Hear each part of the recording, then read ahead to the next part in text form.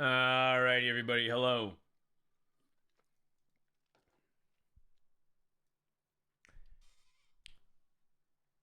Happy Wednesday. Happy Batch Day. Hope you guys are doing great. Man, what's on the agenda today? It's not regional scrims. Might be world scrims. New 13.7 patch. We might play some games today, play some ranked. There's also some world scrims that we can spectate. There's some going on right now. As you guys know, we're starting a newer thing, a newer trend, where basically spend the first 5 to 10 minutes kind of just yapping about TFT, catching up on news, saying hi to some people. Whatever happened to Firebat? He won a bunch of money in Hearthstone. He invested in real estate. He found out he didn't like content creation very much long term as a career path, and decided to quit and live a simple life. He's, I think, very happy living in Vegas. Him and I think his fiance, wife. It's kind of crazy. He grew up already, and he's just taking it easy. I think he went back to school. But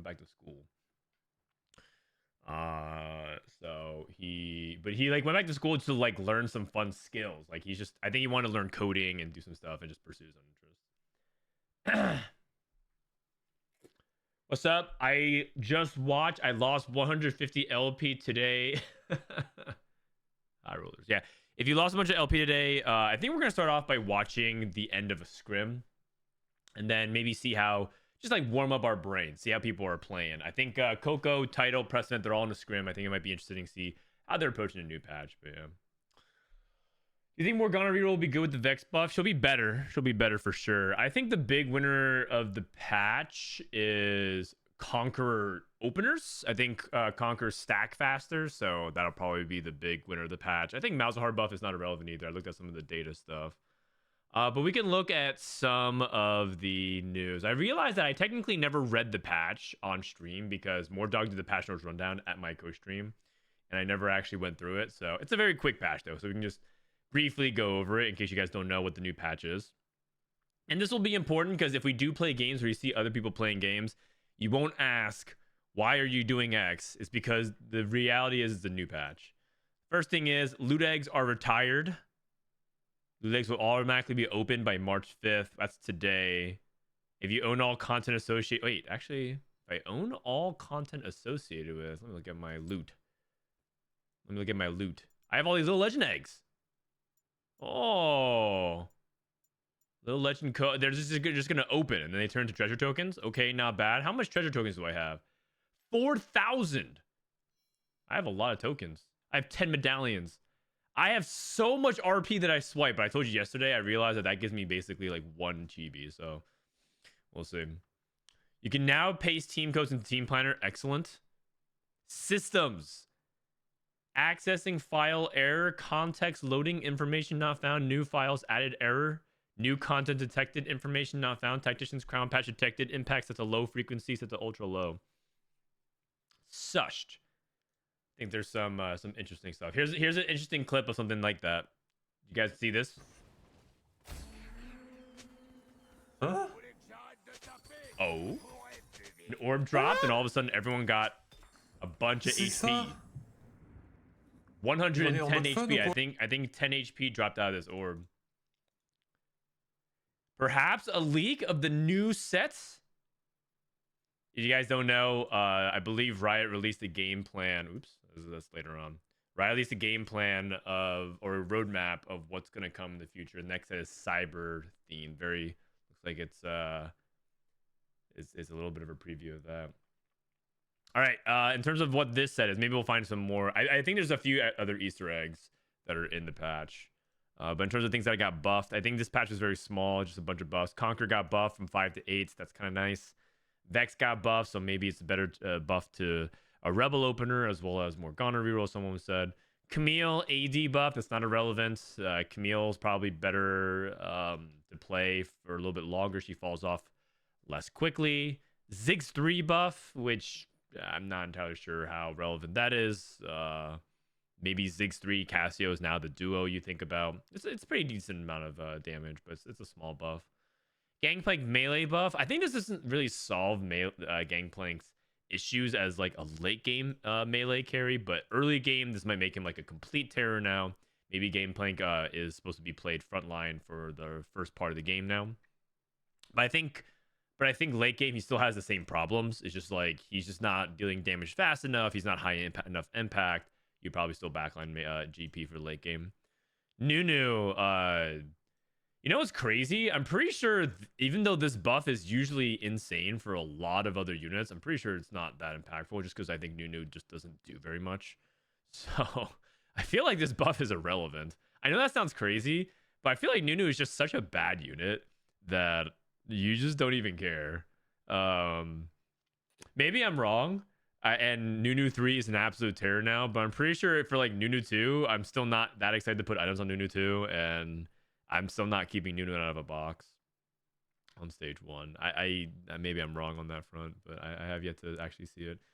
Swain healing melee got buffed. Okay, sure. That's a little buff to sorcerers. Actually, this makes Swain stage 2 even more oppressive. If you get 2-star Swain, you know, when you like duplicate it, it's like insane. It's gonna be crazy as well. His cash just takes 2 years. Yeah, I agree. I just realized how high quality your cam is, bro. You were literally sitting right behind me. What up, Milk? You look more HD online than in person. Do I? Do I really? My camera quality is pretty good. It's pretty good. Yeah, it's not bad. All right, and then 4 costs. Backline Elise got buffed. The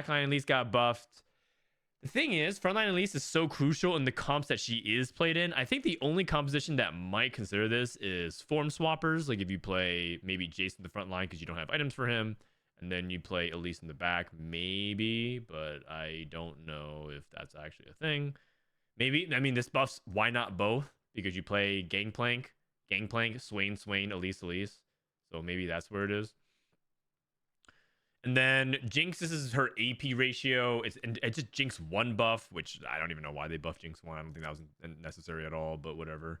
And then Malzahar got buffed, which is actually kind of significant. This 5 mana is kind of relevant. This is basically the same amount of mana that Malzahar had at the beginning of the set when he was kind of broken. He was very, very OP. There's something called glasses. No, doesn't need glasses. He got LASIK. I haven't seen why not both in 10 years. Well, the data on it suggests that it's quite good. If you type in something like Gangplank, Swain, the only time you'll ever play this is if you have why not both. The data suggests that it's pretty good, or actually looks very good. But the reality is the stats of these are like kind of fake. Like if you only, for example, have 2-star, it gets significantly worse. This is basically like if you hit, you're in an amazing spot. But if you're like unable to get 3 stars, guess what? You're averaging a 6. So it's like just keep in mind that like the data on it is always gonna look favorable for like things that hit, especially with 3 cost reroll. So it's averaging a 6 or it averages a 3. So I guess it's balanced. 4.5. It's my birthday. Happy birthday, Binky.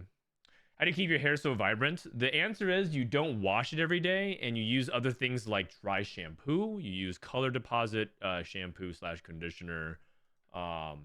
And yeah, you do some things around it, but people wash their hair every day. It's really bad for your hair color.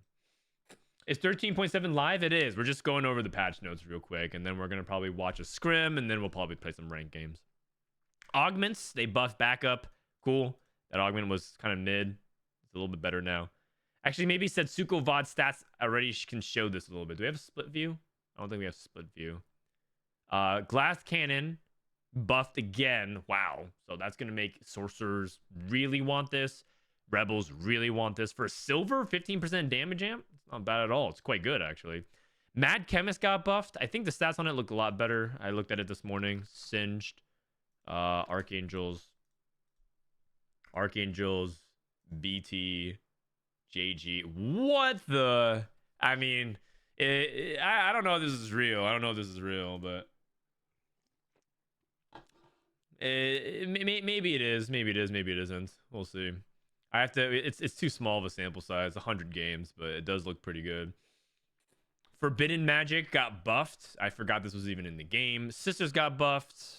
That's good. Glorious Evolution now requires 4 upgrades. Golden Egg got buffed, which you obviously know that means I have to pick it. Wand Overflow got buffed. What you really are got buffed, which you know means I have to pick it. And then some bug fixes.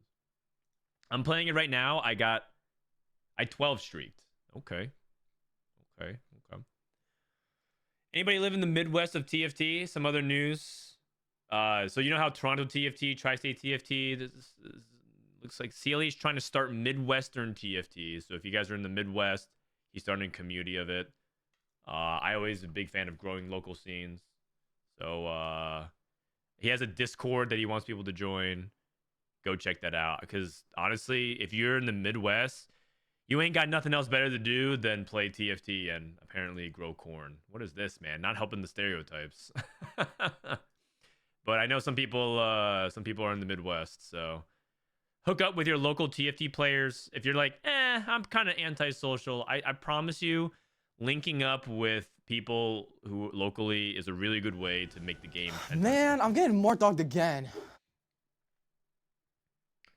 Mr. Steele, thanks for the 5 months. I'm having mixed emotions about Milk on the co-stream. He's one of the better players when he's serious in analysis. He's great, but mostly it feels like he's just checked out, not really co-stream appropriate. Man, I'm getting more dogged again.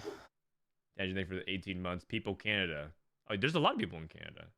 Taylor, thank you for the 42 months. I love you as well. Taylor TFK is my loving wife and partner. If you guys check this out, by the way, emo cutscene. Okay, I might pick up this one. The Timo Giga Chad.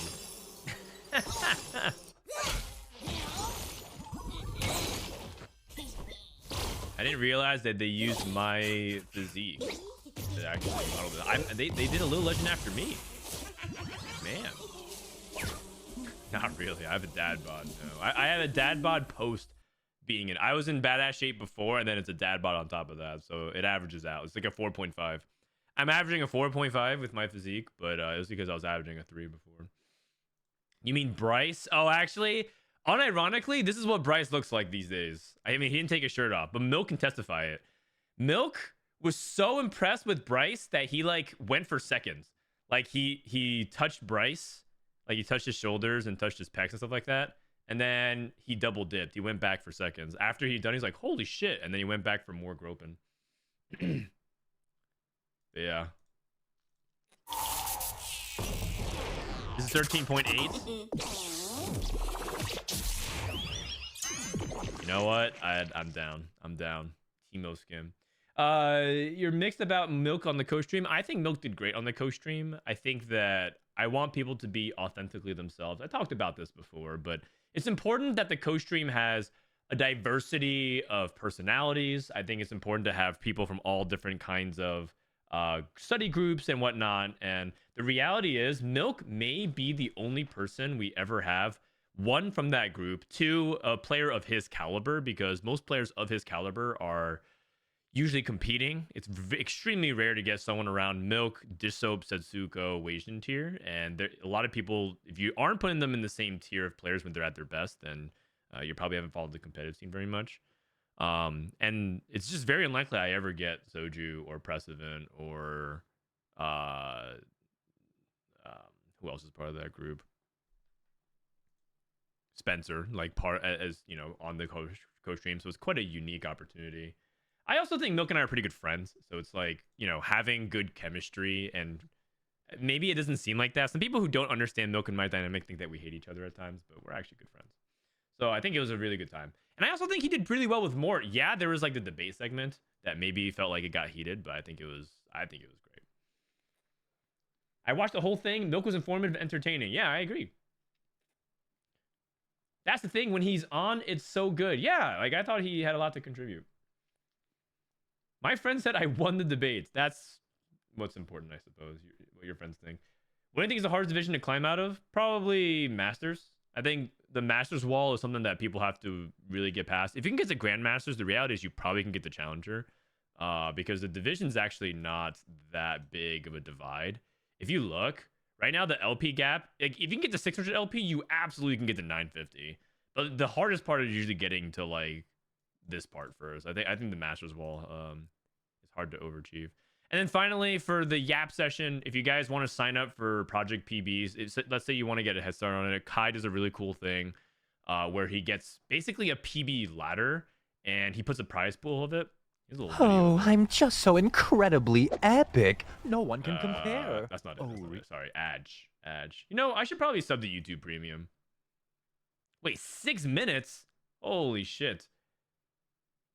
And you speak of production value. This Kai guy loves production value. But basically, he sets up like a ladder for PBE, and you can compete in it. He's had some pretty good players playing it from like all over. Like Binteum's played in it, Kurum's played in it. He has a prize pool on the line. So it's like a cool different way if you guys want to sign up. And let's say you're like a semi-competitive player and you just want to give it a try. I would suggest signing up. All right.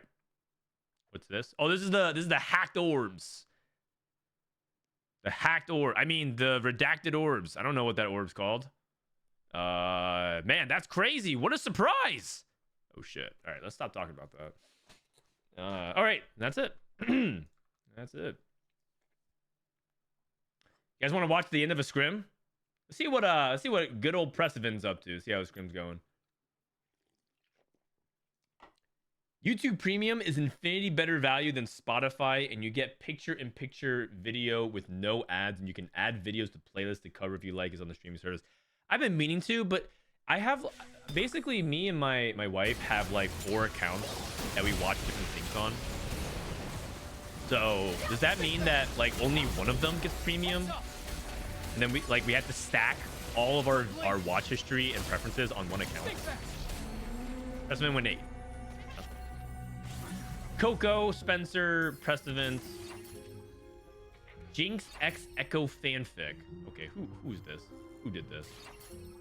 Who did this? Give me a sec. Jinx X Echo fanfic. All right. I know who this is.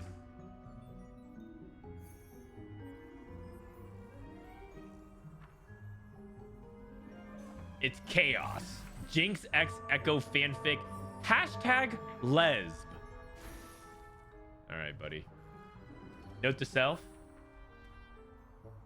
Don't look through Kjaos's browser history. What the heck?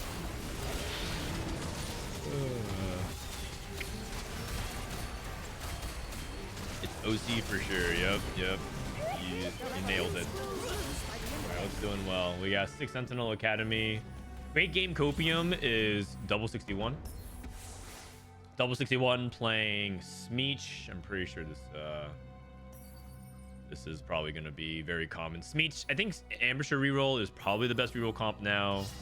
Although Quick Strikers didn't get nerfed, right? So maybe Quick Striker is more consistent, but I think baseline consistency, Ambusher is more consistent. It's just that the peak of Quick Strikers is higher because of the range Nocturne possibility. But I think Ambushers in general, especially Smeech 3, is the most difficult to deal with. And this guy, Torito, is going. This is Viciuuss from. This is the Latam player, Viciuuss. 6 Runa's Hurricane. Holy shit. Runins, Sentinels. Runins IE, Runins. This guy's items is 6 Runins and 2 Infinity Edges.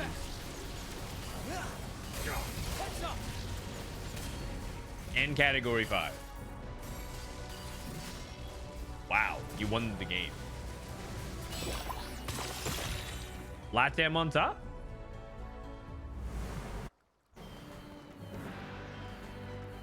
All accounts linked to the same account, Google account, have YouTube Premium. All right, sick. Say less. That's gonna be amazing. I'll check that out. So if you guys are wondering what are we watching, this is Scrims for World Championship. This is an incredible lobby. You got L3SCoco and double 61. People arguably both the best players in EMEA. Spencer, who has been kind of on fire. Looks like he played Twitch. I'll just screenshot this and put this in my Discord for anybody that wants Scrim. You can also just look at their normals history. The reason why I think they're fine with Scrims being spectators because this is played on live server. You can just watch it yourself if you want as well. Here we go. World Scrims patch 13.7. If you guys want this is just open Discord for me. For my Discord, you can always come chat, talk about TFT. If you're also a sub, come over to sub chat, hang out with us as well. And then Twitch family went 7th. This is Kjaos, and then Jinx went, or Rebels went 8th. Looks like Prestivent tried to rush 10 Rebels, just didn't get there in time. Scrap went 4th. Cassigod is this guy's actually a Korean coach. Believe it or not, this is a guy that actually is going the reverse pipeline, the coach to pro player pipeline. Tarteman, who's made Worlds before, very good player. And then Viciuuss, who's like the only LATAM player, the great LATAM hope. The great LATAM hope.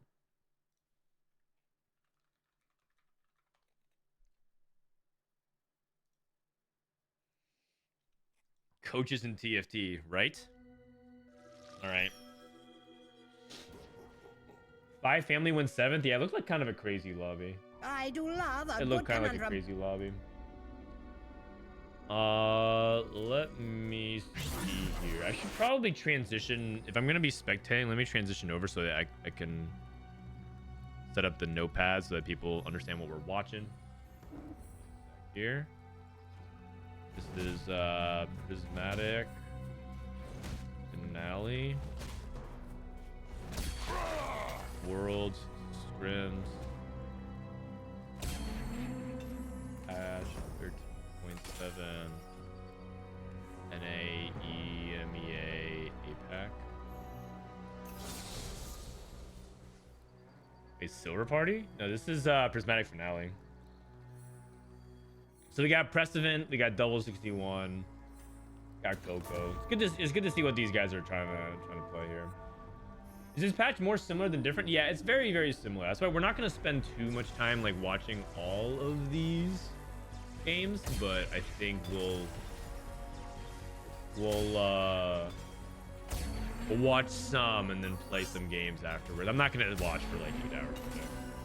It's going to be a mix. But the thing is, scrims are usually done in the morning because of time zones. Like in APAC, they're about to go to sleep. And so I think they're getting the batch of scrims in now. Plus, it's giving me time to warm up my brain, like study the patch a little bit.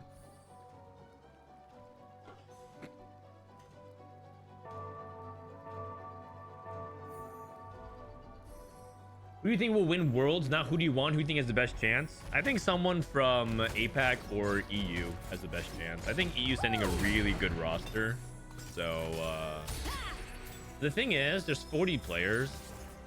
The person that's the most favorited is probably like 15% chance, and that's a really high compliment. To say a single individual has a 15% chance to win, that means they have a huge edge on the field. But it's like a combination of things. It's TFT. It's also checkmate. You know, it's also like the best player can just get Ambessa Golems. it's just you never know. Category 5. For Cassigod. This is Prestivent's POV.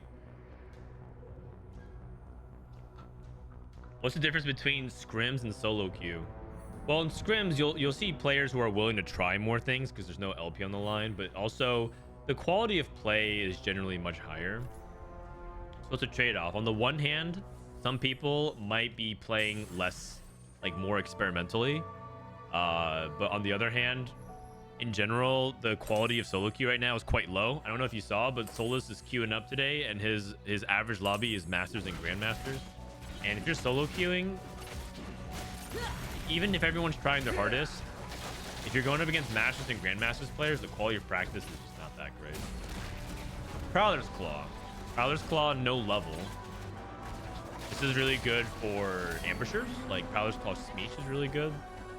You could try to play some other kind of reroll that's really good with melee in general, but I'm assuming like this is almost like perfect setup for Prowler's Claw Smeech. The only thing is that you don't really want Titans, I believe, with Prowler's Claw. I think you want double healing. I think the best for Smeech for Prowlers is Hand of Justice plus BT, but I actually have to verify that because that might be on an old patch. Let me look at the 13.6b Prowler's Claw and Smeech. And then the builds. Prowler's Claw. Yeah, it looks like his best build is BT Hodge with Prowler's Claw, and then Hodge Edge of Night. And then Yeah. If you want to verify that, so here's evidence. So the best is for Smeech is obviously another artifact and Radiant item, which is fake. A Chem Baron item, which is fake. Oh, well, fake. Here's the first real one, which is BT Hodge, and the second one is Edge of Knights, and then BT Titans, which is about the same, and then Hodge Titans is here, which is generally not that good. Actually, Stairs Gauge is even comparable. That might be like a Unleash the Beast. Anyways, just food for thought. Why is Ginsu's extremely positive delta on Twitch no matter how much I filter the stats? Because Rageblade is not BIS Twitch for the end game, for the late game scenario, because the fights are too fast. But the reason why Rageblade is very common on Twitch is because it's very good in the early game and mid game for Twitch. But late in the game, like stage 5 plus or whatever, Rageblade is like not that effective on Twitch. You'd rather just have red buff plus damage because the fights end too fast for you to get meaningful Rageblade back. If you look at this early game, like Rageblade is consistently gonna hit the 20s and 30s because of just how slow combat is. That changes if you're playing a stall comp. So if you're playing 6 bruisers, I think if you're playing like 6 bruiser, Rageblade is very good on Twitch because your entire composition is just thick idiots and hoping that your Twitch can come in and destroy everything over time because you pretty much just play Twitch plus 6 bozos. And your win condition is like, you know, spraying them to death.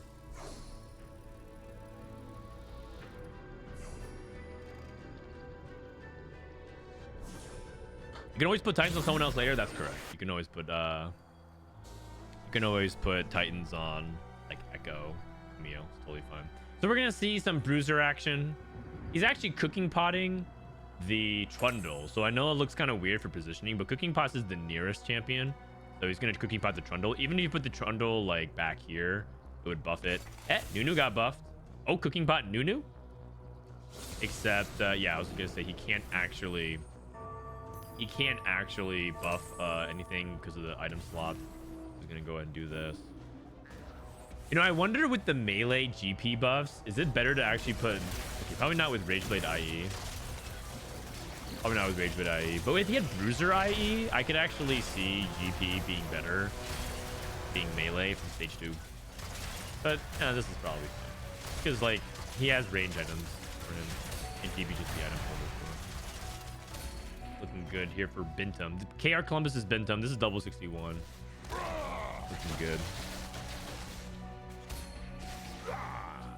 Looking good. Every time I put Shojin on Twitch or blue buff before I Kate, it feels pretty good. Yeah, he's surprisingly not a bad holder of it. Not that you can stay on it, but I've definitely played like a 4 sniper, Twitch holds blue buff IE or something for Caitlyn, and it actually was pretty decent. 4 watcher, category 5, Rageblade Rudens. Academy this game. Actually, let me update that real quick. Academy is Guard Breaker, Even Shroud, and JG. Guard, Even Shroud, JG. All right. Patch 13.7 here. Because Worlds implies all the regions. So.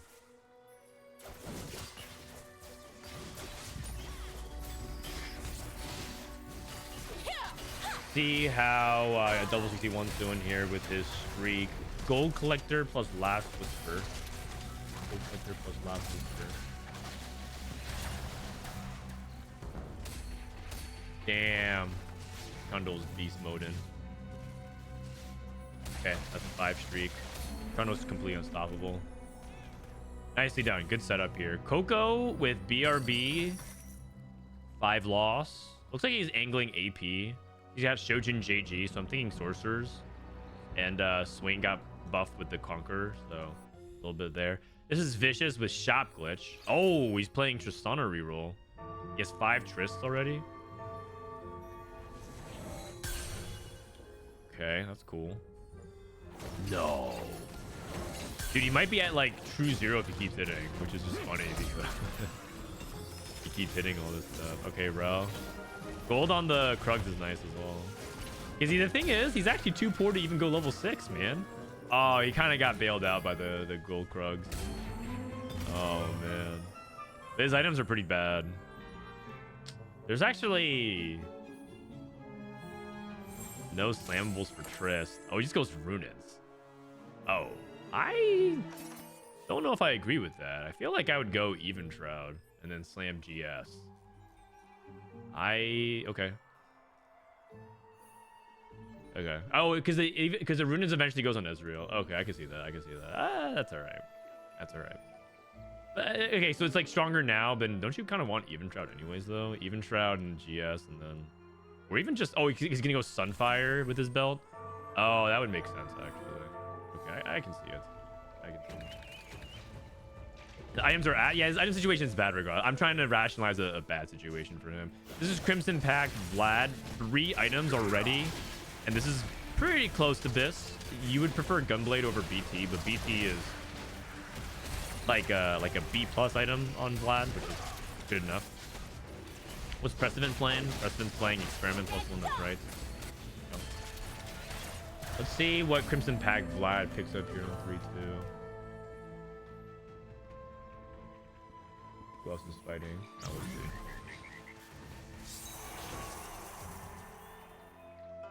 Clockwork Accelerator. Oh, he takes Item Collector. Oh, because he has more items than usual. I'm always a little bit hesitant about Item Collector on 3-2 specifically compared to 4-2, but they do have more items. Okay, Item Collector for Coco could be kind of nuts because he has DRB. He takes Slammin'. Coco's a really good loose streak player. He's very strong at creating... Oh, he's playing Slammin'. Slammin', that means he has to pop everything. Oh, that's tough. That's really tough. He has to pop everything and use everything. Okay, Guard Breaker. I mean, I thought he's playing AP. Double Guard Breaker. Is he going Ambushers? Oh, no, he's going Scrap. He's going Scrap. Holy cow. He's got a Slam. Guard Breaker. Slamming into no slamming value right now. Yeah, he's going Scrap. He's going Scrap. Pound Guard. Oh, missed it by 1 component. That's very ambitious. Very ambitious. Preston got the mutation survives. Golemify. Golemify for Cassigod. What do we got set up here? He's gonna play into Twitch, guaranteed. Then Category 5. Yeah, Runin's Category 5 is fine on Twitch. Believe it or not, it's actually Twitch's 3rd best item consistently. Runin's Hurricane on him, which heavily indicates that Twitch is quite good with it. With Category 5. Looks like Twitch is going to be double contested, though. At least. Potentially more. Yeah, just a little bit off. He was actually gearing up into Scrap. It was actually kind of close, but oh well. Vlad too. Let's see. So this is previous patch. If you play Twitch with Rageblade and Infinity Edge, it kind of implied Runin's was like the most, was like the best 3rd item that you could build on him.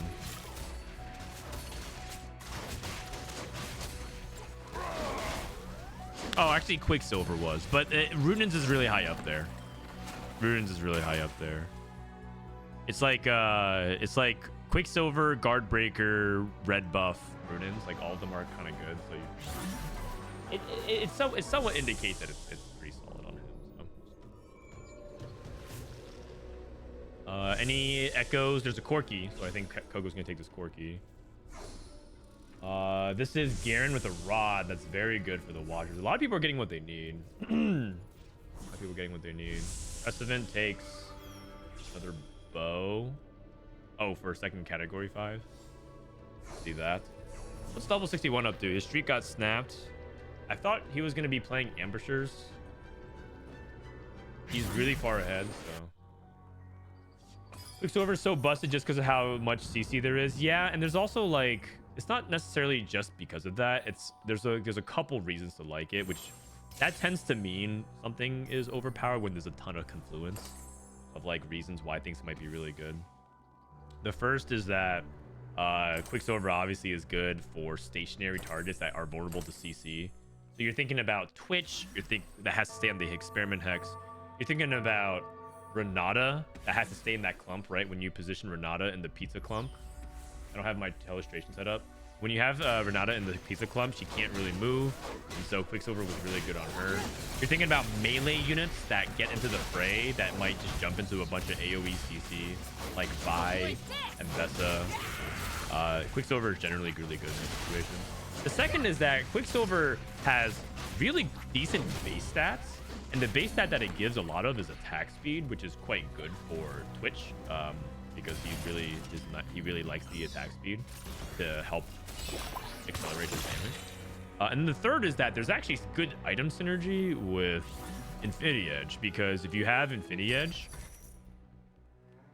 if you notice that if you have Infinity Edge, it gives you the abilities can critically strike, and it gives you 35 crit, but it doesn't actually finish your crit to 100%, still 60%.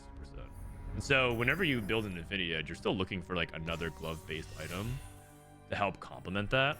And Quicksilver coincidentally has a glove. It's not a coincidence. It just so happens that Quicksilver also uses a glove. So you have some crit synergy there to get you closer to 100%. So that way you have a near permanent uptime of your crit chance, which is a huge thing. And then, yeah, you just like, there's like a lot of it. So whenever you're looking for like, a complementary item and you have a Infinity Edge or a Dual Gauntlet, sometimes you can consider it.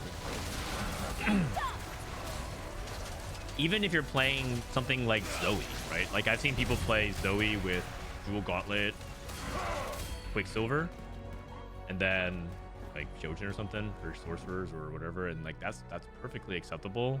It's not the best possible thing you could build, but sometimes that's all you get.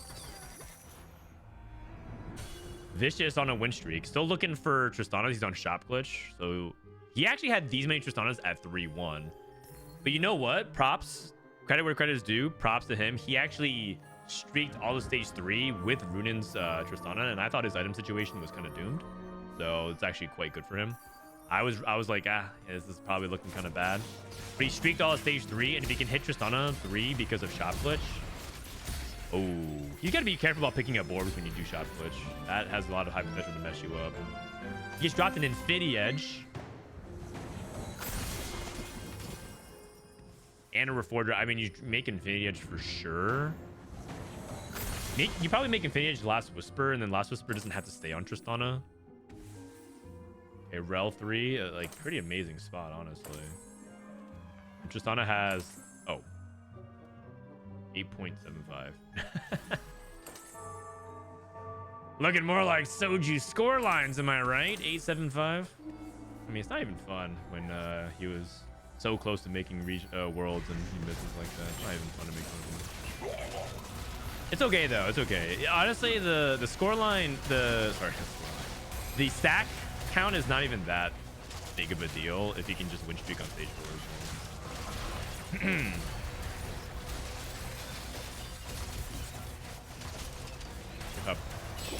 By the way, this might be a no Rage Blade Tristana game, which I think is also fine. I think it's like underrated. People overrate Rage Blade Tristana. It's definitely like an important item to have, but if you can't get it, sometimes you're just gonna have to play without it. This is scrap, 6 scrap for Coco. I don't think it is Greater Moonlight, because you'd be buffing Trundle / Powder. You could take Sword Overflow just for the items. 5 BF swords. I think Blinding Speed is basically similar to that, except Sword Overflow gives you more combat power. Okay, interesting. You take Blinding Speed. Does he need the Magnetic Remover? So basically, Blinding Speed gives you 5 components. Or sorry, Sword Overflow gives you 5 components. This gives you 5 components as well, but it gives you like sword buffs. Oh. Call the Kjaos. 58 gold. Oh, what's going on here? He's trying to like do some. Oh, he's trying to like transition to Emissary, Gunblade, DT on Ambessa. Okay. Binteum rolls, 6 bruisers, Mundo Twitch 1. Oh. Oh, he took the newly buffed Warwick augment. After you deal 20 damage to other players. Holy shit. That's going to be really cool. He's already almost cashed out. Wait, how much damage was that? Prestivent took the carry golem. Hold on a second. Where's Binteum? He just dealt 13 damage.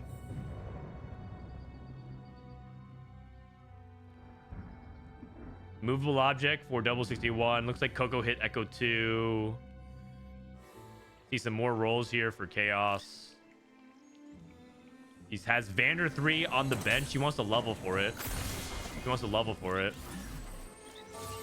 Wow. Okay. His board just got 3 times stronger. Not even. He just quadrupled in power. He hit Vlad 3, level for 4 Watcher, and played a Vander 3 with these items. Like, he just got infinitely stronger. He's not going to have that much gold to roll for a perfect anomaly, so he's probably got the Scuttle. But his board is basically done. Except for it doesn't have Garen too. And Ambessa too. But he's really strong now. Prestivent lost. To Dorito picked Radiant Refractor when Radiant IE. So actually, this is kind of what I was talking about. So when you're talking about like maxing out crit, he has Radiant IE. Although he kind of went a little too much on the index front because you don't need that much over it. But like part of it is that he has 75 plus 20 plus 20, so he's completed his crit. You get. There's a little bit of extra compensation for overflowing on crit, but it's actually not that efficient to stack crit past 100. There's a reduced return. What do you need to win out with the Vlad augment? Usually you need some good combination of augment and anomaly, because and you need to hit like LeBlanc caps you really high, because you need a duo carry. The reality is this composition doesn't have a duo carry, and I think compositions that solo carry in general don't win out very often, unless it's like a super snowball oriented one like Tristana. Tristana can kind of solo carry, but even then she kind of wants a duo carry with Ezreal or Corki. Or it's just like a fundamentally overpowered carry, like Nocturne with 3 range artifacts. Are we spectating a random game? Yes, we have some random players like Prestivent. This guy competed for 8 sets and made his first Worlds finally.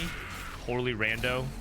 Absolute scrub. Binteum, I think he's only made it to 6 World Championships now. That guy sucks. Double 61 hasn't won Worlds since he was a literal teenager. I think he hasn't won Worlds since set 3. Like, holy shit, it's been 5 years. Can you finally win it again? We have Coco. I think he only dropped like 40 points a day. Something like that. And set a new record for Tactician's Cup, scoring 46 points in 1 day of a Tactician's Cup. He almost won back-to-back cups in EMEA. Kind of a loser. Kjaos, rank 1 permanently in OCE and Singapore for multiple sets. Back for his 2nd World Championship.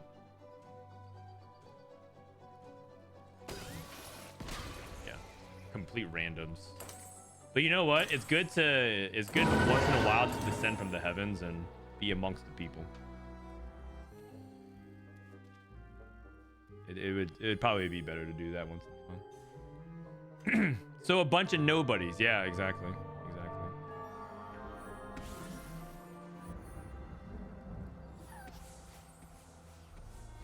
Wait, share your energy? Okay, maybe it's a little bit maybe it's a little bit of mistake here in my opinion. I think share energy should go on Rel. I know that like it griefs his positioning, but Rel gives way more stats, especially because she's a Conquer and Conquer got buffed.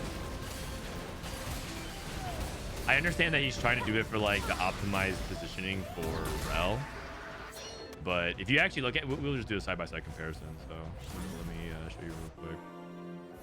But share your energy says 15% of their 80 AP, health, and armor magic resistance, and that's good. Like Alino's buff 3-star, so on and so forth. 123, 100. But if you look at Rel, she gets higher base stats, and if you ever activate other traits, she ends up getting like more conquer buffs as well. So it's just a little bit more value, and you're kind of having Aurelia be the first point of contact anyway. It's just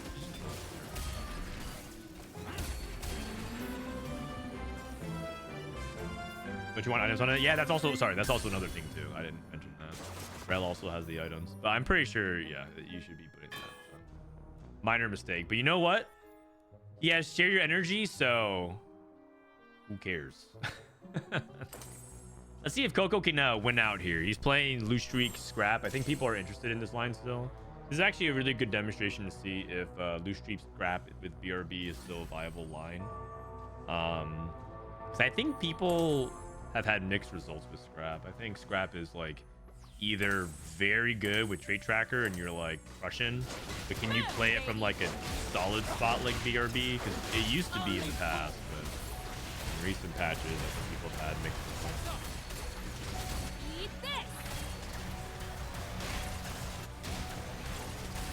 Our man is still stuck on level 8. Our man's probably going to struggle this game. He took invested plus and he's stuck on level 8. Vlad is losing out.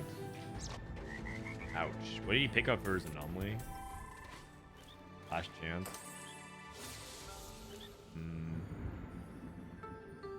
I feel like without Force Soric and without LeBlanc, you're just like a lot weaker personally.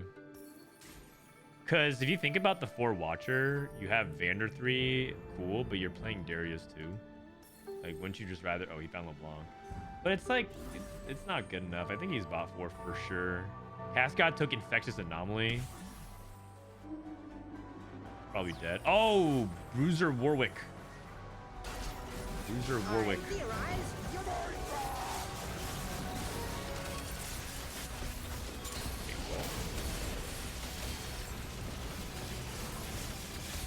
This guy put an anomaly on his Nunu?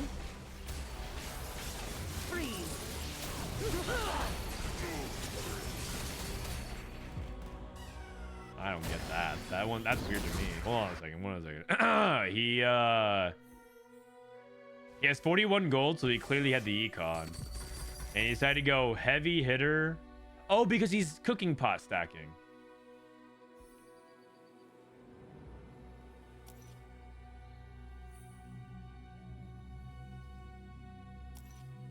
That does not look like it does anything. 1300 physical damage. Yeah, his Elise is doing more with Sunfire. Just putting it out there. His Elise is doing more than with Sunfire. I just want to say that does not look very good. It's Woksh? Yeah. Yeah, you know what? Maybe he's limit testing to see how good is this setup without an anomaly. Without an anomaly. No, it's because I don't see the vision. I don't see the vision. It's because he hasn't hit Nunu 3 yet and he hasn't put items on him. He's losing to the ghost. Oh. Looks like the emissary players, including the hero augment, is dying. Prestivent losing out. Oh no, he actually won one fight. Experiment +1 for Prestivent again, so we can go 7 experiment here. To be fair, if it's not good, here's this anomaly ever good. I don't think that's a proper evaluation of this because Nunu is not a physical damage dealer, nor is he attack, nor is it like a super stack Nunu. Like he's putting in, like I feel like this is not the time to use that logic. I think there are times to use that logic, but I don't think this is one of them. Yeah, 7 experiment, level 9. Oh, he's sacking the Maddie. I see. So he's putting the emblem on the Maddie, sacking the Maddie, and then getting a copy of all of the experiment units. You know, intuitively, this should summon another Maddie, but it doesn't. The mutation survives. It automatically kills a unit on the hex, and you get its bonus. And this experiment bonus says on death summon a copy of it. It should theoretically summon a Maddie immediately, but it doesn't. So don't make that mistake if you are still playing stuff like experiment in your rotation. One up against Tris 3. Viciuuss is get to lose. 43% stacking. Share energy is kinda OP.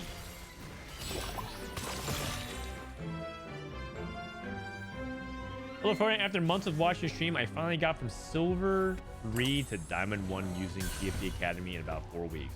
Nice. Congratulations. If you got Diamond 1, you might as well go for Masters. Why is 7 Experiment so buns? Well, it's because, like, It's not like you're still playing off of units like Mundo and Nunu who are kind of underwhelming relative to like what the bust is. It's good for Twitch. Also, I have a sneaking suspicion that you want Zyra on the Hex. Oh, okay. I have a sneaking suspicion that Zyra is actually the key to 7 Experiment. And not Urgot. Personally. I think the true damage for her thing, getting like, and you increase the bonuses by 100% is like a really big power bonus. But the reason why people don't play is because she's a 1 cost, so you kind of think it's bad. But her experiment bonus is actually, I think, like the best out of all the experiment bonuses. And so the trade-off is her effect is really powerful, but she's a 1 cost, so you have to play her on the board. And I think that's offset when you have 7 experiments. So in my opinion, I think Prestivent should play that over Urgot. I think Urgot is not bad though, but it's like Urgot's bonus is pretty solid. It gives you like percentage HP shield and attack speed, which is just good, and dashing.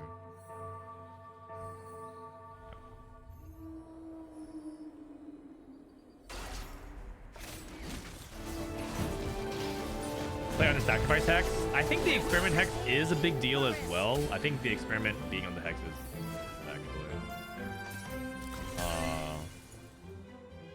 because it's basically more frontline. And if you really think about what Urgot's trying to do, it's trying to help give you just more overall stats. So we can offset that by having more frontline through copies and more true damage. That's just my personal opinion. It's entirely possible that Preston was limit testing or he just disagrees. Level 61 with a Smeech 3. Okay, let's see if this Nunu can cook. Let's see if this Nunu can cook. How much physical damage is Nunu about to do? He's got Warmogged on him. Right where I want. Oh shit. 700, okay.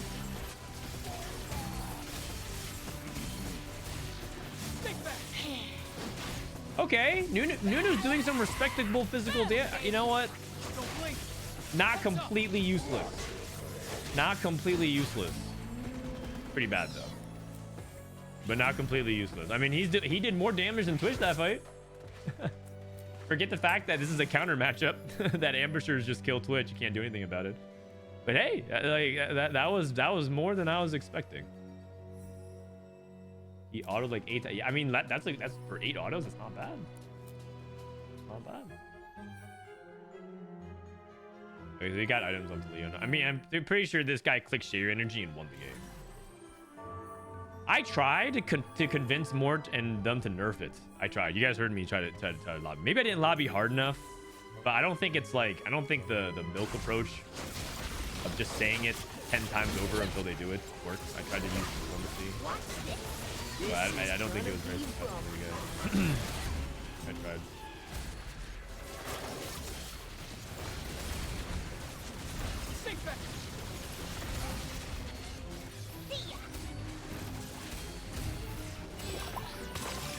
Great game, Copium. And double kill. I don't think... Okay, if you look at this and you think, man, Tristana is busted, I think you have to... You cannot look at this without looking at Share Energy. It was, like, way too good. Alright. Did we get the end game screen? Skip waiting for stats? You guys want to keep watching some scrims? I feel like this will help us like learn the patch pretty well. I'd say. I think keep watching scrims is good. Okay, there's no end game score, so we'll just go straight into the next game.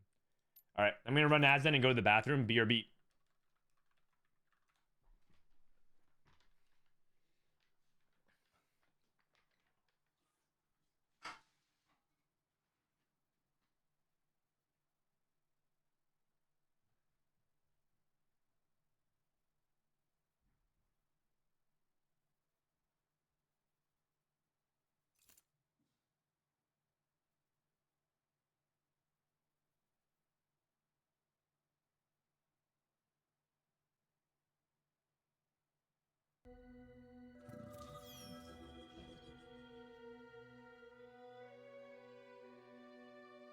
Hextech will unite Piltover and Zod once and for all.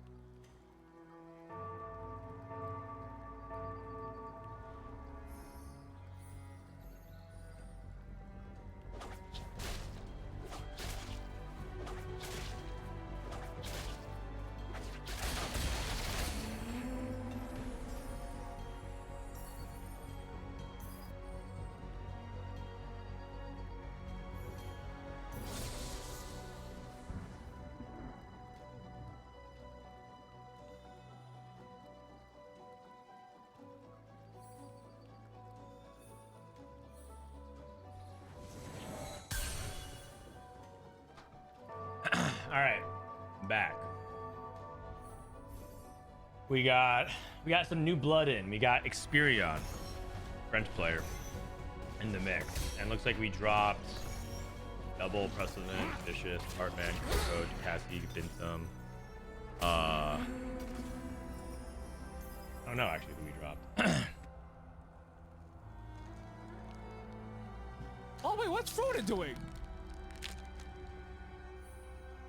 Oh, thanks for the raid, man.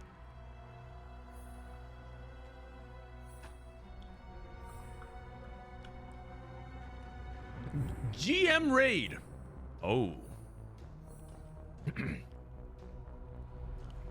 You guys, you know what Solos decided to do today?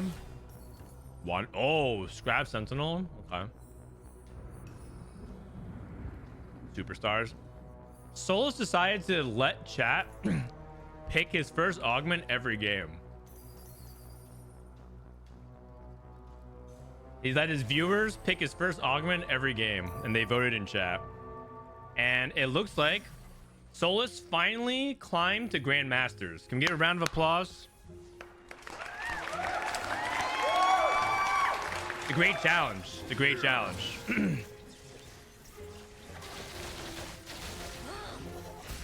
What a novel concept. No, it's a great concept. I'm actually a big fan of it. He got carried by chat, yeah. We're very proud of you, man. Keep going, keep going. Keep going. I hope you hit all your challenge goals by the end of this. I think if anything, it's a good compliment to you guys. You guys carried me, but Solus is a different beast. Different beast.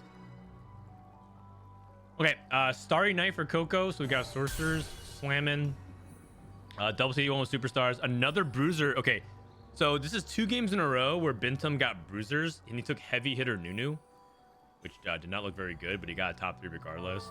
Burnplate Armor, got Gold for Dummies. Xperion took too much value. You know who Great Game Copian is? Yeah, it's Double 61.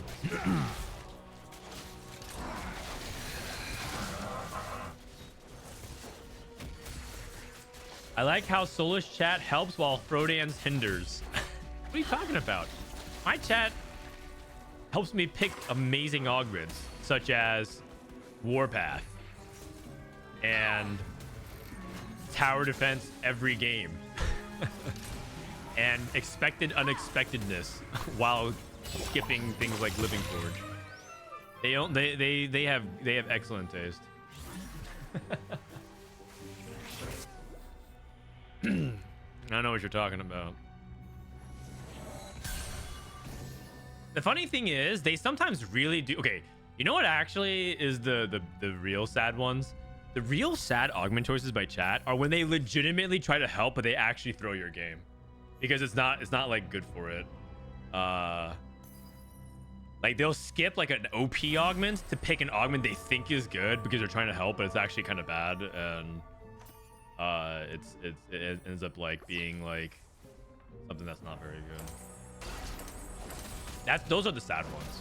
So like for example, when they think like an emblem +1 is good as opposed to taking like one that's guaranteed tempo. So like I don't think this is exactly what happened, but the equivalent would be they think taking Enforcer Crest on 2-1 is better than taking like Thorn-plated armor, the vest one. And I have like a Enforcer opener. They're like, oh my god, you have like Enforcers. He's like, you should just take the Thorn-plated vest and streak instead of like take the Enforcer +1. But like that's just an example of one. I'm not saying like that exactly happened.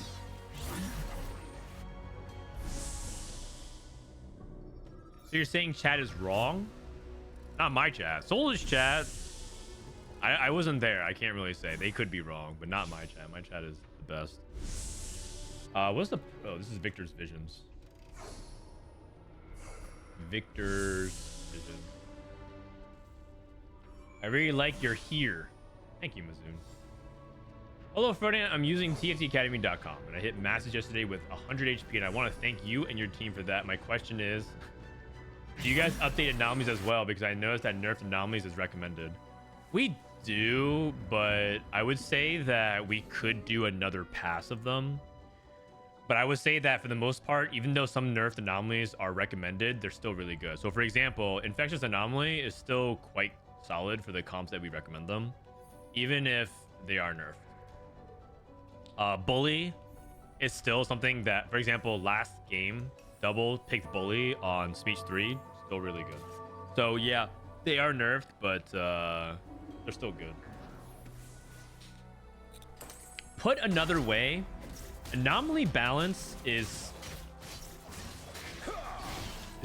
either in a pretty decent spot because of how little Riot has done, or it's basically like this thing was so overperforming they needed to nerf it, and a small like 3% nerf shouldn't be the difference maker, because it might have just been OP before.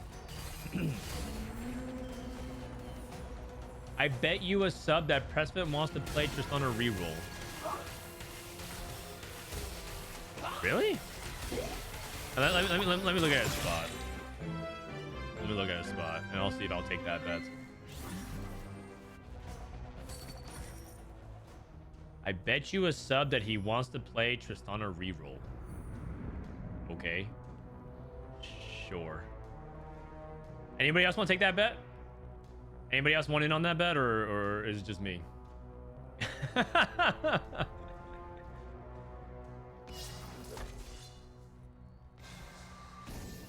Like which side? Well, I don't think he's playing Tristana reroll from here. This does. I'm not getting Tristana reroll vibes. I'm getting Academy vibes. Yeah, I'm getting Academy vibes.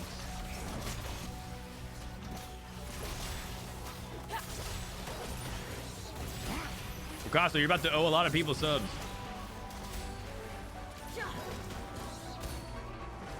Tristana reroll with 0 Tristanas.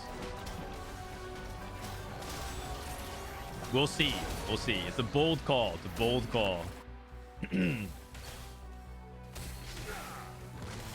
Academy with Corky too. Yeah, especially because Runa's Hurricane is also an Academy item.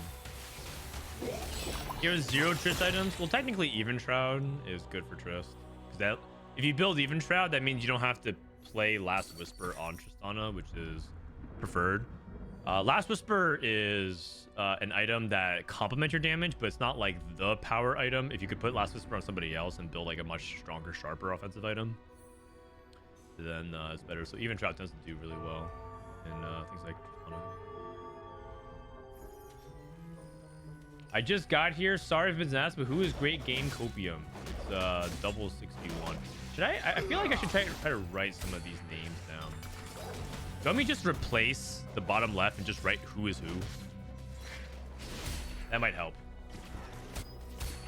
All right. The thing is, people keep asking if it's Scrims, so I keep thinking it's like Scrims, and they keep asking, is it on patch, the current patch? Great Game Copium.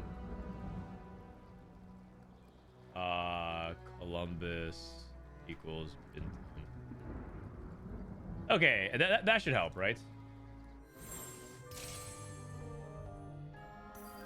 Binteum, Tutorito equals Viciuuss, and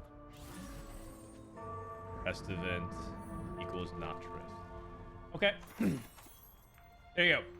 Bottom left updated.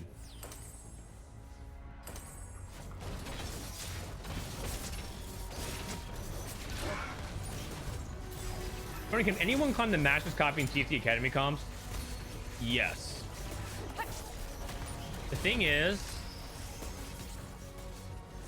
the guides provided on TFT Academy is not something that you need to like 100% follow. You also need to understand that we're giving you the average expected result. So the thing that some people might misunderstand is that these guides are not supposed to be 100% copied. It's supposed to give you the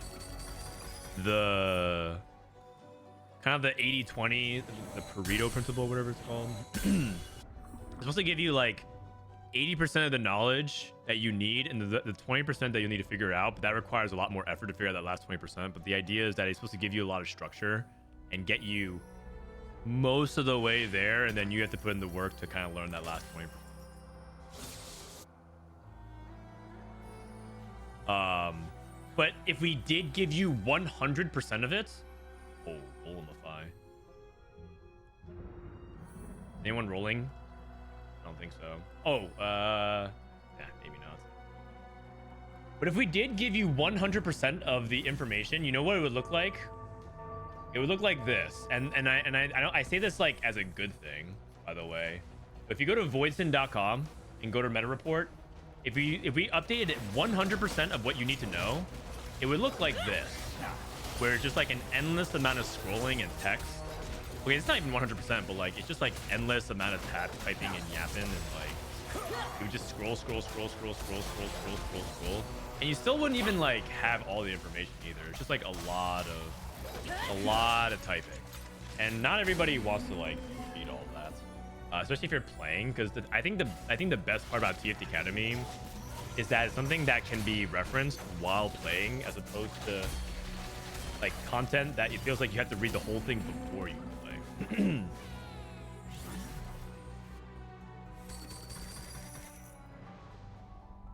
Okay. No thanks, we don't want to read. Yep.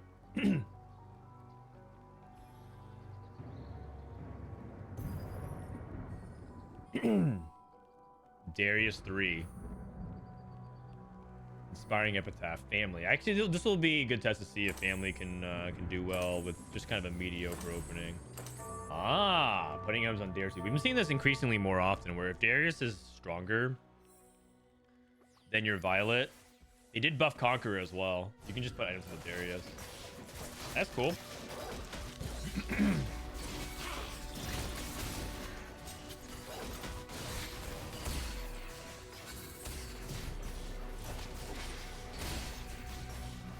Is TFT Academy the most popular TFT tier site? No, not even close. We're the second least popular. We're the second least popular, and 80% of our users ad block. Sag. So, if you want to help out the website, we don't get that much traffic compared to like the other big sites. Even whitelisting it goes a long way. I get it though. Ads suck. I personally don't want ads. I sub the thing so I don't get ads. If you don't want ads though, there's actually, you could just like do the no ads Patreon part. Let's see. Oh wait, this is actually info, but there's actually there's like a no ads $3 a month to support it, and also you just basically help support our content. For TFT. Well, yeah, whatever. I mean, it's some people just literally can't afford it. I was talking to somebody the other day, friend of a friend, who they were stressing out over like a $50 like a surprise expense, or what's the word? Like not really emergency. But I totally get it. If even a few dollars feels like a lot right now. Just unblock, unad block.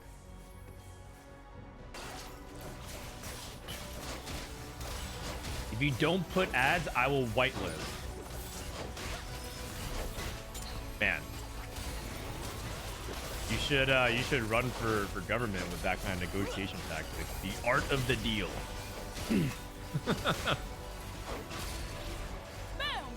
Would you still hold sorcerers over Man, I'm visionaries getting for more one dogged cost? again.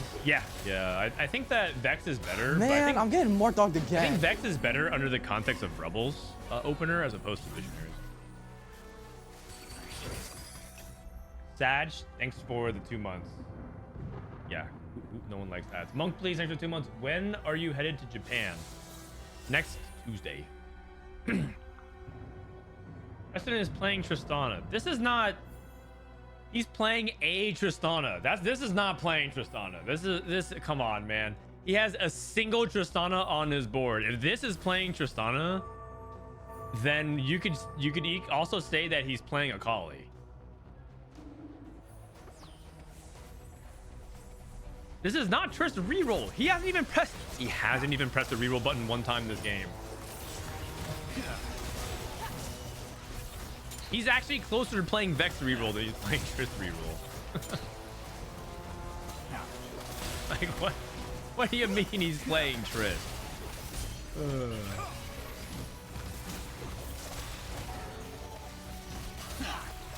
I never find myself open to Morgana reroll because I end up downing the rest of my opener more. I think that means that you probably should be holding that. So you're at the level. So that's really good note. Let me try again. My brain's not functioning at 100%. Sorry, I'm still waking up. You're talking about nuance of stage 1 openers, and that means that you're at a level where you need to start evaluating your items to your holds. And so if you get dropped a tier, that's when you should be holding some of the visionaries and sorcerers and foregoing your front line if you're open to that. Because the other condition for Morgana is that you need to have the ability to make blue buff quickly. And if you are at the situation where you hold Morg pair versus a Lux pair, I would hold a Morg pair with a tier over a Lux pair, because Lux 2 isn't what makes it strong, it's Zyra 2. So those are the small, very, very granular nuanced details. And that's actually, the way you're approaching it is actually a difference between GM and Challenger if you're trying to climb, or even trying to climb within Challenger. Those are the kind of good things. You're asking really good questions at a very high level. I forgot who asked, sorry, but someone made that point. I want to kind of follow that. And as a result, you can be in a position to capitalize on Morgana. You can be open to Morgana that way.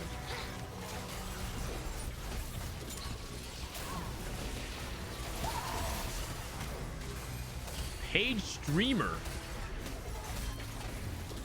What, you think people are paying me to glaze them? To gas them up? I mean, I don't mind. If that's what it takes.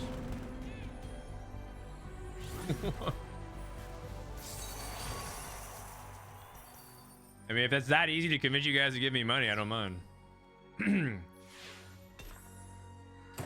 Superstar Darius on a street. Oh, okay. Okay. Great. Great game, Kopi. Okay. All right.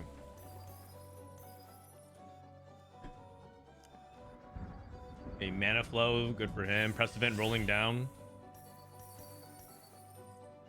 He used his duplicators on Ezreal for heroic grab bag, bad luck protection. Oh. Interesting. So no. Oh wow, we hit Rumble on 7. I mean, that's not as big of a high roll as the Warwick. This guy hit Viktor. I mean, it makes sense. It's Victor's visions. So you should hit a Viktor.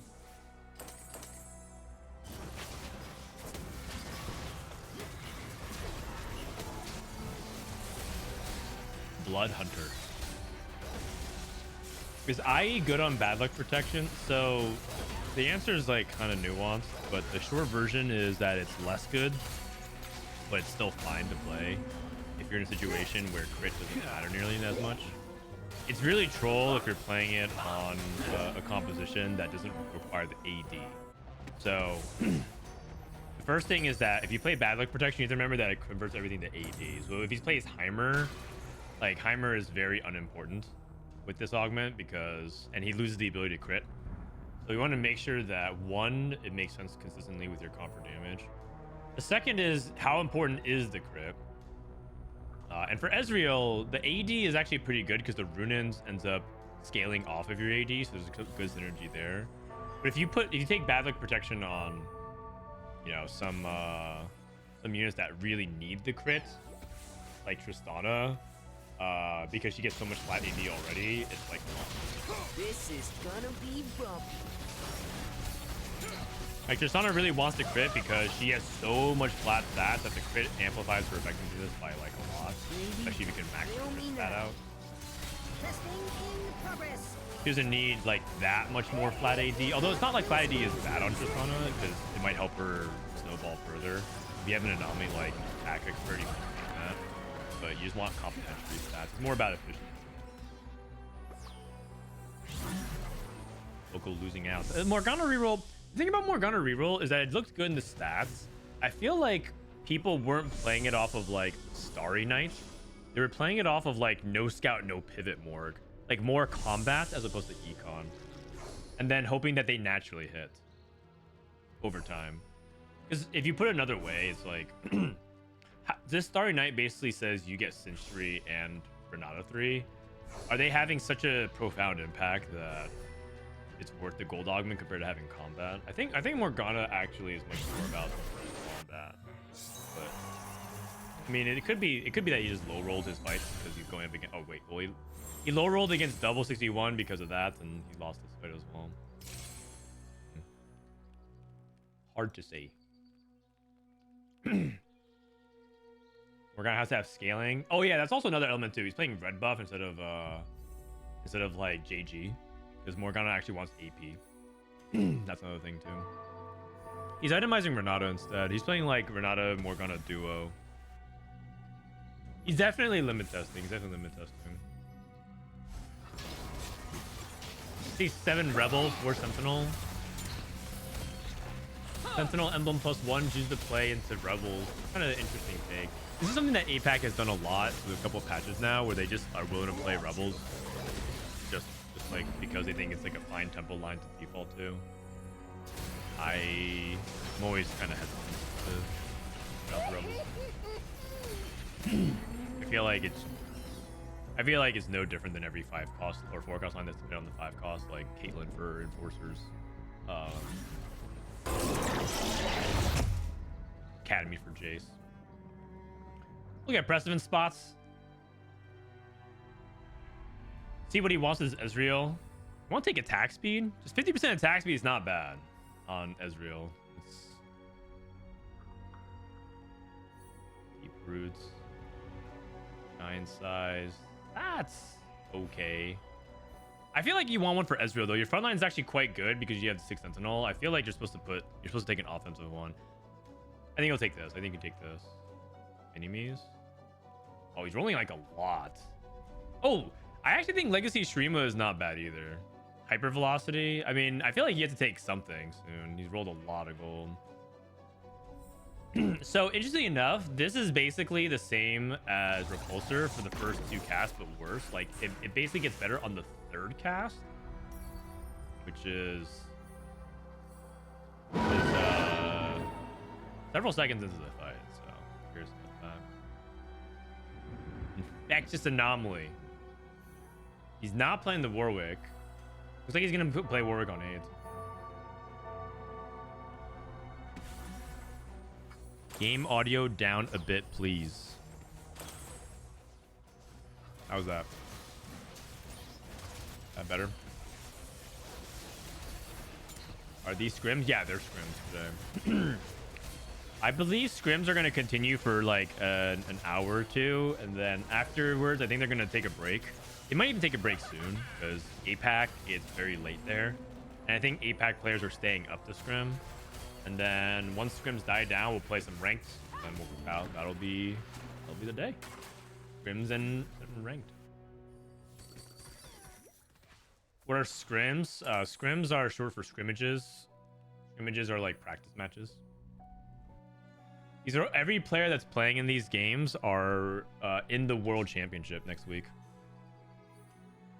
Okay, Coco is dying. Stone Skin. I just thought I was a big believer in like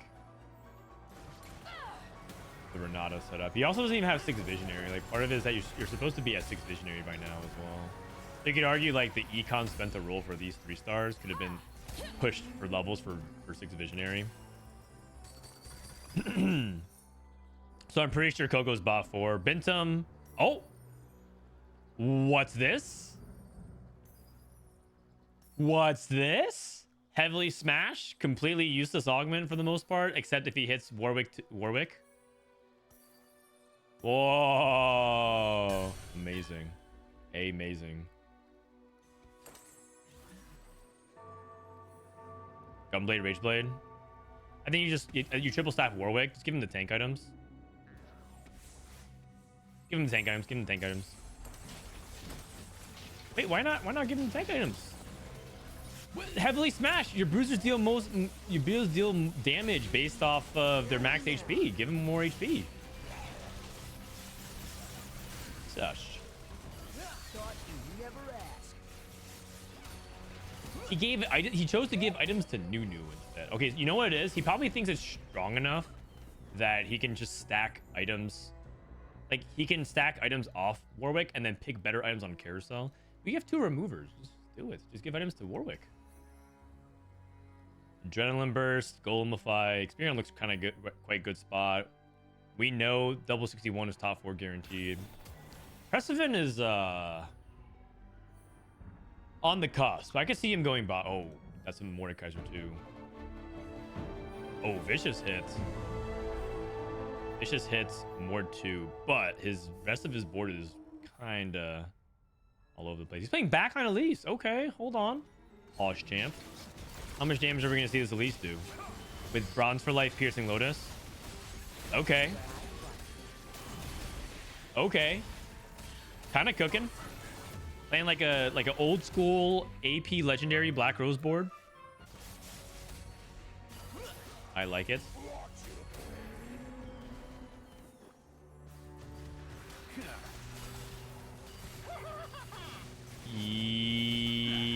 Yeah, okay. Close. Xperion lost. That's surprising. I thought I was going to win this fight. So that one guy who didn't make it to Worlds, who doesn't want scrims to be streamed. I don't know anything. I don't know who exactly doesn't want scrims to be streamed, but it wasn't one guy. It was multiple people per region that didn't want their scrims to be streamed. And then the other element is that these guys are playing on North America. If you ever play on a live server, you can spectate them yourself. So whenever a scrim is on the live server, like it's basically open for public spectating because you could always just go to Prestivent's profile and then spectate, right? Like you click this live button and you'll just like be able to spectate them. So it's like it might as well be public. If it's scrimmed on Torment Realm, they can private it. I will respect that. But if it's like on public server, then I'll. You also do fake accounts. Yeah, that's true. I actually do expect that to happen. The barcode Smurf account. The barcode Smurf account where they just like make it like ILLILLILLI, you know, like that. And then like You can change that username once a month. So you can change that to a different variation of it, and then it just becomes almost impossible to track. If TFT ever becomes like a very serious game, people are gonna do that. Like a very, very serious sweaty game where people don't stream and people do like hide that tech. It's gonna be kind of cringe, but people will do that. K3 IIIL, yeah. I wonder who that is.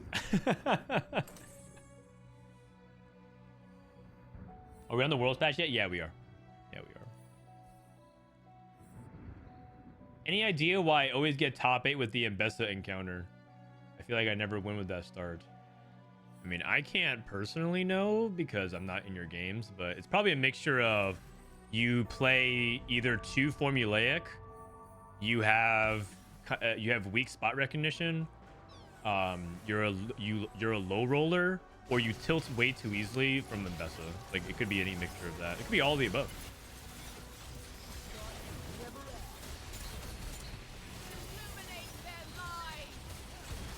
Oh wait, what's Frodan doing? It all kind of depends on the situation. But if you average an 8 on the Ambessa encounter, that's not right. You should theoretically average within like a 3 to a 5 on every portal. If you average like a true 8, that just means there's significant weaknesses in your game. Tool, thanks for the raid. Appreciate it. How was your stream?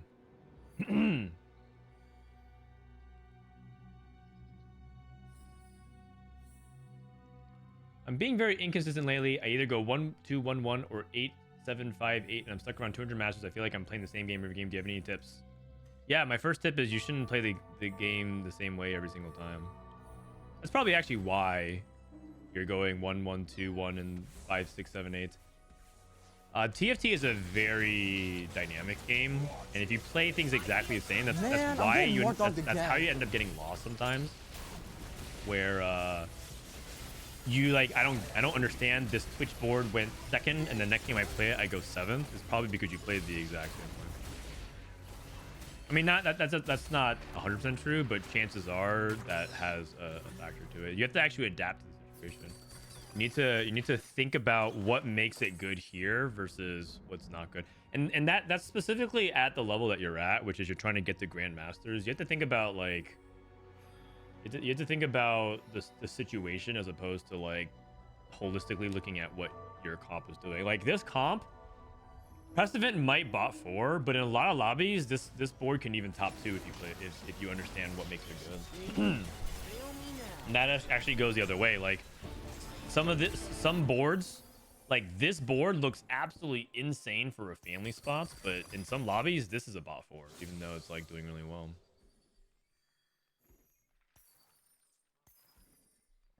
You can't really approach things formulaically as you get better at TFT. So, like, for example, this guy sells Warwick, which is, like, mind-blowing. He's playing Infectious Anomaly, like, Warwick and Family. He hit Warwick on 4-1, and he sells it. The 6-bit fighter is really important for the win con. Bold, but I think 6-bit fighter is really important. I agree with him. It's something that I think a lot of people wouldn't have the discipline to do. Some people have like the sunk cost fallacy. Wait, but Warwick has all my stacks. You know what? I'll just play 4-pit fighter and flex in Warwick and like a Jace. But 6-pit fighter is better.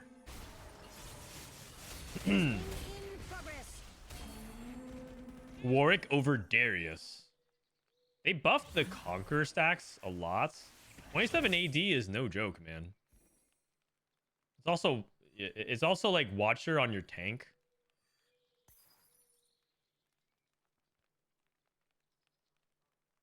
Okay, but no items on Darius.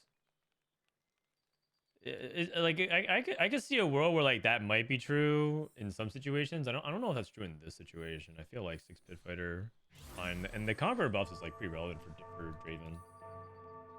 No, if he had Family Emblem for the Warwick, I think so. If he had Pit Fighter for Warwick, I would say definitely in this situation. Oh, also he has Superstars. Oh, you're right. Yeah. Definitely need that for Superstars. Yeah. Never mind. Forget everything I said. Forget everything I just said. I was rationalizing it based off of the context. I forgot to look at it. Plastic. Prestiment's alive. Right where I want.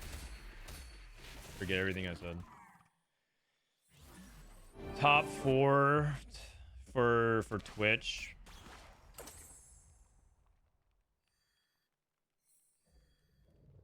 Is TFT getting up with the new patch? Kind of. The reality is the patch is quite similar right now, both in data and the patch eye test. So it is technically updated. I think we updated one thing today.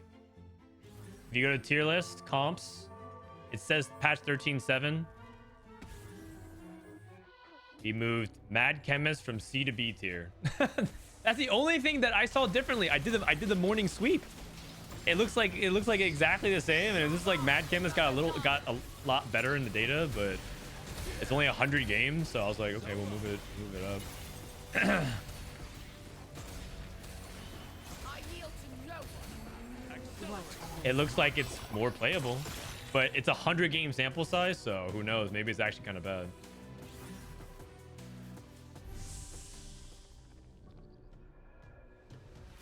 You think set 14 will be Arcane Season 2?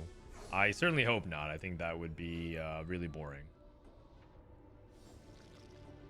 To do another Arcane set after that. I think that's it would just kind of be a marketing miss. What is the world's community response to the new types of drops and changes that are teasers for the new set? Oh, we actually talked about this morning. I think people who are still watching Twitch or TFT on Twitch and still playing the game just have straight like cabin fever. They're just like, I just want new content, and they're just losing their minds. They just need the new set. At this point, they don't even care what it is. It's not like they don't. Some people even like set 13 still, and they're like, it's a great set, but I just want new content. They're just like, they're just waiting for new. So any new thing at all is like, ooh.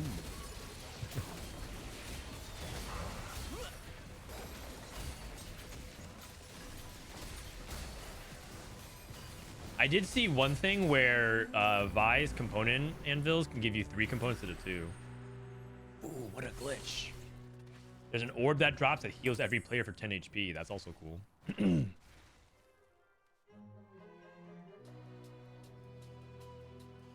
We need a new set every 2 months. Man, no, we I'm don't. getting more dogged again.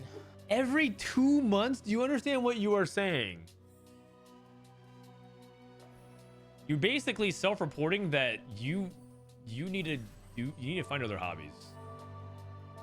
Like, keep TFT as a hobby, but you need more hobbies than just TFT. Like 2 months? The fuck? I'm still. It's 3 months into the set, and I still read things I didn't know about the entire time.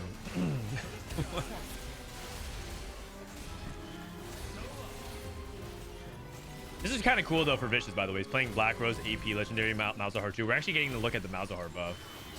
I think Malzahar is one of the big winners of the patch. Because I do think that 90 mana is a big deal for him as a visionary. Oh, LeBlanc too. Level 10. Black Rose. Bronze for life. He's gaming now. Holy cow. What's his bronze for life at? 27?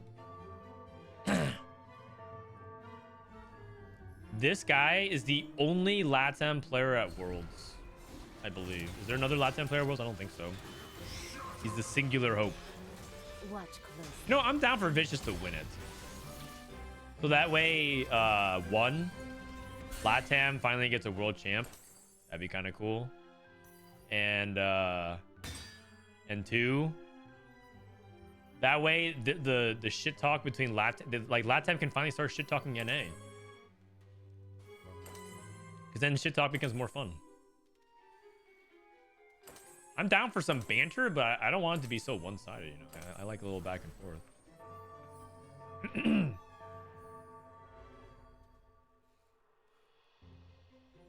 Double and Viciuuss both top 2-3 games in a row.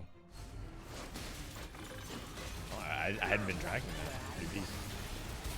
No, Viciuuss is definitely a good player. Toronto Tokyo actually talked very highly of Viciuuss that one, like 2 sets ago. He was like talking about him. Yeah, he had been tracking Viciuuss, and he's like, no, I think Viciuuss is actually quite good. And I think Toronto Tokyo's generally been hit or miss on his meta reads, but his player reads are generally very good. He's like a player that I trust.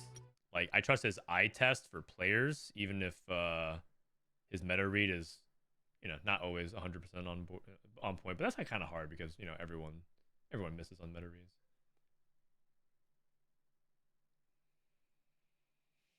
Dissop was amazing at regionals. Yeah, actually, you know, did you guys know that Dissop actually put out a really good video while we wait for the next game? Dissop actually put out a really good video. I'm getting more dogged again.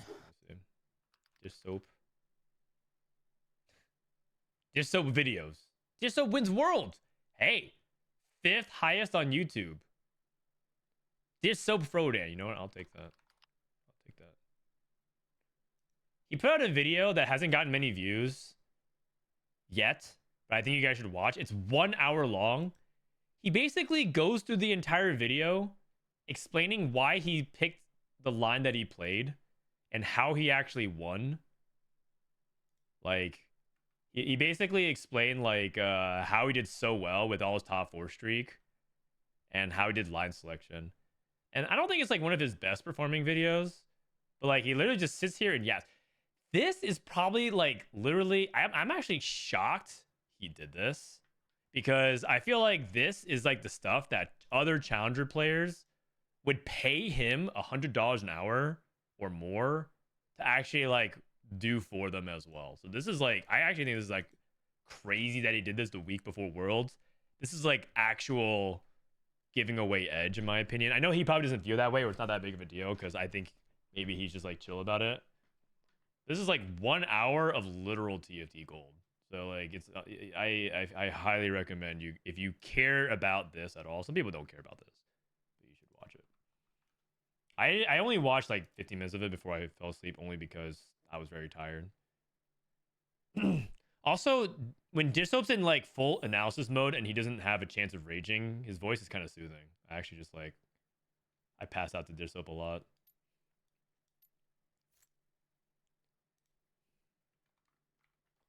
Maybe reverse psychology. No, he's not like that clever. I mean, like he is clever, but he's not clever in that way. He's not devious.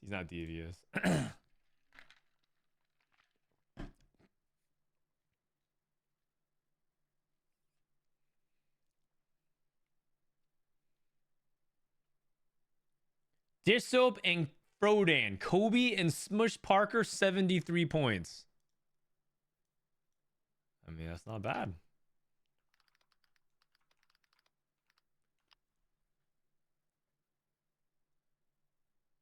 In one of Kobe Bryant's top 100 games, Lakers guard Smush Parker caused Steve Nash to turn the ball over, which led to Bryant forcing overtime. Oh, that's not what happened. Why did Kobe not like Smush Parker? Kobe Bryant reportedly disliked Smush Parker because of Parker's perceived lack of work ethic. Whoa, come on, man.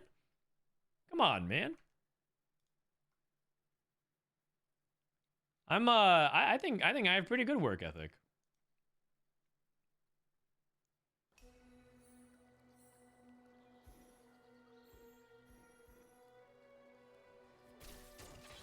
AI Oreo, yeah, AI is not very reliable.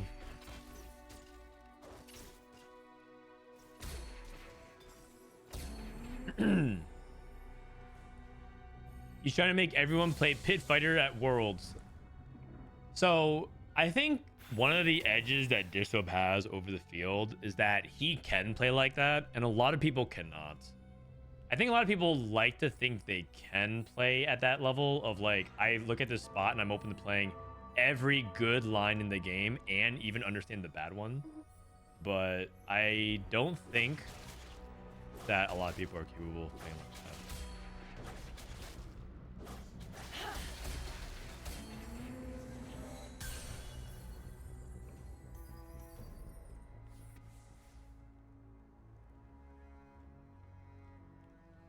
All right, let me see if I know who Nicholas Sarkos. I don't. I lost a bet. Here is your sub, Frodan. Thanks for all the hard work you put in the community. No problem. Thank you for the sub, Okaso. I missed that. Ganga's Green. Appreciate it as well. And Frothy Music. Welcome back. Welcome back. We got Prismatic pumping up. Oh, Kevin Parker joins the scrim. That's cool. Pandora's items. Get to see other players join in. Maybe Jetasaur? Is Jetasaur Sarkozy? I don't know. Investment strategy Tristana. Huh? Kind of bold. Kind of bold.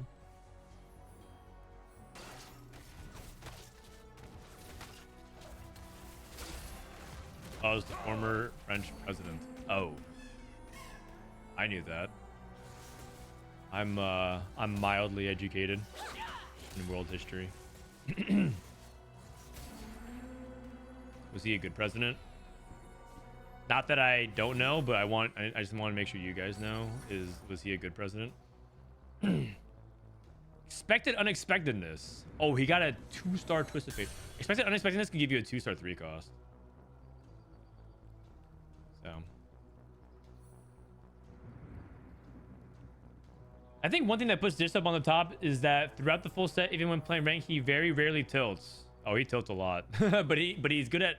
The thing is, everyone tilts, but it's about how you deal with tilt. No, this up tilts a lot for sure. I think what you mean is he handles tilt better. He handles tilt better, but everyone tilts, man. This up also tilts. He's in court for stealing a lot of money. Oh. So it sounds like, well, in my country, that actually means that you're one of the best presidents of all time.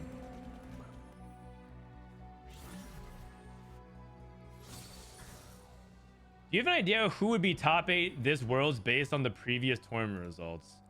I mean, there's likely candidates. Double 61 is very likely to make final lobby. Puddle is one of the likely players to make final lobby. Disso, one of the players to likely to make final lobby. But it's you know, it's TFT, man. Like anything could happen.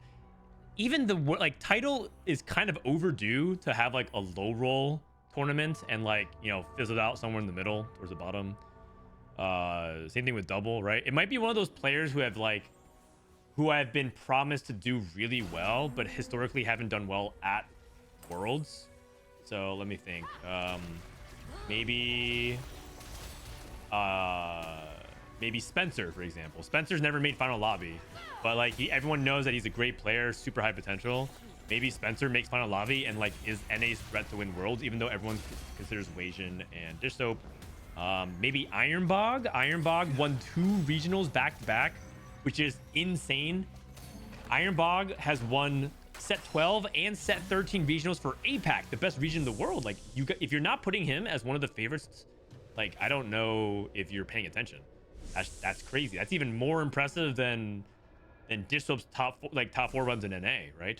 Like he has to be one of the favorites, but he didn't win Worlds or even make final lobby, so maybe he wins. It's just really hard. There's so many good players at Worlds. It's just kind of hard. Yeah, maybe Prestivent. Maybe Prestivent wins his first Worlds ever that he goes to, because he's also been like overdue by whatever like a lot of people are saying.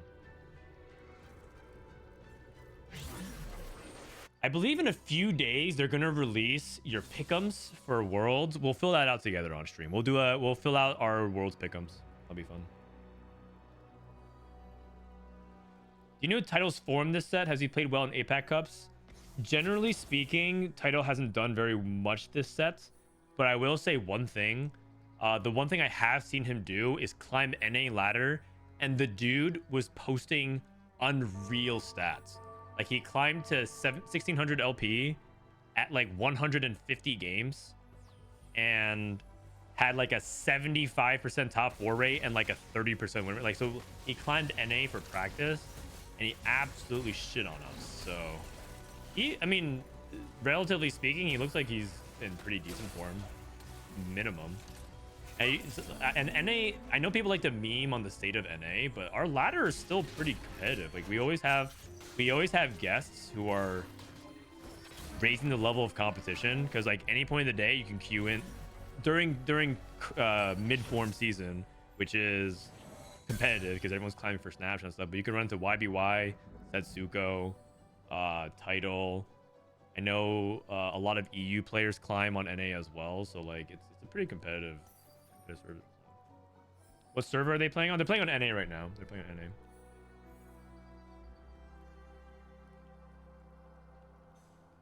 He didn't play in the cups. Yeah, he doesn't need to because he's the world champion. Okay, let's go over their augments. Sorry, we were yapping so much about worlds, we kind of skipped stage 2. So expect unexpected into Twisted Fate 2. Living Forge for Coco with a gold collector.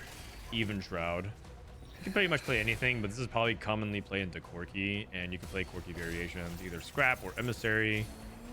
Probably not played into Sentinels.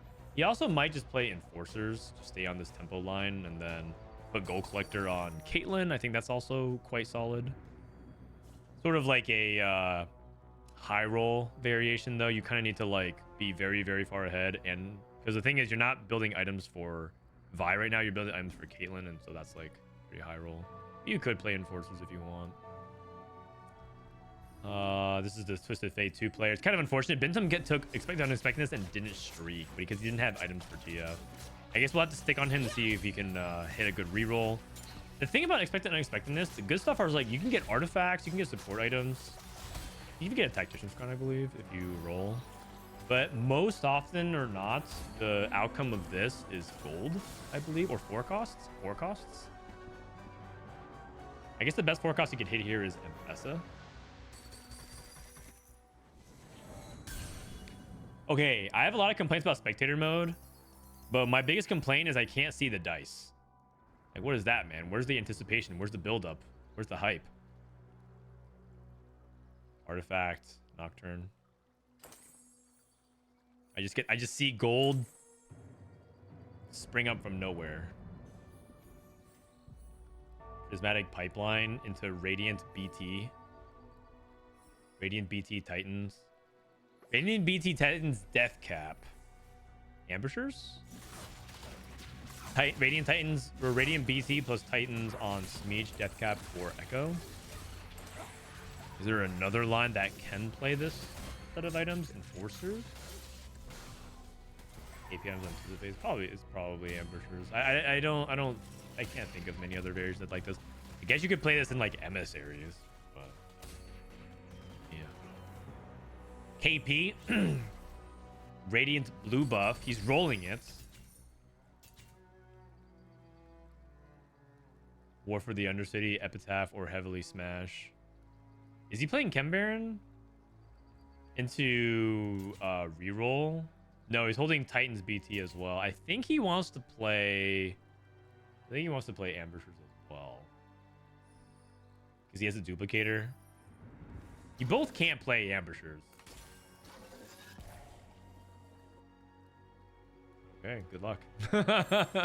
Good luck. Tristana, big grab bag. Okay.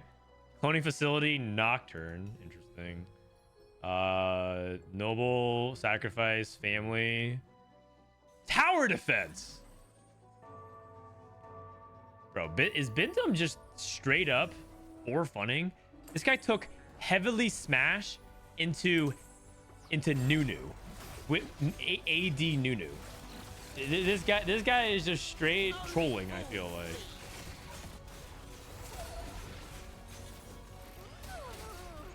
Yeah, scrap +1 as well. Maybe his options are terrible. Who knows? Maybe his options are terrible. He thinks it's tailored. Well, I mean, he's win streaking still, but maybe he thinks it's tailored still. Yeah. Lockets. Good AP setup. This is actually a decent visionary setup. You'll have to play more around Malzahar, but Malzahar got buffed. He also could play this into Rebels. And I actually think it might be a better Rebel setup just because he doesn't have blue buff. I feel like Heimer just really needs blue buff. And if you play Visionaries and you're not playing around Heimer, then there's no point. So I think I would probably angle Rebel Sorks. He might consider Visionary. I think the only time he'll consider Visionary is if hit Malzahar. Because his items are better for Malzahar than it is for Heimer. But I don't know if Mal's 1 is good enough to carry past. Pumping up Rebels is very good. Yeah, pumping up Sorks is also really good because he's the mana. I mean, realistically, he also could play Dominators as well if he finds, like, you know, AG, like Nashers, and Rod can become like Spark JG. Actually, already has Shivs. He's just AP flex for the most part. Prestivent's open to a lot of things. I do think Rebels is probably... Rebel Sorix is probably his best angle, though. Pan? Good for the Ambusher player. Xperion takes it.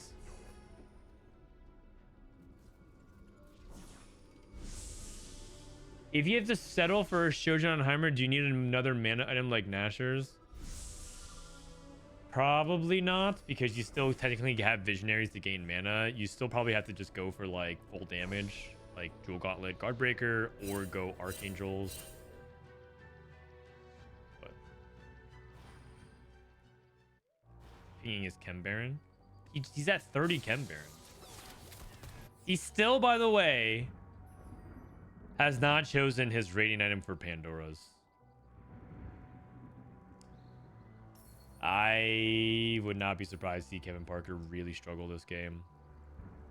Really struggle. Perfect items for Tristana. Pretty damn close to perfect items here for Nocturne. Coco's fallen off on tempo. It looks like he is playing Enforcer. He hit the Vi, so it looks like he might be just trying to pray for the Caitlyn. The Caitlyn. The Kate on 8. What comps are viable with cloning facility? I mean, it's like, it's a generic augment. Some comps really prefer it, like especially if you are a comp that lacks frontline, like sorcerers, and just use extra frontline units. In the past, used it really well. And it was the thing about cloning facility though is cloning facility is mainly good for like early game tempo, because late game less impactful to have a unit that doesn't have ult items and whatnot. But cloning facility can also be used for double value on the trait. So cloning facility, for example, in scrap, the unit gets benefit from scrap shield. In family, that unit gets damage reduction similar to, or mana reduction, excuse me, similar to other family units. There's like other ways you can capitalize on it.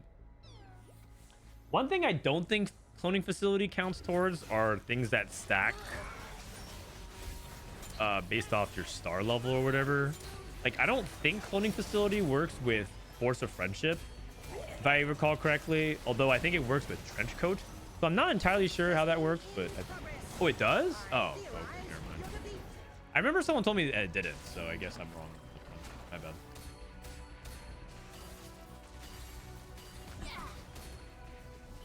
In that case, I would take someone's experience recently, because I remember someone told me like, oh, it doesn't work.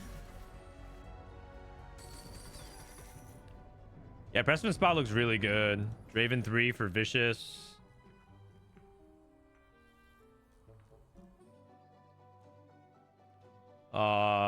And I think Binteum's just rerolling. So Prestivent's probably gonna play Sorix. He's holding Dominators now, though, all of a sudden. Hey, Gammy, thanks for the raid. You have a good stream? Hope stream is good, boss. Thank you, brother. It does work with bulky buddies. It follows different rules. Yeah. It's like, it's a little bit awkward, bulky buddies. Okay, so we have utility squared away. I think he has to make frontline items. I don't think you can do locket and no frontline items at all. So I feel like if I'm him, I'm making adaptive. I guess right now you can just put adaptive onto the backline though. But like, I do think that he needs to eventually have frontline items. Kevin Parker rolling down. Finds Smeech 2. Still has not claimed his Pandora's Radiant item. Do you think Kevin Parker will have settled on a Radiant item by the time this game ends? Because if he loses 3 fights in stage 4, he's dead. At this point, I'm starting to think that he's not going to claim his Radiant item. Yeah. 200 on the cash.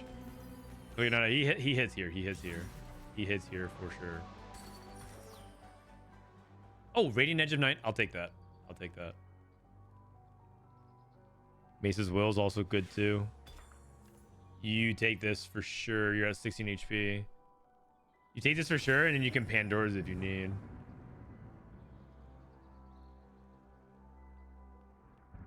You take all Salvage Contraption Rennie, Radiant Edge of Night on Smeech, and then you roll Voltaic Saber into Executioner Chainblade, and you call it a day. Xperion took Reunion for Vi Echo. Tristana rolls. Akali. Nocturne. You got Wit's End on Akali. I think Wit's End might be better on Twist of Fate than it is on Akali. I'm not sure. Maybe it's better on Akali though, because the healing on her is important. Oh. That's a Jace 2 from Binteum. Holy cow, what the heck?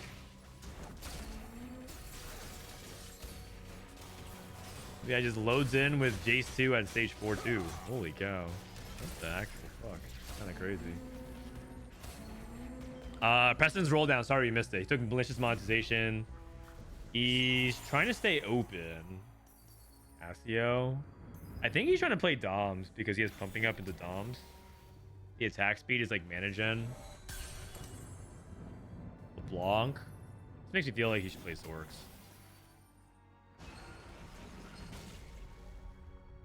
No items for LeBlanc.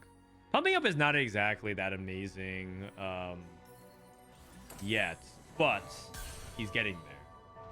Wait, Kevin Parker's at 4 HP.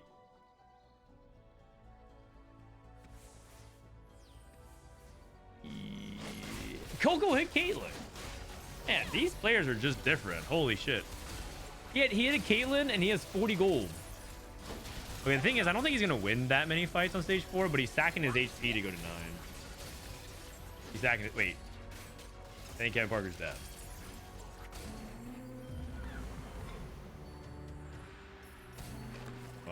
Man, I'm getting knocked off again. That's not good. T-Mobile. 4G LTE. Thanks for 6 months. Still stuck in 4G, huh? That does not sound like America's fastest network. It was a big balls play. Yeah, that's definitely true. I think he like felt like he probably had no other choice because he was holding his like Titan's Hodge. But I feel like when you see I feel like ambushers can't support 2. I actually think Xperion is bot 4 potentially as well. Like it wouldn't surprise me if he goes like 5th. His spot is not bad. Well, actually, never mind. I thought he had Echo 2. No, Heaven had a Parker had Echo 2. But like it's just not worth holding hand 7-8 contested reroll, especially contested 3 cost reroll. It's just a nightmare. Okay, Prestivent transitioning over to LeBlanc. Can't turn down an offer to hold hands with Xperion. Sure. I mean, I don't know what to really say. I didn't see your spot, but it definitely looked like both of you were gonna go bot 4. Wait, can he beat Jace too? Oh, the target dummy. Wow. If that target dummy didn't, I think he would have won if that target dummy didn't stick around. Dummy diff. All right, what do we hit here with the Jays? Wow, Binteum just straight up flexed it. Freestyling? Hold on a sec. What on earth in God's Flex Gaming is this? He's playing Enforcer Jace. Okay. Oh. Ding, ding, ding, ding, ding. We have a winner. We have a winner. Well played, well played. Nothing wasted, Silco. That's really good. Stone Skin. Power up. Ooh, that's kind of spicy. I like that. Share your energy on Singed 2. Yeah. That's less good. Singed stat does not have as much stats. He only has 82 base stats. I mean, it's still share your energy is still share your energy. The thing is, I feel like this is like a spot where I could see Shader Energy going bot forward. But it's still really good. Make no mistake. It's still really, really good. But it does look like he is pretty far behind.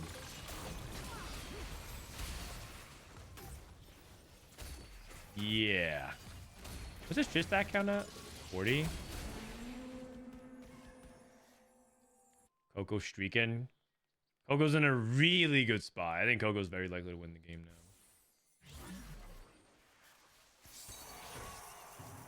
Investment strategy plus Shader Energy. That's actually true. That's something I didn't think about. There's some synergy. I need to look at the augments. There's some synergy with like sharing 50% of your health with investment strategy. It's kind of bold. Kind of bold. We'll see. But Coco is likely to win. This is a really cool. Holy cow! He's adding even more synergies since then. So right now he has 1, 2, 3, 4, 5, 6, 7, 8. He has 40 bonus damage amp. On Jace has 70? What? Dude. Okay. And he's gonna go for 4 form swapper at 9. Okay, that's cool. Torito hits 3 stars. Prestivent hits Silco 2. I look for Mordekaiser items. Edge of Knights. Jojin, JG, Guardbreaker. This is pretty good. Use Rageblade LeBlanc. No biggie. I do feel like we need to get Viktor on the board. Is it worth cutting Swain, though? You do have Locket. If Swain is Form Swapper and Conqueror, Sorcerer's kind of excess, though. I do think the reason why Viktor is good, though, is because it, like, times really well to stall for the Dominate to get an extra round of ramping. And it's clearly going to be his level 9. The question is, can he get it in level 8? And he does have Locket to bolster his front line, so it's not like if you take out Swain, his front line completely cracks. I feel like Viktor should. It's close. Xperion hits Smeech 3. We might have the Smeech 7, 8. Oh god, Coco got to 9 and he hit 2-star Vi, and now if he hits Caitlyn 2, it's just completely over. Share your energy with this setup is just straight up illegal. It is so good. It is so good. Another upgrade. Every upgrade increases his chance by a couple percent. Going up against Prestivent. See if Xperion can hold up against the power-up Nocturne. Power-up Nocturne so far, 18k. That's less than I thought he would deal in 3 fights. Remember, that's 3 fights, because you get 4-6, 4-7, which counts, and then 5-1. Oh my god! Oh. Coco, thumbs up. Man. French players are so rude to each other. Wow. Okay. GG's. Columbus looking for 4 form swapper. He teched in 2 more synergies. This guy has 10 active synergies. Holy cow. Holy cow. Damage amp up to 80% on Jace 2. Okay. But he got even more damage amp for form swapper, so I think that's worth. Yeah, but we're going up against Coco's board.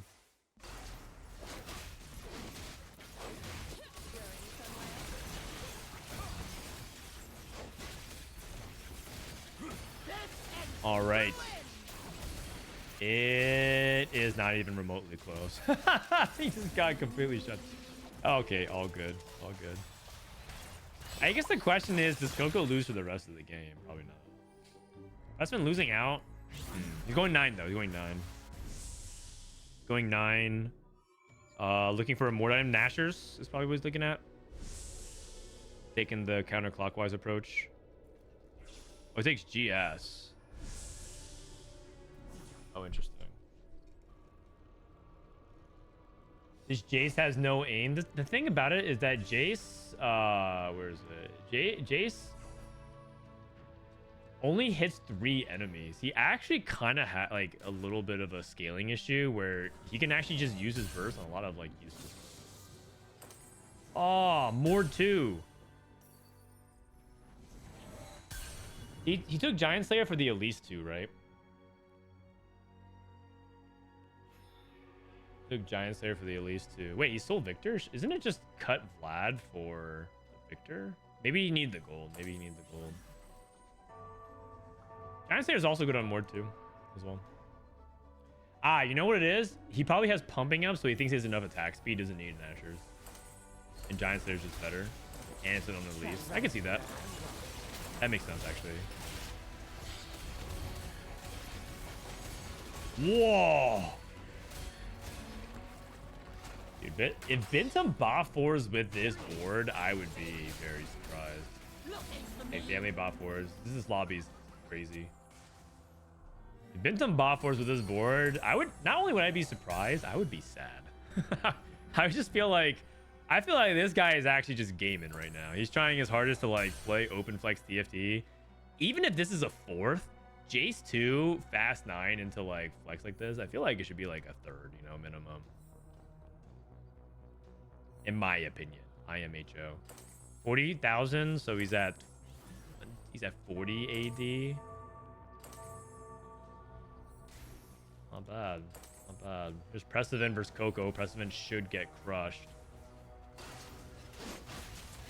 Watch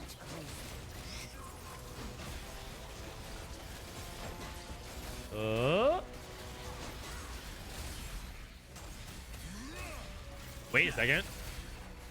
Oh, Caitlyn, terrible aim. Oh, I don't know what happened there, but Preston actually got that's a huge win. I thought Coco wasn't gonna lose, but it might be positioning diff.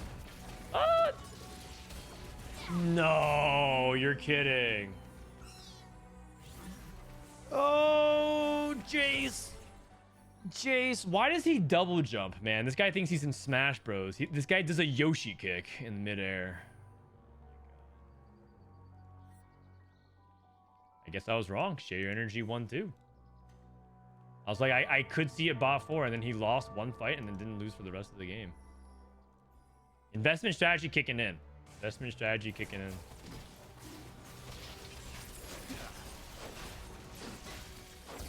Yoshi kick has less frames in his jump. Yeah, you're not wrong. I don't even know what's about that, man. I wish there was a way that you could animation cancel Jace's kick, because the dude, he just takes forever to cast, man. Okay, part of it is that Coco's stacking to go to 10. So Coco should be losing some of these fights. He's stacking to go to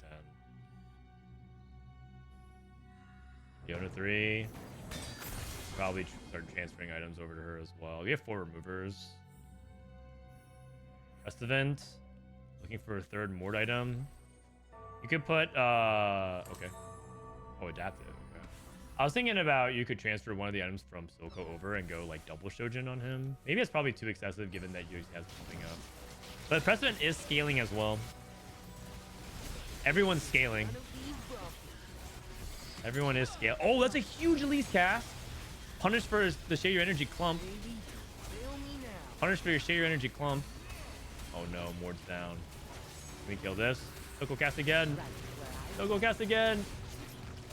Oh, close fight. Very close fight. Card's dead. Binteum 1. Binteum 1. Okay. Okay. He also has nothing wasted. Oh, that's a good point, actually. Yeah. Yeah, that's a good point. Yeah, he doesn't need mana as much. The thing about Soko is that JG does give him a ton of extra damage amp, which is really big. Damage amp and crit. Okay, he goes up against Coco. Coco got to 10. So this is like final form Coco. So I think Coco's the strongest player in the lobby. I think that this is probably dead for President Sarkozy.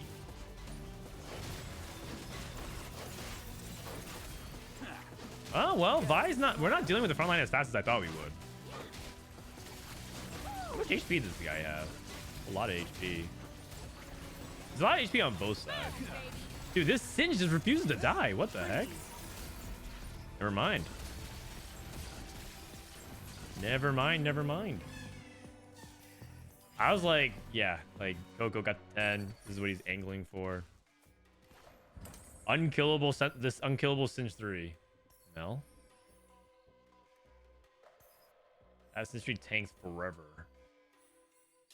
4,000 HP. That's a lot of HP, you guys. Investment strategy is like is paying off handsomely here. Okay. Okay. Savika 2. LeBlanc 2. This is one of the coolest boards I've seen yet. Surely this is not a fourth.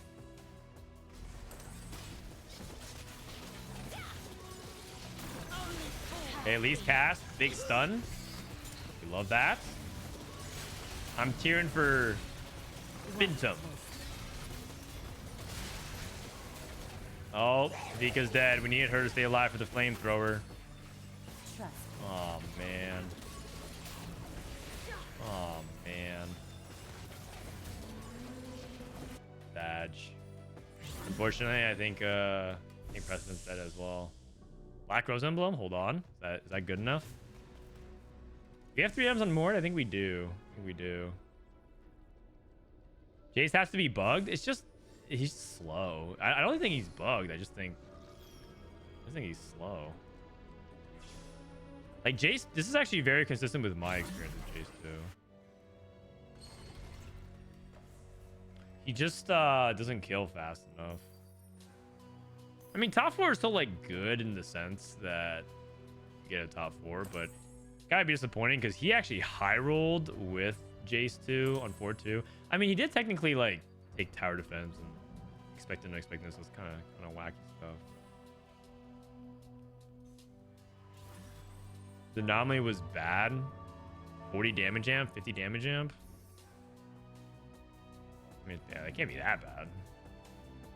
There's a certain amount of point where you have like so much damage amp that's like definitely not bad.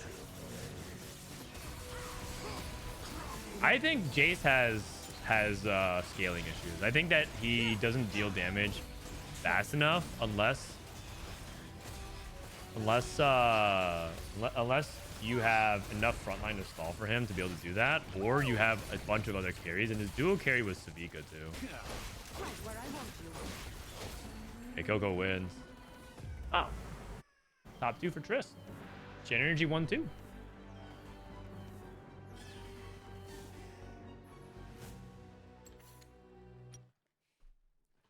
Share your energy, Tristana. Share your energy, Enforcers. Him losing those fights is not a Jace thing. All 3 of these are first place boards. He has a second place board. That sounds like a Jace issue to me.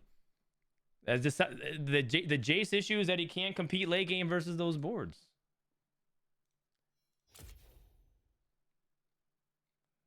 It sounds like a Jace issue to me.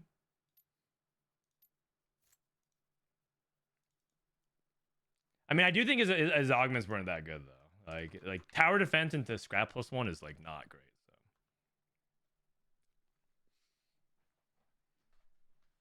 So.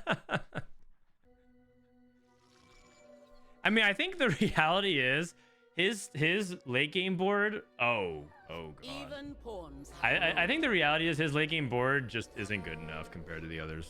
That's just what it is. Summary of it. All right. Prestivent, Enforcer, Pitfighter, Family, Enforcer, Artillerist, Watcher. Okay. I mean, this is crazy. If he plays like this is actually insane for Prestivent. For Family and Pitfighter. He has so many outs. It's actually crazy. Enforcer, Pitfighter. Everyone has Enforcer, Pitfighter. What's going on here? Whoa, hold on a second. This guy actually has also a ton of outs with the Rebel +1. Oh.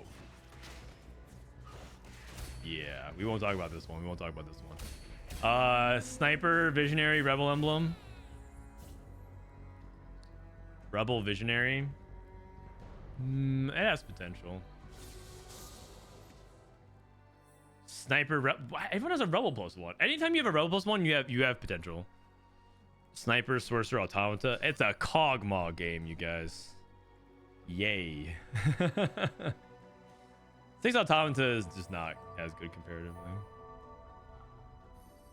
All right, who hits the juicer setup?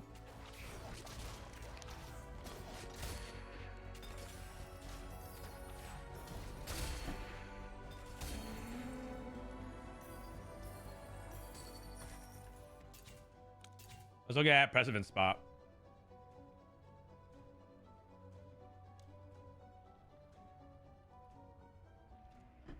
Pandora's items, you can reroll your emblems late game. That's what chat would say. Yikes. Is it Pandora's items here? Is that or Spear's Will? I'm really not a fan of 2-trick. This is gold for dummies. No scout, no pivot. Gambler's Blade, Zeri. Prize Fighter. High Voltage. No. Binteum's just gambling today, man. This guy, everything I'm seeing him, Tower Defense, Wandering Trainer. Are they gonna kick Binteum from Scrims? What is this guy doing? I mean, it's not even that bad. Gold Wandering Trainer. Okay, in all seriousness, Gold Wandering Trainer is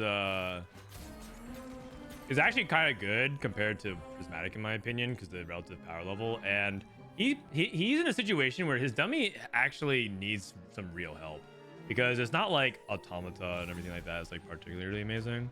So I actually can see it. I'm just joking. I actually think Binteum has been. Isn't he averaging like a 3.5 in Scrims?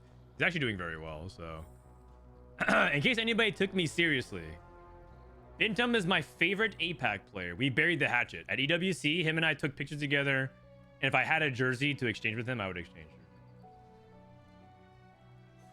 her. Binteum doesn't want to leak strats. No, this is believe it or not, this is a real strat. Your trainer golems is like relatively bad compared to everybody else. You click Wandering Trainer. That's a real strat. That's a real strat. That's not...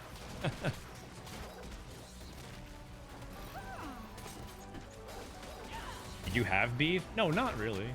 He like basically one time in an interview, like 2 years ago, said that he doesn't like that NA, like he doesn't respect NA, or no, he thinks NA is weaker than EU. And he said like one thing he doesn't like about NA is that NA calls comps and then deafens. Like he doesn't like that NA types in chat and then deafens. It like he was basically flaming us for that. And then he said EU greater than NA, and I was like, what the fuck did this just come out of this guy's mouth? EU greater than NA? And so I kind of like indirectly started a Binteum hate watching brigade. And then he proceeded to go like 8-8, 7-8 in a bunch of tournaments.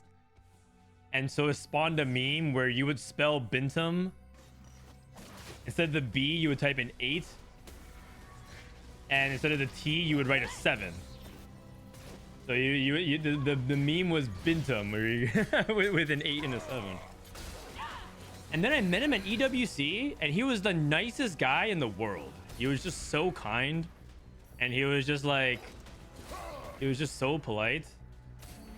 And then he told me, he said, Frodan, I think NA is very good. And he smiled at me, and I was like, you know what? It's cool, man. It's cool. We're good now. We're good now. And also, this guy has made it to how many world championships at this point? Let me see.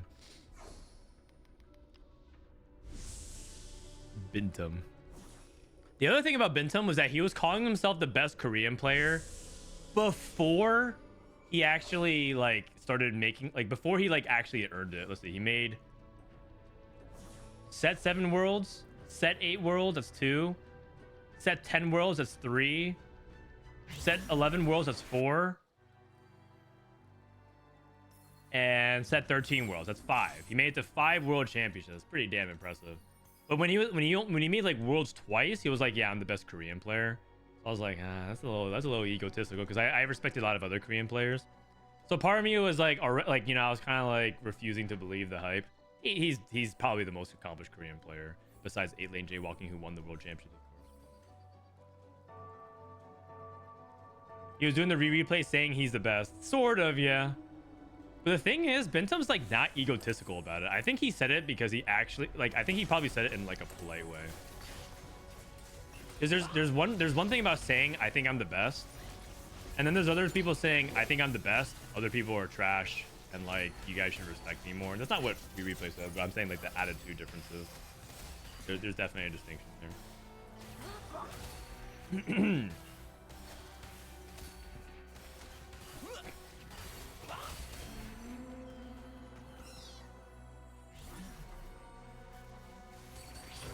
What can you tell us about the new set?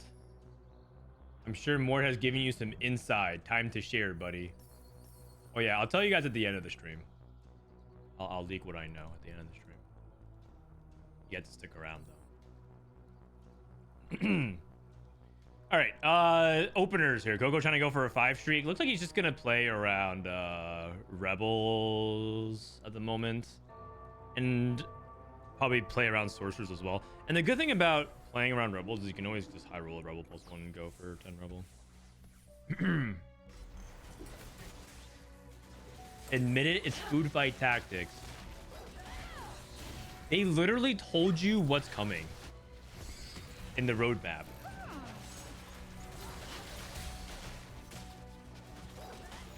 When's the next set PBE? It usually comes out like 2 days after Worlds. So it comes out, they haven't announced it yet, but historically, if you were to use trends, usually the World Championship happens, which is in 2 weeks. And then, not even, it's in a week and a half. And then PB comes out later that week. That's usually what happens. Hey, Kevin Parker streaking. Pit Fighter, Enforcer, Black Rose. Also, I can't help but notice Kevin Parker's out here typing in chat and responding to me talking to chat while 5 streaking on stage 2. Bro, lock in. It's Worlds Week. Who is Nicolas Sarkozy? He's the former French president who had a couple of scandals of corruption. I definitely knew that before stream started, but I felt like you should know.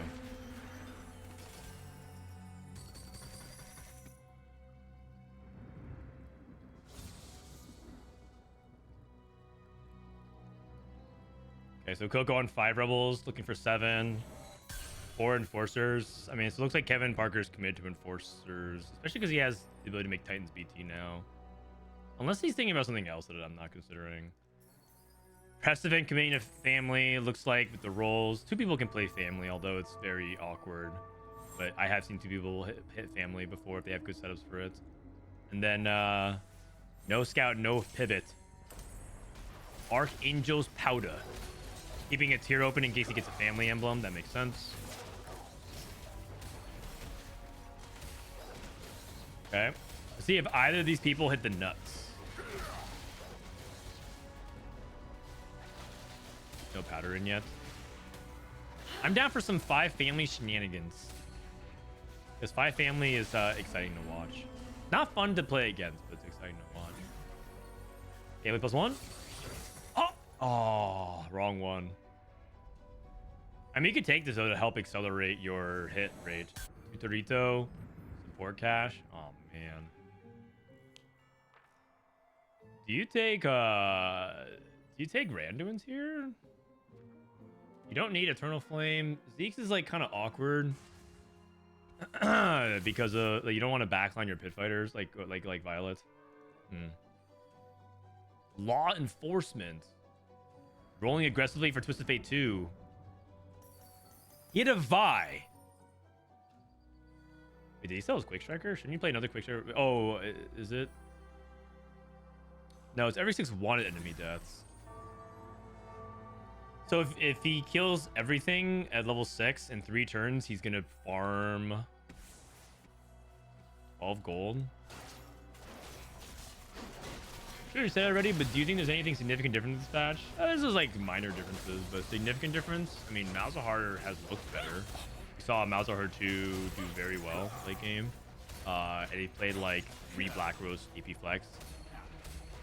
He did have like a bronze for life, but it was only gold tier. It wasn't like anything crazy. It wasn't like a super setup. So he's definitely one of the best ones. We saw backline at least. It was like okay, I guess. Not particularly amazing. Other than that, it feels relatively similar. Like melee GP is not lighting the world on fire. I think some people play it like early game, still in the backline. And poor Binteum is just playing top 4 Kog'Maw. I mean, if he gets a 5th, it's actually quite good, because I think his setup is pretty bad. No +1 Rebel for Coco. Black Rose +1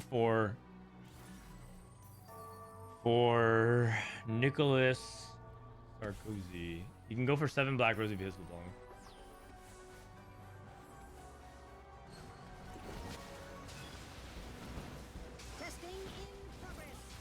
Relative to other augments in the same tier as gold, bronze for life better than prismatic bronze for life. I don't think so. You have to look at how much value bronze for life needs to get to basically do what other augments are doing. So in my opinion, the standard of damage amp for a gold tier augment is glass cannon. And so you just compare bronze for life to glass cannon. It is for your whole team, so not things in the back row. You don't take the extra damage to the start of combat. But bronze for life is like it's all right, I guess. I wouldn't say that it's like particularly good. And then, so it's like it's already not amazing, and you're comparing it to prismatic bronze for life, which is basically playable in only like a couple of comps, because not every comp wants to splash that many traits.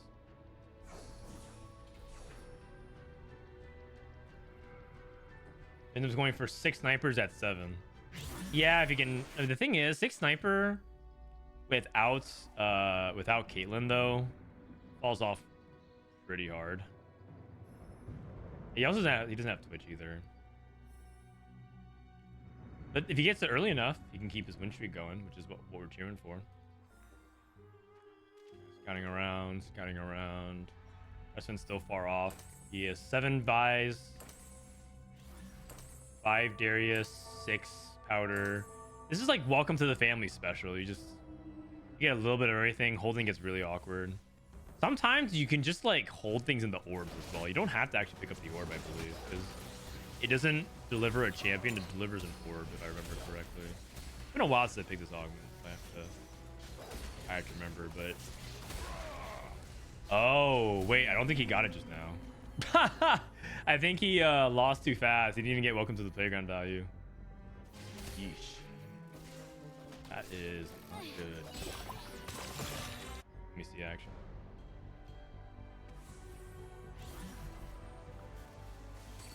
Yeah, didn't even get it.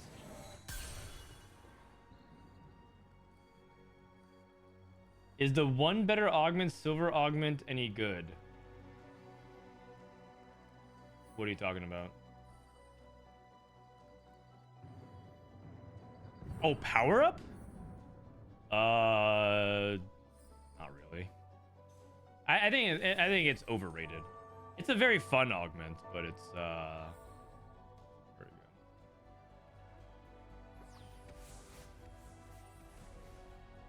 First expansion of the patch.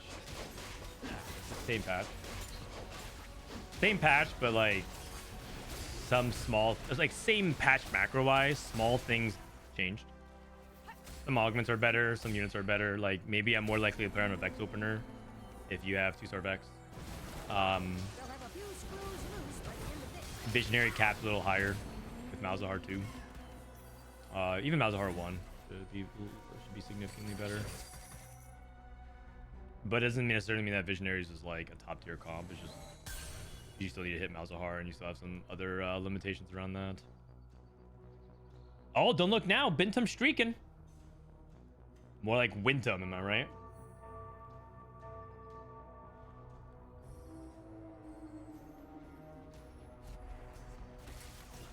Power up is good if it's a prismatic, bad if it's gold. It's It's a little more nuanced than that, but that is definitely one element of it. 3 cloaks.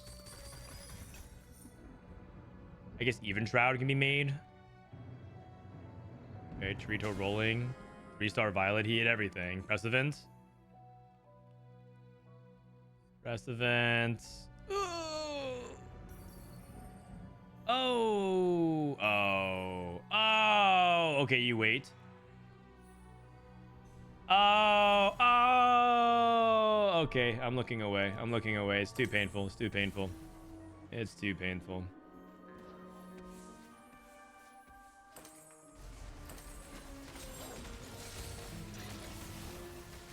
What's the best 4-star 2 cost? Warwick. Oh, sorry. I thought you said 4 cost 2-star. What's the best 4-star 2 cost? Oh man. In the stats in previous patches, it was Urgots.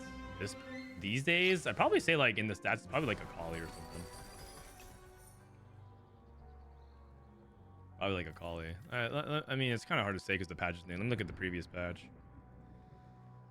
Split by star level, 2 cost. What was the highest placement? Oh, it was Vander 4.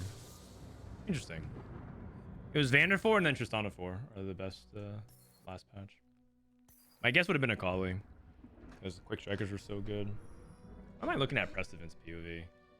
We hit a Caitlyn. We're looking for LeBlanc here.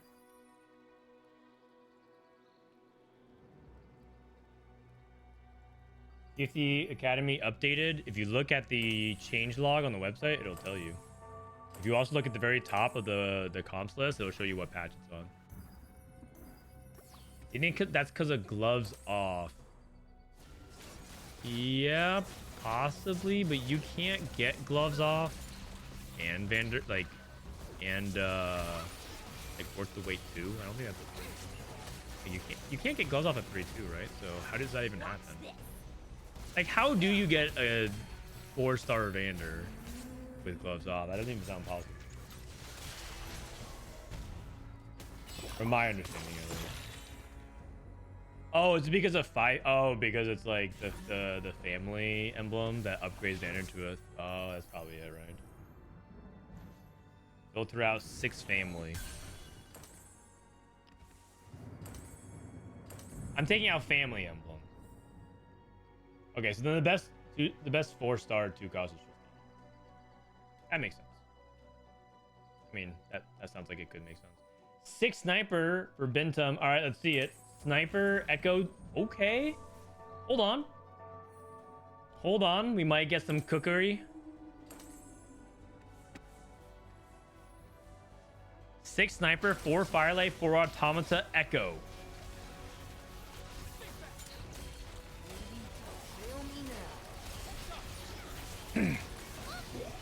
Why did this set age more 10 years? Have you read his chats before?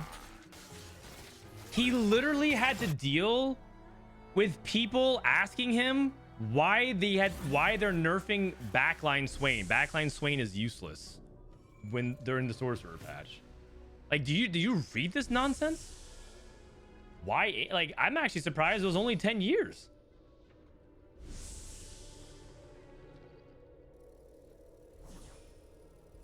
When it was literally like the best opener that you could play around, like Swain, and it was like dominating everything. It was like people are just like dropping questions like that and then asking it in a hostile, inflammatory way. Like, how could you not just like? Big sniper echo, by the way, kind of popped off. 9,967.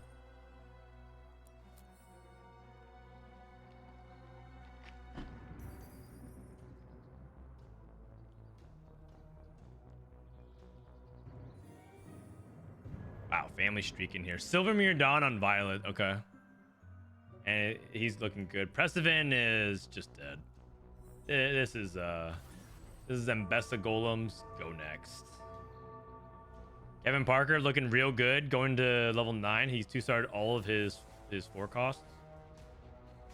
I want to see more of this Sniper Echo, though. This Sniper Echo is hype. 4 Firelight. So he gets like the extra attack speed for the Echo. Part of me thinks that Echo would best be with Shojin here instead of Gunblade. Oh my god. Wait, is Binteum a genius? Might be. Coco with 7 rebels. I need to see what he does with this Echo. What can he do here? Hive Mind. Yeah, more damage amp? Even more damage amp? Yeah, fuck it. 105 damage amp. Why not? 1,000 cuts. No. That doesn't make sense. Deep roots. Okay. He just makes his tank stronger. That makes sense. Vi has Berserker Rage. Coco with Repulsor. Okay, attack speed on the Zoe. Ultimate Hero. Malzahar Energy Absorption. So you get AP scaling for Malzahar? Okay. He broke? Yeah, he's broke. You need to accept it. That doesn't sound that good. Infectious Anomaly, Caitlyn. He's broke. Share your energy. The thing is, he's at 1 life, though. He's at 1 life. His entire board's 1 star. Oh, he has 2 Rebel Emblems. Oh, I see. He's trying to get to... if they can't kill him in the next 2 turns, he wins the game. Prestivent! Prestivent saves the lobby! Oh! Prestivent saved the lobby. You know what? That's good stuff, man. You're going bot 4, but on your way out, you stop the 10 Rebel player. Good job, good job.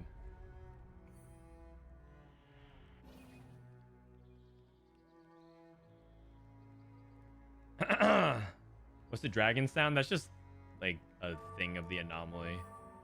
After the anomaly round, there's a dragon roar.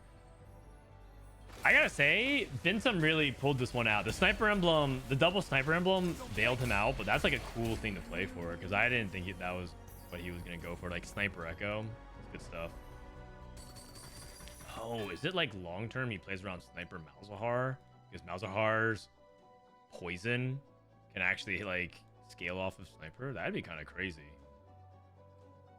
That would be interesting, like long term. Buff for Caitlyn. That probably goes on backline. Okay. He has a gem as well. He's gonna move to the back line. I'm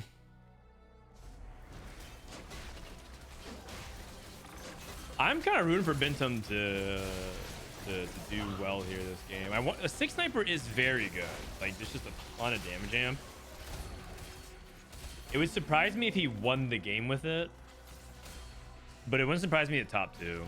He's win streaking, man. Good 7th here for Prestivent. Contested family, no high roll. Looks like the Black Rose players with 2 Black Rose emblems never hit LeBlanc, so stuck on just flaming out. Coco at level 9, rolling, looking for Jinx 2.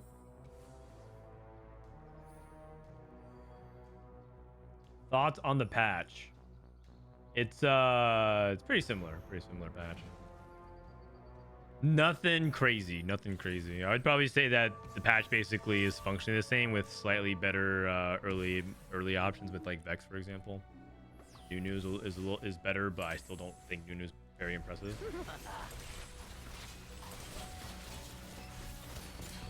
You know when like Bronny James scored his first NBA point and everyone clapped and cheered like it was a Make-A-Wish Foundation. That's how I feel like when Nunu gets buffed from 120 to 100 mana and finally does like 1800 damage in a fight.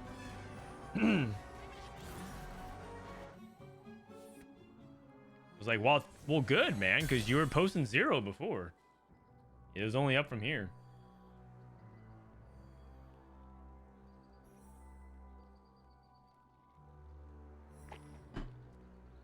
Man, is Binteum gonna win the game?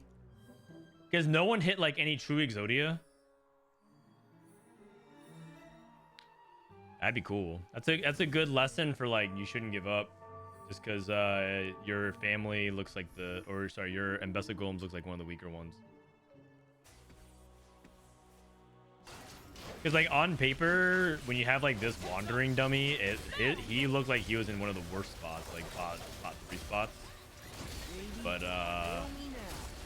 he's definitely not bot 3. He's getting crushed by Kevin Parker. But it looks like he's probably gonna comfortably top 4. So, and that's good enough, honestly. Thoughts on Pokemon making an auto chess game? Do you think it'll drastically impact TFT? No, I actually think it's a good thing for TFT because people have a hard time getting into TFT in general. This is a Firelight emblem, by the way, so he can actually cut a Firelight unit if he wants. And then Black Rose players, that's 7 Black Rose for him. I think it's gonna create more auto battler fans, and I think once people learn Pokemon auto battler, they'll kind of realize the usual thing, which is Nintendo makes a really good entry level experience. But for like a deeply engaged version of it, maybe you want something else. That's not every Pokemon game, but that's how I feel about like their card game. That's how I feel about their well, I guess their card game, because VGC is very unique. Like I feel like the auto battler will do a good job teaching people how to approach auto battlers, and then if TFT continues to do a good job, which it is objectively doing a good job right now, then it'll just create more fans. And I think the pipeline will continue. And the best part is it actually is very complementary because Pokemon skews young, so you could do one of those things where like the Pokemon auto battler is help teaching a lot of young people, casual people interested in the genre, and then you can say, oh, it's like it's like the Pokemon auto battler, but instead in this game you can also do these things. That helps make it extremely relatable, because a lot of games are like that. Like some games are like really confusing, but because they already exist, you can say, oh, it's like this game, but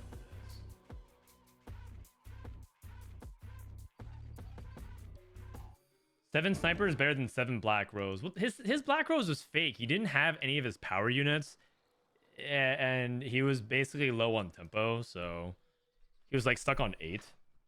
I'm pretty sure, I mean, he was stuck on 8 for a long time. I'm pretty sure that 5th is good relative for him not hitting. 5 Automata, 4 Firelights. It feels like you would probably want to go 6 Automata somehow to make Blitzcrank even tankier. A 1-1-1. What do you even cut? You can't really cut anything, because you want the Firelight as well. Dang, this Vi is not taking any damage. Oh. Should top 3 though. Okay, Coco's dead. Very comfortable top 3.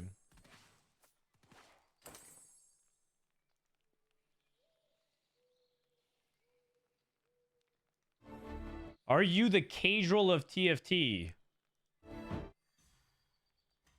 I mean, I'll take that as a compliment, yeah. I'm like casual, except I'm Asian and I make less monkey noises.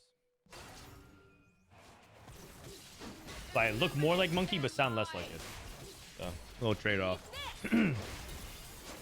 When is playing family better to make family emblem or pit fighter emblem? I would probably say it's better to do a family emblem on average, but 6 pit fighter is very relevant. 6 pit fighter is very relevant as well. Like both are good for the comp. Because you could always hit 6 pit fighter if you like level, but you can't hit 4 family without the emblem.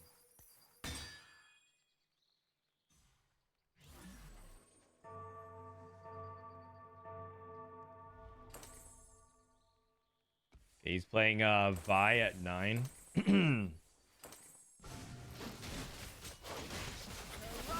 Why not? Why roll and not go to 10? Well, if he had pairs or things to roll for, you could go for it. Also, he has time. He's not rolling like a lot.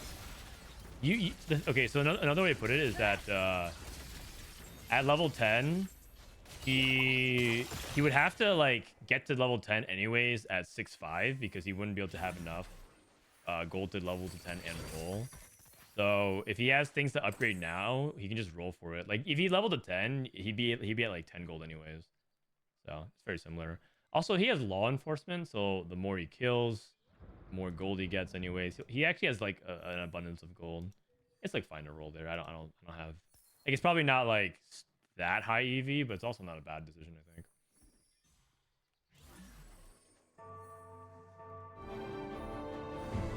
Man, I actually don't know who's gonna win the game. I'm pretty sure True Dorito with the 4 family is looking really good, but I just don't even know how high Binteum can cap. He actually did it. He actually transitioned from Echo to Malzahar 2. I was talking about like how this could be your late game pipeline of playing Echo 2 until you hit Malzahar and then go 6 Automata and then get the sniper damage bonus. Yo. Okay. Okay, that's really cool. And then you can actually cut Scar as well. And play like he could cut Scar and actually play like an even better unit. That's how you can squeeze in 6 costs.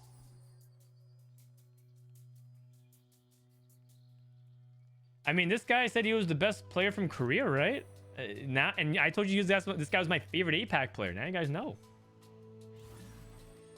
Caitlyn 2 is the real carry. I mean, they're sharing responsibilities. I think if he had actually a mana item instead of this gunblade, it'd be way stronger. Because I think he needs to cast a lot. I think the difficulty right now is that gunblade is not very good.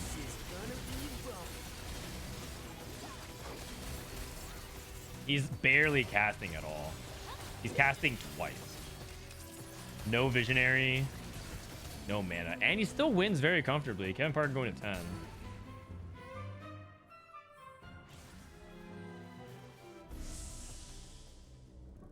Rebel emblem, sad for all the Rebel players.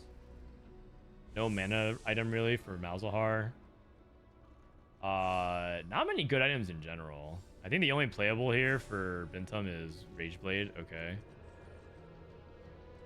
Is this guy about to take Even Shroud? Like, he already has Last Whisper and Shiv.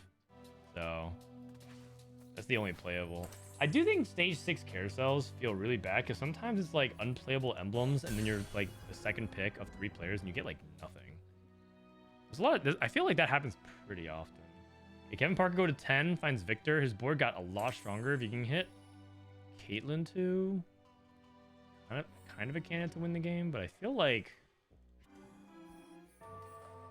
Rumble 2 with, I don't know why, maybe I'm just biased, but I feel like Rumble 2 is like not even that good with this setup. As in, okay, it's good. Sorry, when I say it's not even that good, it's like it's not like a game winning like holy shit he won the game, he hit Rumble 2. It used to feel that way and it doesn't anymore. Wait, Viktor can stun Overmere Dawn Violet. Oh, that was kind of close.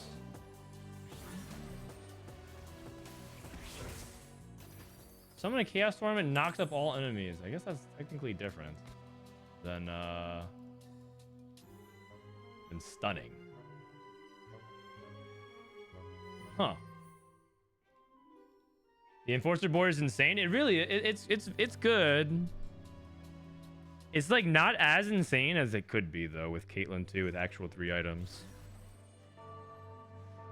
Binteum lost to the family player. Oh, there's a rock paper scissors going on. Binteum's losing to Viciuuss. Viciuuss is losing to Kevin. Kevin lost to Binteum. Interesting.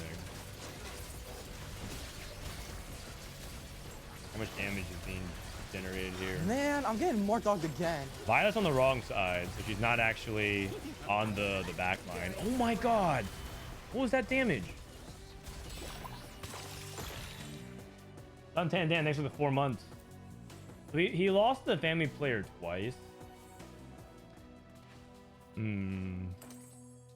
Like I think his win condition is Malzahar snipes backline. Like I think he's better positioned against other people, but these melee carries that just close the gap is hard for him to deal with. And his front line is also not that good.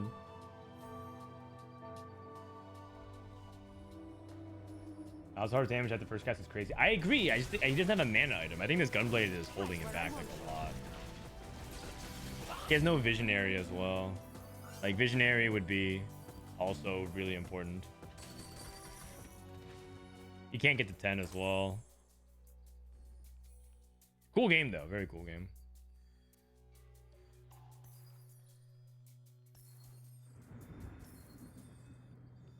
Vika 2, that's not really relevant right now. Yikes. Oh god, last was even try again. I think he kind of low rolled this. Tutorito. Viciuuss. By the way, if Viciuuss gets top 2 again, that means that he's gotten second in all these scrims today. Oh, hold on a second. I forgot about the other possibility. Oh, I was like thinking of that. Oh my. Nah, I don't think it matters. Cool though. You know what? It's okay. He won the hearts of the fans. He won the hearts of the fans. That's all that matters. Well, that's a great third. Like considering that he took Wandering Trainer and Trainer Golem, and it looked like it was kind of cooked. That was a good third. Weaker but cooler. Yeah. Yeah. Well said.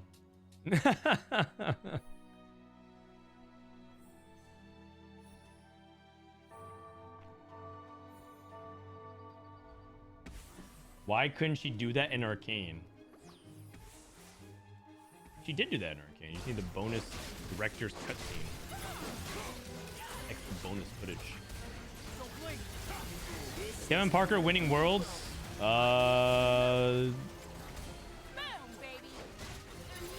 on. Probably not. Well, oh, Banished Mage. We have Banished Mage. Okay.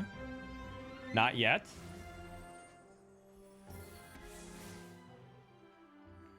How much stats is this? 380 AD. No scout, no pivot. Full scaling. This, like, across the board. It's just like so hard to deal with. He didn't even have Conqueror stacks in the stream, but he has no scout, no pivot, so it's fine getting all these stacks. Level 10. Texan the Ambusher. He's rolling for Caitlyn too. He doesn't have Caitlyn too.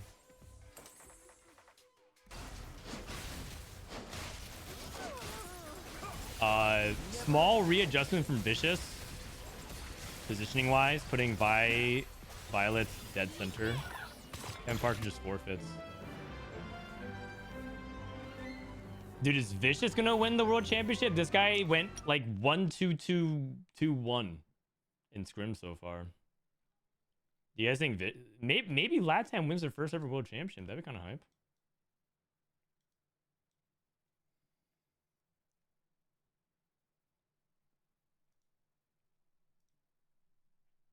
Has Kevin Parker ever made final lobby? Twice out of 3 regionals, : smiley face. Who is not Trist? Oh, that was just a joke. That was a joke. That was just a joke. Because one of my viewers said, "I bet you a sub." I bet you a sub that they are playing this Tristana, and I'm like, he said President's playing Tristana, and I'm like, he's absolutely not playing Tristana. He's like, so he bet me a sub.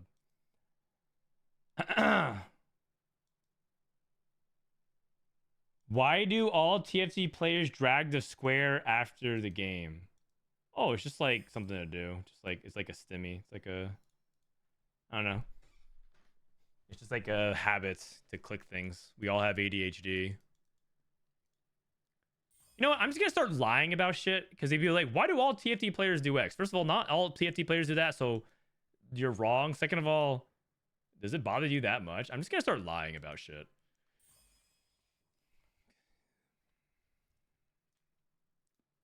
Okay, let's see. Has anyone keeping track of scrim stats at all? Has anyone keeping track of scrim stats? Let me see.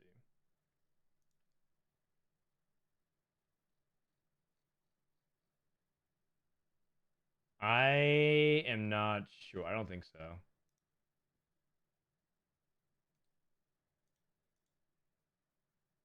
Every TFT player has ADHD. Well, there you go. Misery loves company. Man, I'm getting more dogged again. Who's the Hearthstone player that was stream sniping and touring back in the day? Yeah, his name was Hosty. Hosty.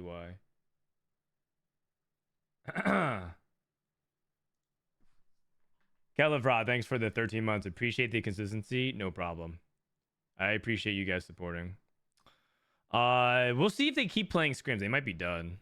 Cassigod is spectating as well. Who's he spectating? He might be spectating a different scrim. There might be two lobbies going on at the same time. But not many people are playing. If they're done with scrims, then we'll probably play some ranked games.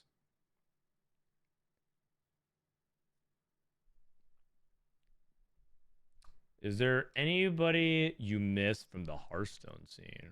Plenty of people.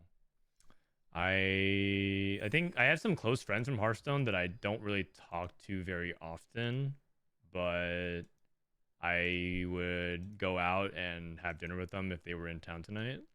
One of them's my good buddy Lothar, for example. He's now like a Valorant caster, so he's still in gaming esports, but we don't really talk very much. Him and I were really good friends, just like personal friends. And I have a lot of friends like that, but that's one of them. Play scrims with them. I don't think they need me to play scrims. If they're really looking for it. Oh wait, it says we are trying to fill the lobby. I mean, if you absolutely need +1, you can, but I'm down to also spectate. Spectating is fun. Firebat, yeah, I missed hanging out with Firebat. He was part of he came to my bachelor party. Firebat was actually kind of a last minute add to our bachelor party because I wasn't sure if he was able to make it.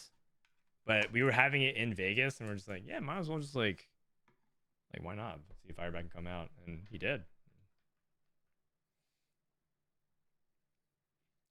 Do you think the meta will largely be the same? Yeah, we only made one change on the website because the patch is very small. It's a worlds patch. They did small buffs, and they didn't even buff anything that significant. Conquerors are still like the same. Pitfighter GP is like the same. I don't think that much materially changed. We updated to maybe Mad Chemist isn't completely garbage now. That's about it. Because if you look at the data, it kind of suggests that Mad Chemist was better. If you put it on Singed, it's like a 4.0. I think the data is gonna get worse as more people play sample size of it, but yeah, it looks all right. It's pretty good. Oh, there's a coin flip on the line for channel points. Who wants to flip for some channel points? You figure out what chibi you want? No, I don't know. At this point, I have analysis paralysis. I don't even know what chibi I want. Oh, Raptor for coin flip and it's heads. All right, choose outcome. Heads for sure. How far do you think you would get if you compete in TFT? I think if I like really optimize and pedal to the metal, I might be able to qualify for regionals one time. I don't think I would necessarily excel at it though. I think the level that I'm at is, I mean, I define myself as like the average challenger player, which I think is like kind of fair. If you're lower LP than me, then I don't really consider, like consistently, I don't consider you a real tournament threat. Filter in and allowy too. No, because that's like filtering 4 high rolls.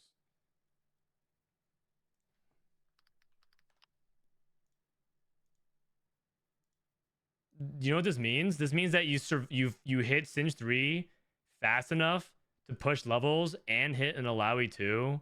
This is basically like filtering for Rumble. It's like the equivalent of filtering for Rumble 2. Like you wouldn't filter like that at all. Use Breadcat. Wait, is that actually in the shop yet? Is Breadcat in the game yet? How do I find it? Lunar Festival? Is it part of Lunar Festival?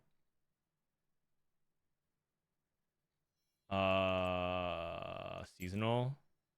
Wait, when's it coming? Where's Breadcat? I don't see it at all. Chibi Aatrox, Chibi Amumu, Blood Moon Ultra. In 6 hours? Oh, okay. Okay, I have 7,000. I'm ready for this cat.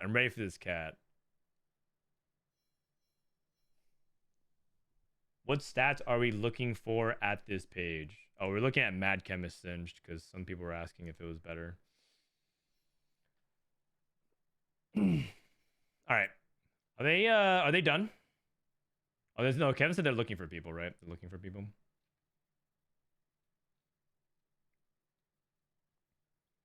Are there any new chibis coming soon? Yes. You have to look at this one.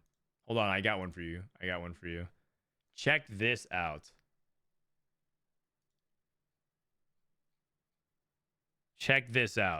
Are you guys not gonna buy this chibi? Where is it? This is compete TFT. Sorry. Where's the regular TFT?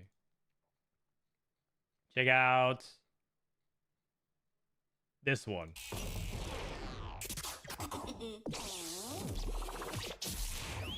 Teemo reveals his true form, which apparently he is really stacked, and then he punches his opponent out of the beehive. I mean, that's pretty good. They used Bryce's body as a physique as a reference. I don't know if you guys know, but Bryce quit TFT and he basically looks like this now. Like he was kind of like this, and now he looks like this.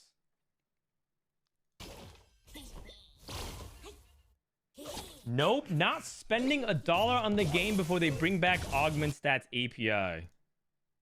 Okay, I guess you're never spending money on the game again.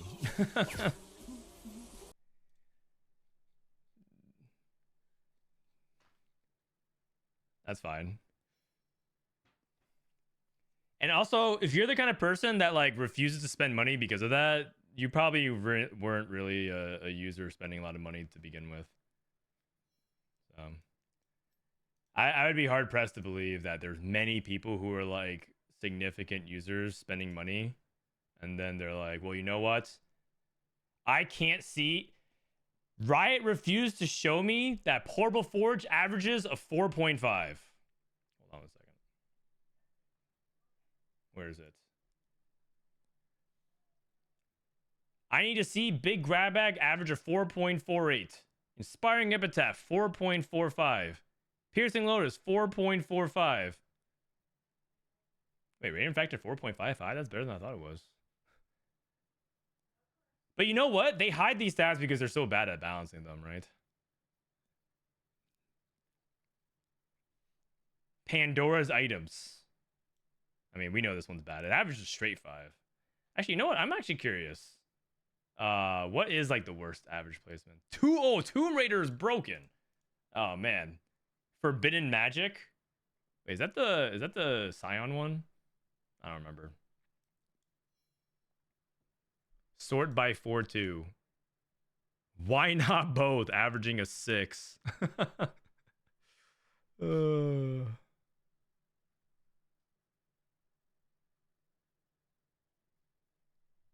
This is the Saya one? Yeah, that makes sense. Man, I'm getting more dogged again. I love the coaching over the weekend. Thank you, 100 Acre Wood. Appreciate it, man. I'm glad you guys enjoyed it. It was good times.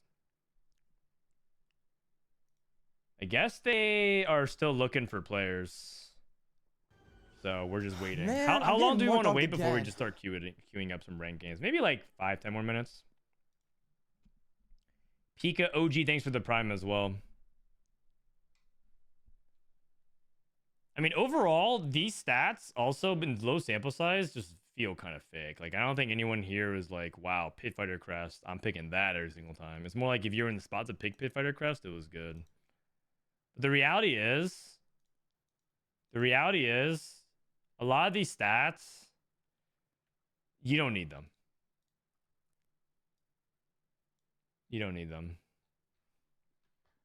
I subbed because Tomb Raider was on top. Amazing. What is Tomb Raider? Man, I'm getting more Tomb Raider again. is the augment that says when players die, you get one of their items. Summer God, thanks for the prime as well. Do you love us? Yes. Not equally, but yes, I do. I love chat. How is the worst Vitality member is the only one who made Worlds? Prestivent?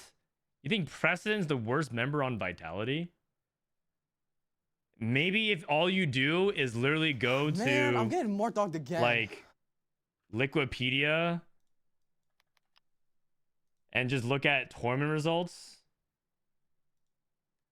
Like maybe that's even wild to say, but like Pressman's had pretty good tournament results. Like not anything amazing compared to some other people, but like it's pretty good. 6th at GS, 14th, 11th. This guy won Mordog Madness Neon Knights. Hello? Look who else played. Hold on. Look who else played in Mordog Madness Neon Knights. Disney Fast Pass, Raditz, Robin, Inigo, and Setsuko. Suscage Business, Spice Yappies, Dish Soap, Spencer Curmex. Wait, this team is actually cracked. Coco, Volta, Cambiz, and Double 61. And as we know, 4v4 is a very skill-expressive format. Worst member of Vitality? Well, someone has to be the worst. You know who's the worst member of Vitality right this moment? It's probably Milk. He seems like he's probably the weakest player at the moment. But that might change in like 2 weeks.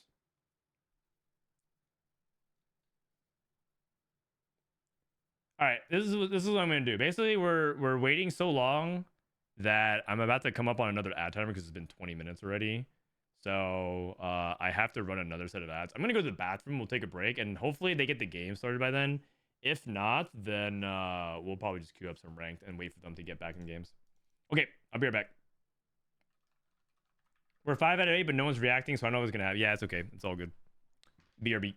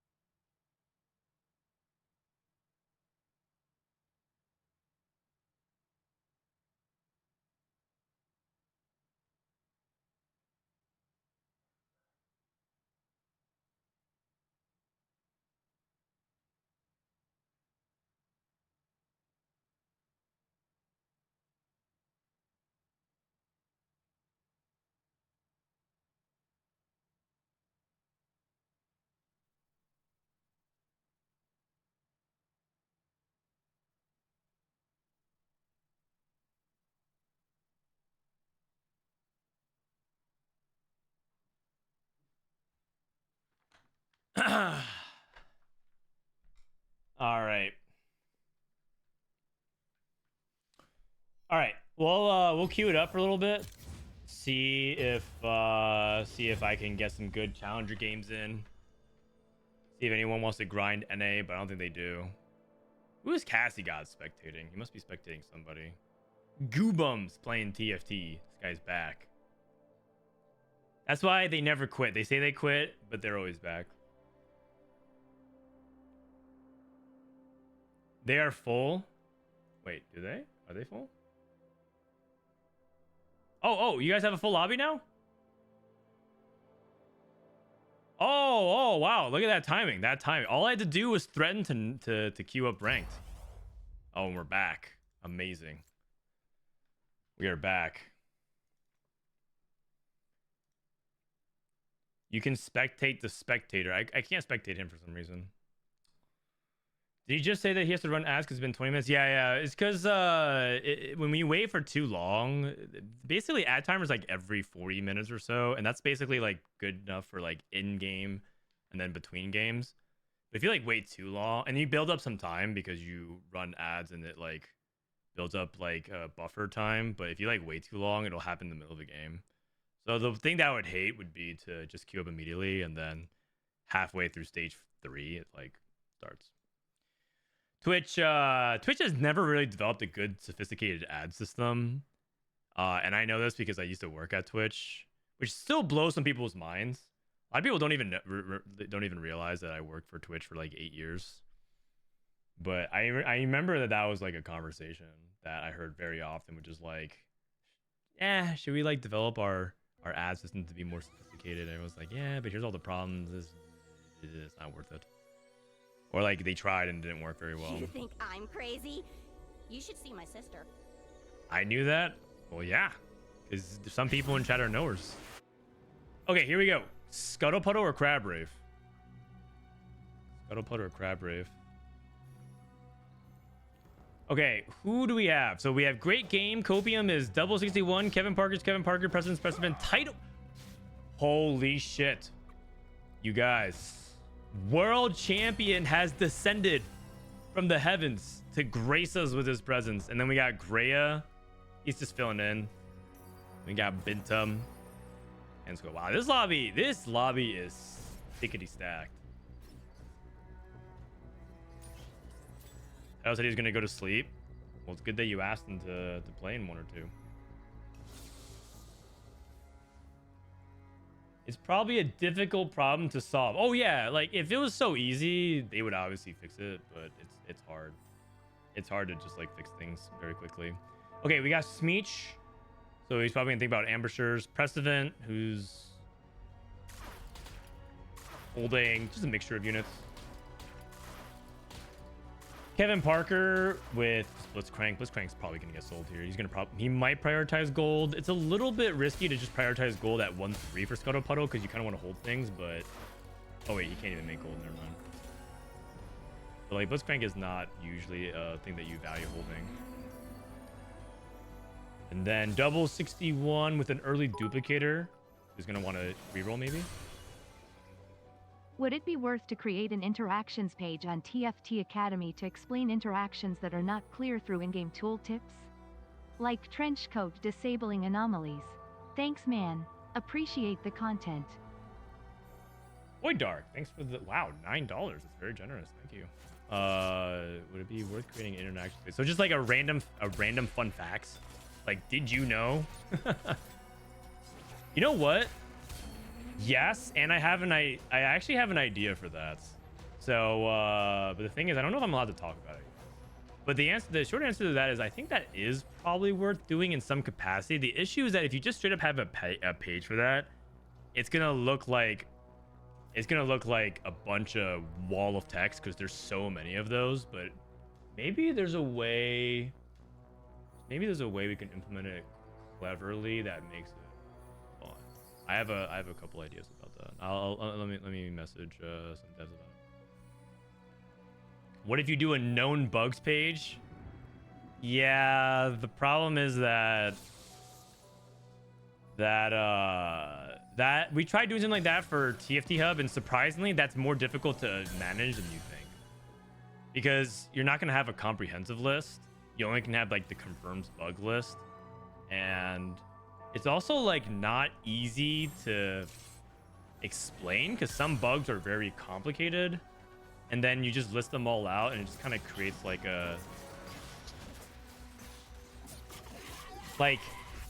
it creates like a situation where there's like 15 bullet points of different specific niche bug interactions. It's just not as valuable as you think it is. Crimson Pact Vlad. We see a lot of these kinds of picks. Crimson Pact Vlad. Hero Augments being picked a lot just for like the safe top 4. Coco with Chem Baron. What doesn't kill you? Loose Streak. Okay. Looking good. Looking good. I remember Title was holding a Smeech as well. But Title was playing Starry Night. So maybe Title is looking for... Maybe Title is looking for... Sentinel reroll with Tristana. Maybe it's looking for... I mean, hopefully not Zeri. I think Zeri's kind of bad. But maybe like Morgana Visionaries with no tears? Morgana reroll with no tears. And we VIP T-Lides. Am I VIP'd in T-Lides chat?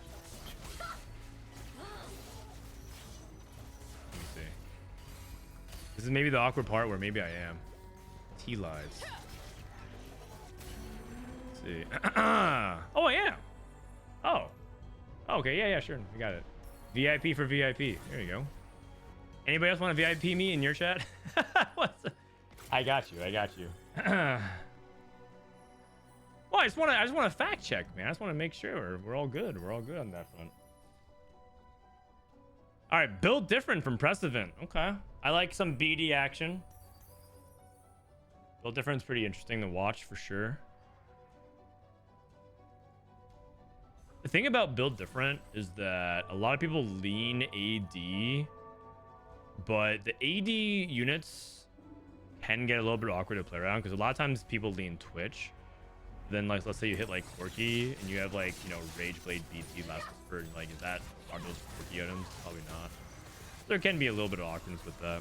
One person took built an Apex. Someone took build different and then salvage bin and then went full genius mode build different. That was pretty hype. Because they basically had like complete flexibility whatever 4 cost they hit. I don't know if that's like a true combo or that just happened to situationally work out. But the theory of it made a lot of sense. No, I'm good. I think I'm good right now. Thank you, babe.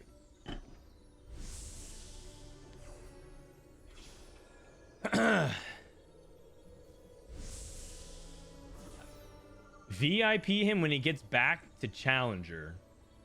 The T-Light's the most a GM. I see. It was only a matter of time. It's like he's been hanging around me too much influencer mode. When you get used to watching and co-streaming too much, it infects us all. It's like infectious anomaly.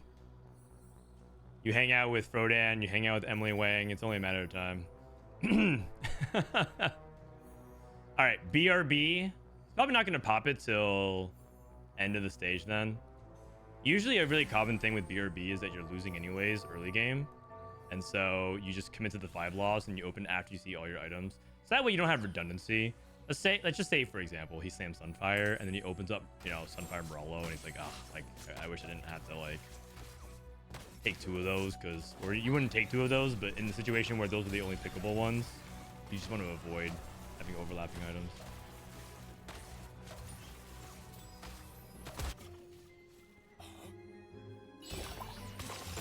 All right. Grea playing Academy Rebels, looking good so far on a 4 streak. Grea, I think, is rank 2 right now. I think there's basically only 3 people playing ladder. I think Grea is one of them. I saw Dank Memes playing yesterday. And T-Lides, apparently. Although, can you really even say it's playing? You can watch the Chem Baron player. He already got his streak griefed, actually, on second fight. That's not good. It's title. Oh, yeah, Robin's playing as well. Robin's playing. Actually, Robin's not doing too bad, I think. All right, Coco with the Chem Baron. The thing about the Chem Baron is that even if you don't have your full loss streak going, like, you could be higher. It's not that big of a deal. You can still play like 200, 300 and be perfectly fine.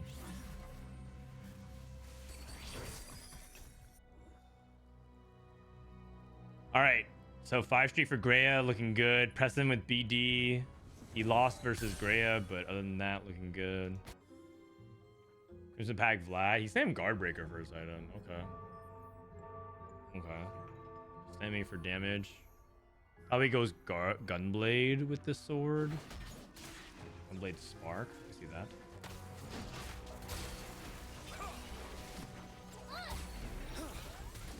Goobums is playing ladder. Yeah, I know. He's trying to get the challenger. I think he wants to compete in set 14. I think he wants to compete in set 14, and he's just trying to get back into form. Gold Orb. 4 3 costs. Okay. Okay. Title gonna roll here at all? Probably not. This guy's gonna play Zer.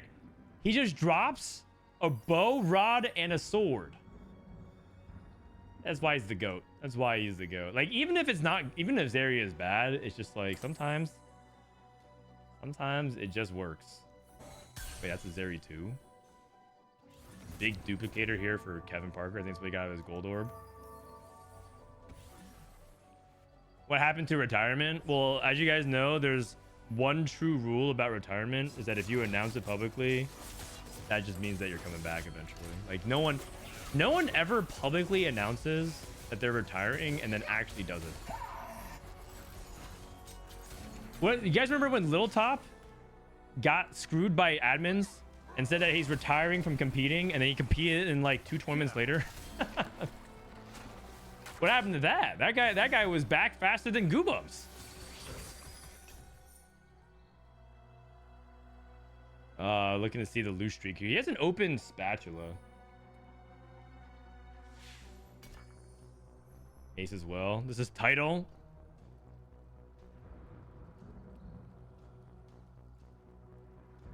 If you really want to retire in TFT, it's because you realize that there's something better to do. So you just go do it instead of wasting your time crafting an announcement.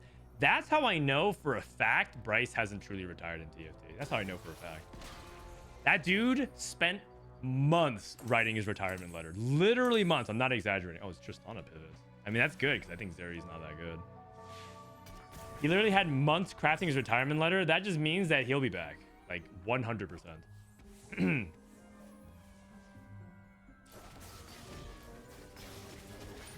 What about Goose from Team Liquid? He announced and actually retired. No, he actually just left. Like one day, he just left. And then he said, oh yeah, by the way, I retired. Like just in case people didn't know. Like that makes much more sense. Like that's how you do it.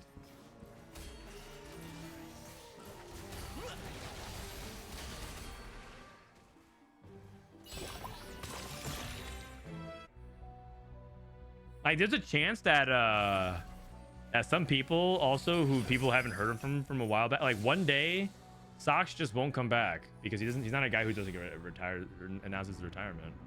But like who knows what he's up to, right? Because he didn't announce it. He has a higher chance of retiring than all these other people. You guys see if Prestivent can keep his streak up. Looks like he's rolling a little bit because he has so many pairs.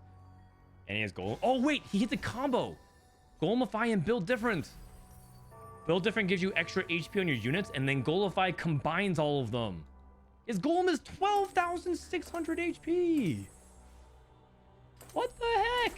Even has redemption for his Golem, so this Golem can heal 15% of his missing HP. That's why he was rolling, because he had no units. Well, his combo's illegal.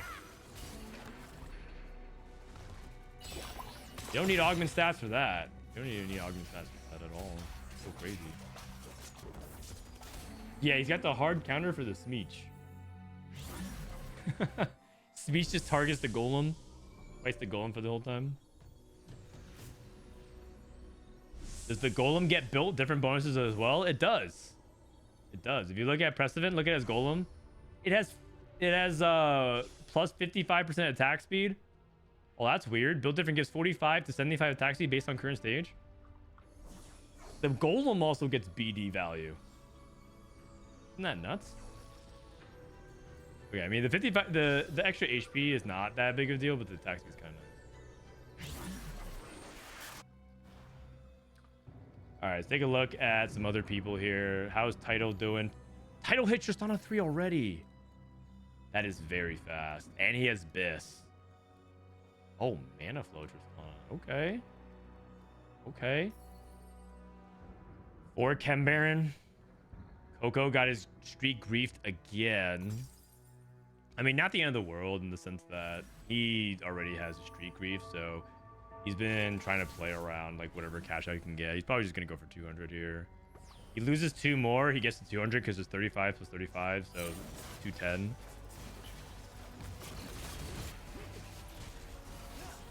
They added plus 10 HP Gold Orbs and Silver Symphony Portal. It's going to be in Worlds. Yeah, I know. I mean, wait, no, that's a total surprise. Holy shit, I did not see that coming. That's crazy. No way. No way. You guys think that might have anything to do? Not that I know, but do you guys think I have anything to do with the next sets coming up by any chance? Probably not. Probably not. Is it too late to make snapshots for Worlds?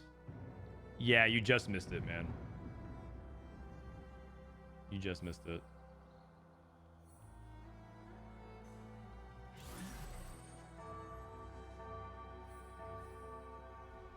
Oh, dude, all silver into Hard Force Recombile? That would be nuts. He skipped it, by the way. He skipped it. He has 5 Chem Baron. He's gonna lose 2 more. We're taking good losses. Wait a second. He can actually get a really good loss if he can kill. Oh, never mind. The Golem's gonna always gonna target the Golem. Never mind.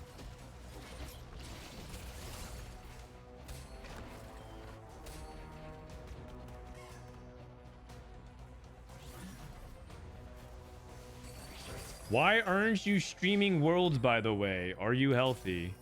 I'll be traveling to Japan. There's a tournament that I signed up for a couple months ago called the Sage Am Slam. It's a Street Fighter team tournament for streamers, and I signed up, and my team actually won the whole thing. And our prize is that we go and we represent Team USA and we challenge Team Japan. So it's like Sage Am's teams versus Rejects teams, and that'll be next week. And my team is pretty cracked. Me, Box, Asa, and Scara. They put all the TFT players together, and we won the whole thing.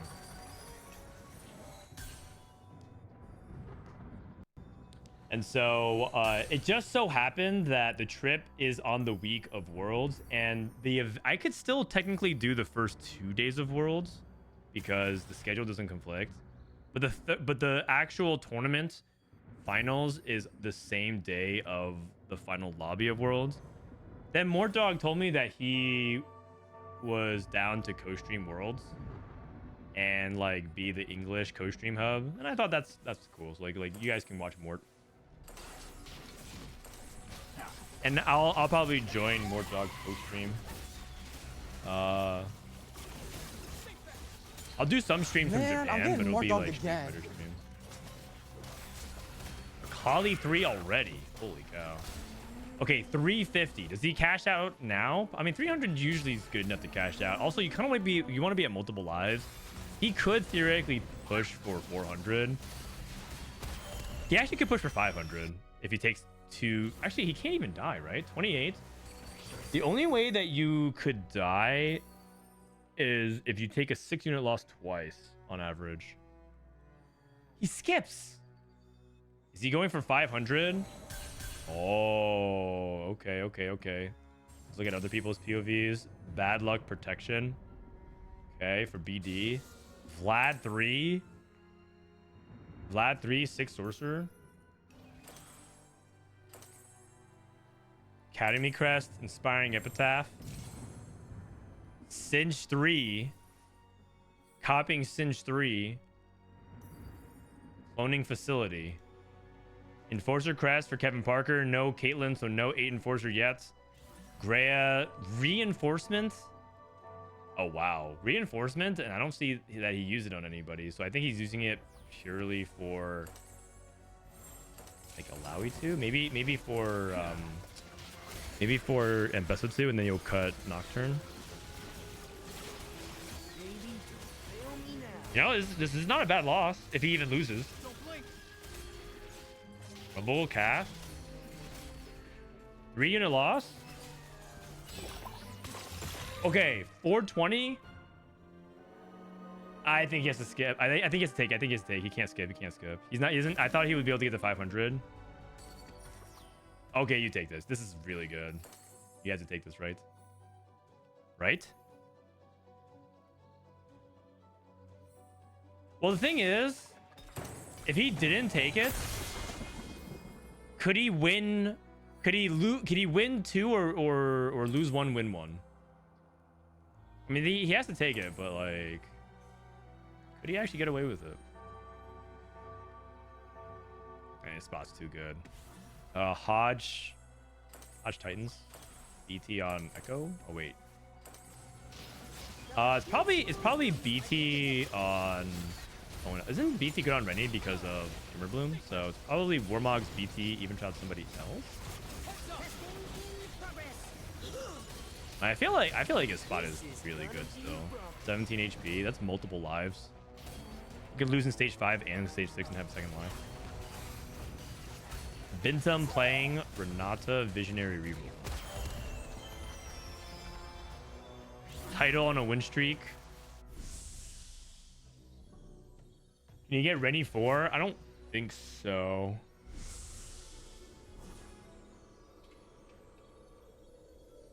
I think BT is better on Smeech. Doesn't Flesh give 50% crit? Actually, that's a good point. If his crit's already maxed out. He gives 35% crit. That's with Hodge. It's not as I think you want to max out the crit. And if he gets an extra 10%. Yeah, Hodge is better. Hodge is better, I think. In general, I think he uses Hodge better than BT. But like BT it's good. BT is not bad either. The data on it is also generally slightly skewed in Hodge's favor, but BT is also perfectly acceptable. Title's still streaking. I mean, it's entirely possible that Title like outscales here.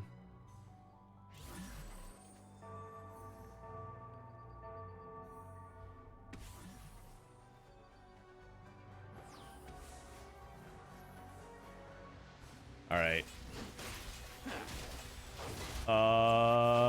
Ken Parker's still on 6 Enforcer here.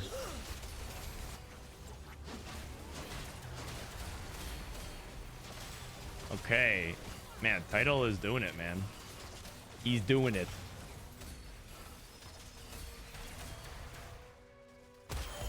Dude, imagine Title just play, like, instead of going to sleep, decides to log on to play one scrim with these guys, wins, and then just pieces out. This is Grea. Okay. Alawi. Title. Gets Brutal Claws. Probably not good enough. Ooh. I like the idea of Hunger for Power. It just sounds funny. Call the Week. Isn't this like good if you don't have Infinity Edge? Like if Tristana had like Giant Slayer instead, this would be like really good. But I'm not entirely sure if this is good if you have Infinity Edge. Because the critical strike chance is like a little bit less efficient because you already have 60 base. I'm not sure. Maybe it's still good. Binteum goes for Calling Card and gets Visionary Emblem. Okay. Coco goes for Comeback Story, so he gets a bunch of damage amp. Great game, Copian. This is double 61. Goes Hive Mind on Twisted Fate. Prestivent. Hit the Twitch 2. Goes for Strength Training. Okay. Wait, Prestivent setup's kind of good. If you can get a couple more upgrades, like buy 2, Prestivent is a big threat in this lobby. He has a Golemify and Twitch 2 with a scaling anomaly with a bunch of attack speed. He gained 40 AD in the course of that fight. It's pretty good.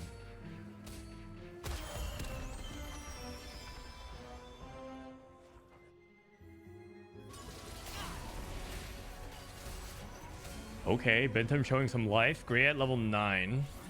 6 Academy. Oh, the thing I was going to say is that, like, unless you hit kind of soon, it feels like Academy gets a little out of scale. But he hit Jace 2 already. He's level 9. Hit Jace 2 at stage 4. Okay, so Grea should be in a good spot. Title's still streaking.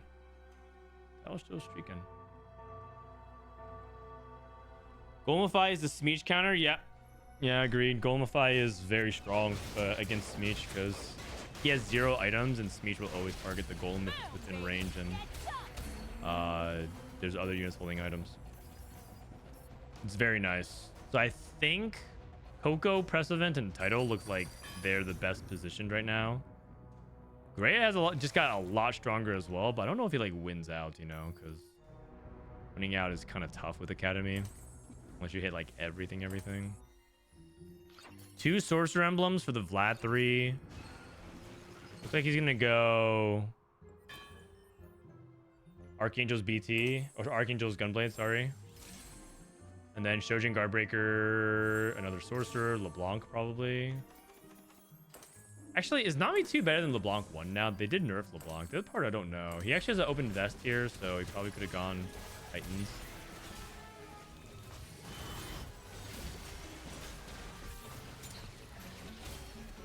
Watch close. Nah, are you sure? I mean, you do get damage jam from the emissary. Okay, I mean, LeBlanc's kind of still cooking. Never mind. No, LeBlanc is still really important. Not like they did anything that significant for Nami, but oh, Binteum lost. Okay, doubles 8th.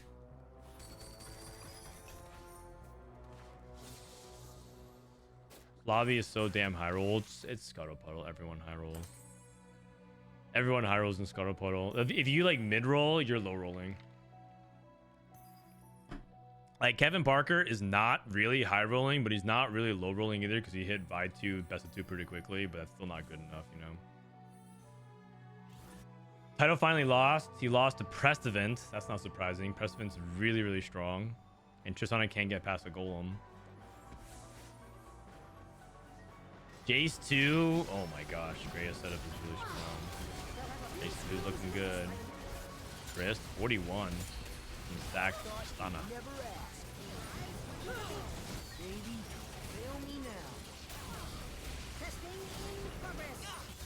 Yeah, there's too many units that allows 2 tanky. Coco on a win streak. Coco just beat 2 Torito. He beat Viciuuss. Prestivent lost to Binteum. Wait, what? Lost to Binteum? Dude, the lobby matchups are so weird. Like I wasn't expecting Prestivent to really lose to, like this Renata board. I actually was kind of surprised that this Visionary was beating anything. He also was playing like Vex duo because they recently buffed Vex. So like Binteum's clearly limit testing if you can like duo with Vex with Renata because they did buff Vex. Teching the Rebel, so he's taking Irelia because Rebel buff matters for Vex. Okay, I can kind of see it. I'm sorry, I can see the theory behind it. It doesn't sound that good to me, but maybe he actually doesn't go 7 here. I think would be kind of amazing because I don't think very highly of his board.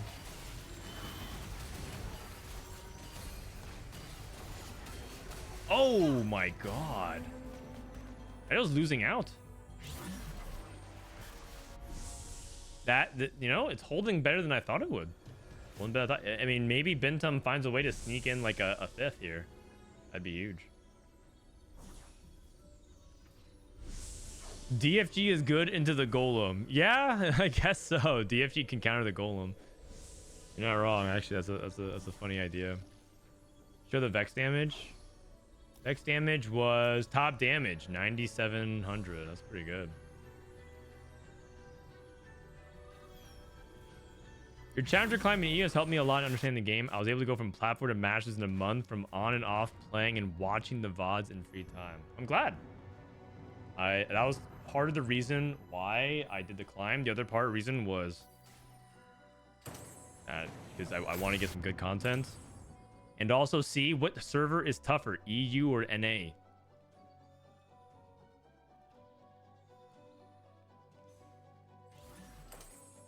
Two Enforcer emblems, so we're playing 8 Enforcer. I'm not very optimistic here, though.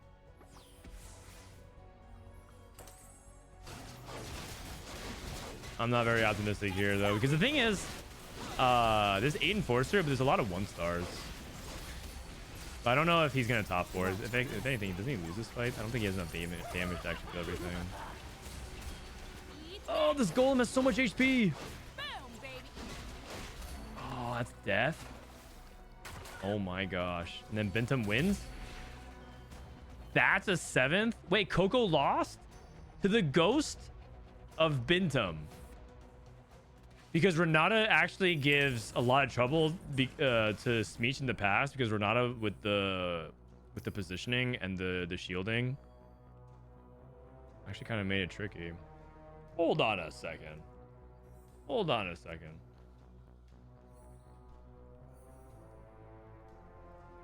Is Binteum about to pull another rabbit out of his hat? any like top 3s, top 4s with a composition I didn't think he was gonna had no business being in the top 4.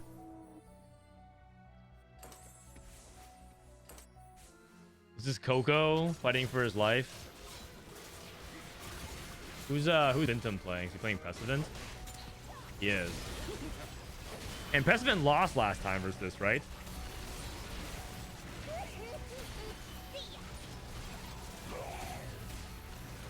Wait a second. Visionary reroll back? Investment strategy finally paid off? Title loss. It's a 5th. Wait, Binteum top 4 again.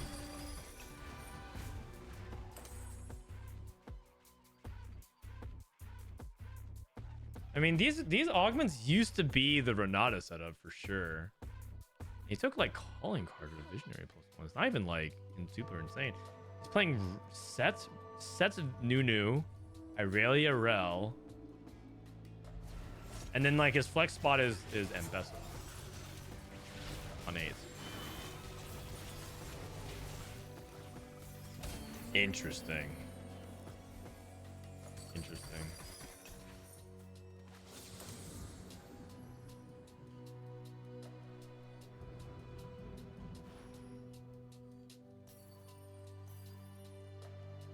Okay, and he has 6 costs. What if he wins this game?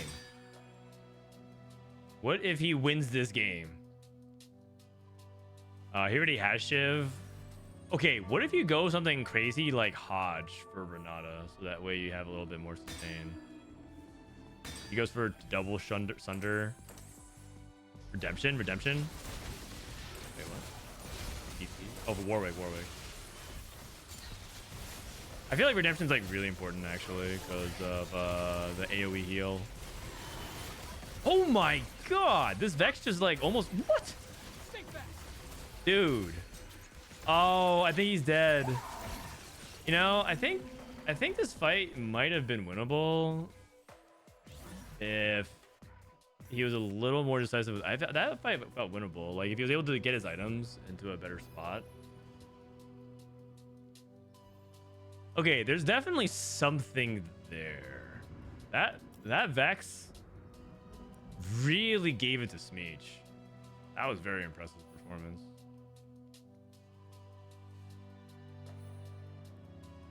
Five Ambusher. Oh, that's true actually. He didn't activate 5 Ambusher until just now. Still though, that was a better performance than the Visionaries than I thought, so it's something to keep an eye out for. I mean, there's a lot of people who want to explain it away, but the reality is that was an impressive performance, and everyone loves to shit on this comp for being terrible and laugh, but it did better. It showed that like there's something to think about.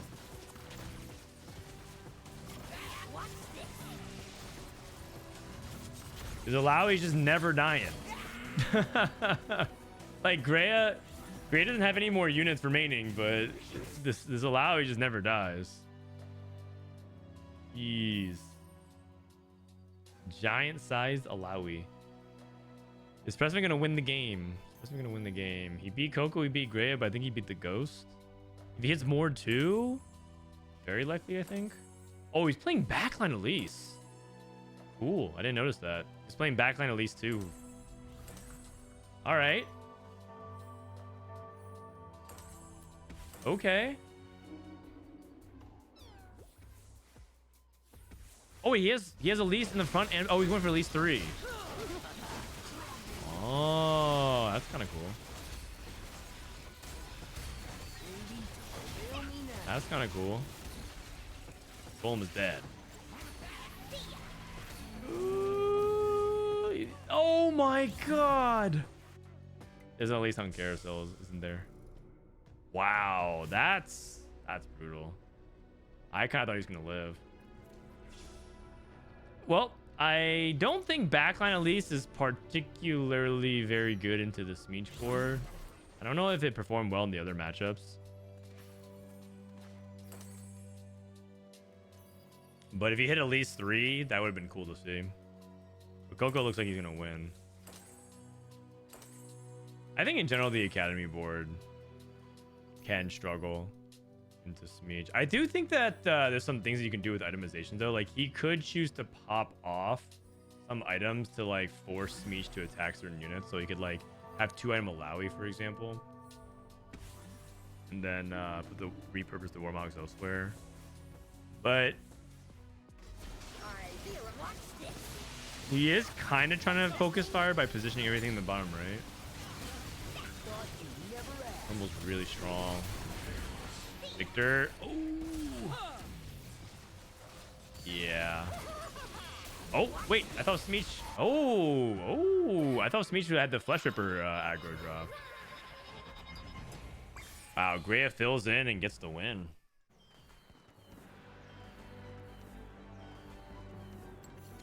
Yeah. NA over EU. A classic. We don't even. The guy's not even playing in Worlds. Is just clearing scrims. Rank 1. Is Grea rank 1? Let me see. I know, I thought Dank Memes was rank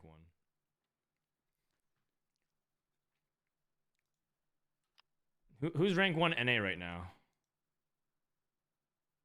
Okay, well, Lol Chess isn't working. Rank 1 NA is Dank Memes, David Ace, Dish Soap, Forston Smurf account, Tunington, Ladder Slayer. Wait, what happened to Grea? Did he run it down? He might have ran it down. He ran it down. Oh, I see. But that's because that actually means he's good though, right? At the patch though. He's not just sitting.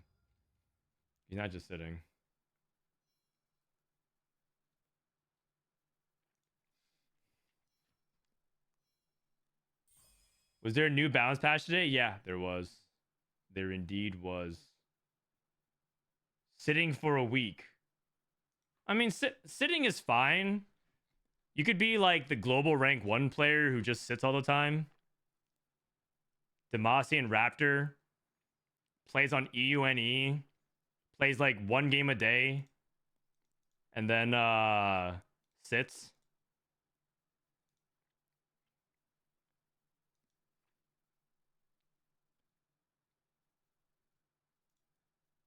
Your mod is rank 1. Yeah, man. He's rank 1.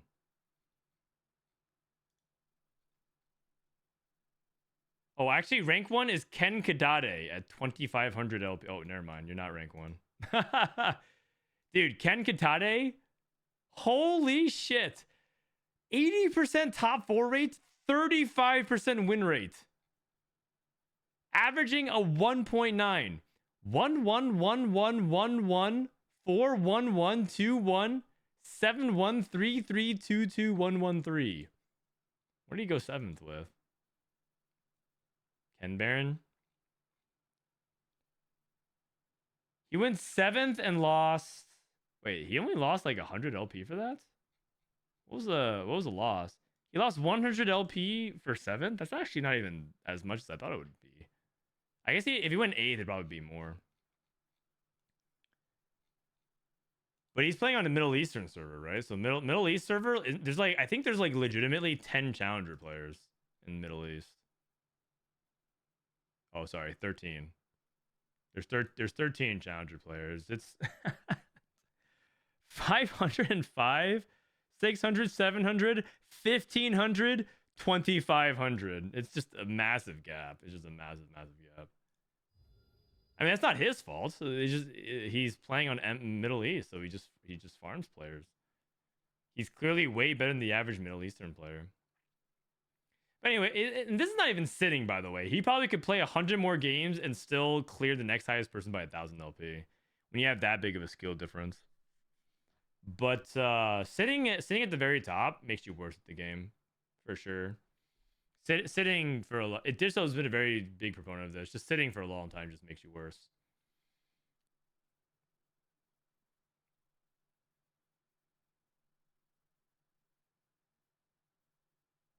They should get the world slot from EU. Middle East? I think EU complains that they get slots from that Middle East gets slots. They complain that Middle East gets slots. They're like, oh god. I think they take regional spots. And then I think they get one spot. Just like how there's like very few spots given out. Who else is rank 1 in their server? LAN 2200. Sherlock Holmes. This is rank 1 SEA. Title rank 1 Japan. Okay, man, this guy's probably in beast form. Just shitting on Japan. Averaging a 2.8. Family. Oh, he's been playing on the Japanese server. Family, Twitch. Fast 10. Oh, he's playing snipers. Legendaries.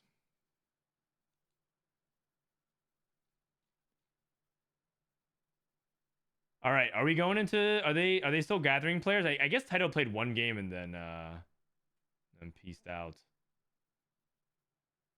They played 1 game and peaced out. We'll wait because I think the lobby is pretty hype if they can get a full lobby. We'll see if they get any more players. Hey, wait, maybe they should ask T-Lides. Wait, Kevin Parker, ask T-Lides if he wants to play. No, I think T-Lides. We have I think T-Lides he's Grandmasters. He's good though, trust me.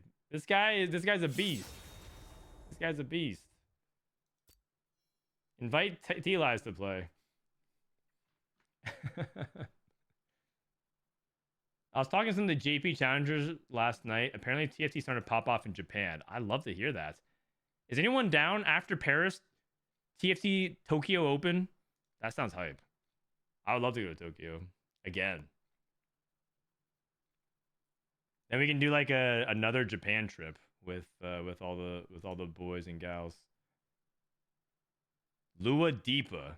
We got Sherlock Holmes. We got a lot of celebrities climbing high. Demasian Raptor. Hashtag Jazz. Oh shit, man. You're looking like the Andes Mountains out here. What's going on? Bot 4 twice and then lose 200 LP. Holy cow. This is what you get for a 5th and a 6th? You lose 60 LP for a 5th and a 6th? Now that's what I'm expecting for the Middle East server. Oh, something for the Middle East server. Are they in-game? I think they're in-game. Yes, sir. I'm actually having fun watching their scrims. I'm having fun watching their scrims. All right.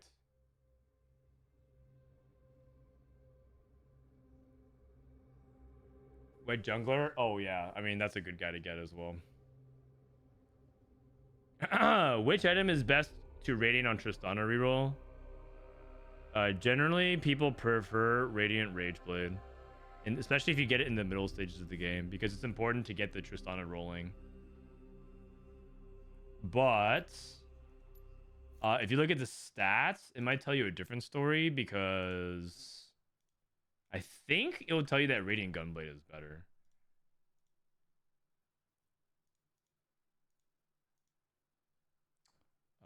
Radiant item. Oh, there's no data on this. Hold on a second. Yeah, it says that Radiant Gunblade is better than Radiant Rageblade, but sometimes when you get this in the mid game, you have to choose Radiant Rageblade because you're not gonna actually survive. But if you can get to the spot where in the late game scenario where you know your front line is good and you have a lot of stacks on Trist, I think Radiant Gunblade's better. But I think some people are gonna choose Radiant Gunblade, but if you're playing it on stage 3 and you don't, like, let's say you don't even have Rageblade, for example, you're gonna struggle a lot still. So it all kind of depends. I mean, the stats on Radiant Giant Slayer are really good. So maybe it's none of those, and you actually go Radiant Giant Slayer and you go Radiant Giant Slayer Rageblade +1. Radiant Giant Slayer. Again, we're starting to enter like, wait, Shojin? Nah, it's just Rageblade, right? It's all up for debate though. Interesting ideas. Oh, Exalted Adventure. Oh, you right. Oh, you right as fuck. Thank you, T-Lides. Yeah, that's Exalted Adventure stats. You right. Damn, that's a smart observation. How many stacks is considered good? Generally speaking, you want to have 20. You want to be in the 20s by in the middle of stage 3. Perhaps it's time. And then you want to be like in the 40s by the end of stage 4. beginning of stage 5, and you want to be like 60 plus by like towards the end of the game, because you can start getting a lot of stacks towards the late stages of the game.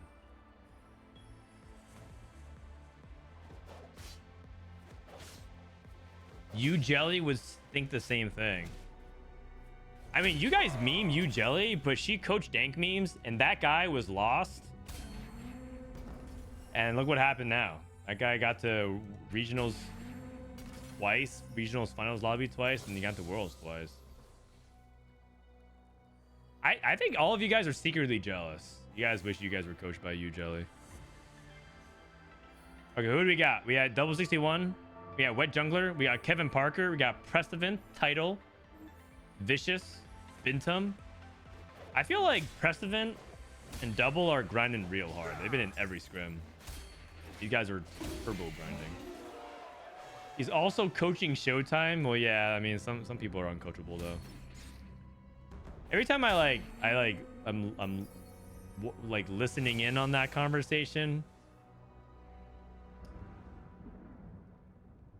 Some people have, coaching can't fix everything, guys. Sometimes you have to do the work leading up to the coaching session, so that way the coaching can land impactful.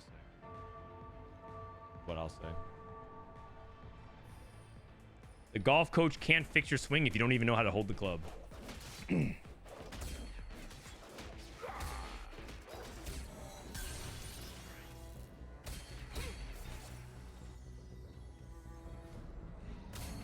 All right. Birthday present, ambusher crown, and a movable object. We got prismatic party. Right? Oh no, sorry, it's Mel's blessing. I don't know why I thought that was that. Mel's blessing. Mel's blessing. So you probably could play for loose streak. You probably could play for +1s.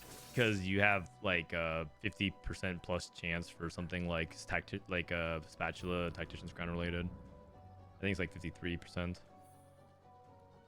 I think it's like 28 for like a spatula or a pan, something around that territory. Subscription service. Okay. Corky, Garen, and Ambessa. I mean, that's an emissary package. Corky, Garen, and Ambessa. You know what's really awkward? You can't play both. Like you can take subscription service, but you can't play Ambessa and Garen because you need the Tristana and the Nami. So even though it might seem like on paper, like, wow, that's actually kind of nuts, isn't it? Like awkward. Really awkward.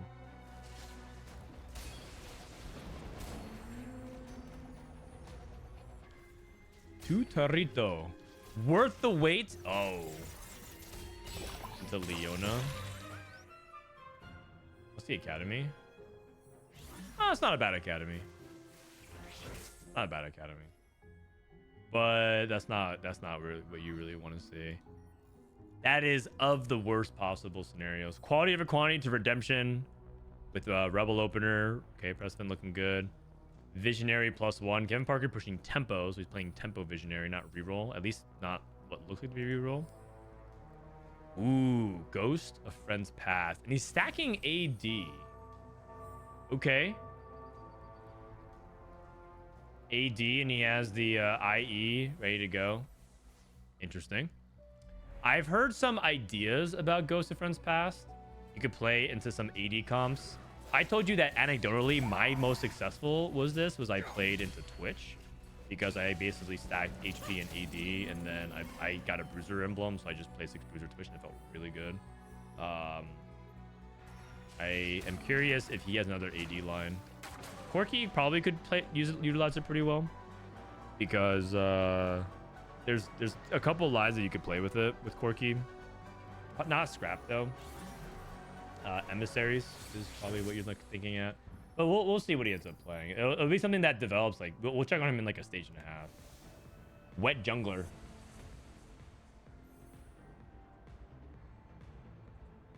Sniper or Enforcer? Oh, you think it's an Enforcer line? Interesting. I could see that too. I could see that. Wet Jungler into this. This probably is Ambushers. Except Title actually took an Ambusher crown, right? did. Prowler's Call is just really good on Smee. So if he's not going to try to contest into it, is he going to play Family? Oh, maybe it's Family because he's holding Violet Pair. Okay.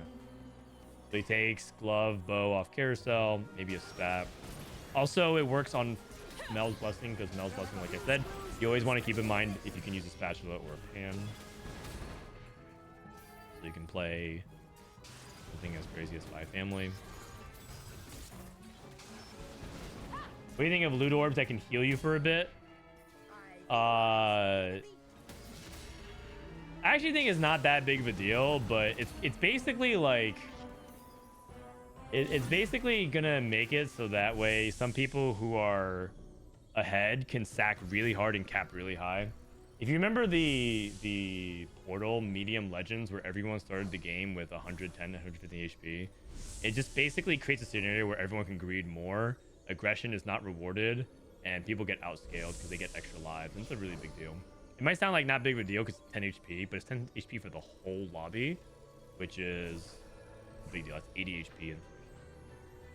White Jungler is the best non-double 61 raw talent player in EU. He did this with almost no prep. No, he gender study group, and now he's prepping. He's like Spencer. This guy doesn't play TFT at all and just qualifies and says, I'll try hard for like 2 tournaments a set. You tell me Wet Jungler is the Spencer of EU?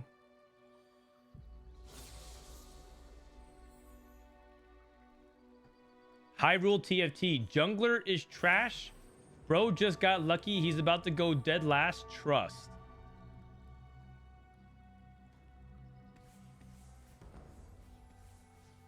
Am I missing something? Is Hyrule like German and there's like an inside joke I'm missing or what? What? Sometimes like this. Sometimes I don't understand German humor, so I'm trying to be open-minded here. Yeah. Okay. Yeah. That's okay. It makes sense. That makes sense. EU humor. No, it's actually a good one. It's actually good. They're trying to reverse curse him. So they're trying to say like he's bad, but he does well.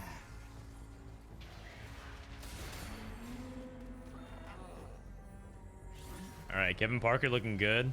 I gotta notice every time Kevin Parker's typing in chat, he's 5-streaking. But Kevin Parker better praise I co-stream so that way he can type in Matt chat during Worlds. So he's 5-streaking every game.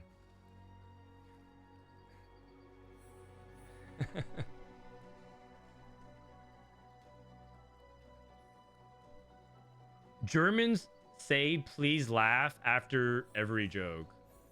No, they don't do that at all. The Germans all laugh as if they like they all laugh at the same time because their humor is all so different than everyone else's, but they all get it. Like if you're German, you get it and it's hilarious as fuck. But if you're not German, you don't get it.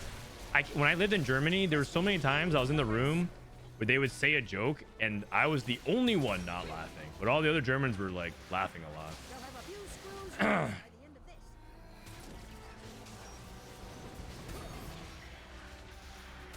It's just like it's like an acquired taste, like beer. Okay, so no 5. Kevin Parker 5-streak. Prestivent playing sorcerers.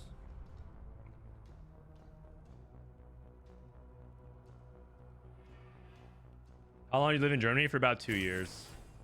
It was actually really, really nice. I enjoyed living in Germany.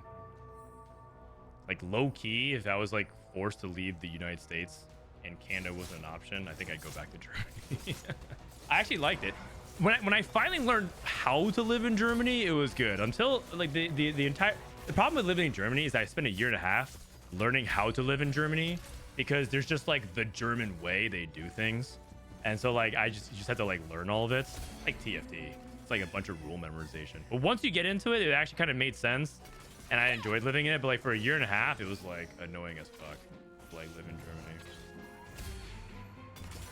Like I didn't realize, like one thing I didn't realize was that there was a place at the time where I was living, there's a place to send mail and there was a place that you received mail, and that's different. But when I was in the US, where you send and receive mail was like the same place. So I didn't know that. And so I was actually like legitimately not sending letters for the longest time. and I was like really delayed on a bunch of official government forms, like my visa and stuff, because I was just not sending my letters. It's like small things like that that like I didn't realize I was doing wrong. Okay.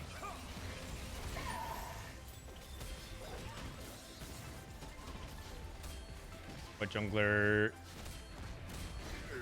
Still just playing family, or is he pivoting? He's level 5, so I don't think Wet Jungler was rerolling family. I thought he was gonna think about it with Prowler's Claw. They'll have a few screws loose by the end of the Huh?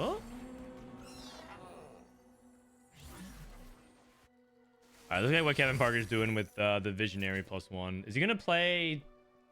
Is he gonna play Renata? He does have like really good Renata carry items. But I don't know if he's gonna be playing tempo. Because if you play tempo with Visionaries, you're playing around Heimer, and he doesn't have blue buff. So we'll see. Maybe he's gonna roll on 6 for Renata instead. I'm not entirely sure. Prestivent, Epoch with Sorcerers, Wet Jungler, Piercing Lotus, and pushing levels now.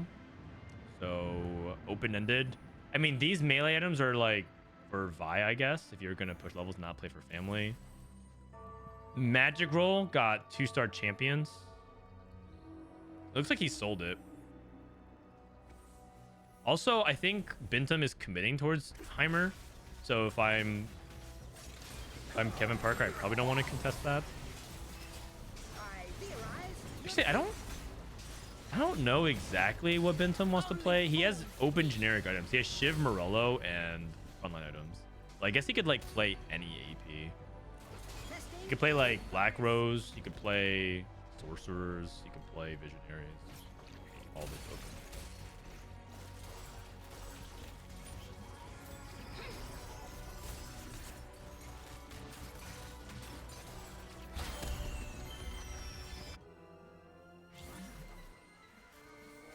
Okay. No email? What do you mean? The Germany government doesn't have email? No, they do. I'm just saying, like, some things require like actual like documents, and you have to send documents. You can't just like email everything always back then. And so to send certain documents by paper, that's still true today. You can't always like digitally send everything for like verification purposes. It was like you needed to send in actual documents, and I just didn't do it because it was like, yeah.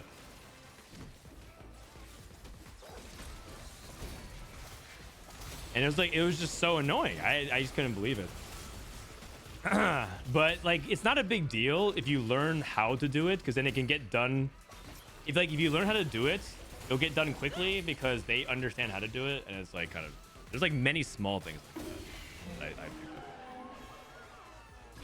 Looking for me? I hope it's still, I mean, if I move back, I hope it's still true. Maybe it's all outdated.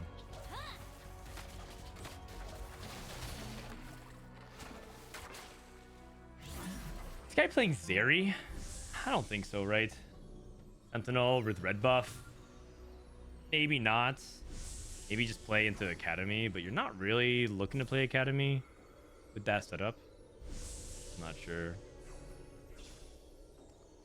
Double, what's Double playing? Double is playing Twitch, and Coco is playing Flexible into Scrap Sentinel. A bunch of tiers, which is not ideal.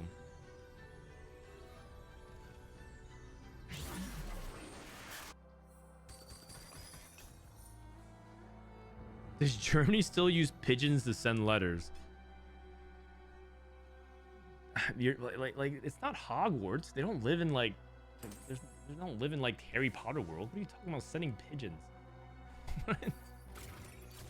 Oh, this guy hit a Twitch. Nice. Oh, but he must get off of Carousel. He's level 5. Wait, he's level 5. Oh, because he's forward thinking. Oh, I was like, why is he so broke? Forward thinking. Goes to Friends Past. Holy cow. Okay, I mean, I did say that when I played it, I played Twitch, and it felt good. And now he's playing Twitch. You know what? Great minds think alike. I like it.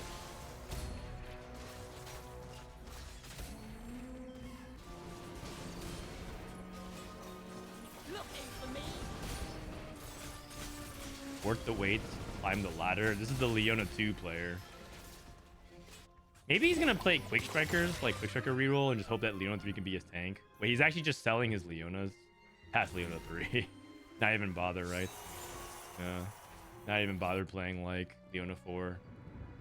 Kind of weak. Okay. Prestivent still streaking. Is he gonna play AD Emissary with these items? Or is he gonna play Sorcerers? He's open to both. He's holding both. He's open to playing Emissary plus Form Swapper, Emissary plus AD units, Emissary plus AP. And it all kind of depends on his items. I think he's afraid to slam a full item here because he wants to keep it open. How do you play forward thinking? Well, there's two ways to approach it. One is you play it as a win streak and you play it with like a bunch of gold so you can roll a ton on 8 and then leverage that to get to 9 quickly. The other is to play for like a loose streak all-in strategy so that you turbo spike and then you win out. But it just kind of depends on your spot. Basically, like if you need the gold,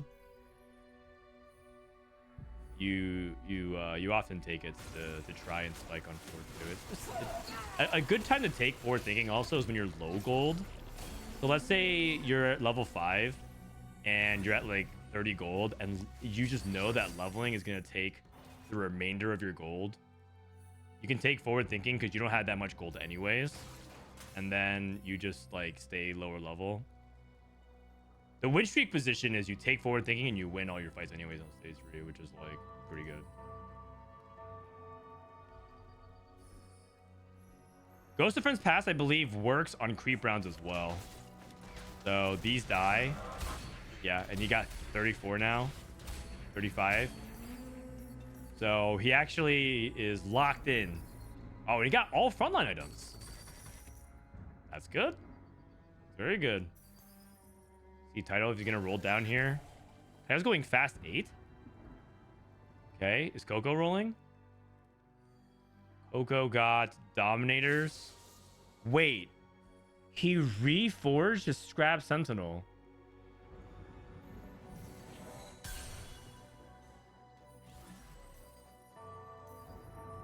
Wow. Wow. Okay.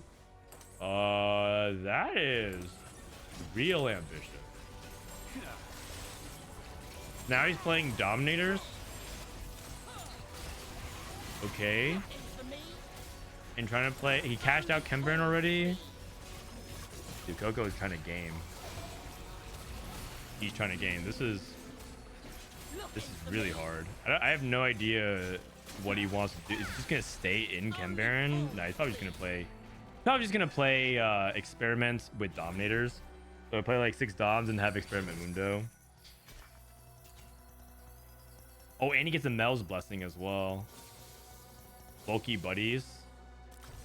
Tactician's Crown. That's also good too, to have a bunch of goals so you can fill out the extra units.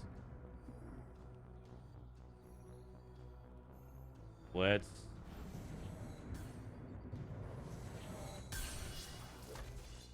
Okay, we're hitting.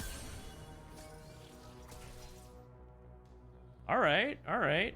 So we've been seeing some of this out of APAC where they play Twitch with 4 Sniper, 3 Experiment. This is a board that Ironbog played a lot at regionals. All right, not bad. And the thing about forward thinking is you actually don't want to roll to 0 because part of the advantage is to be able to stop rolling and get to level 9. You got the bulky buddies as well, which is nice. Powder 4, Greater Moonlight. Oh, that's fun.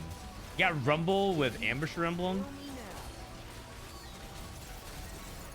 I think double did this really well. Now the thing is, how good is Twitch really, right? With Ghost of Friends Past. There's a lot of potential in what his setup is. It's just the question is whether or not it's good enough to keep up with the rest of the lobby that's also playing around double Prismatic. I don't know about Coco's board. His board is crazy to me. He's playing Chem Baron, Dominators. Like, this guy is actually trying to flex.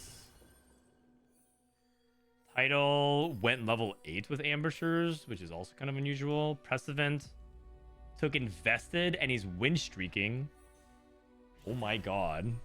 Prestivent's actually gonna get to level 9. It's actually, it might be a situation where Prestivent get to 9, roll, hit, and go to 10.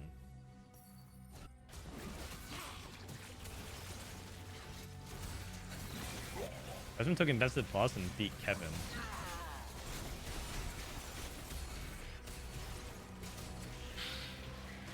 Ooh, wow, okay.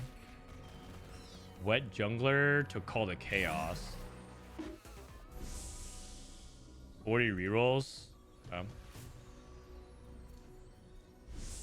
Let's see.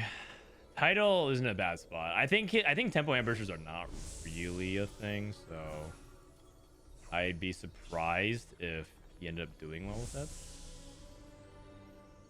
I feel like tempo ambushers are like, you need to hit Echo 2 quickly, and you still need to have the econ to get to hit Smeech 3 grenades.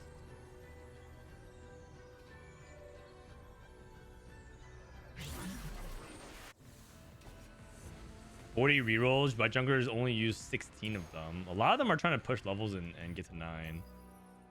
Kevin Parker, random 3-star 3-cost champion and got Scar. Oh, that's not good. Wait, so much called to Kjaos. 2 lockets for Binteum. So much called to Kjaos. Max cap.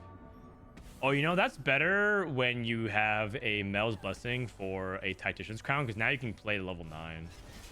And you needed the gold for Quick Strike Random. You know, I don't mind that. I don't mind that.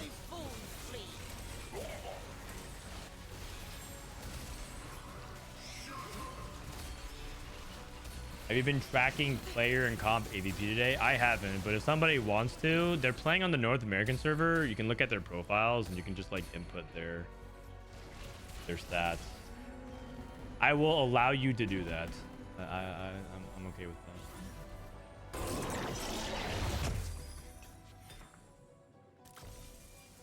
Yeah, let's look at Prestivent, see what he does here. Cultivating Magic. Who'd you even put that on? Swain? Oh, he has 2 Swain 2s, I just realized. Wow! He's gonna commit to the Elise carry. Really? That is interesting. Oh, yeah, you take that. You take that. What do you put that on? Ambessa, probably? Wayne. That works. That works. That is Nothing Wasted. Heimer. Title. 5 Ambusher. Bully on Powder. Giant size Garen. Coco took Repulsor. So like I said, looks like he went into Dominators and just teched in some Experiment. He has the Mordekaiser trapped in the back and the Nunu trapped in the back. He has a frontline traffic jam issue. Oh my gosh. That powder actually destroyed everything.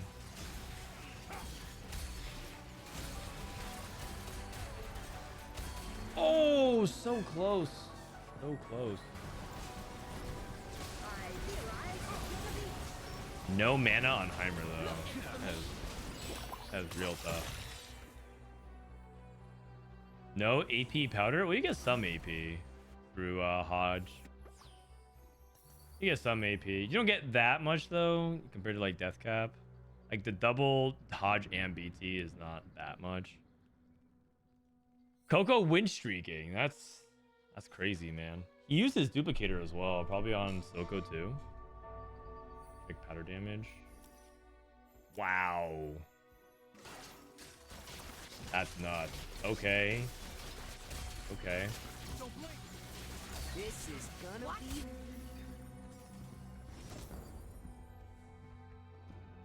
Prestivent gonna go to 9 now. Oh, sorry, Prestivent. He has a bunch of free rerolls. He's playing Why Not Bo Swain. He's got a lot to do this turn. This is going to be a really tough turn. He has to roll. He has to position. If he makes Swain 3, he has to combine items.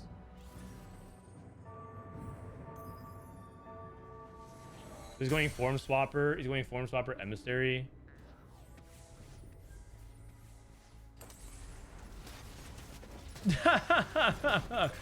Everything is trapped. His GP. Wait, you know what? He's maximizing redemption value. Oh god, it's so awkward.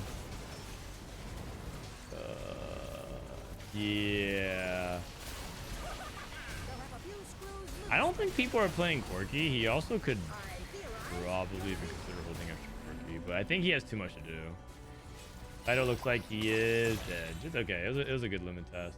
Kevin Parker also not working out with the visionary test. I think the call to Kjaos completely screwed him.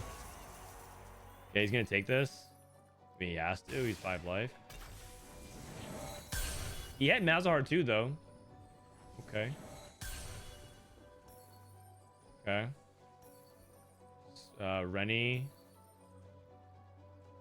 Skipped Rumble. Visionary Mel is just probably better right now. You see how Prestivent transitions this.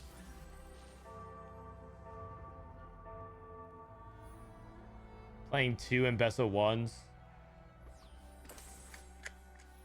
Yeah, and like Corky not getting the share your energy value, and Ambessa trapped with Sunfire. Oh, these are hard turns. It is not clean right now for Prestivent, but these are hard turns. Not have items done either. Yeah. Yeah. All right. I think Prestivent might be bot 4. I think his spot was good, but I think he like his items ended up being kind of awkward, and he got like really dizzy, and it's just like super hard to execute. Like he had so much to do in one turn. I was playing Corky. Oh, Wet Jungler was. Yeah, you're right. Wet Jungler, pretty straightforward. Emissary line's good. 5 Experiment, 4 Sniper. What's the Ghost Defense pass value at? 161. 47 AD? That's a lot. That is a lot.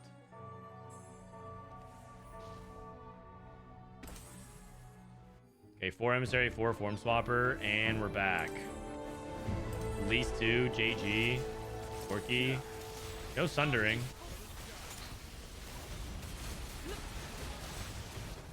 Okay, but this looks a lot better, and now he has upgrades.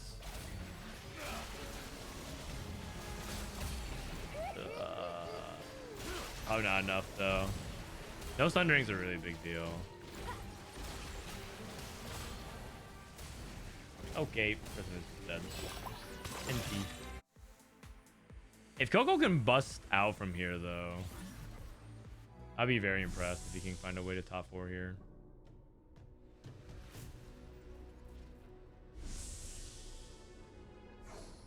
Share your energy. Form Swapper feels awkward AF. Well, part of it is that he's also trying out a couple ideas. He's trying to try out Elise. Like he's trying out Elise carry, but he's also playing it with quality for quantity, so he doesn't have 3 items. He's trying to play Form Swappers and Emissaries, but he's like playing double Jace, and he doesn't have like linking units with it. He's also trying to go for Swain 3 for Share Your Energy. There's just like a lot of things that's like super awkward about his setup right now. Jace 2. Ha! I sell Savika. Yeah. So like there's things to like about his ideas, but I think it's just like there's just like too much going on.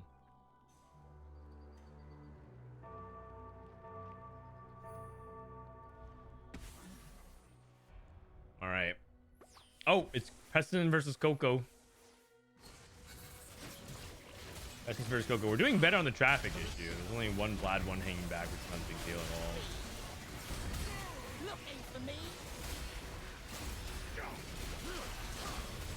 And Coco's getting absolutely murdered.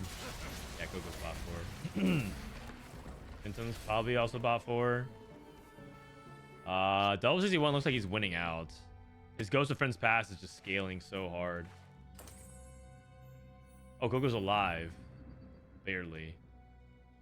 Binteum's playing Visionary, but like no blue buff Heimer. He actually had a really good call to Kjaos, but I think he's just lacking a little too much. Like, not enough mana for the Heimerdinger. Just like not actually able to keep up with the scaling.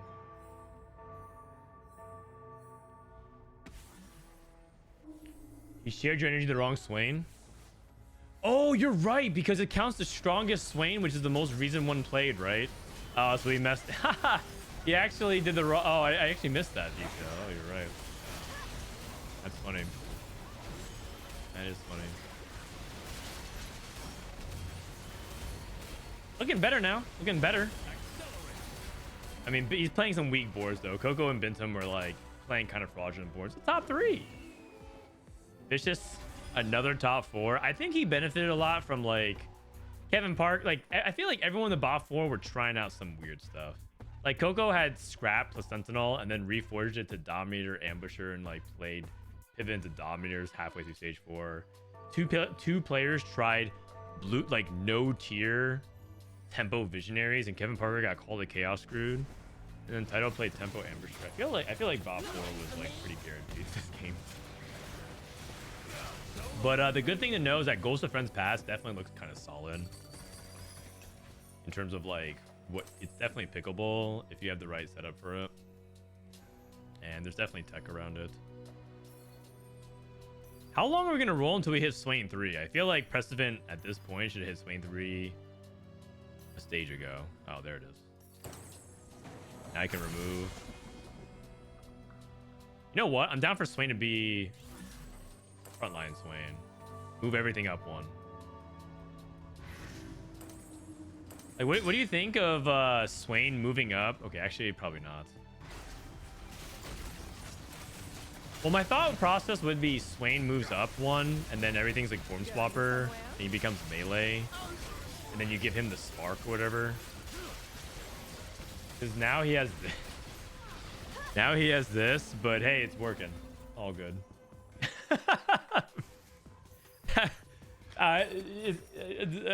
Yeah, it's working. Whatever. The death play was slap on Viktor. Yeah, but Tristana. I mean, the thing about the emissary team is that all of them are contributing, right? Like, even the Tristana is contributing 2,500. It's not irrelevant. I know it's like a Tristana 2, which is not terribly impressive. Wet Jungler, very humbly, quietly.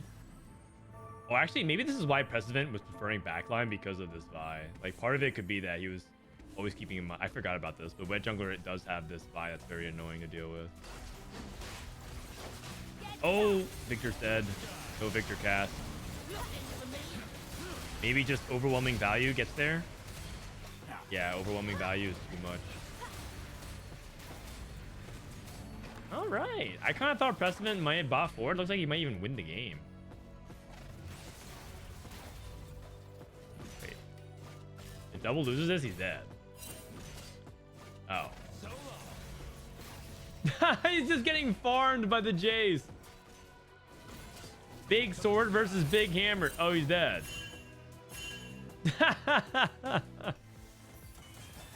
Oh, you know why? Is because he can't fit this Vi, just farmed him. Oh, man. And then he lost versus Prestivent, who had share your energy with immense value. Okay.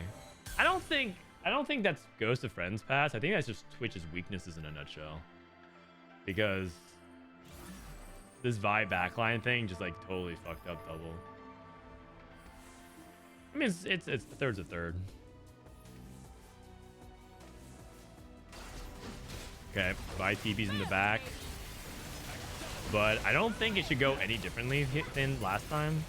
Share your energy, Swain 3. Oh, and this time is Viktor casted.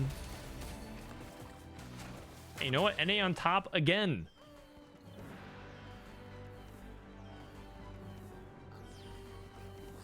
Share your energy is balanced. Yeah, said no one ever.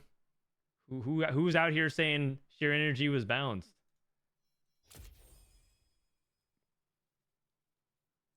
That was a cool board. It was a very cool board. Mort Dog? I don't think Mort Dog said it was balanced. I think he said it was good, but the pick rate is low.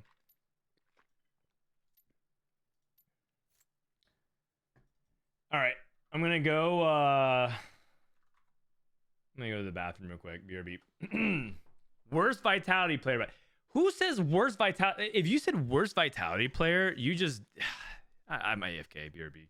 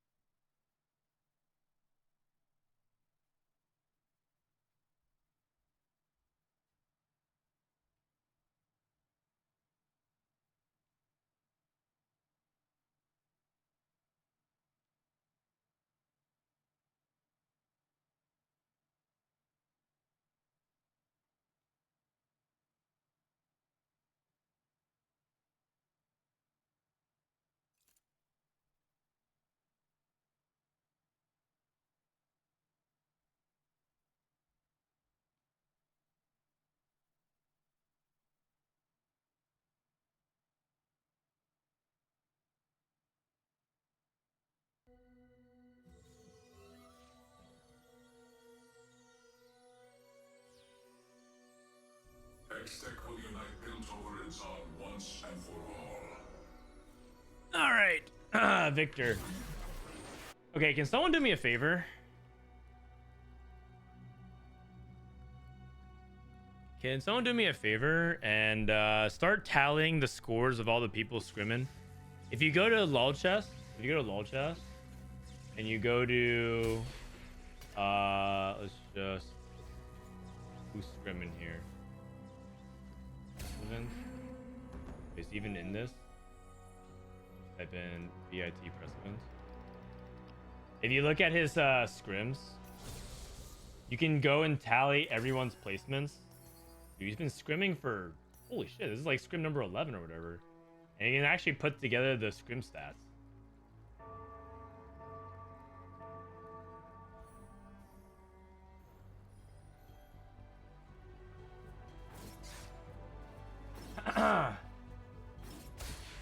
How is share your energy with bulky buddies? You know, funny enough, we saw a game where I think it was Dank Memes.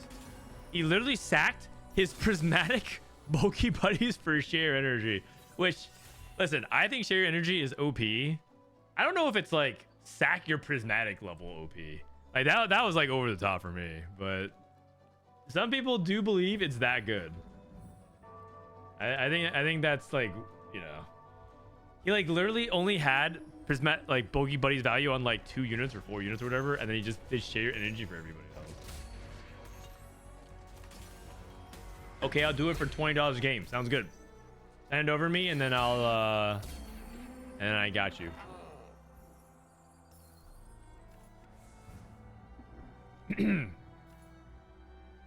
All right, this is Prestivent's POV. Looks like we dropped title and we picked up. Oh no, title's here. What do we have? BO. Who do we drop for BO?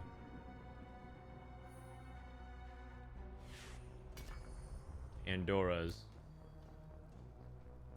All that shimmers into gold collector. Great game copium into heroic grab bag. Kevin Parker, wandering trainer. Do it, Kevin. Scrap Don. Oh, Zig's reroll game. It's time. It's time. They buff Zig's 3. I mean, it's probably not. It's probably just a scrap game for him, but they did buff Zig's 3. The problem is that his items are not very good for Ziggs. He's gonna slam IA. How high do you think one can climb just by hard forcing the same comp over and over? You probably get the challenger, but you have to be really good at that comp. These days, it's kind of hard to truly one trick, unless we're in like a completely imbalanced meta, like Fairy Callista from last set. Most of the time, you can climb by like 3 tricking. Basically, there's one comp that you lean, a backup out in case you're not hitting that, like a low roll version, and then like maybe like some other variation of a comp that you're willing to play. Most commonly, it's like a reroll comp. Or if you are a reroll main, then you play like a 4-cost out. But it's like really hard to truly one trick in TFT right now.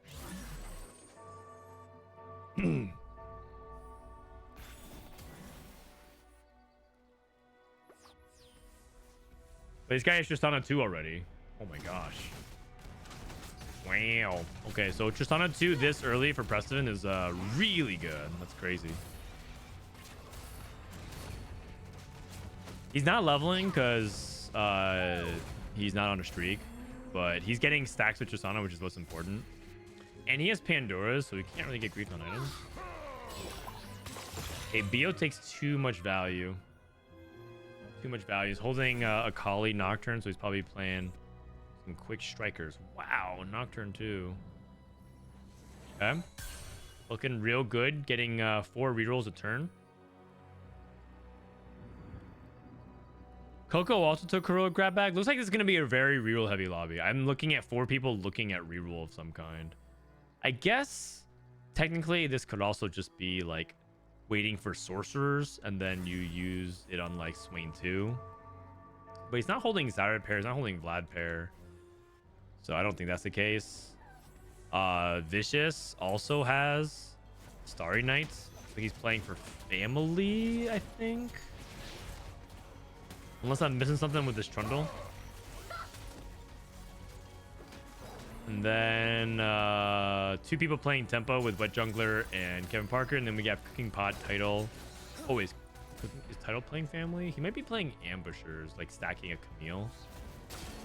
Yeah, he's holding Camille on the bench. Okay, so Title's playing Ambushers with the family open. So I think Title goes for Glove. Title goes for Glove. What is Double playing? Oh, Double might be playing Sword. Yeah, Double might be playing Sword. Okay, so Double might not be actually rerolling. So I think it's only 4 rerollers, and I think there's 3 tempo players and 1 person that's undecided.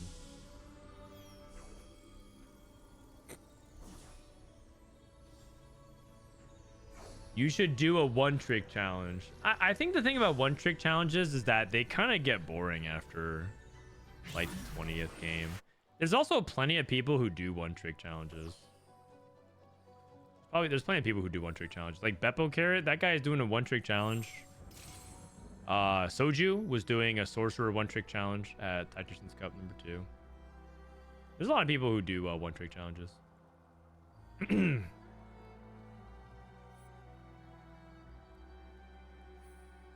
Oh, he's buffing powder with the cooking pot. Interesting.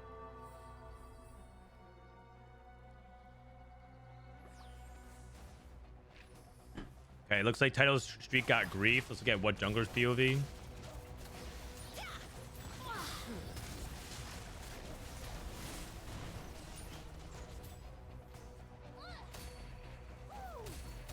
It was fun when it's a meme comp, like when Robin did Time Fly Zillion. Yeah, it's like a fun bit, but like any good jokes, if they go on for too long, it doesn't become funny anymore. Then if you do it long enough, it becomes funny again, but then it becomes really unfunny. So all about timing and delivery. Kevin Parker looking to streak with Scrap early. That kind of shows you the relative strength of the lobby at the moment. The lobby is not very strong. Usually these openers are like win-loss, win-loss. But a lot of people gearing up for reroll. And the people that did hit, for example, like Prestivent, not pushing levels, staying intentionally weak. Same thing with Title. Bo biding his time. Kevin Parker trying to grief. Or sorry, Double 61 trying to grief. Who wins? Sam's a Rod. Probably doesn't win, right? Yeah, probably doesn't. He's playing too many like individually weak units. So Bo gets grief because he's playing too many 2-costs. Title loses. All right.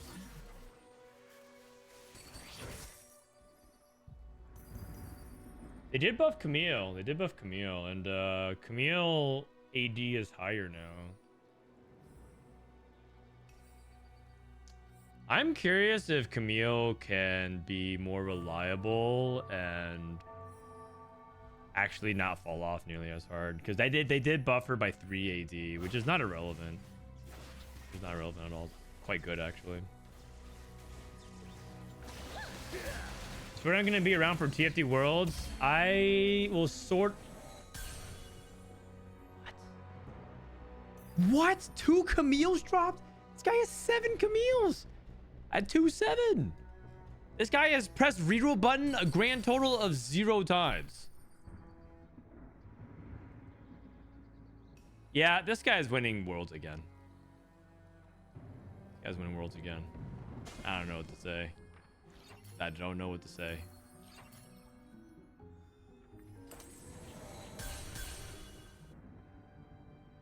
Is it even good? Okay, well, the reality is his item situation is not very good. So he needs to get like a portable forge here.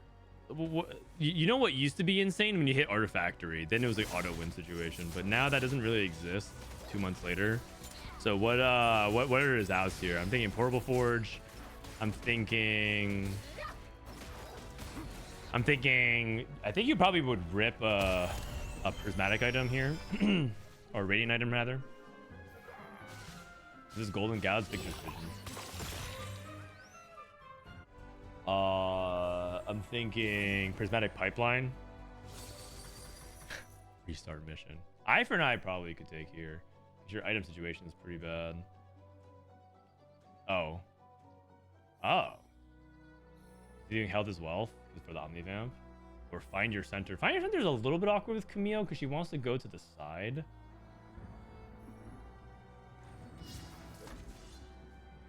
I don't understand. Okay. Prestivent hits Corky. Kevin Parker playing intermediate enforcers. Rageblade IE, okay. Like jungler with support mining. Falling off a little bit because he doesn't have many upgrades, but he's not rolling. Lineup. Okay. I think this augment's underrated. If you compare it to like Unified Resistance, if you're able to get like equivalent value without as much flexibility or penalty for positioning if you're playing a bunch of melee, not bad.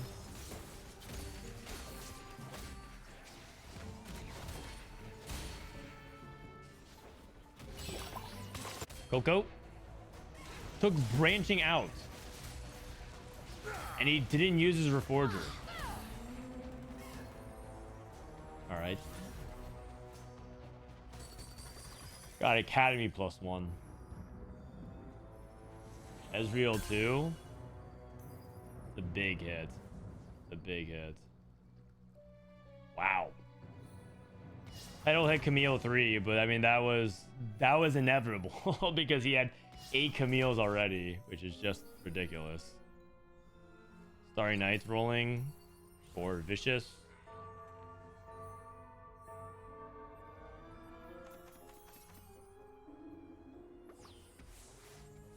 Let's look at his Ezreal 2.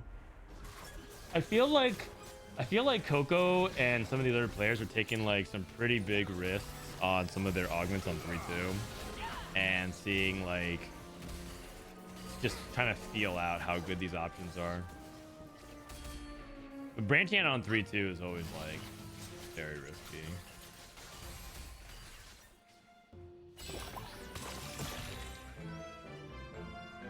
What would you say Bio's going for? I think Quick Strikers.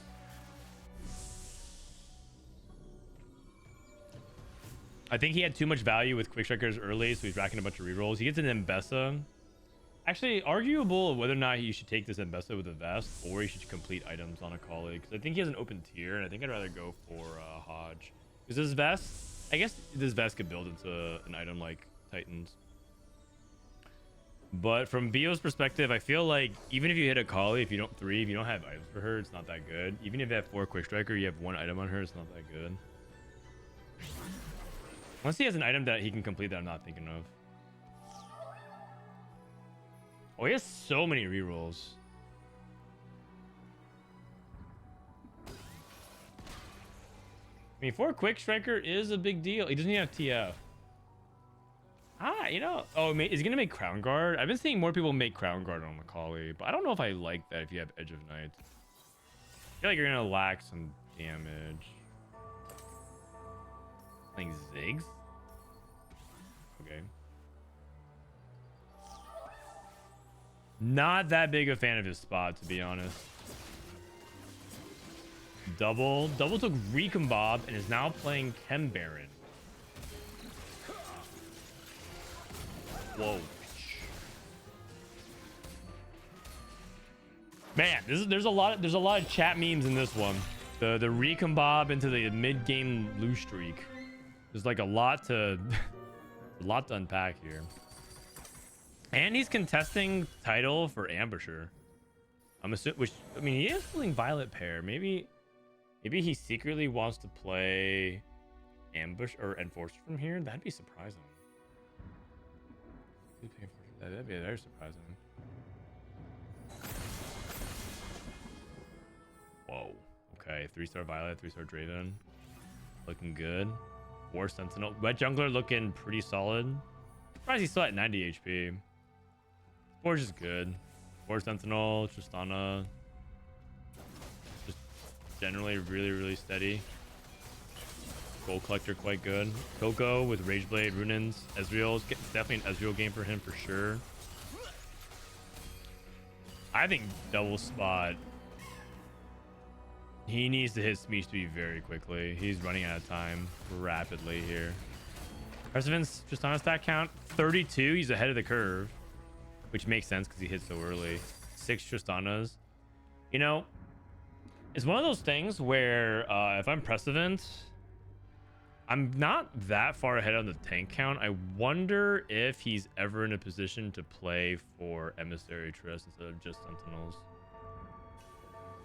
Io's also rolling for things like his Sentinels as well. He's kind of contested, so holy cow, those are hits.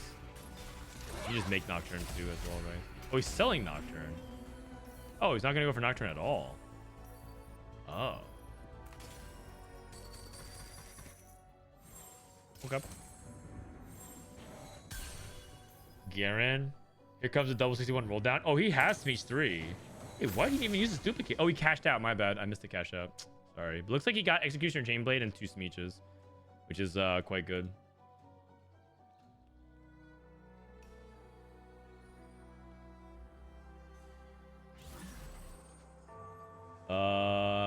Yeah, not looking too hot. Not looking too hot. Preston also rolled 7 Tristanas. Camille 3 versus Smeech 3. You know, I don't really feel like it's super guaranteed, but for some reason, I feel like Smeech players hit Chainblade a disproportionate amount of time. Anyone else get that vibe?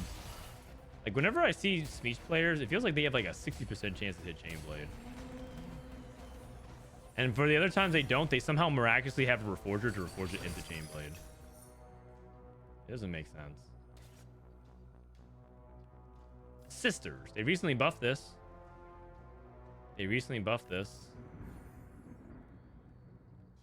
And he can't really contest for Smeech. Whoa. And he can play Family, Ambusher, Vi? Oh, sorry, just cut the family. Yeah, who cares about the family? Play Ambusher, Vi? Savika? 4 Enforcer. Do you care about 4 Enforcer though? I feel like it's not really real. Yeah, you want to play around the Camille. I guess you're playing around Camille and you're playing around Vi. Interesting. Really interesting. They buffed this to now give more attack speed for longer.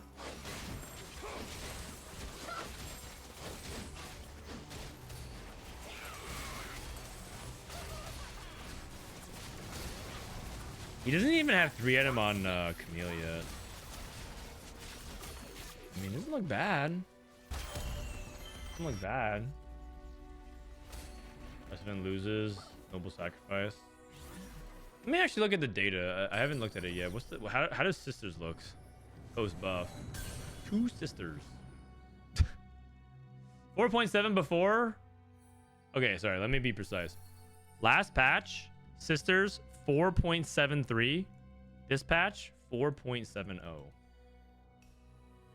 I don't think it's like the issue with the length of the bonus. I just think that it's not enough of a big bonus, and playing them is kind of awkward. They actually, the number itself that got buffed looks kind of impressive to buff it from what, 6 to 10 seconds or something like that. But why do you have stats? Because I know how to look for them. Most importantly, how have you played an entire set without hearing this at least one time?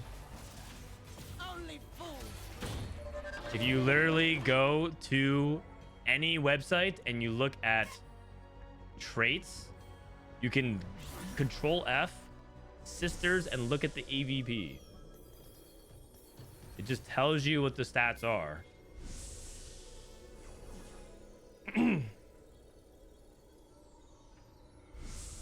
4.69, you liar. No, I didn't lie. It's a 4.7. I promise you. I looked at the it's because I looked at the traits. If you look at Explorer, sisters is a 4.7. See? The thing is lying to me.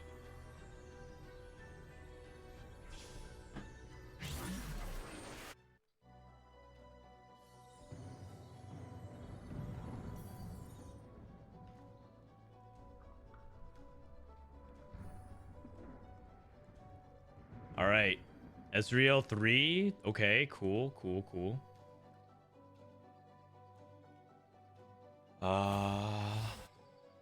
All right. Kali. Soap doesn't scrim. Soap. I think Soap in general thinks the value of scrimming is lower than because I think he doesn't feel like people are trying hard enough.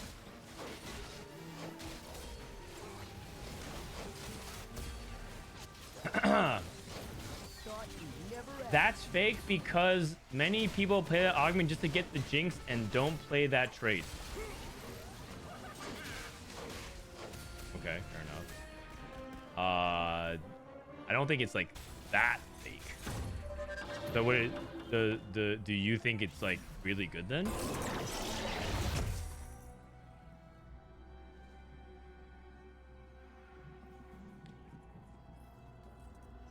So what does Soap play?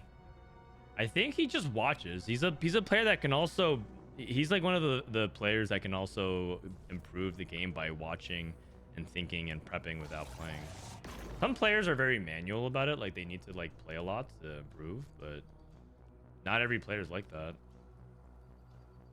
In fact, I would say that it's kind of a TFT superpower to get better at the game without having to play. Force of Friendship. Stone Skin Vi, looking good. You know, Wet Jungler's playing a cool flex board here. I'm actually curious about this.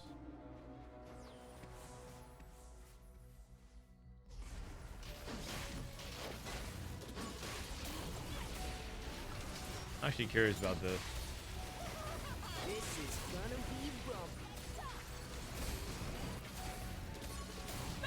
Vi 2, 4 Enforcer, 3 Artillerist. I mean, he's getting kind of overpowered by Ezreal 3. Double's already dead, by the way. Anyways, if you put 2 sisters and you put in 5 Ambusher, and you put Ambusher Emblem onto a Vi, it improves. It's now like pretty decent, but it's nothing crazy. Nothing crazy. And for a trait that hits its breakpoint and it has a 5 cost, it's still kind of underperforming.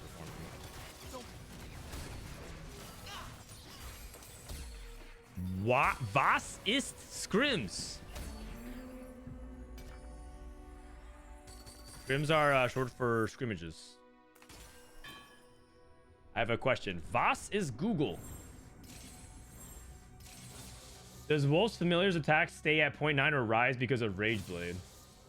No, I don't think it scales with your champion at all. I think it just stays there. It's fixated. 7 scrap.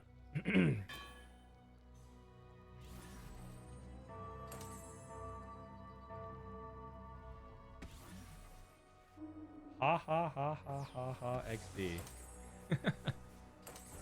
You know what I mean, man? Germans are it's because I lived in Germany. We understand each other. German humor. We get it.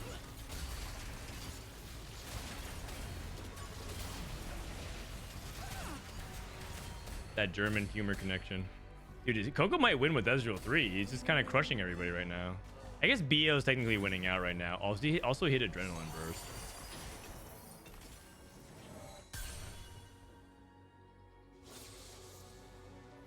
BO.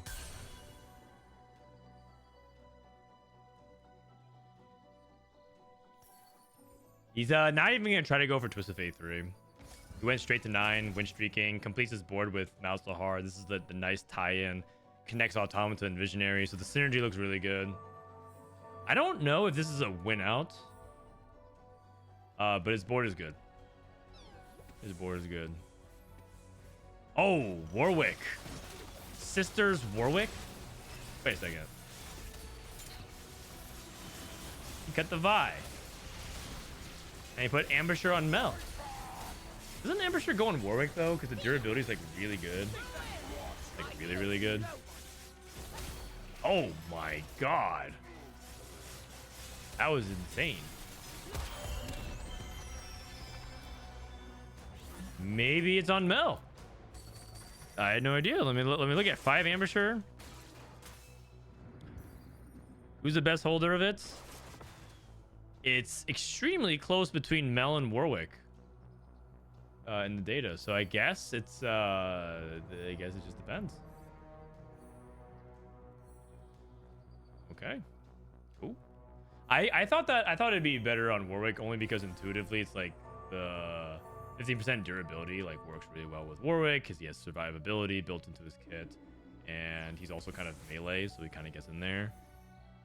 But Mel's also quite good with it as well. I know that. They're both noticeably better than Viktor and Rumble and other units. So they're like basically stealing all the AVP. Thought you never asked. I kneel to no. Holy shit, man. Mel is insane. And it makes sense because, you know, now that I think about it more in depth, it makes more sense because Ambusher with all the crit, Mel has so many instances of damage. If you remember like why it's good for Automata is because she has so many instances of damage with it, and that works well with all her with Ambusher as well. So all those chances have an opportunity to crit just really generates big damage. So like seeing that stat makes more sense. Now she just kind of needs mana gen, right? Okay, Precedent falling off. I think Precedent wanted to snowball with Tristana 3. Unfortunately, not getting there. Wolf Familiars. Finally gets 6 Sentinels kind of late. Bio, like I said, he's running into an HP issue. I don't think his board is bad. I just think his board is too little HP. Wet Jungler. Try to play some Enforcer Flex. Unfortunately, also running into a board quality issue. 1 star, 1 star, 1 star, 1 star.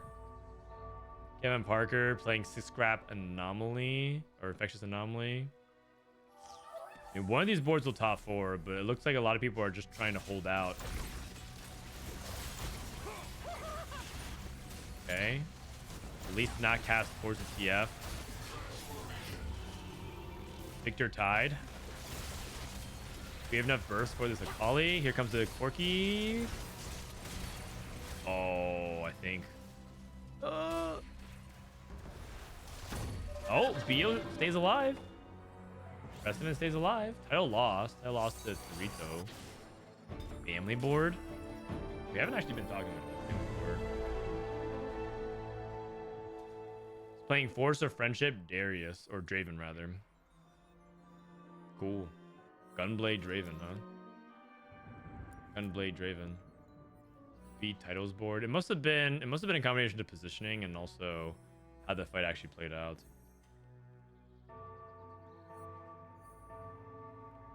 Let's see if White Jungler can stay alive against Title's board. Title also has a board quality issue. 1-star Loris, 1-star Echo, obviously 1-star Jinx, 1-star Warwick, 1-star Mel. It actually, in fact, he actually has Camille 3, Flowey 2, and almost nothing else. Like Powder 2, I guess.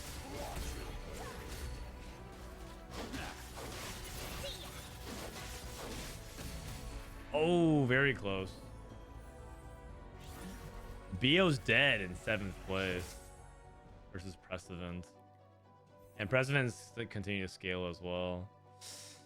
Man, tight lobby. That's how you know the competition is fierce, because you have a bunch of players that can get as high as 2nd or as low as 7th. Double 61 died like a stage ago. This dude's just straight up taking a nap. But everyone else has been in contention. And Coco, by the way, is not guaranteed to win. I said that he looked like he is winning, but he didn't win versus everybody. So it's possible for him to take 2 losses in bot 4. It's actually quite volatile right now. Level 9. Oh, Title has 2 lives? Okay, but he's going to go now. Jinx 2.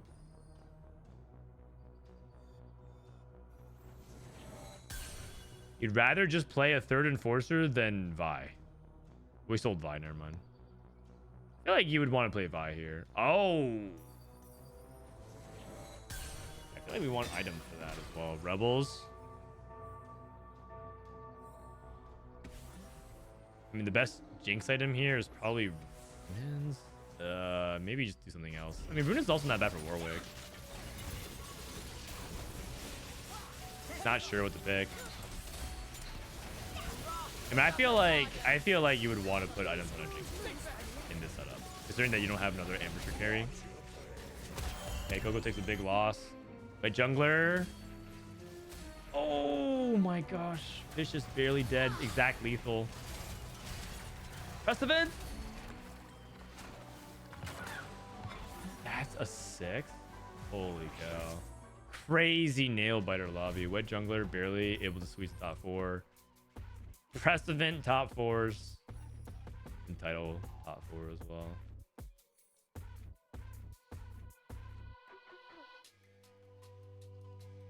You think Camille is back after the buff? Well, the thing is,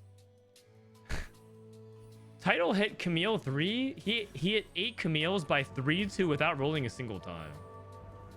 And he hit Camille 3 on 5 at 3-3, I think after rolling like twice. So I don't think this is a fair, accurate representation of it. But I will say that if, you know, you high roll Camille, it doesn't look that bad. He also hit 2 6 costs. Oh yeah, it's Viktor's vision, but it is also pretty improbable. Present's dead.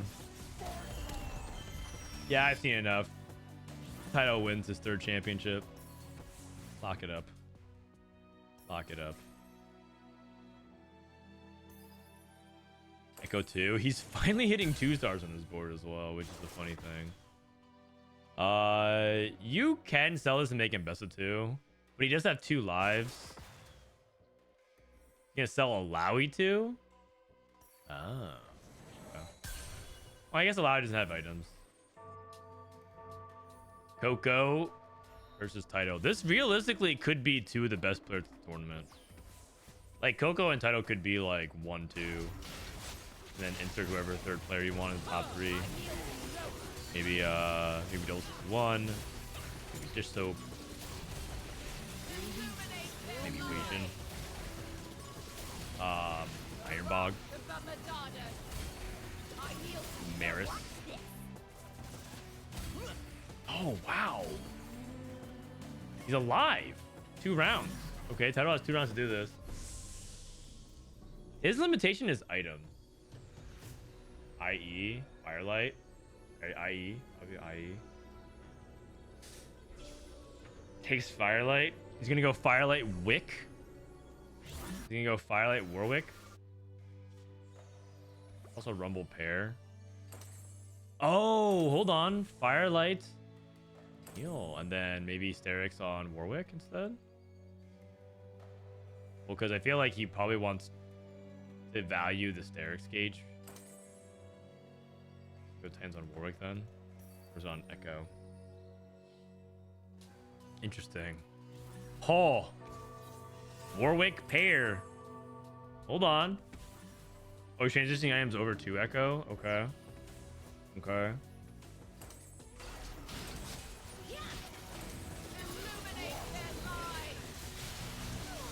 Maybe he's gonna ditch. Okay, maybe he might like ditch Mel after ambush after Banish makes procs.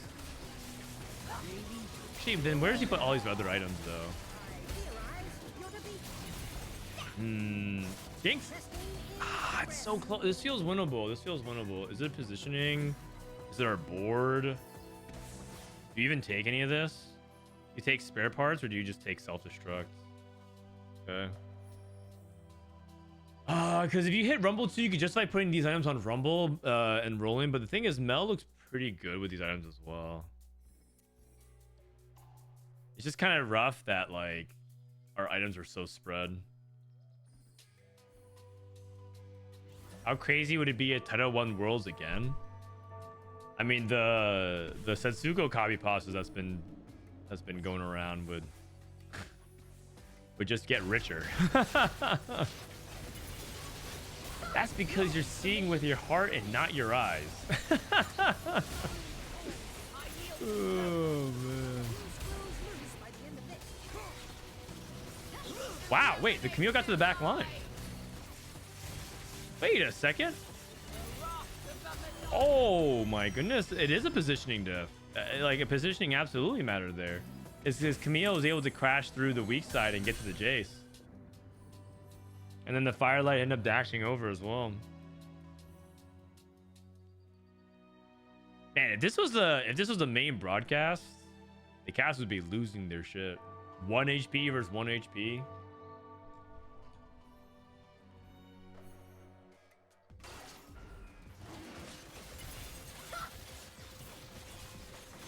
Okay, can we get another item onto Jinx or maybe even the Echo? Roll Warwick 2. Warwick 2. Yeah, Warwick 2. Mel? Yeah. It's all good. It's all good. Sell the Rumble. Sell the Rumble. Just roll for it. You know you're gonna hit. You know you're gonna hit. Oh. The last fight guaranteed. Nah, okay. Adaptive Jinx ain't bad if you want to get mana. I feel like her third cast does matter. Also, I think positioning her matters as well. I think one thing about titles, I don't think he's thinking about how Jinx is positioned. Like, if Jinx was positioned here, she would shoot and stun the Echo or the Ezreal, which could matter. Actually, he's going to stun on the Jace, so that might actually even be what he's looking for. Maybe I'm yapping. Camille, Firelight. Here comes the explosion. Yes! That's the TFT GOAT right there. Also, I'm sad to report, Jace 2 still might be a fraud. No, I mean, his board is really good. Coco's board is really good as well. It could have gone either way. I think that Taito positioned correctly both those fights to get Camille close, but then she ended up kind of going away from the other board, but with Firelight. But really good call to keep Ambusher onto Mel. I probably would have defaulted to Warwick and just played support Mel, but Ambusher Mel is no joke. It's very good. It's very, very good.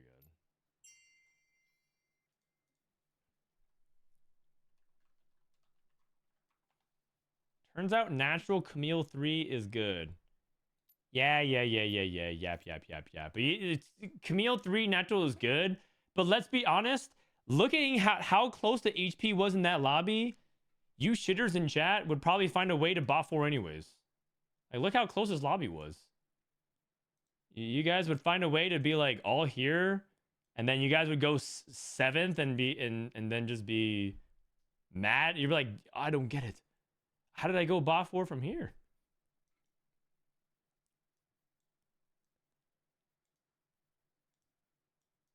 It's not just about high rolling. Everyone high rolls in TFT, except for me. Not me, but everyone besides me high rolls in TFT. And it's all about what you do with it. Because, okay, the thing is, sometimes your high roll doesn't matter because other people, they high roll even harder. But surely you're going to get those games and opportunities where you're high rolling. And it's all about what you're doing with it.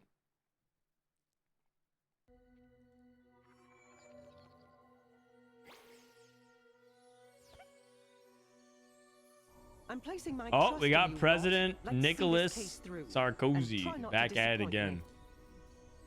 Back at it again. Looks like we have some people rotating out. I think Binteum dropped, so Binteum was a player that is no longer here. Double still at it. Viciuuss still at it. Wet Jungler looks like he's taking a break. Looks like he's taking a break.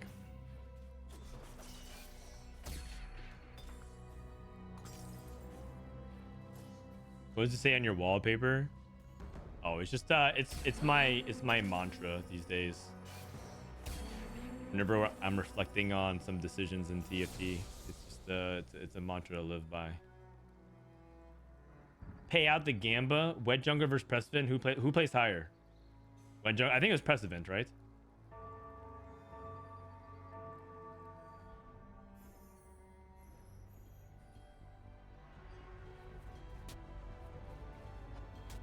What portal is this? Gold subscription?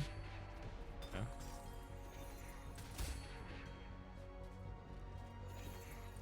But Jungler won regionals? He did. You know, everybody that won regionals was a cracked player. Ironbog is very good. Wasianiverson won Americas, also extremely good. Wet Jungler won EMEA. Like this set, these players are all in like the very small list of players who would consider to be tournament favorites.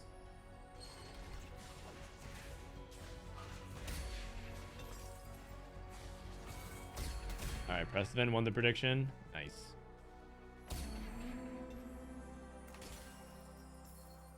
Hey, silvers. We're on gold subscription. It's silvers. Welcome back, everybody. Oh, Mad Chemist. No. Oh, Prestivent, you have... okay. I mean, he doesn't have a single singed. His items are not that good for it. But you got to try it, man. They got recently buffed.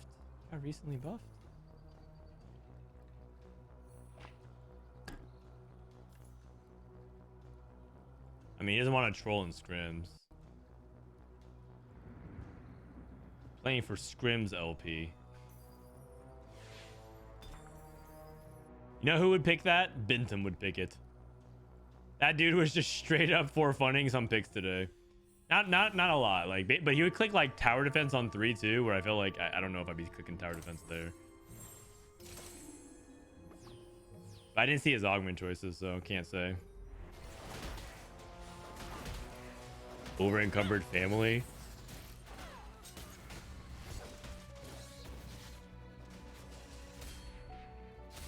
I really recently saw Mad Chemist with mittens and it was hilarious. I don't think it's actually that good, but it is funny. I think any champion that's like run around and do a bunch of trolly shit is generally very funny with mittens. Last set, it was Smolder who wanted to do that.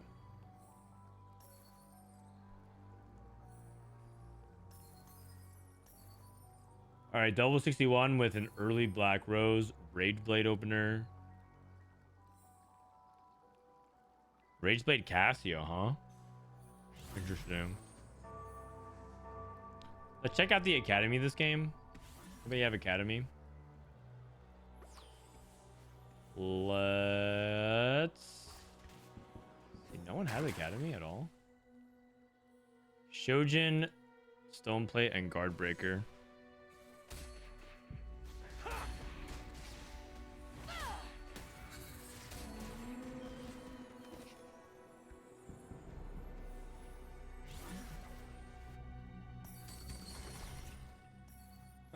What's the name of the CN streamer who is always coming?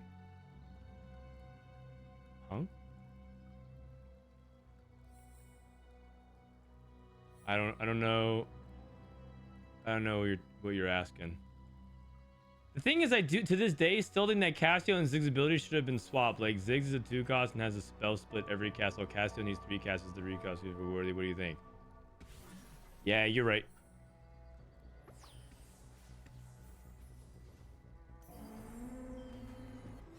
Oh, who's always cooking?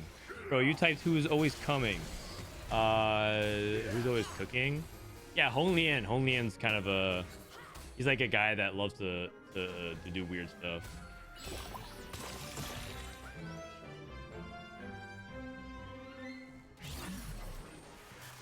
I mean, CM players have a couple of people who like to cook too. I think 62nd is also a player that likes to improvise and cook a little bit. He's kind of interesting with the way he approaches the game.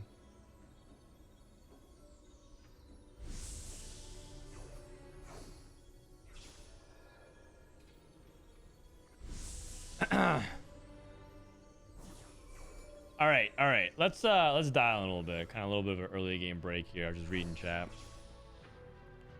It's been a lot. We've been spectating a lot today, so when I spectate like for a long time, it's almost like I'm casting for like a long time. So taking a little bit of break to kind of recharge my batteries a little bit. Component buffet. Kevin Parker. Moonwoo 2. Was he playing? Is he playing Emissaries? You know what we haven't seen in a while? We haven't seen like snipers with watchers. I don't think that's a line that's as consistent anymore, unless you hit exactly the sniper emblem. In general, I think that probably moves down the tier list because I think it's been performing worse and worse. And your out to play Zeri roll was reduced a lot, so I think that's probably one thing that I think that has gotten a lot worse as the previous patch developed. It's not that Twitch is unplayable, that Twitch isn't as playable as Quirky, I think, is at the moment. But I think the default lines have rearranged a little bit.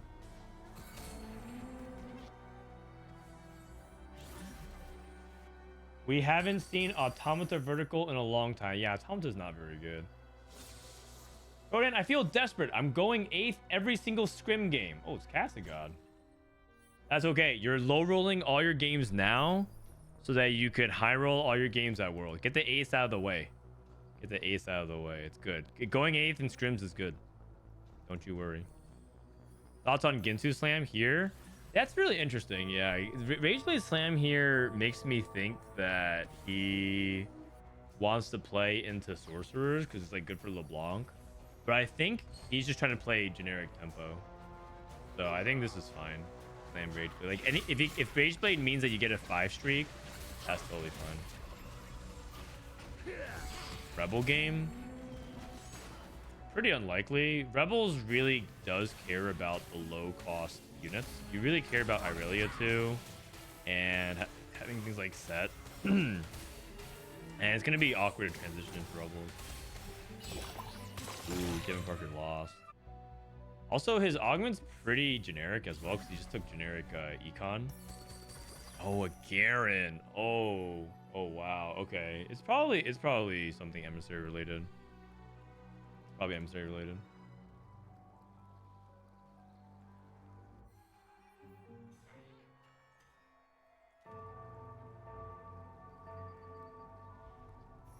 If you put Sniper Ammo on a Mumu, does his AoE increase with Hex? I don't believe so. We definitely shouldn't really be looking to put a Sniper Ammo on a Mumu. Okay, Coco with Kingslayer. I don't have to remind you guys, right? When we looked at Kingslayer's AVP on 2-1, it was like a 5. So we'll see if it's actually good. Branching out into experiments for Nicholas Sarkozy. We've been kind of waiting to see if this can actually catch up. Looks like there's 2 Twitch players then, or potentially 2 Twitch players. Component buffet, Titans, BT, Tier, Sunfire. So Titans, Bloodthirster, Hodge, Sunfire. Pretty clean. The one thing I will say is that he doesn't have to slam this all right now. But he could have kept like the Sunfire out if he wanted to keep some optionality with its components, but this is generally pretty good.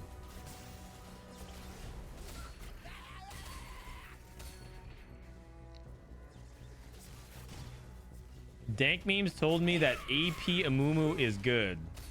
Yeah, well, that guy says a lot of things. Time to put the big boy pants on and think for yourself a little bit. War for the Undercity? I don't think that's something you pick here. Actually, let's look at Coco Spot.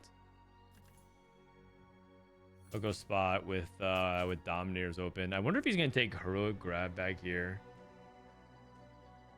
Heroic Grab Bag and try to aim for 3-star Cassio. Okay. Replication, Cloning Facility, Inspiring Epitaph. I think Cloning Facility helps his front line. Replication is kind of gambly in the sense that he could get some good items versus bad.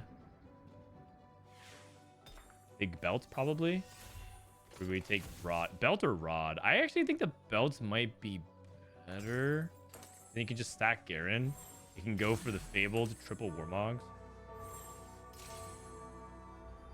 Oh, and you can slam Quicksilver as well.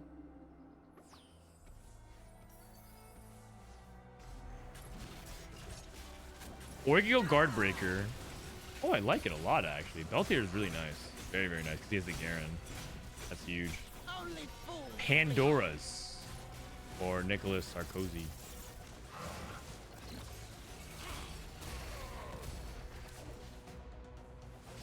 When is the TFT tournament? It's next Friday, Saturday, and Sunday.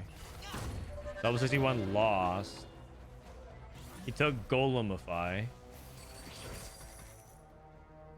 Oh, wow. Full pivot. He was playing Black Rose into Golemify, and then he rolls. BO. Ezreal 2. Over encumbered triple Runins. Damn. Viciuuss. Mace's Will. Early L3SCoco. So it looks like there is at least one Dominator player. Coco might be contesting it as well. Are you going to stream it? I will be traveling to Japan. And if I do stream it, I might stream only like the first day or two. The last day, I think I'm gonna be kind of late. I might just join. Mordog's co-stream. Mordog said he's gonna do a Worlds co-stream, so I'm not doing it. And maybe it'll be me hanging out with Mordog on his stream. We'll see.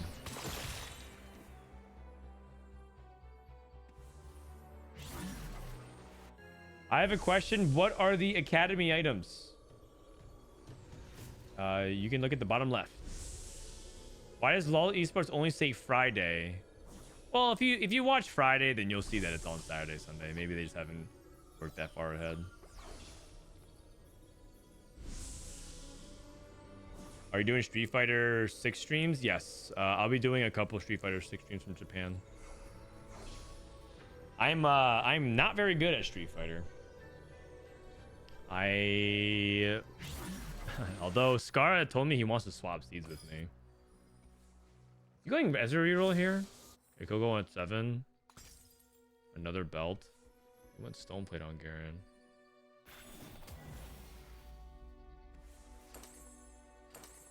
Okay, we got Twitch. Are you watching Capcom Cut? Yeah, except it takes forever for games to load. I tried watching Capcom Cut yesterday, and it took forever to watch any games because production was so slow. We waited like an hour and 15 minutes, and then Punk walks up, 2 O's, Itabashi, and then in another 20-minute break, and I'm like, I can't do this, guys.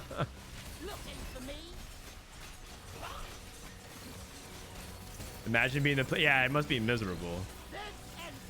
Imagine Tactician's Trials where Soju's sitting there waiting for like 1 hour games in TFT. Like it's 1 hour, one game.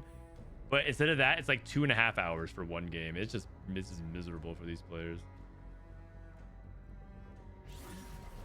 Is your wife and son also traveling to Japan? So my wife actually is going to a wedding for one of her closest friends. So she's actually going to be out of state as well. So, and then my sister-in-law's or their parents are gonna be in town. So my sister-in-law is gonna stay at home and take care of the baby with grandparents, and he's gonna have like 5 grandparents or 5 people in town to help out, or 4 people. You're not going to the wedding? I'm going to Japan. I'm unfortunately unavailable during that time. I'll be too busy taking down the legends of FGC, Daigo Umahara, and Tokido. Not really. I'm probably gonna hopefully not embarrass myself on the international stage. Okay, title kind of losing, struggling a little bit here. This stage 3 is brutal for a lot of these loose streak players. They're just falling really far behind.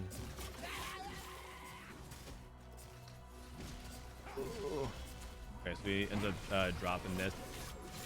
The Smeech player for Prestivent looks pretty solid. Looks like he's in a pretty good spot. He's back. He's econ back up to 7.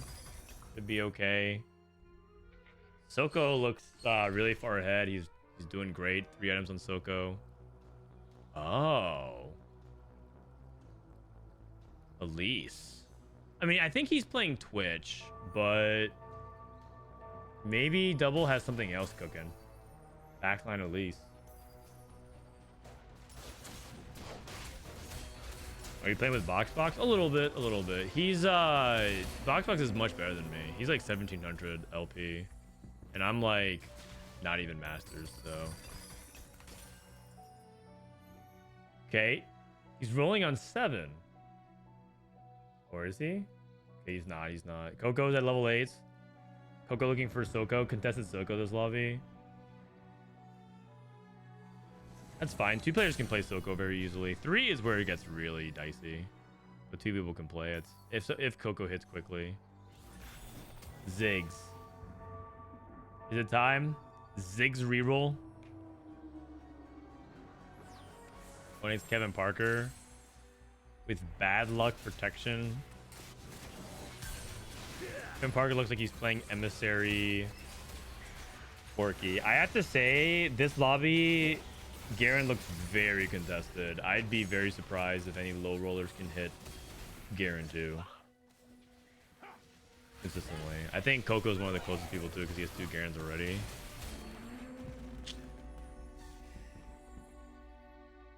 What's title up to? 6 scrap. 6 scrap. Big grab bag. Okay. GP. Looking for... Oh, he has Rumble Pair. Oh. Not even going to make Tristana too expensive. Elise. Okay. Switch 2 for Nicholas Sarkozy with the experiment setup. Looking good. Mutation survives. Double went to 8, rolled, playing 4 Emissary. 4, dude, Emissary is so contested this lobby. Prestivent looking good so far. Inspiring Epitaph, Overheal.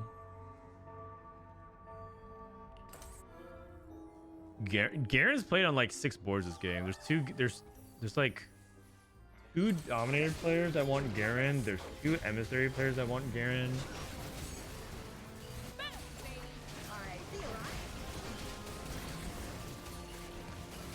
BO is chilling, Title is chilling, Prestivent's chilling. So the people that don't want Garen. I think 5 people want Garen. Oh, Garen 2 for Coco. Wow. Coco can't do this without. He can't just do it with 2-star Ziggs. Doesn't have enough firepower. Needs to find Soko.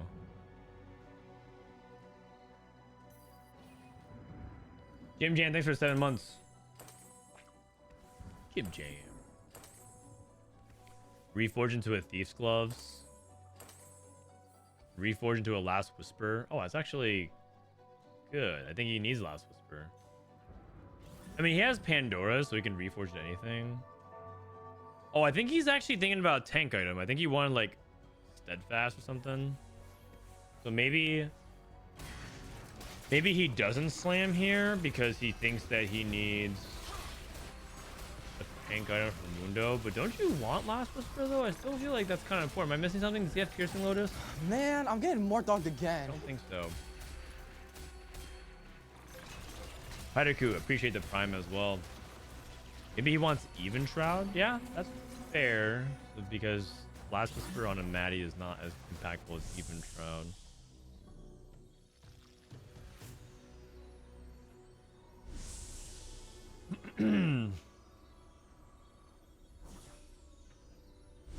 Okay, interesting here. Twitch is looking good though. Experiment Twitch is looking really good. Sarkozy, I think he does want to Even Shroud, so that's why he took this cloak.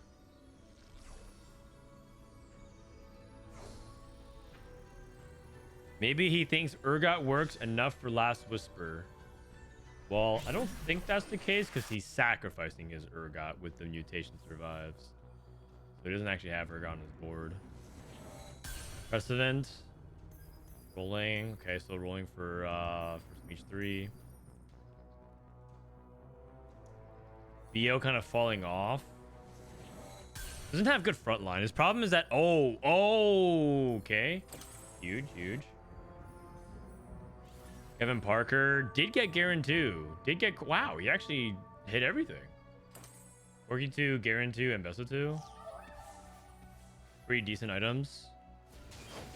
Decent combat as well. Thing is, he's kind of relying on Ambessa as his primary carry.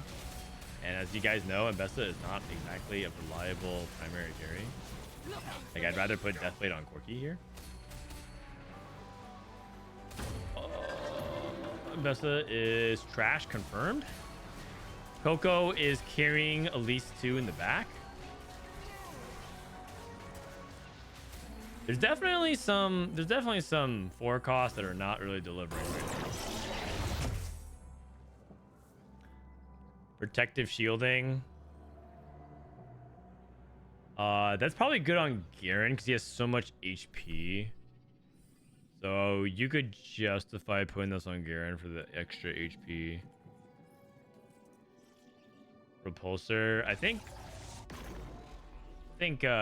he has to take something kind of soon. Even though he's at 29 gold, he's done rolling, so yeah, I need something. Giant size Garen. Infectious Anomaly for title. Hive Mind for Ezreal. Interesting. Last Chance. It's a good one. Knockout. Can you take this for... Oh, he's rolling a lot.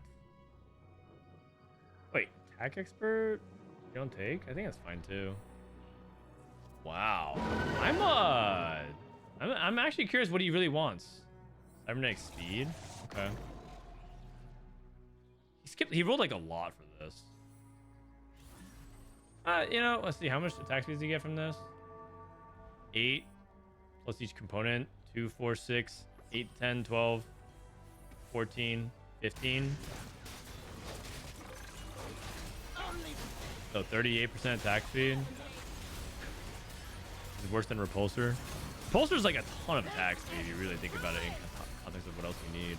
Was he looking for Dragon Soul? I mean, he was looking for something. It's hard to say like what exactly he was rolling for. There's probably like 3 that he was like kind of open to, but he didn't hit any of them. Ah, nice. It's good for Prestivent. That's looking good for Prestivent.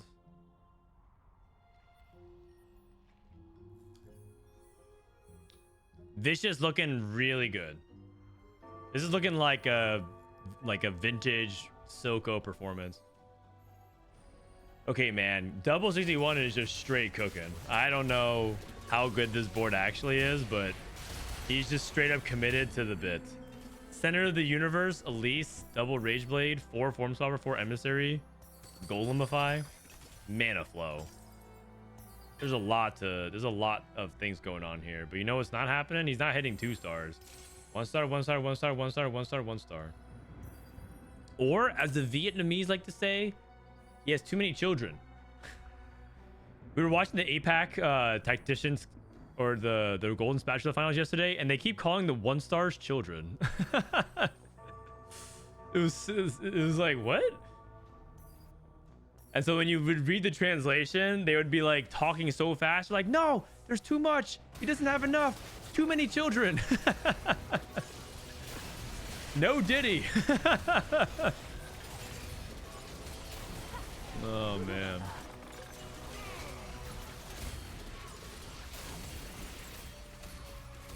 Yeah. Oh, backline at least won a fight. Kevin Parker. I mean, I think Kevin Parker took a really contested line. I also think that while his board is like not bad, I think trying to rely on Ambessa carry is just not very good. Bye. Oh, he's also playing for Vi too. Okay, I mean, he hit the entire board. Theo's also losing out. Wait, how did everyone hit Garen too? I feel like Garen was so contested, but it feels like everyone's hitting Garen too. Oh, here comes doubles. Center of the universe, Elise. 4 form swappers. Okay, well, the Ruin's Hurricane just kills a bunch of the 1-stars in the back. 10,000 damage, Ezreal. Jeez. Prestivent. I think Prestivent's gonna win. I think Prestivent can win the lobby. He's very strong. Or the Dominator board. One of the others can win the game. I feel like it's hard for Twitch to win the game against the Smeech players. Smeech is like such a hard matchup for him. Maybe if he does some positioning tricks. What's Prestivent Anomaly? Is last chance.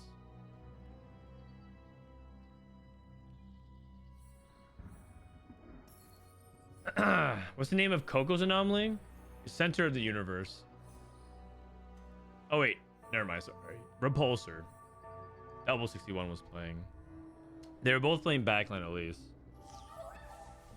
They're both playing backline at least. Let's look at how much damage this is doing.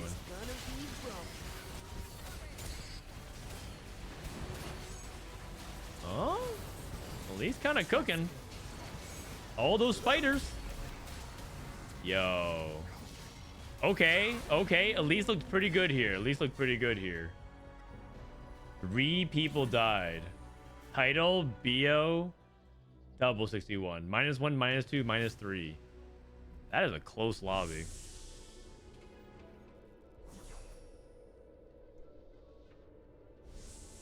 Title 8th again. Yeah. I mean, the lobby is so close, though. He could have easily gotten 5th. I just don't think the 2 lines he took, the Ambusher and Scrap lines, are just very good, but it's worth trying out.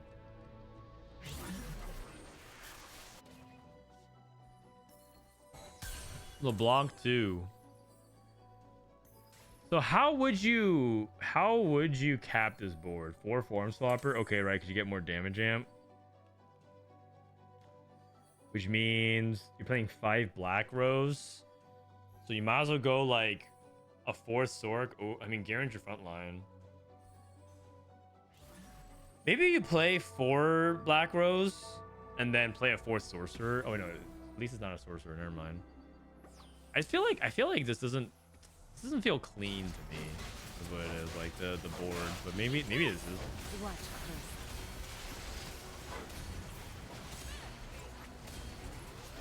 Kevin Parker's board is good. He had a bunch of the upgrades. Is it good enough? Oh my god, at least just killed the at least just killed the Quirk just like that? What the heck? It's like the Elise and the LeBlanc combo is nasty because like the LeBlanc it increases the damage amp, right? Holy shit. Maybe Coco figured it out. We've been seeing a lot of backline Elise attempts and they have not been going very well. Or that consistently. The best was when Prestivent played a quality for quantity, share your energy, like Swain 3 share your energy board, like, but that's not really backline Elise.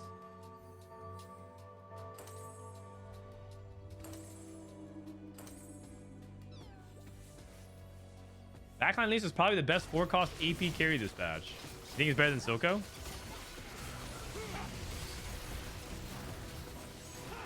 And she definitely looks strong if you have the right setup for her. Definitely looks strong if the right setup for her. Wow. Okay. Okay. Elise might be back. Elise might be back. The problem is, Elise is so contested. How do you hit Elise 2? Anti-Smeech tech. Yeah. Thing is, how do you hit Elise 2? Isn't she still the most contested unit in the game? Watch closely.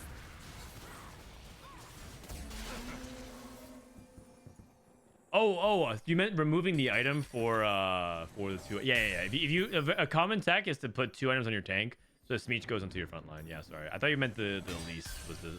My brain is lagging. I thought you meant like a backline Elise is anti-Smeech tech. I'm like, eh. But the 2 items for the Garen. Yep, 100%.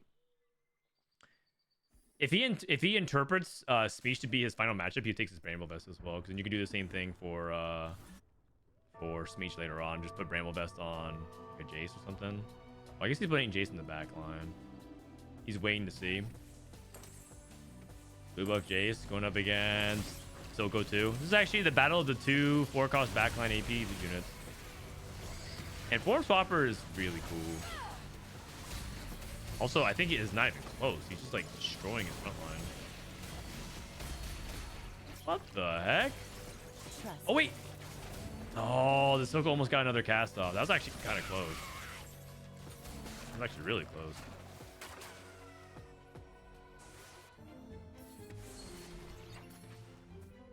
In that case, that just means Shojin JG is...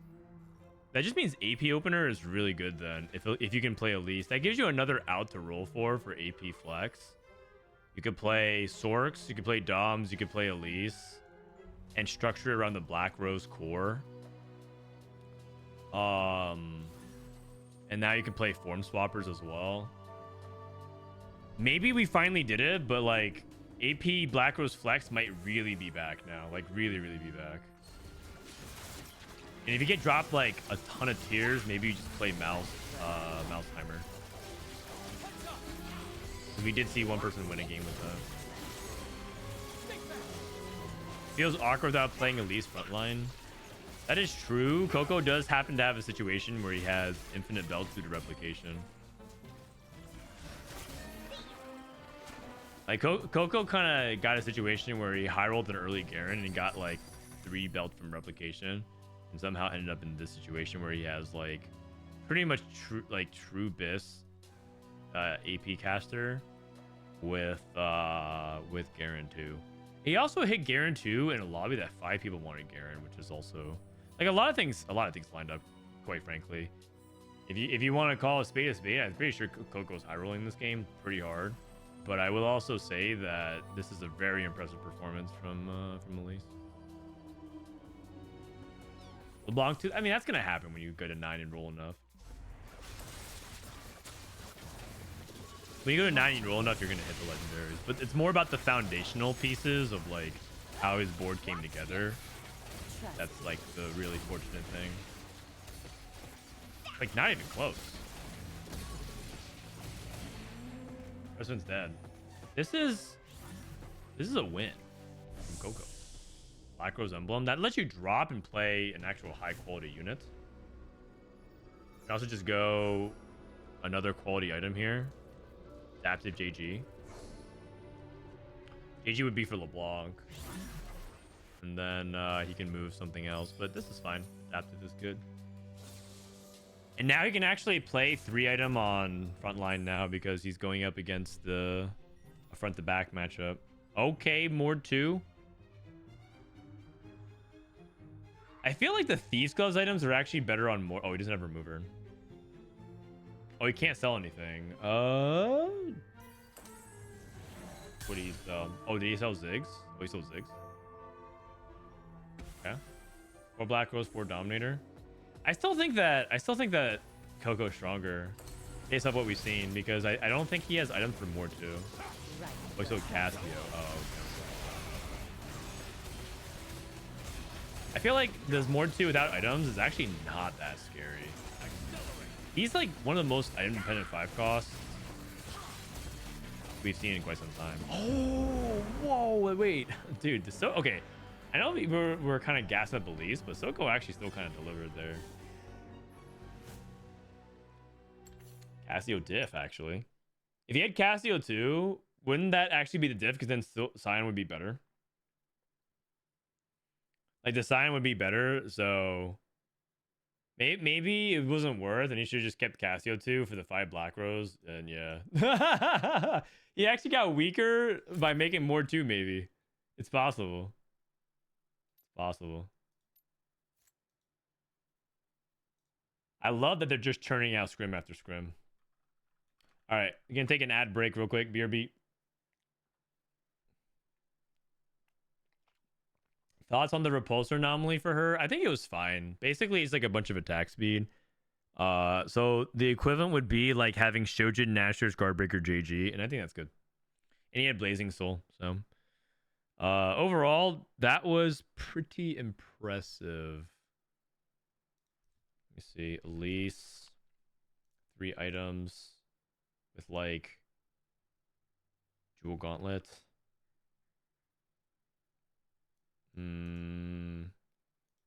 Data on it's like not amazing. Maybe like 4 Form Swapper. That's a lot better. Shojin. You don't really play Nashers. It's probably Guardbreaker, right? Yeah, it looks good. It looks good. Very little sample size, but it looks like in general playing for Elise and 4 Form Swapper. Well, putting AP items on her is still a little bit awkward, but it's definitely playable. Definitely playable. Viktor's Visions.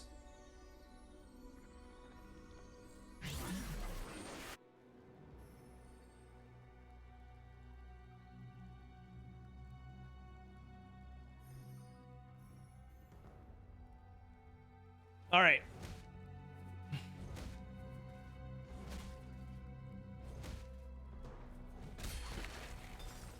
Is Sork emblem any good on her? I think it's always been okay on her, but they did buff her recently, so maybe Sorcerer emblem is better as well. How good is Elise with Sorcerer emblem? It's okay. Not amazing. All right, Viktor's Visions. And we have Gunblade, Gargoyle, and Gauge. The GGG. Gunblade, Gargoyle, and Gauge. That one's actually kind of weak. For the most part, you don't really like this academy. I don't feel like you don't really play much of it. If you look for Jace 1 at least 2, no Swain 3 or GP3 items, maybe looks better in the stats than Tank, which makes sense. Gotcha. So like filter out the reroll. There's got to be a way to filter out. I wasn't doing it correctly, but it does look like Elise is fine. Probably have to add that to TFT Academy tonight. The new patch.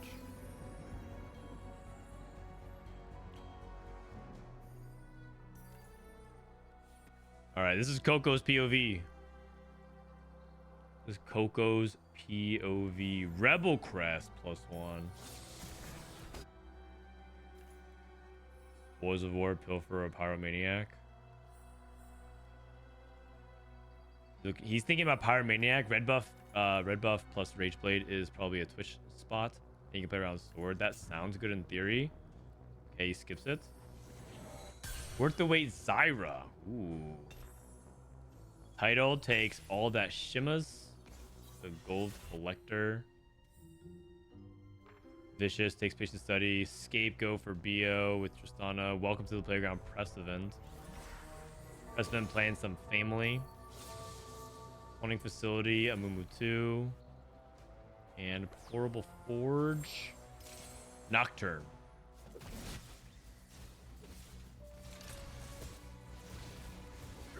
All right, and so we got a lot of reroll. We got family reroll. We got nocturne reroll. I think Bio or somebody else wants to reroll maybe Tristana, like based off the way they're angling. I don't know what Title's playing. And I guess technically we have Zyra 3 here as well. It's not really reroll, you're just gonna get it naturally. You might even try for Zyra 4. I think Zyra 4 is quite good, so he just plays sorcerers. I don't know if Title is angling for Tristana though, because Bio looks like he wants to go Tristana. And Bio's kind of a committal player. And Title is very flexible, so maybe Title just plays like generic AD of some kind.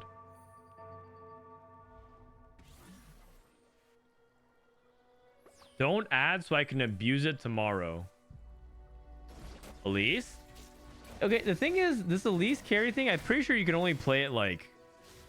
If you're even angling for it, it's really hard to pull off because you need to hit Elise too. Like, how are you doing that? What do you mean, like, you can abuse it tomorrow? You're good enough to hit Elise 2 every game?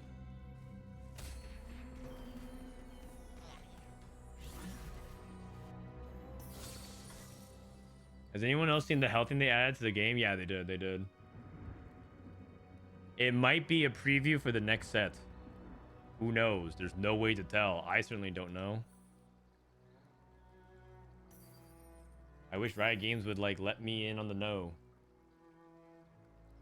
Don't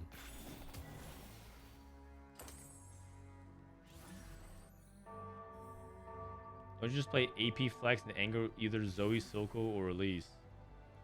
Yeah, probably. It's like, it's definitely better for like Zoe and Elise, and then Silco kind of still wants mana. I don't think you really truly want Shojin JG Guardbreaker or Silco. You could if you have enough attack speed. Could it happen at Worlds? Yes. At Worlds, they can get all silver augments. They could get 3 component Anvil Vi. They can get a health orb.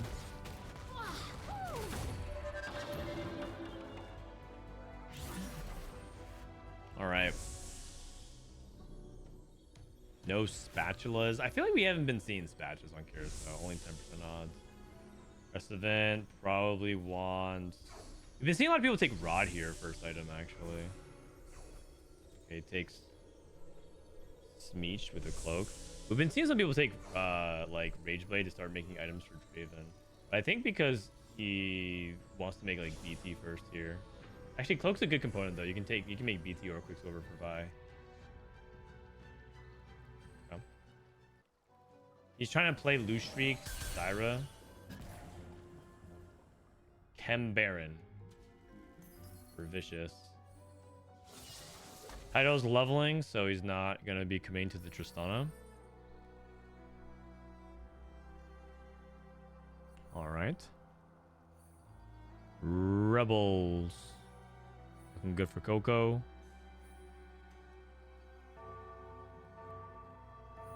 What is Kevin Barker playing? Watchers.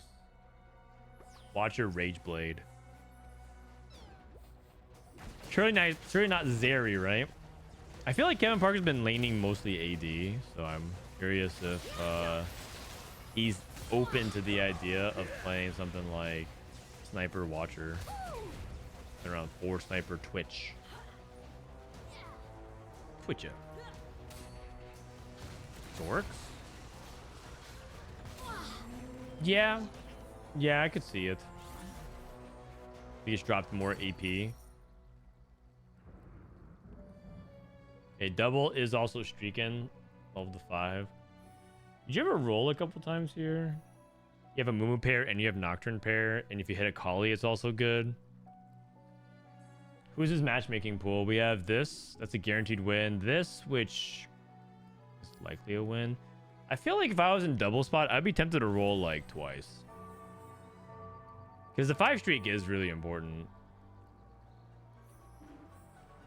But the best case scenario is he wins in 5 streaks and he doesn't have to roll. This is kind of the best 8 TFT players all in one lobby. Yeah, this is a crazy lobby.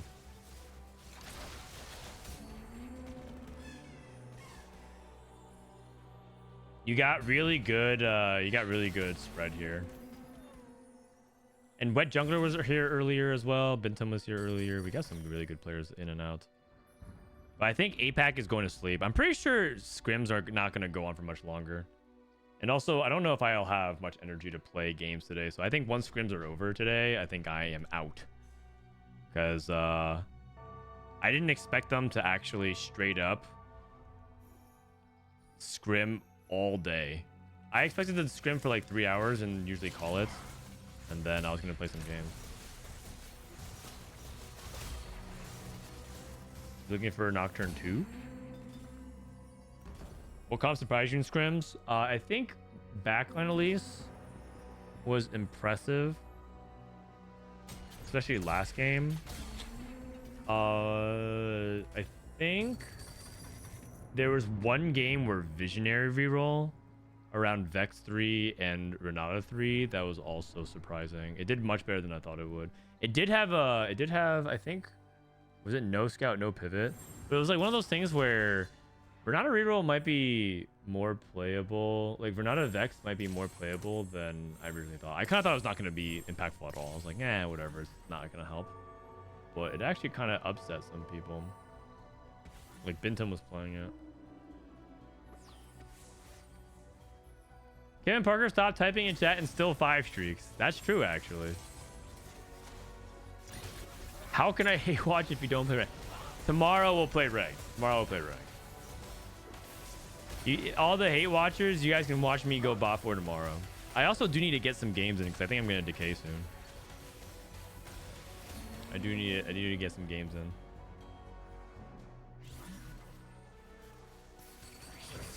All right, double 61. Ooh, immovable object. What about sword? What about sword overflow? The thing is, you don't really use like swords number 3 and 4 and 5 very well. You make IE Deathblade and then he's done after that. Here comes the roll. Vlad makes that. Oh.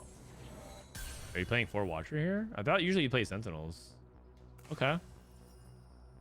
Okay. Kevin Parker. Automata, Blazing Soul. Interesting. We talked about how you could play AP from here. Looks like he is. Bio rolling on Tristana 1 still. And he took roll the dice into rate. Oh, geez. This spot is looking pretty bad. Pretty bad. This is sort of like one of the arguments of like why you can't easily force Tristana, because a lot of things have to go right. You kind of need to like hit the right units. You need to have like econ. You need to have good items. And it could easily go so south from here. Like if he's not streaking on stage 3 and then he's in a must-hit situation for Trist. He has to keep rolling, I think. I don't think he can be this weak on stage 3. Okay. And like roll the dice is not even good either, by the way. Gonna stop rolling here.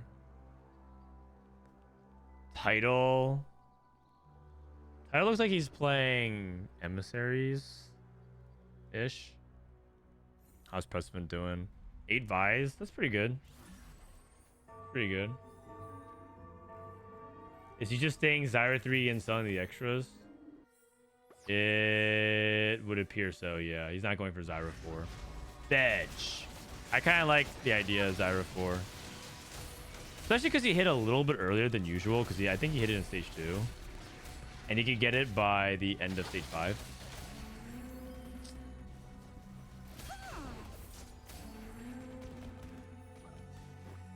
Zyra 4 is quite legit. I think worth the wait, Zyra is like the best possible outcome you can do.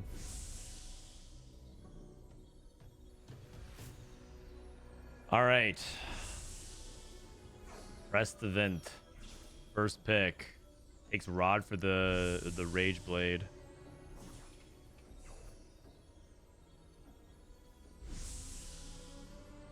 Okay, double 61.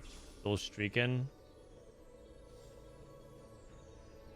Yeah, the 4 Watcher actually makes a lot of sense for his Nocturne board because you want to. He basically gets an excuse to play Automata for a little bit longer. But he's gonna eventually transition out, especially once he hits, you know, Akali 2 and things like that. He just plays 4 Watcher temporarily. Kevin levels to 7. Interesting.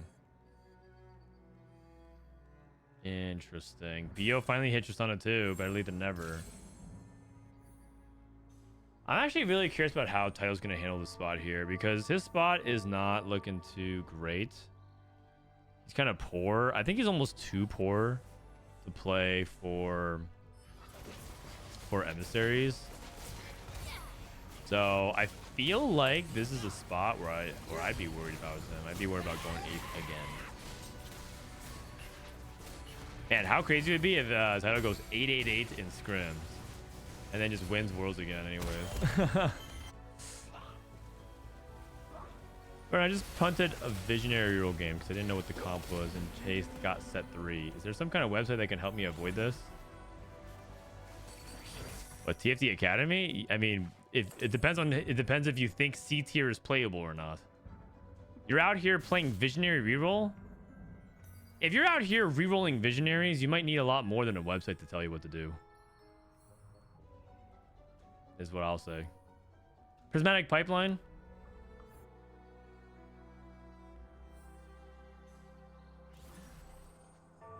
Hello, Frodan.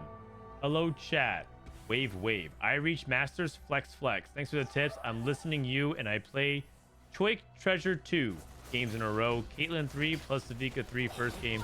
Second game, Mort 3 plus Easter egg from Spatula. Laughing emoji. So much fun. Awesome, man. I'm glad you love TFT. We have a lot in common. I'd never hit Mort 3. Mort 3 sounds OP.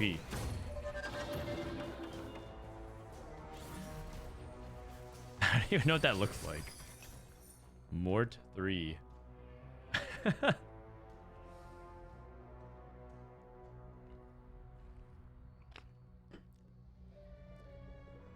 Wasn't there an emote? Dies of Mort. Dies of Mort, where Mort Dog literally is just pushing the button no and sends you bot forward. Okay, Prismatic Pipeline into... Oh, Pan is good. He's a cloak. You can also reforge into a family emblem.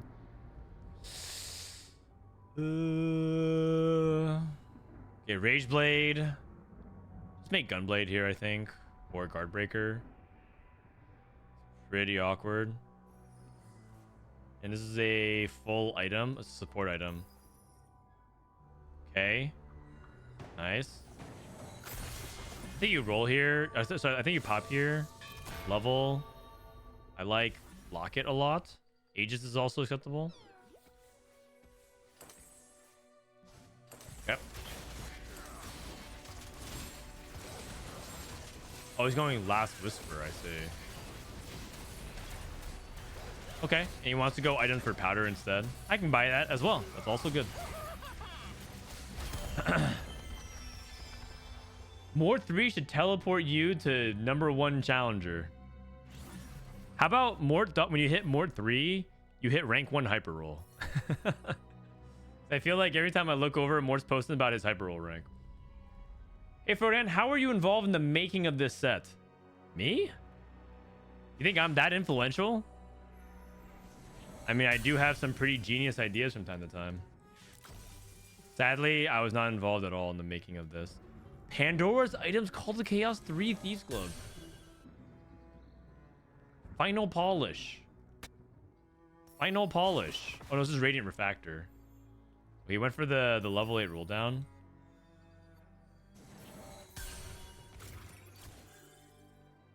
Gordon, I have an interesting question to ask. If you play Storks, you want to stabilize your board around Emissary, but then they can get really awkward with Anomaly because you don't really always want to cap with Emissary, but pivot towards more and Cassigod for Form Swapper on level 9. Then who do you put on Anomaly to? Zoe seems the most reasonable choice if you don't have level block on level 8 roll down. Probably like Frontline or something. Torque Black front line, so front line seems good.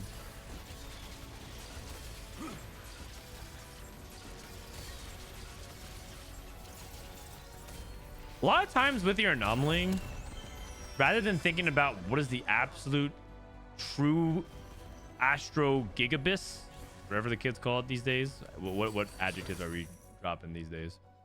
Instead of thinking about like what's the absolute wombo combo I can go for, you can think what is my comp lacking, and I can just also make that up with the anomaly. Because you should really think about the anomaly sometimes as an extension of your unit. It could be like the 4th item or like a 4th augment for your team. So just think about what you're missing. Think about what you're missing. And think critically, because if you're like, well, my team's missing a lot, think about what's the most important part. Most LP you've lost in one day? Probably like 500 LP, 400 LP. I think it was in set 7, and I tilted off the face of the planet. I actually got so mad. That was like the only time I've ever taken out my rage out, like physically, because I like there's like a exercise machine downstairs. I kind of got mad, and I was like, I just did some rage workouts. I don't know if you guys ever done that, but like sometimes you get so mad, you just like you have a bunch of pent up energy. I got so mad at TFT that my neighbors actually complained about me. And that was the one and only time I've ever gotten like so worked up at TFT that I had to burn the energy. Where I was like literally like yelling and like doing rage pull-ups and push-ups and stuff like that. Set 7 was not a good time, you guys. It was terrible. Awful set. But then I developed Zen. I developed a much healthier relationship with TFT. And then set 9.5, because I basically said it can't ever get worse than set 7. I was like, set 7 is complete dog shit. I hate this set. And then set 9.5 rolled around. But you know what? I developed Zen by then, and I learned. I grew up. It didn't affect me.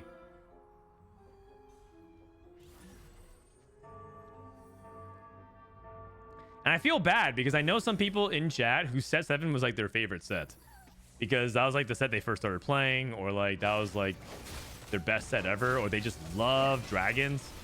But set 7 was like the absolute wombo combo. It was not very fun design in my opinion, about a lot of like the fact that you could play, when you play dragons you couldn't click half the other cast.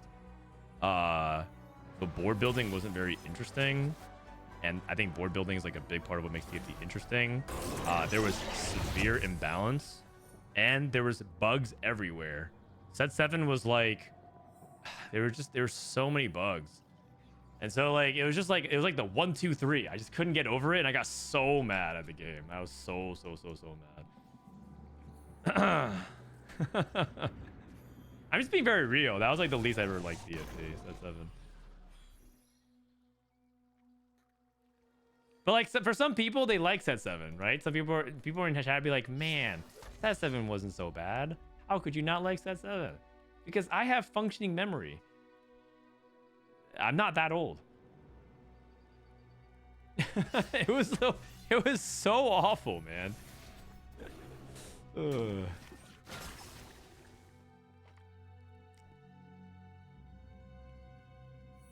That was my favorite set by far.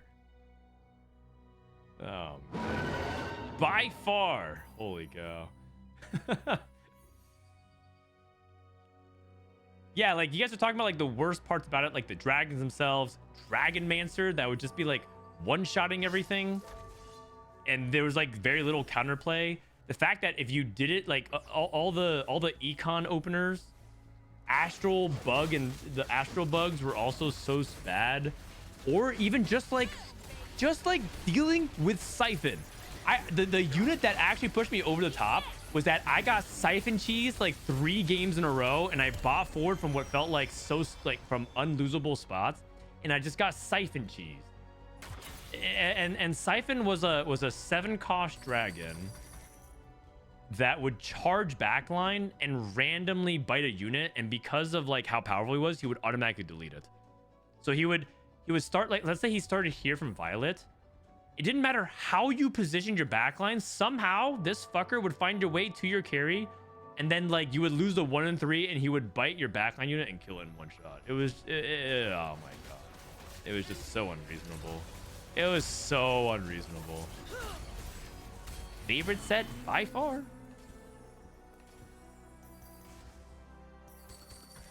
And then the thing is, half the dragons were good and half the dragons were not good.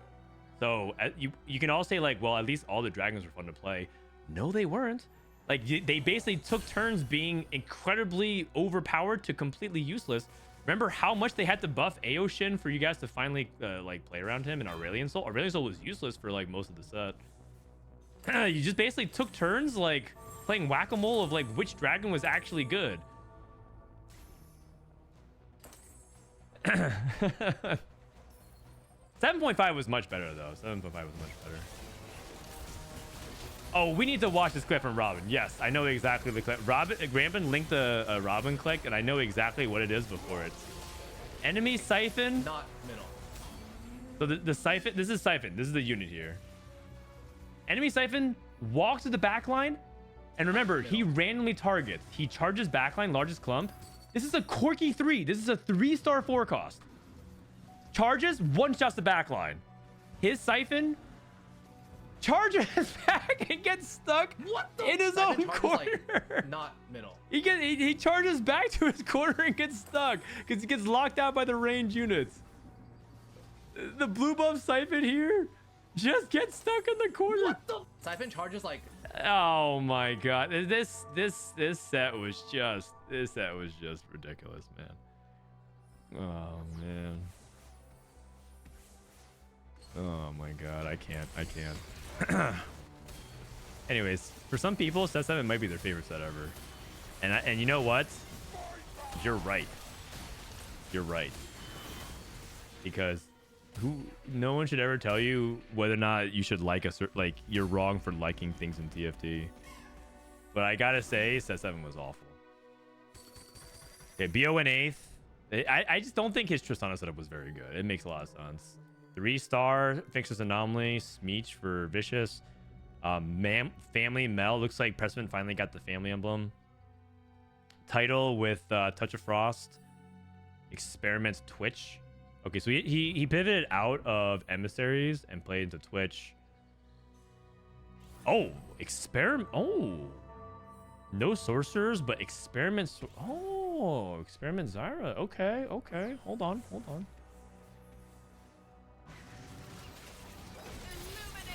Because of how unbalanced it was fun.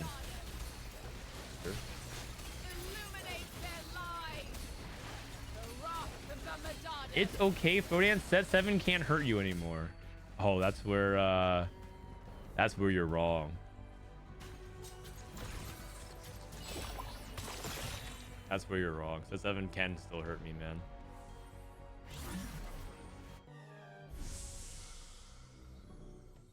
The memories still are very deep in my mind. Spoken like a person who doesn't understand true trauma. Oh yeah, set revival as well. Yeah, set 7 set revival. No, I think 7.5 was way better.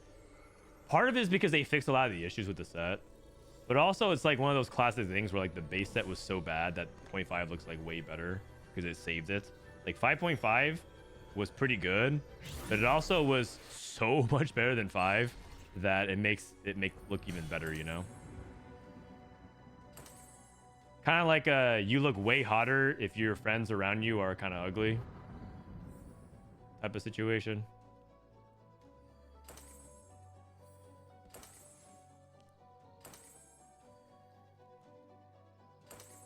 That's like set 7.5 was actually like kind of fun, not even bad. Like Lagoon was great. Bro, I'm keeping it a buck. I'm keeping it a buck. What region is Double 61 from? He's from France or EMEA. His spot is pretty good, but he's still on 3 Quick Striker. He doesn't have 4 Quick Striker yet. And the fact that he's still on 3 Quick Striker is kind of a low roll. I can honestly see him bot 4ing if he's just stuck on 3 Quick Striker. Who is Nicolas Sarkozy? He's a former French president who has actually been in news, like making more headlines because of like issues of political corruption, scandals and stuff like that. But he's a well-known politician. Prestivent down to 1 HP. I'm actually surprised that he can't win any fights here. I thought he was gonna like be much higher than 7th. You like this item distribution on Caitlyn for title? Well, I think. I mean, it's Caitlyn 2 versus Twitch 2. Caitlyn with no mana items. I feel like I'd prefer red buff on Twitch, but I think he just wants to create him on Caitlyn. But 2-star 5 cost should be better than 2-star 4 cost in paper. I mean, it looks like it worked out really well. This one's dead. Oh, wow. Hard 7. Yeah, I mean, I think it looks good. Gold Collector is really good on Caitlyn. Radiant IE is really good for, like, all those... Like, there's a lot to like about it. I also think that, like, Twitch with this setup and the Gold Collector is kind of mid, so I like it. Also, he has Zeke. Oh, he has Zeke for the extra crit as well. Yeah, you know what? It kind of works. Kind of works.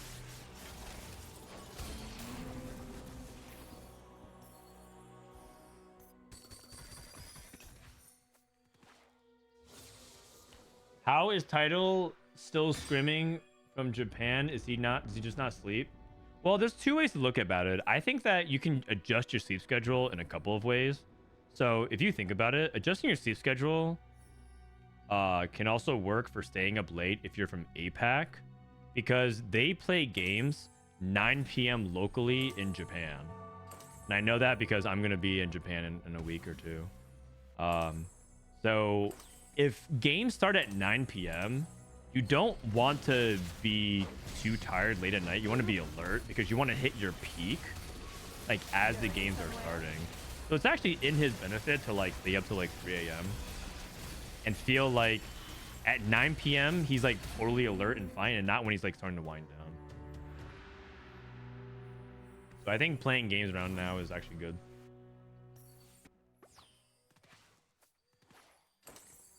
Okay, he has Giant Slayer.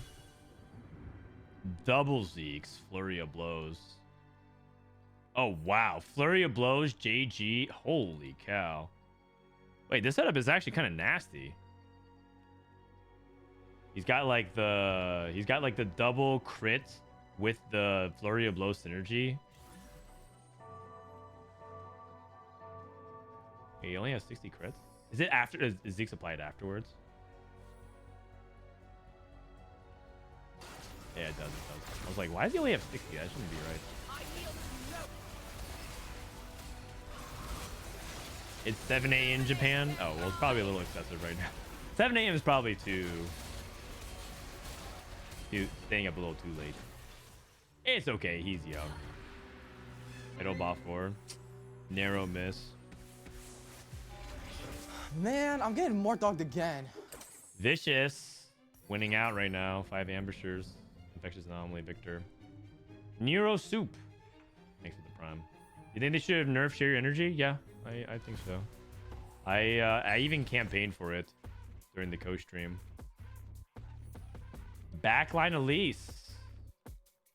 Backline Elise. Nothing wasted. Blazing Soul Bronze for Life. Oh, wow. What's his Bronze for Life value? 28/8. Okay. Malzahar 2, Backline Elise. Very cool looking synergy board. He's dead though. He's dead. Oh. Oh my god. This is a 4th. He's got murdered. What was Moore's reasoning for not nerfing it? I think he said that it looks good, but the play rate, like it's not like so over the line that it's like warranting of a nerf.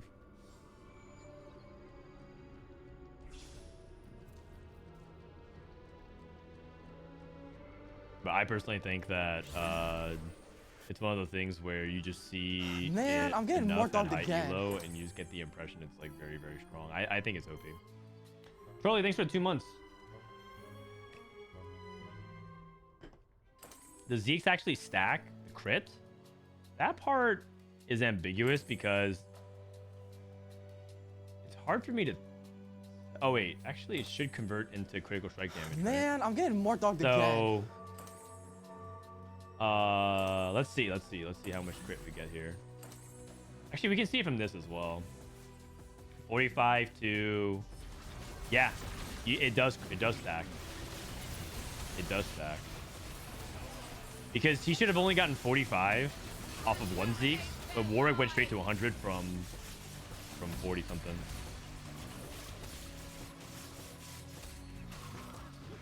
That's cool.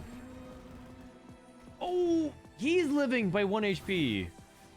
Coco going for the back-to-back.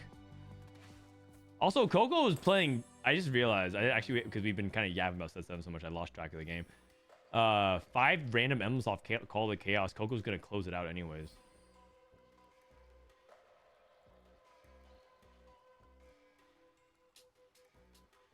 That's nuts.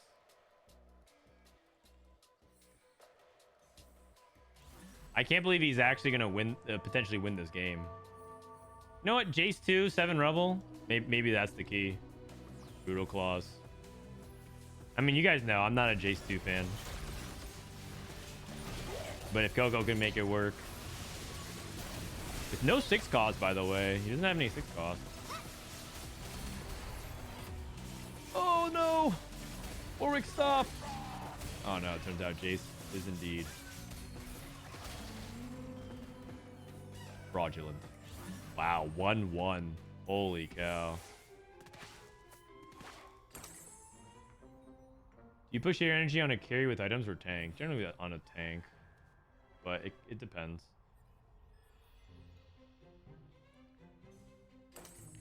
Frodan, I personally think this is one of the best sets balance-wise, but I've gotten very bored with it. Like, after the first month or so, none of the traits really excited me. It felt like pretty stale. I was wondering your thoughts on this. I think that's understandable. Kind of rare to be super entertained for a TFT set from start to finish. You know what the good thing is? They have other game modes like Festival of Beasts. You can play Double Up. You can play Hyper Roll. If you're a degenerate, you can play League of Legends. That's another game mode that's really cool inside the client. Or you could also play one of the other games. That's also really fun. Like any other game. Take a break. You know what's nice? Set 14 is out in like 2 weeks.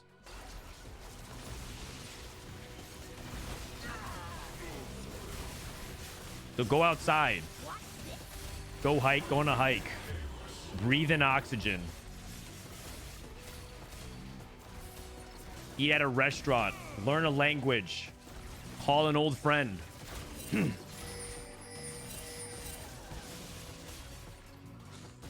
what's going on? Huh? Huh? What's going on? Warwick, wake up! Warwick, wake up!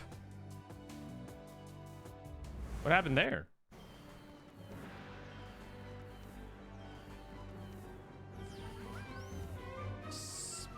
Spec Spencer, I take break. I mean, President grinded like 15 games in a row. Crazy. All right.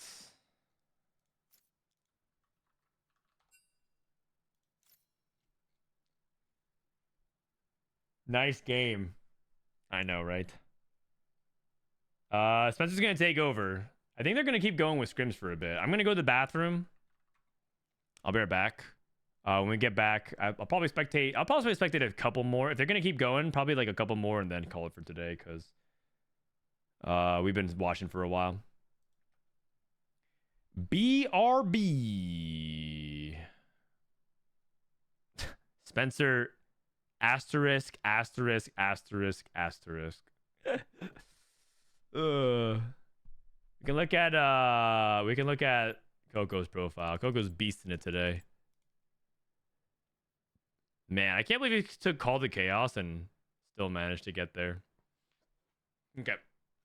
1 second.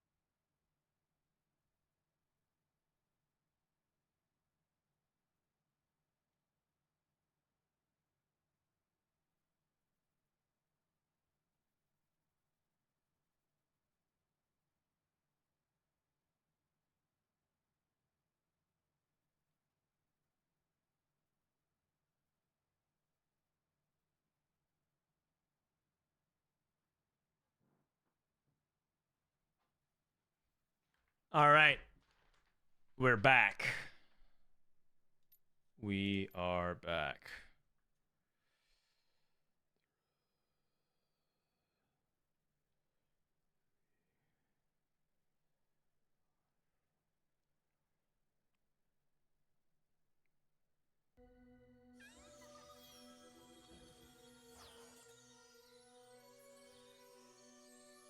My family once cast me out, yet part of me still loves them.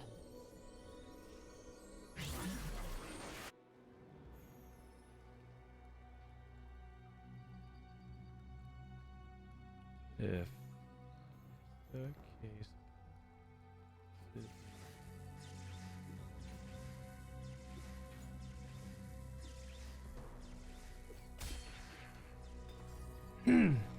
All right. Who do we have? Oh, we have new blood. We got Spencer. Xperion is back. We're back grinding. And then there was one. Great game is double 61. That guy's still grinding. Holy cow, this double 61 guy's giga grinder. All right.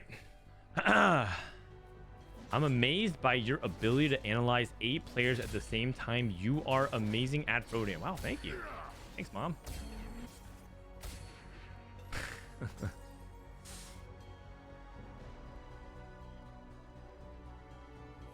I just started TFT. I'm glad to see a familiar face from Hearthstone. Oh, wow. Hearthstone, huh? Well, I'm glad that you're playing TFT. Welcome to TFT community. I actually thought that the most recent mini set from Hearthstone was pretty good. But then I found out that they nerfed the cards like a lot again. It feels like Hearthstone these days goes like through crazy balance swings. They go like they just nerf and buff like a lot. Mel's Blessing. What's the academy? The academy is JG, DB, and Val. All right, let's take a look and see how Spencer approaches the meta. Just a different player's take on things. We've been kind of watching a little bit of similar players throughout the day. Been watching like a lot of Prestivent and Coco. Yeah, if Spencer has any new ideas. Category 5, Spirit Link versus Support Cash. Is he willing to take Spirit Link at 2-1? I feel like Spirit Link at 2-1 is like the lowest value, so it's kind of rare to take it at the beginning of the game. I guess another element is like Mel's Blessing encourages you to lose streak at times. What doesn't kill you? I think he's gonna take that. All right. Title. What doesn't kill you? Cluttered Mind. Wandering Trainer into Quick Striker. Okay. Tower Defense into Bruiser. So most likely a Twitch game. So we have Quick Strikers, we have Bruisers, We have 2 loose streak. We got replication into... Don't know. And then, Starry Nick. Yo, what up, Kerm? How you doing? Cat be cool. Someone really sexy just typed in the chat. I hope he notices me. Why am I getting more LP the higher I climb? Because the system thinks that that you're an underdog against the people you're playing against, so top 4ing is good.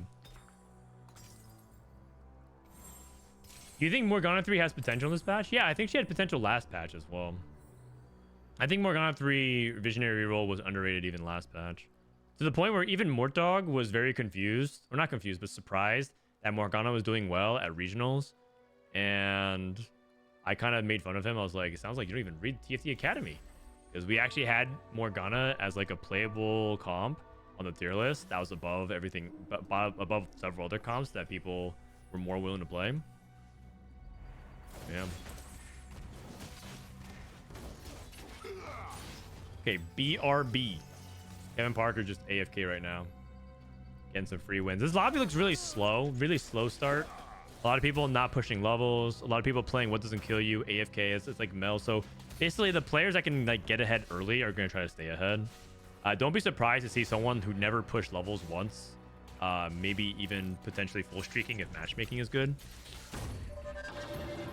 Like, it's entirely possible that someone who's like playing a level 4 board ends up 5 streaking. You watch UFC? Not anymore. I used to like a long time ago. Like, I was actually really big on the UFC back when I was learning MMA, and I actually wanted to train and everything like that. I don't really like fighting at all. I actually just really, really hate fighting, but I like training. I actually know how to grapple a little bit. I learned a little bit of BJJ when I was in college. So I know I do a few moves. I'm not like very skilled, but I can grapple a little bit. I started watching when Anderson Silva. I'm kind of old. I started watching when Anderson Silva was like still like a new guy that no one knew who he was, and like the guy that he was trying to take down was like the biggest rank. Bro, Dan, have you thought about changing your sub pic to the shirtless one of you in a towel? No, that's not how I look anymore, man. Now I have dad bod. I have layers of love and family over these muscles now. Those Instagram pics was me averaging a 2, and now I'm averaging like a 7, so it's like a 4.5. Now I'm like decisively down the middle.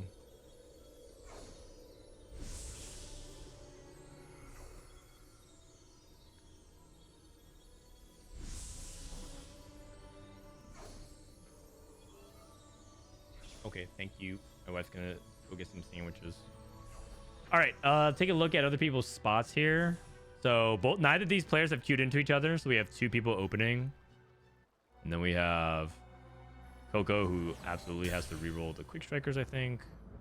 Actually, does he though? He has early Tristana. What if he just says, "I'm Tristana," and I just try not to force the quick striker and play around Tristana 2? It's not that I don't think he is doing that, but it is something that he could just say, like, I'm just going to play this Wandering Trainer as a Sentinel emblem and then just play 6 Sentinel and play Trist instead. That'd be kind of cool. He's not pulling Nocturne, for example.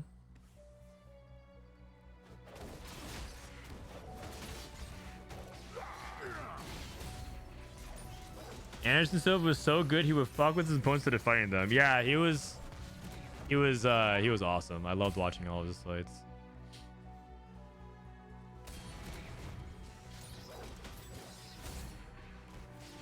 But I remember like I was like 15, 16, and I was torrenting fake fights of the UFC to watch like Chuck Liddell and see if he could do it again, or Rampage Jackson. Those are the days, man.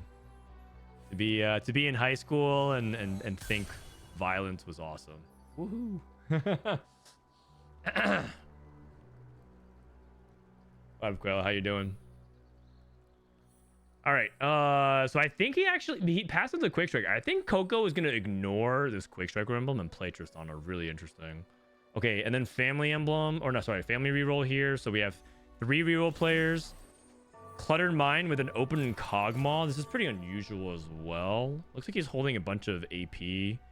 So Morello Slam. Morello Slam is like kind of weird for AP because, believe it or not, you're like not really looking to use your rod and your belt in this way, because belts make really good both offensive and defensive items.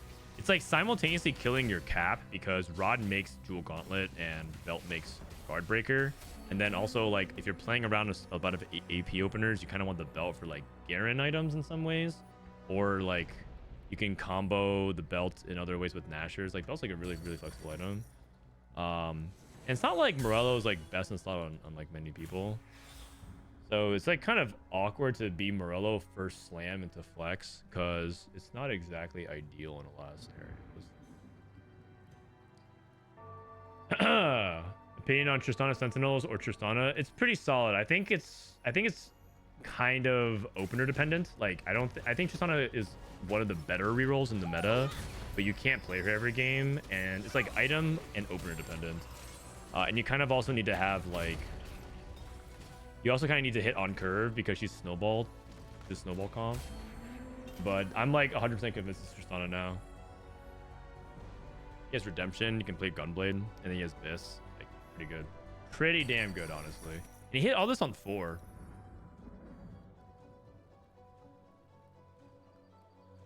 This patch is no real change in the meta. Yeah, I think Elise backline might be part of AP Flex Kurum. So we've seen a couple of really solid top 4s with it. We've also seen some bot 4s with it, but I think people were like trying out different ideas, like maybe 4 form swap or whatnot. But I think the setup is Shojin JG or Shojin just whatever, Shojin Slam, AP Flex, Black Rose into Soko Zoe Elise.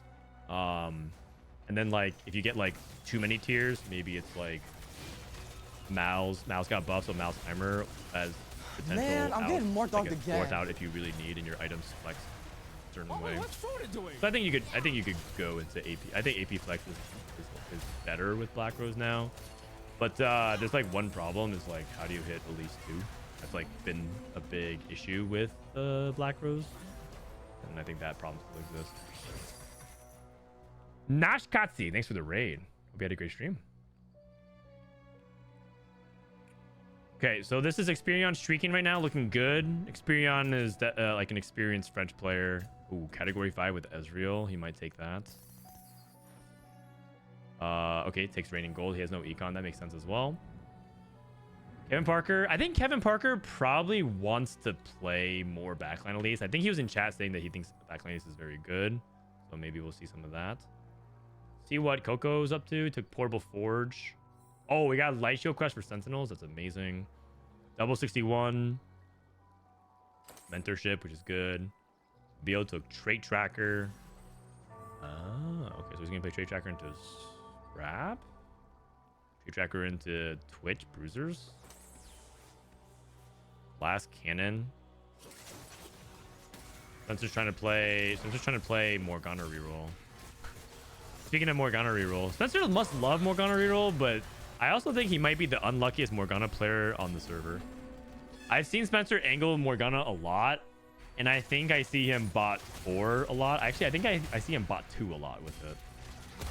Which we all know, it's definitely way better than that, but whenever I watch Spencer play, I feel like his spots just don't line up well for it.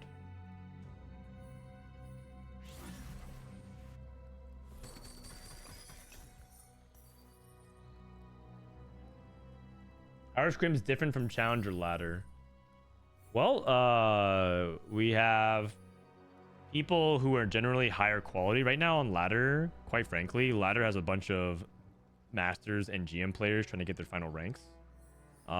Because most of the competitive scene, their season's over. Regionals ended, and so you don't really get quality practice anymore. Because a lot of people who are playing are noticeably weaker opponents. The trade-off is that in solo queue, at least you're likely to go up against people who are all trying to play very sweaty, theoretically. unless you're running into streamers like who are just for funning it. There's some streamers who may or may not be going the opposite direction from Challenger. I don't know who. But you also have people in scrims who might be limit testing and trying out weird ideas. So, for example, today, a lot of people are trying backline Elise. And if backline Elise is bad, you might just get a lot of people who are playing kind of bad comp. So you kind of have a hard idea of gauging real comp strength sometimes in scrims. You have to take it with a grain of salt. And I think that's why some players, I think Disho, for example, has vocalized that that's part of what he doesn't like about scrims. Because sometimes he can't actually get a good read on a composition. Like, how good is Morgana reroll really when you get a bunch of people who are contesting backline Elise and they all have 1-star Elise and they all go like 5, 6, 7. So you have to be a little bit... cautious with over-reading into scrims. In my opinion, I think it's just a balance. I think you should play some solo queue. I think you should play some scrims. I think you should watch some scrims. I think you should like do some VOD reviews and study with some people. I am rarely of the belief that you should only be doing one type of thing in TFT. I think it's kind of like building stats on your carry. There's diminishing returns by overloading into one stat. You don't want so much flat AP and no crit and damage amp. You want a mixture of all of it. I feel like TFT improvement's the same way.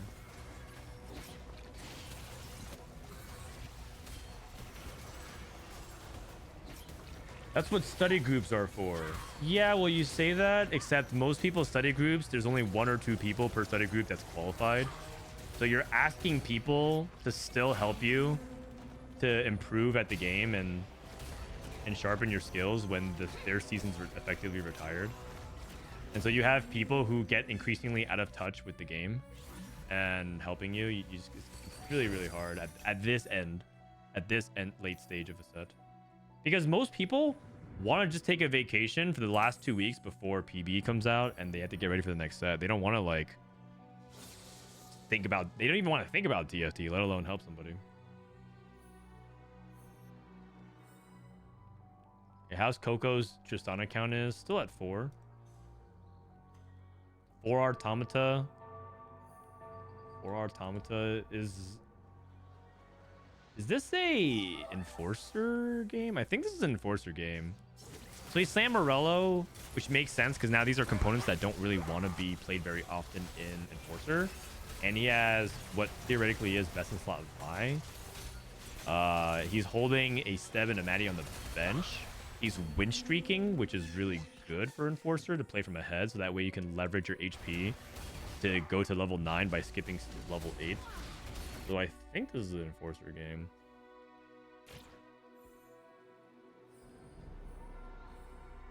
And then AP, I believe, is still playing... Oh, he's playing Silco. So I guess that's probably his open flex. He's open to playing Silco or he's playing Elise. We'll see. Raining goals. This looks like emissaries. Because he has Garen and he has 3 emissaries on the bench. And I guess he's playing around emissary Gangplank. Do you really play Rageblade on Corki? Maybe he's willing to play Corki and GP and Jace. We've seen also people play Elise from here. They play like 4 Form Stopper, 4 Emissary Elise. But I don't think that version looked the least impressive to me. Look at titles roll down. Rumble. You want Rumble? Is he going Rebels? This is a really hard roll down. He's open to so much. Is he playing Sorks? He could reforge into a Sorcerer Emblem. Yeah, he's going Sorks. He's going Sorks. Rageblade, Shojin. Morello.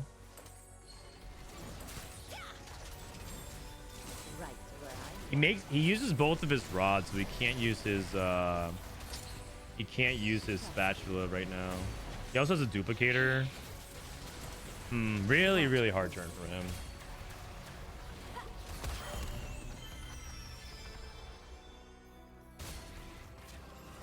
He wins though, which is important. Coco also gets the win here.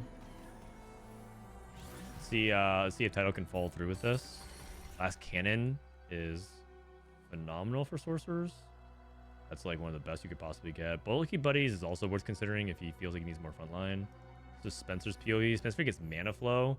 Spencer's still rolling for Morgana 3. Yeah. Okay. Morgana. One more Morgana. One more Morgana. One more Morgana. There it is. That is so expensive. You guys, I don't think Spencer's winning Worlds. Sorry. This is not looking good. Bad premonition. Bad premonition. Trade Tracker cashed out for Bio. He's pivoting to Scrap. Trade Tracker Scrap. Bronze for life. Ban Spencer from this comp. That's kind of what I think, actually. I think that he's just, for some reason, it's just not working out.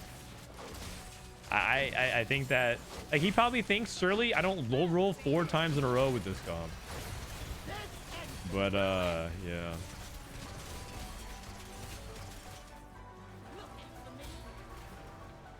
When does World start? It does the Worlds patch. It starts at 5 a.m. Pacific, 8 a.m. Eastern. And I know in Japan, it's like 9 p.m. locally because I'll be in Japan.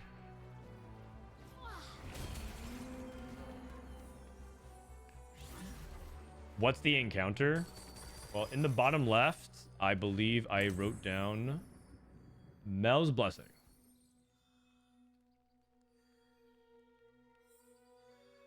What day is Rolls? Next Friday. Next Friday.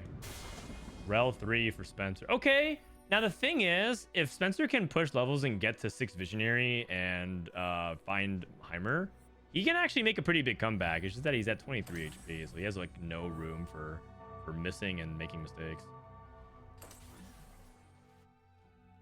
This is Title's board. Title has LeBlanc 2 with the duplicator. He hit the LeBlanc 2. He had a dupe.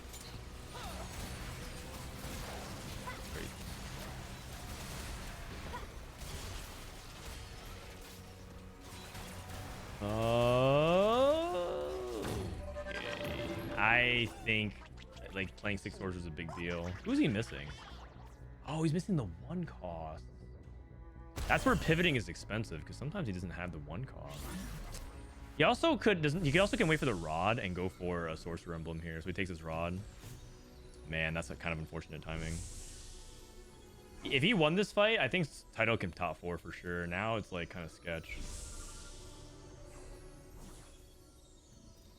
You make a guy for fundamentals. I actually think next set I want to do that. I want to take once every few weeks to actually do a lecture on a fundamental topic. I'll have like presentation slides and it'll cover like topics that hopefully stay pretty evergreen. Like maybe the subjects on it will change, but I'll be doing that and then I'll just collect them on YouTube over time and just make a playlist. And that way it'll be like a collection of skills that you can potentially use. But it'll be something that starts next set and it'll only be like I'll only do it a few times next set. So okay, we're playing backline sorcerer leagues. Now this is something to pay attention to. Let me see if anyone else is really strong. No 3-star for Coco yet.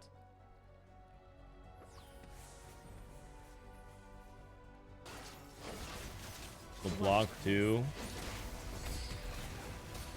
I mean, surely LeBlanc 2 at least 2 backline with 6 sorcerer is really good. I mean, he's absolutely murdering this board. Xperion hit the emissary Corky. He has Garen 2 as well. And D-Claw is pretty good in this lobby. He's a lot of AP, right?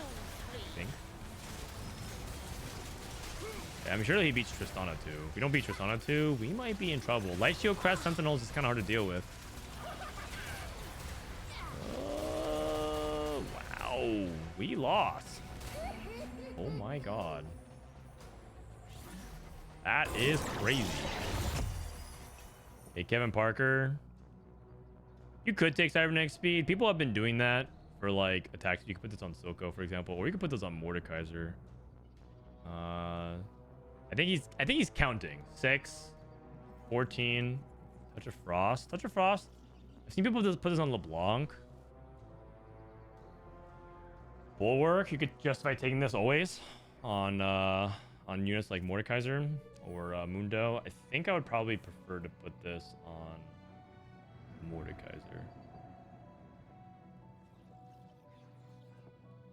Mage Expert, you could take that as well. Dramatic Entrance, you could take that as well. There's a lot of pickables that Kevin skipped. Oh wow, he's skipping a lot. Do you want damage? Maybe Hive Mind is damage amp. That's fine. Hive Mind on Mord. That's interesting as well. I think a lot of people would prefer Soko, so it's more guaranteed. Because if Mord dies, he might not kill anyone. A lot of really interesting choices consecutively there. What did Title take? Title take Fortified for his Lowy. Defense Expert for Spencer. Spencer looks dead. Like very, very dead. Oh, he has another anomaly. Oh, I see, I see. Oh, wait, this doesn't work. This doesn't work, though. Oh, I actually tested this myself. He actually only gets one unit. Uh-oh. He's about to be really, really disappointed. He only gets... Well, I mean, Ambessa's a good unit, but yeah. He only gets one of them. Sorry, man. Attack Expert. That one is pretty solid. Yeah, sorry. It sounded really crazy to me. I'm like, oh my god, I'm gonna farm infinite, and I need that gold, and also like the double damage amp. Like, it can't be bad. Turns out, it's not that good. I missed that he doesn't have another anomaly. So if he knew that, then maybe he was supposed to take maybe double defense. But I guess that's part of the reason why he rolled so much, because he wanted to see if he can get like a crazy combo. He still gets double damage. Yeah. Just that you don't get double gold farming, and that's kind of important.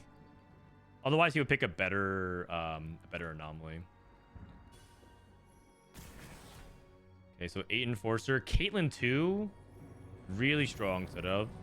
He has blue buff. This guy looks like he's one of the prime candidates to top 2.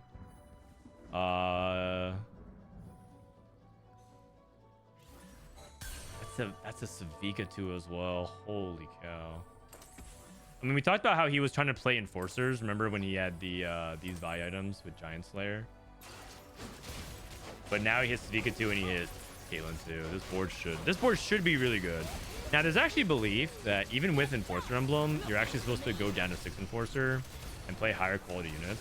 So this board isn't done capping. I think the cap of this board, the true cap of this board, might be to cut like Camille and TF and play like anything from like Warwick and 6 costs to like Rumble, Elise, like play like a lot better units. Because they just nerfed 8 Enforcer. They did rebuff it, but I think for a lot of people saying like it's just not worth it relative to the unit quality. TF is a good unit. Well, you have to make room in some ways. It's TF1. It's not a big deal. That's just what high elo circle is talking. I mean, it depends. Not every game you're supposed to do that. Just because some people say that's what you do doesn't mean you always do that. I mean, one of the things to understand how I analyze things is I keep options open, but you have to like evaluate the situation. So in this situation, for example, that high depends on whether or not he can get to level 10, because he has nothing to roll for at 9 anymore. But if he loses the next fight, he has to kind of roll that 9 because he can't really agree to 10. So it just kind of depends. And then if he rolls a 9, if he has unit to play, he'll play it. But otherwise, you don't like right now. He's not going to go out of his way to downgrade from 8 to 6 because that's his best board.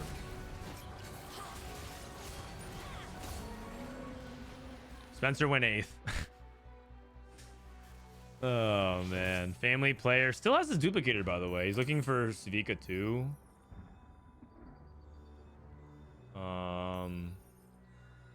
Okay, got 3.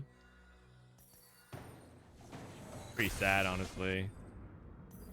Everyone has their dupe from the Mel's Blessing. Mini-Me's Corky. Bio hanging on by a thread as well. Title's looking good. I want to watch a couple more fights of this Elise.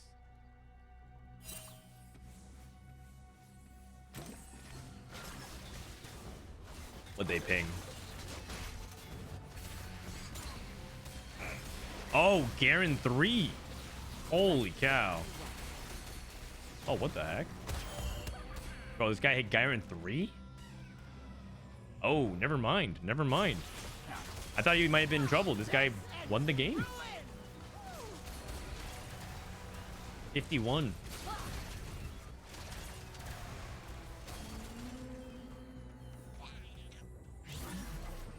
What if Garen 3 just loses? Is there any way Garen 3 can lose? Is Garen 3 a fraud? Does anyone know? Any Garen 3 experts in chat? I think Tristana beats him. Really? There's no way, man.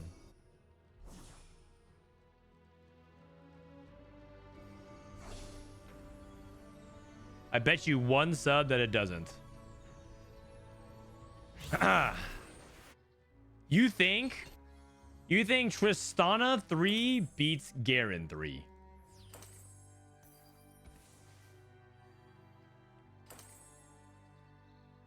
I mean, I could see Tristana beating a lot of comps because her power is really high. She has Light Shield Crest, Spirit Link. Like, there's a lot to like about it. No, I am broke. All right.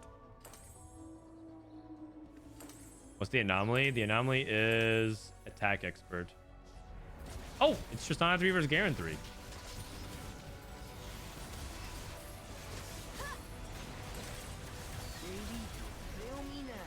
I mean, the setup here for Coco is really good. The issue is I don't think Tristana can ever kill the Garen.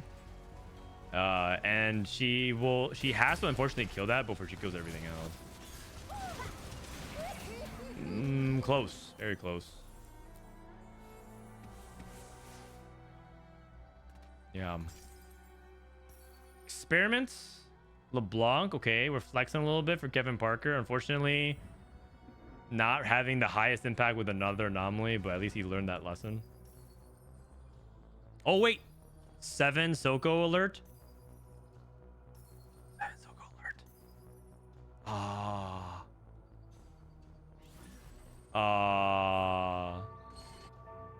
It was the next shop. He should have rolled. He should have sold his LeBlanc and rolled.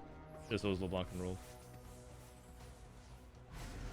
Maybe he'll like have a mirror. Oh, if he loses by 1 unit, he can actually survive. The thing is, I think he loses by more than 1 unit if he does lose. I just don't think. I think with the way Sentinels are structured, like they'll win by a lot if they win because they just become an iron wall. Oh, you know what would have been really nice if he had gold generated from Hive Mind to actually have the ability to roll for Silco 3. Oh, this guy was holding Silco in his shop. Oh, and this guy had a Silco. Oh, man, never mind. Kevin Parker had no shot. No shot. Sorry, man. Sorry. Ratted by the lobby. Ratted by the lobby. JP France. Once again. Oh, wait. Actually, that's not how world history works. I was like, once again, Japan and France team up against Germany. Nope, that's not what happened at all. Not what happened at all.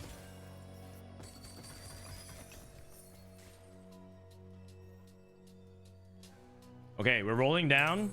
Okay, we hit TF2. So we ended up rolling at 9 instead of going for level 10. I was going for Vi 3. I guess his mind is that he doesn't win the game anyways by going for level 10. He has to go for like Vi 3 in order to potentially win.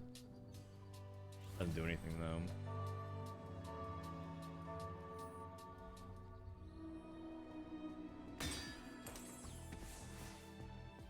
Okay, Coco going against the Enforcer board. Dude, I love that the Warwick runs up and he just gets gated out. That's funny. Really cool game too. The Wandering Trainer into Tristana. That's just not really something that you see. Because he took Quick Strikers and a lot of people...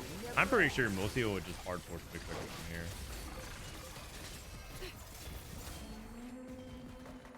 Okay, it's a good third.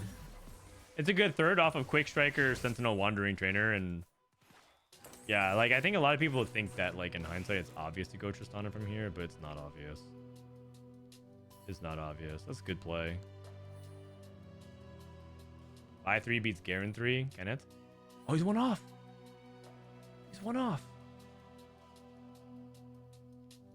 So if Coco dies, then it might become like a carousel moment.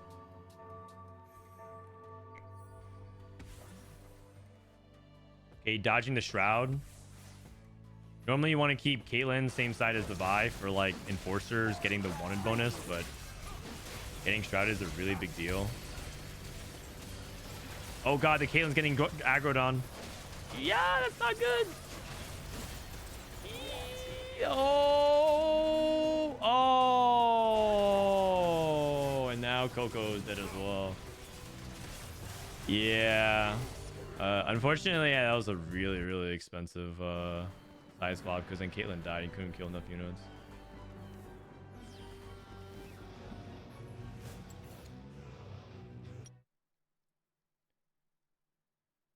They used their dupe, yeah.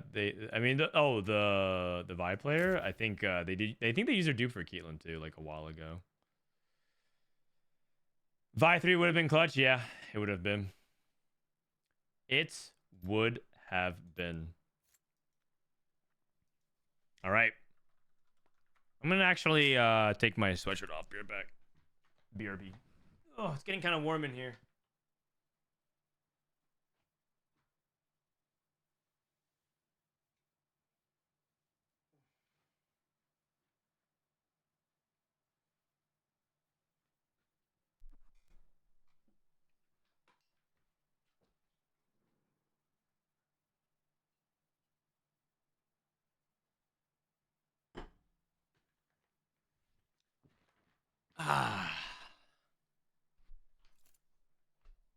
This player lost a guarantee because he didn't have Singe 3.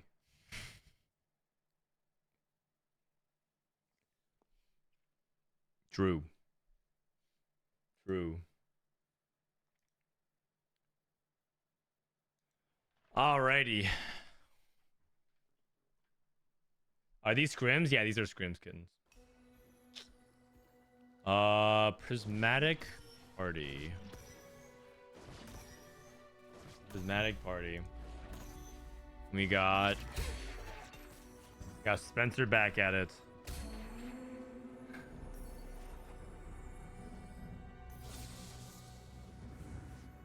Okay.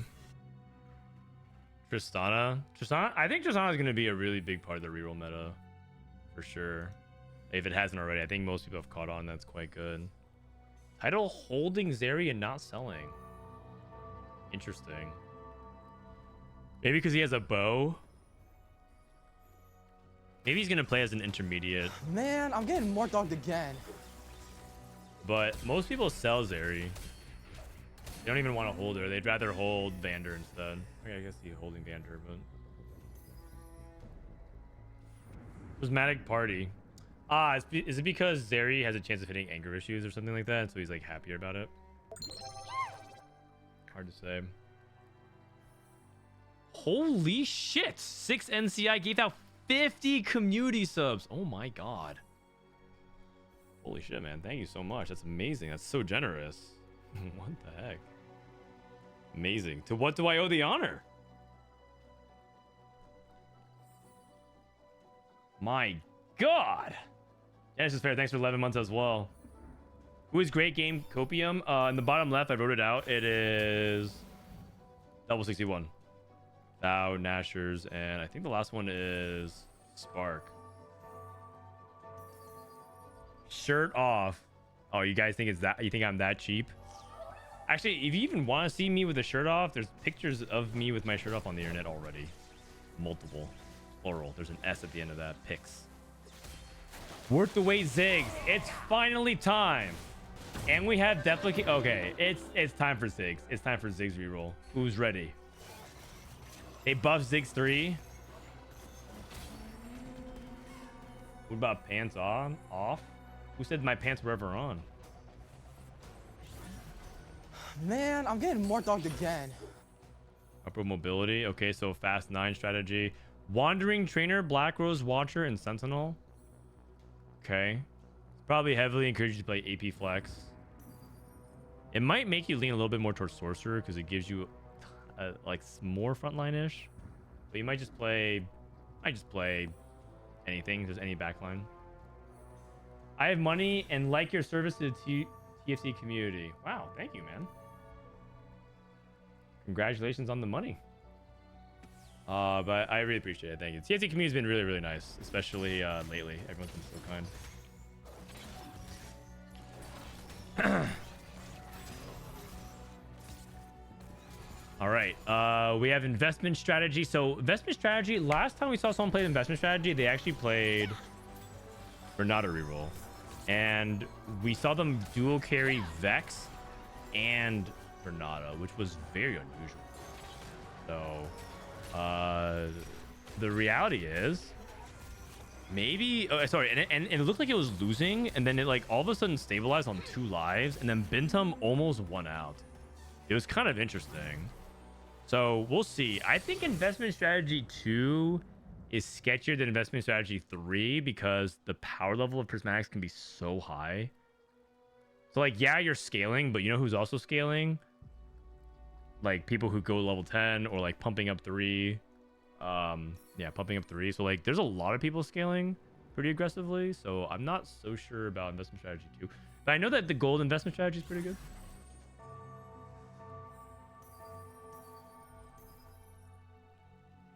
Does Ziggs like the same items as Silco? Yes, because Ziggs is a Dominator, and Dominator, like, they ultimately just care about how much they cast. So you still want Ziggs to have like Shojin Nashers plus Jewel Gauntlet, or maybe like Shojin Jewel Gauntlet blue buff, or sorry, Shojin Jewel Gauntlet guard breaker. He can also hold blue buff. He's also really good with Mana Zane. So just generally keep it around this same type of mana gen source, because Ziggs is kind of actually an AoE champion, and so the more he casts, the more he's likely to just like kill the backline. So you just have to like get him to ramp. He needs to take a tier here ASAP, so tier has to be the first component he picks up. Spencer's playing Trist. I remember he was like stacking Trist. No, he's stacking ambushers, so he's probably taking glove or vest. Okay, Spencer took glove, it looks like. No, he took rod. Oh, what the? Oh, maybe he's playing something else. He took pumping up, right? Oh, maybe Spencer's playing Twitch. Pumping up Twitch. Pumping up AP.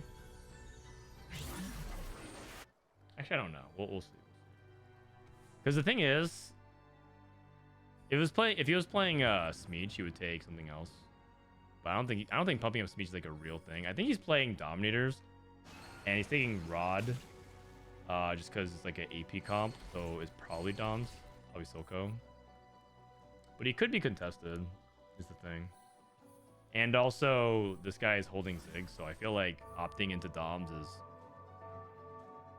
I feel like you're asking for pain. Pumping up with like a Ziggs player and then also a Black Rose player. Whoa, this guy sold everything but the dummy! Double 61 sold everything but the dummy.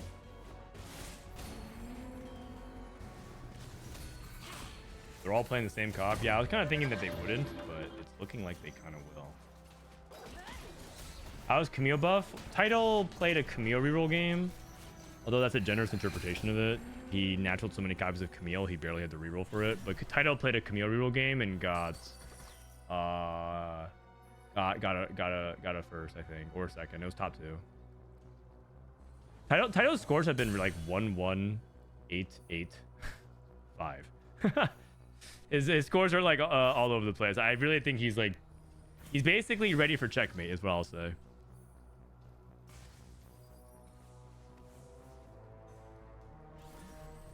He's basically ready for checkmate. All right, Xperion trying to go 4 or 5 streaks. This is actually kind of important because pumping up is very weak in the early game, relatively speaking. It only gets stronger and stronger. So be able to fade the first stage of the game is pretty powerful, because like if you can streak stage 2 when it's the augment at its weakest, it's pretty good. What does checkmate mean? So checkmate's a format in TFT, very similar if you've watched like Apex Legends or other games that are like free-for-all, but you can only win the tournament when you have a certain amount of points and you get a first place. There's no set amount of games. There's no like 6 games and then whoever has the most points wins. You have to end the tournament on a first. And that creates pretty weird dynamics in the lobbies, but what it most certainly is hype, because then multiple people could be in check, right? That's what they use the term when you cross the 21 point threshold or whatever it is. And then you have to get a first to actually win the tournament. And it's interesting when it's like everyone's Man, I'm getting more dogged again. You have like again. 6, 7, maybe even 8 people playing for first in the lobby for the final game. Katsuji, thanks for the 3 months. Okay. Wandering Trainer. 5 loss here for double. Spencer also with the 5 loss. Ziggs items.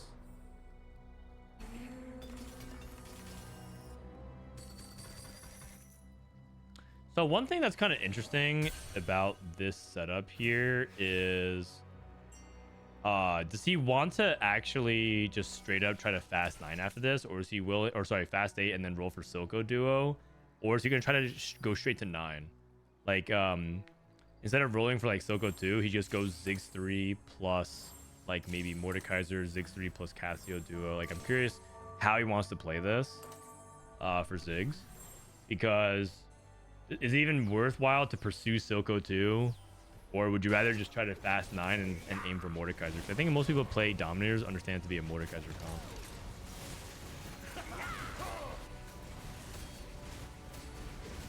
Birthday present.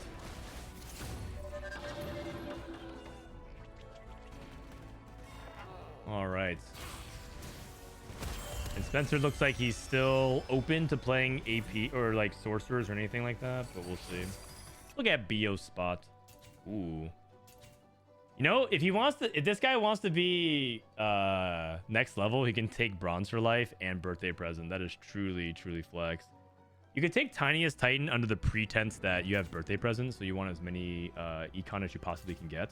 So Tiniest Titan would be like a way for you to pump levels with the Birthday Present, and then you get to offset the losses by econing.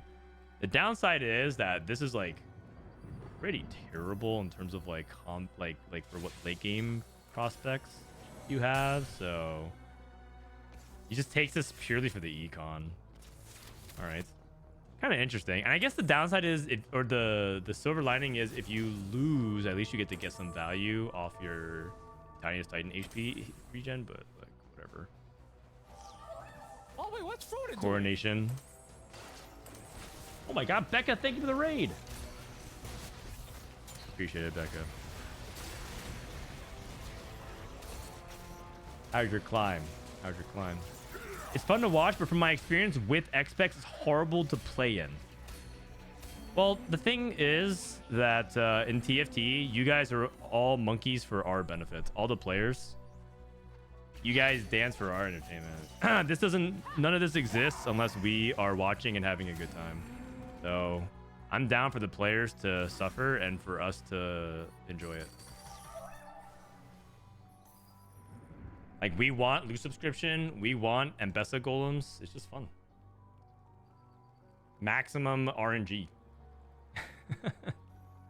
No, I mean, I think the reality is that Checkmate is like a really strong way to end hype, like big tournaments. I think it's good for the open. I do think that there's flaws with it for the World Championship, but I also think that the trade-offs are worth it, because I also think that TFT risks being not very exciting, and I think being boring is worse than being the trade-offs of like the lack of competitiveness.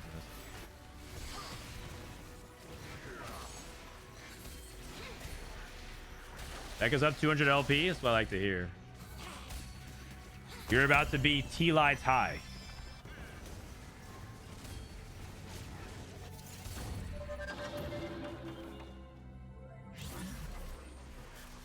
TFT and hype? How? Just like anything. Believe it or not, there's a lot of neat people who are normies who don't think the games that you think are hype are hype. There's a lot of people who are like, I don't understand League of Legends. I don't understand Street Fighter. I don't understand this other like hype game that people like, Counter-Strike. To them, it's not hype. Excitement is basically based off of the level of interest that you can extract off of like your investment into the game. Like the more invested you are, the more exciting I think it naturally is. I think TFT is plenty hype at times. That actually makes me think you've just never you've actually watched a lot of hype TFT, but you just never actually have dialed in and paid attention to the moment closely.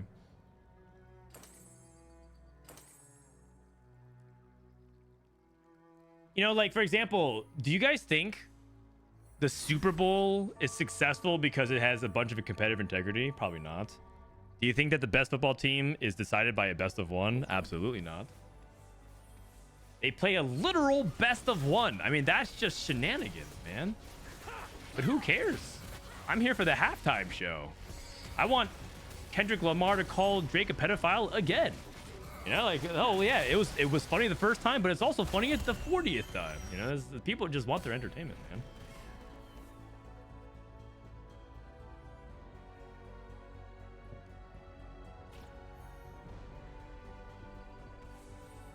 Football is pretty low variance, though. Is that so? Is that so? Interesting.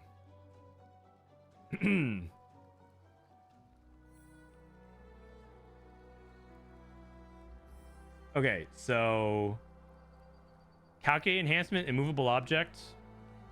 Probably, definitely playing Sorks then. So we have one Sork player at least from Kevin Parker, but Morgana, or sorry, Spencer was playing Morgana and then didn't work out. I was playing Dominators. Okay. So we have two players playing Dominators still. 6-3. Ooh, Piercing Lotus. Wow, that's actually really good for his setup now. Because Piercing Lotus complements his Twitch strike chance, and he doesn't have Shred, so it actually works really, really nicely. You know what, man? I'm starting to think this might be the Juicer Zig setup.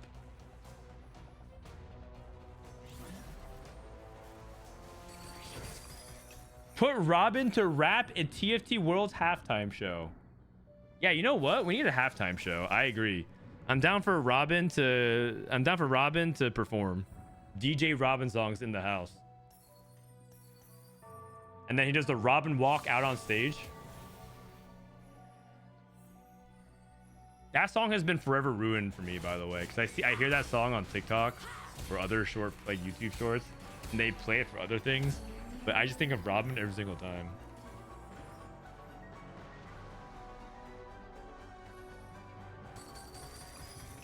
You ever just... Okay. I was like, would you ever just chase Ziggs 4, but he's just gonna sell it. Okay, here comes the roll down for title. AP is so contested, this game. Playing Sword. So two Sword. Wait, he has two Silcos. He has his Mordecai. There's a three-way Silco fest in this lobby. Oh man. Actually, maybe he's not. Maybe he's not. Maybe he's just holding Silcos. Maybe he's just holding Silcos. But if he hits Silco too with these items, Shojin Nashers, Quicksilver, don't you kind of play it?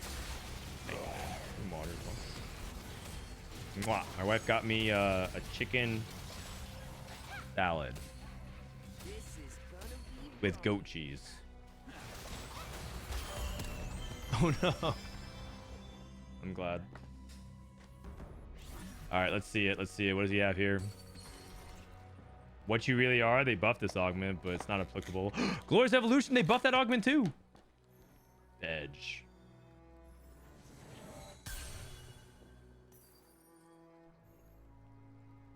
Aaron. Is that the real title? Yeah, 100%.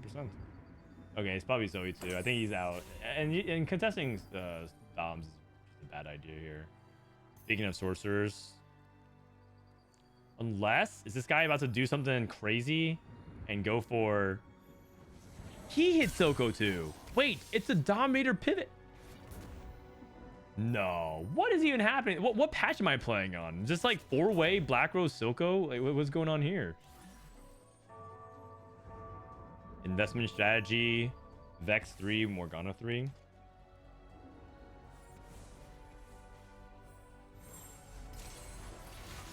Is the list of Worlds players finalized? Not yet, because China has yet to finish their regionals. China has like a crazy prize pool of 2 million RMB. And they do like a big theatrical final lobby. And then the top 2 people from their final lobby go to Worlds. 3, 4, 5, 6 play in the last chance qualifier versus 4 mobile players. So China actually has like, there's actually a couple interesting days to watch in China. You watch the final lobby to see who qualifies for Worlds, who wins a ton of money, and then you watch the last chance qualifier to see the 4 mobile players who didn't make it to Worlds versus the 4 PC players who didn't make it to Worlds. Bronze for life. Okay. Okay, so we're flexing. What's double playing? Double's playing Moonlight. Greater Moonlight, Zyra 4. That's cool. I don't know how we got here, but everyone's contesting Black Rose.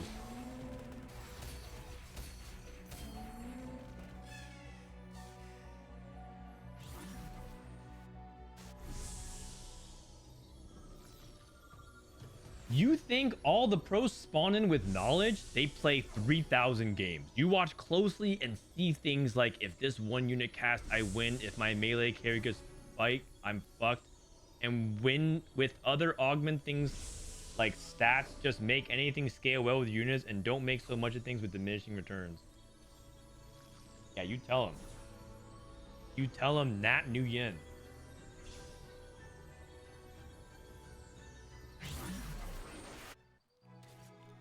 I mean, the way TFT works is like, TFT is like the world's hardest gaming exam. That's kind of the way that Bryce one time pitched TFT to somebody, and I thought he was really right. Wait, Bio hit LeBlanc too. His birthday present, thank you, babe. His birthday present got spawned in LeBlanc too, and this is a unit that a lot of people want in this lobby. That's so funny. Xperion. Okay. Hold on a second. Hold on a second here. Is everyone playing the same 2 lines in this lobby? Dominator Silco, Dominator Cassio Silco, Sorcerer Black Rose, Visionaries reroll, birthday present tempo from Coco or from Bo, Sorcerer Black Rose, Sorcerer Black Rose. There's 3 Sorc Black Rose players. There's 3 Dom players. What patch is this, man? What patch is this? This is crazy. I have no clue, man. I have no clue. This was the first patch of the set.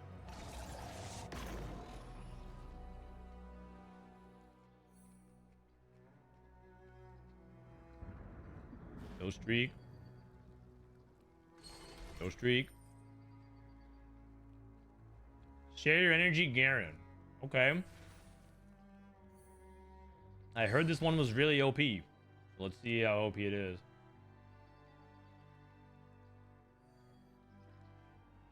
And the only one that isn't playing Black Rose has LeBlanc too, right? That's what I was saying. That's what I was saying. What a weird lobby. Like, if you just played any AD line, it was very free. I'm most interested by Ziggs 3 though, right? Because Ziggs is Ziggs got buffed.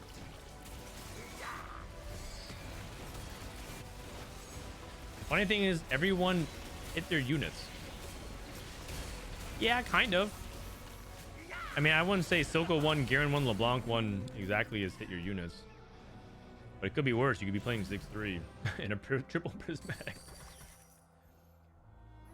Oh, man. Oh, man. Why is share your energy Garen good? It's because people believe that share your energy is just a broken anomaly, like because it just gives so much stats. I hate Garen too.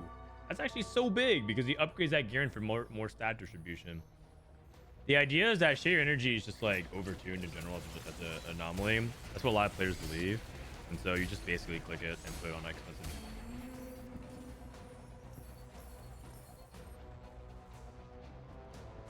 Whether or not it's actually as OP as everyone makes this out to be,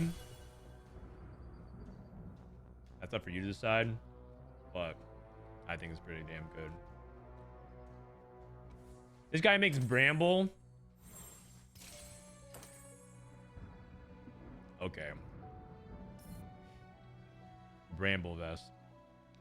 Not like 6 people in the lobby are playing Black Rose AP or something like that. Whatever. He just wants maximum stats for Garen and share energy. But like, what is this Bramble gonna do? Oh man. He's going up against Zyra 4.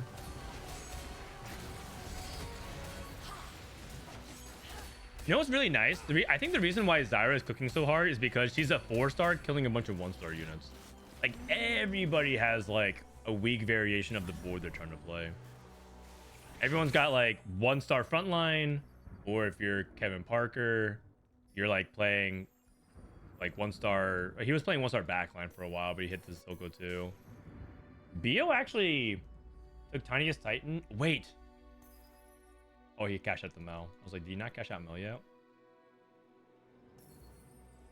He took birthday present Tiniest Titan and never got the 10. I mean, I think this tells you that Tiniest Titan is basically unpickable. This is one of the spots where like theoretically you could like justify taking Tiniest Titan because you really want the econ, but it's just not. It's just such a severe drop off in quality of Prismatic compared to others. Watch close. Does he even have Banish Mage? No. He didn't even get Banish Mage. Oh my god. He hasn't cashed? Oh. Well, that's awkward. He literally died without cashing a Change of Fate. Oh.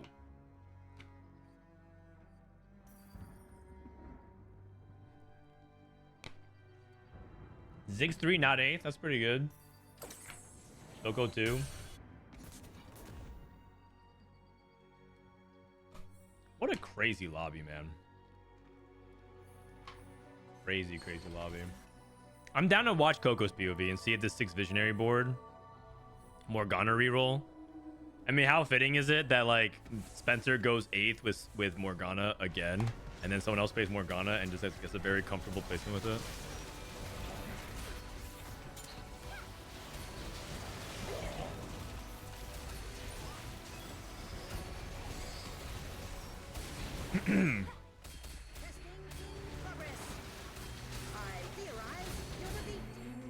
All right, Coco loses. I think the Zyra 4 is climbing super far ahead. If you can just get to level 9 already. He is. If you can just get to LeBlanc too and upgrade his board, he's in a really good spot.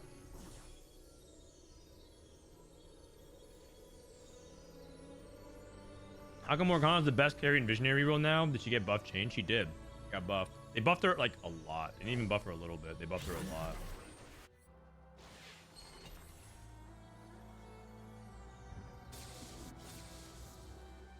All right, Spencer playing backline Elise, by the way. Pumping up Blazing Soul.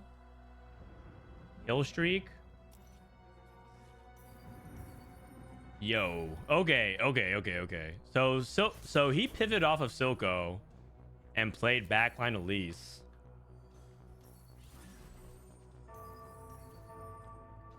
So we're seeing another case for why backline Elise is good. This is too many games. I think this is definitely really good. Too many games of backline Elise performing very well.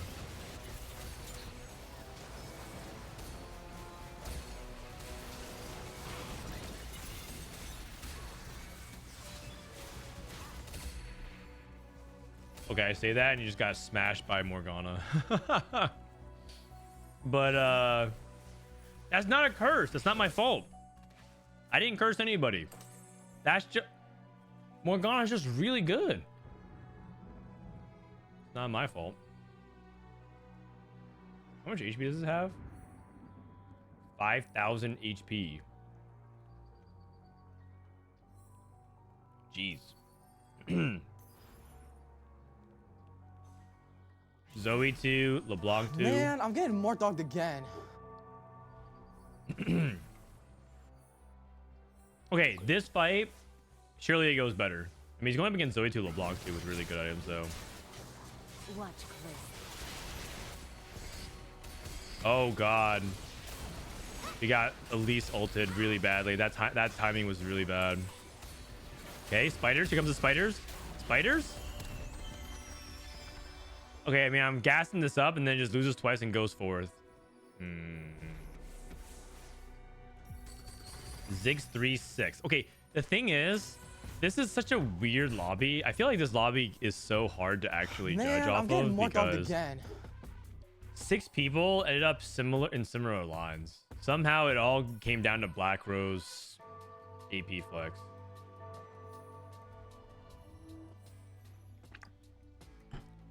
Just opportunity. Thanks for 7 months. Frodan, our 7-month-old daughter is obsessed with your stream. She doesn't care much for TV, but when we put on a stream, she is locked in. She'll be challenger before we know it. Amazing. She can face my son. My son is 10 months old.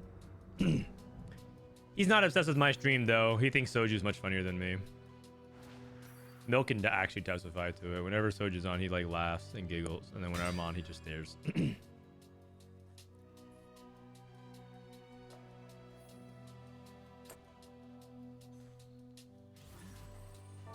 All right, let's see if Coco's Visionary board can get it done, which, by the way, is another AP comp. So I think 0 AD in the lobby.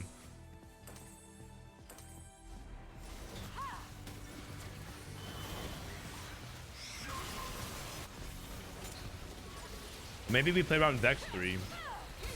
I mean, how much of this is Morgana versus Vex?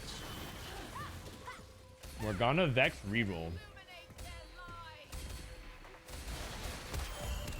Ah, kind of close, kind of close. Also, literally everyone I spectate loses. Okay, who do you guys want to lose? I think I'm on a 4-loss streak. Everybody I spectated so far loses the next fight. So, who do you guys want to spectate next? Steve, thanks for the prime. Spencer. Wait, we don't like Spencer? Did the Ziggs die? Yeah, like 15 minutes ago, unfortunately. Ziggs 3 died, went 6. Hey, why does everyone Spencer to lose?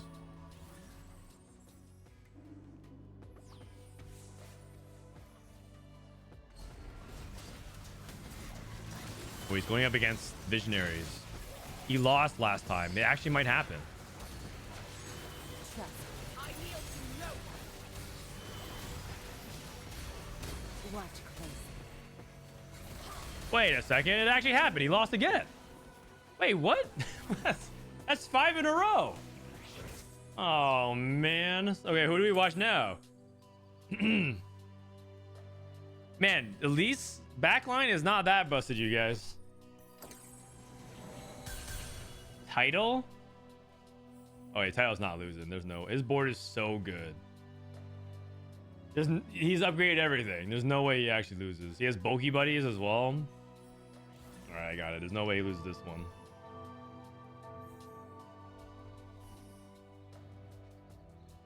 It's a ghost fight. I'm looking away. It's a ghost fight. I'm looking away.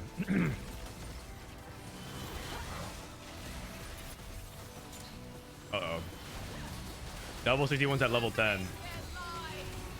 Viktor's a pretty big deal.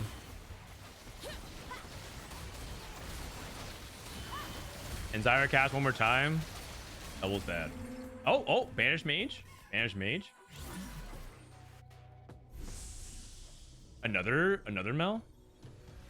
Goes for Mel 2, maybe? Is that what you had to do? Is that your out?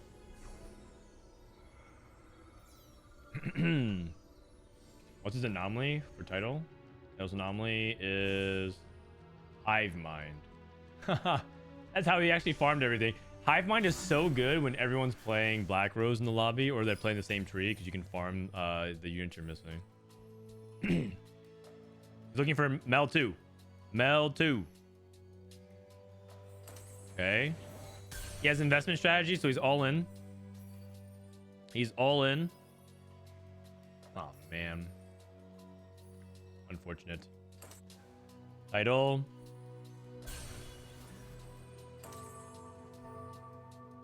Double 61.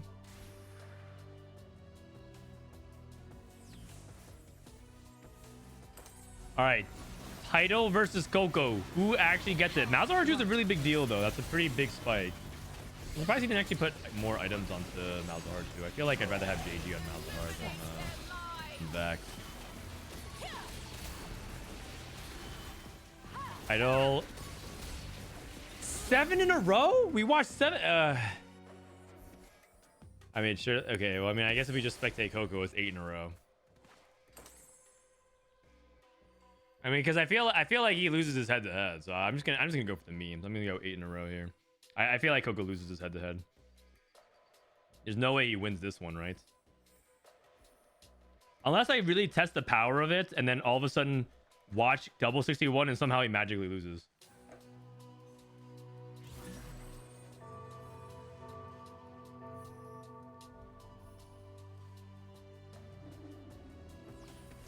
I'm spectating double because I need to end on a dub. I need to end on a dub, you guys.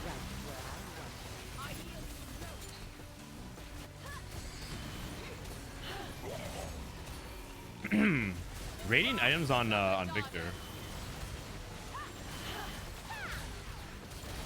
Oh? Oh? No way! No way, man. Come on. Come on, now. I thought he had it. He's level 10. I thought he had it. He had decent rating items as well. Oh my god. Oh.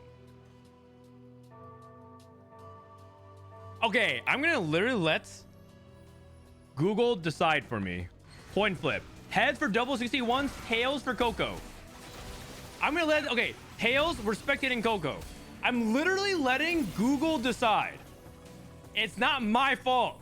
We're on Coco's POV, and whatever happens, happens. Whatever happens, happens. Shojin. Okay. And then we see what double 61 gets. LeBlanc 2. Okay. Come on, man. He hit everything. Wait, actually, can't even afford that.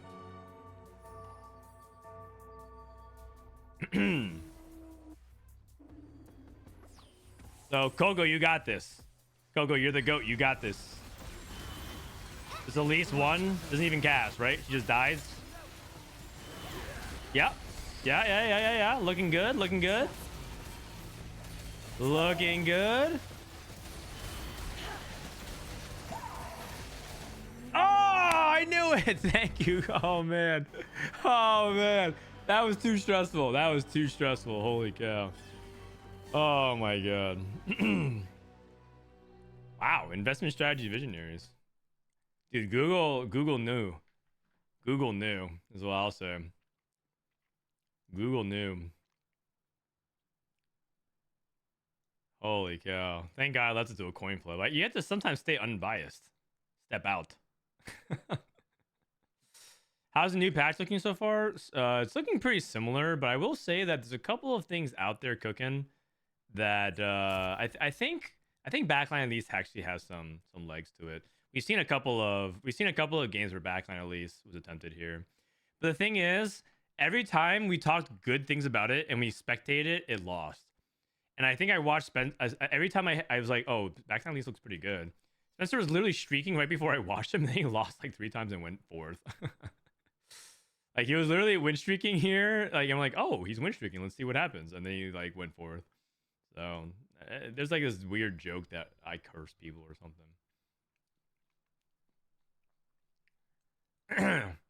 We learned that a coin flip judges board better than Dan. I'm not judging boards. I just literally happen to hop on board and be like, huh, this board looks pretty good. And then it just loses. How's that board judge? I'm just literally I'm an unbiased observer. I am just a spectator. Don't even mind me, man. Don't even mind me.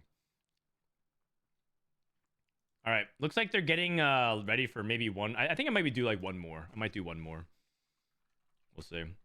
We'll see. We'll see who ends up queue. Looks like Wajan's logging online. We might have some shift to NA focus because a lot of EU players have been playing scrims.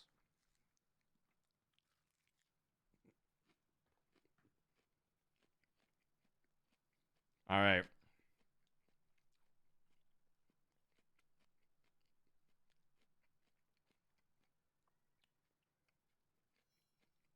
I'm going to bed. Good night, Kevin. Good night, Kevin Parker. Wait, how good did Kevin do?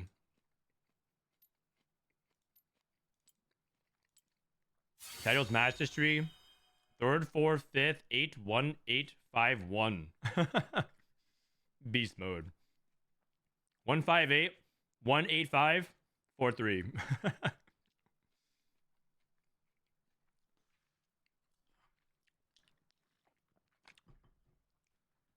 All right.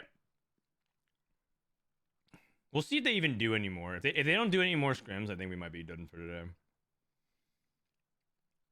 But watching the world scrims is pretty hype. It's been good stuff. Who's winning worlds? Let's see. Who is winning worlds? Go ahead and pull it up. Liquipedia. Tactician's Crown. Top 5 most likely people to win worlds. From APAC, I'll pick one player from each region. APAC, it's Ironbog. This guy won 2 regionals in a row. He won set 13 regionals and won set 12 regionals. And APAC is considered to be the best region right now. I think he's the favorite. I think he's even more favored than Title right now. All the momentum's on his side. I think it's wild to like this guy. What this guy is doing is really, really impressive. From EU, I think the most likely player to win is Coco. I think this guy really understands the meta very well. He sees the game differently. He's very, very good and consistent. At Cup 1, he almost won back-to-back cups, kind of like Spencer. He's posting an incredible set so far. It wouldn't surprise me if Coco wins from EMEA. From Americas, and the most likely player, you have to give it to Dish Soap based off his AVP throughout the weekend so far. So I think he's one of the favorites. From China, who's even qualified from China, though? We don't know, right? Who's even qualified from China? From China, out of the players who are left in the tournament, let's see. Who's in final lobby for China? Are they in-game? Oh, they are in-game. Let's hop in. From China, I would probably say... Oh, Guan. Guan is probably the most impressive player from China so far. From final lobby. But, let's see. Semifinals. A lot of these players are good. A lot of these players are pretty good. Like, Light Yu-Gi-Oh! Is good. Lilo is set 6 world champion. Final lobby Macau. Li Xiao is also very good. Winner. Li Xiao won EWC. Li Chuchuan is also good. Made mobile and PC regionals quite good. Tianlong, he's always been actually kind of consistent, but he's only recently started posting results. So like these Chinese players are pretty good, but I feel like none of them have like the CN aura, if that makes sense. They're lacking a little bit of aura. Maybe they're playing in JOC. Is that why? Maybe JOC has all the players. Basically, a lot of PC players moved over to mobile because they think mobile is easier. So a lot of PC players defected to mobile. Like 60-second, for example, declared for mobile this set and didn't play on PC. But I don't think he made regionals. Yeah, I recognize a lot of these people. W Mang, Sao Pimi. These are players that you see at PC regionals. Tianzung and Hanxing. Hanxing was on Weibo, I think. So. I'm placing my trust in you lot. Let's see this case through. And try not to disappoint me. Gold subscription. All right, we get to see Wasianiverson's first games. How is mobile better? I think a lot of players view mobile as an easier set of competition because PC has like the sweats and casuals play mobile. But as you saw, a lot of people who declared for mobile didn't even make regional.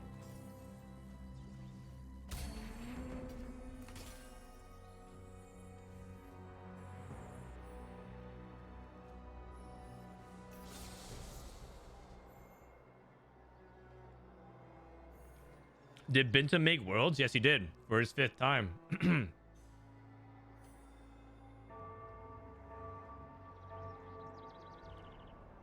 Best discussion Discord for TFT competitive? Like, you mean the competitive scene? Or climbing ladder? Those are 2 different things. Man, I'm getting more dogged again. If you're talking about, like, just to learn about the competitive scene... I'm not sure, actually. Maybe my Discord? People talk about the competitive scene in my Discord, but not that often. Maybe if you're talking about, like, just getting better at the game, like the TFT Academy Discord is good. You can go to the competitive TFT subreddit. D-Cup, thanks for 11 months. You guys are playing Scrims for so long. Yeah, it's cool to see people work so hard. Title's still playing. Coco's still playing. Double 61 has been playing since the very beginning of the day. I can't believe this guy's still playing. Ramble GS PT.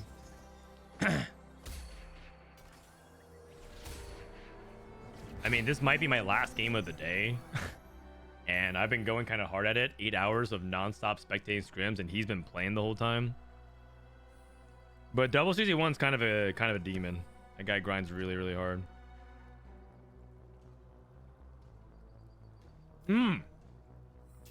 Conquer Crest is time.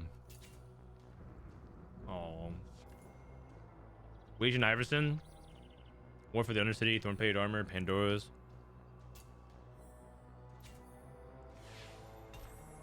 Thorn-Plated Armor. Okay. And he has Sunfire. Gold subscription. Too much value. Or Spencer. So reroll of some kind. No scout, no pivot, Tristana with a duplicator. Loves off Vander. I think I've seen 4 people declare reroll so far. Rounds will, so pretty open-ended. AP maybe. Starry Knight, another reroller. Superstars, another reroll. Wow, we go from like a 8-player AP lobby to a 6-player reroll lobby.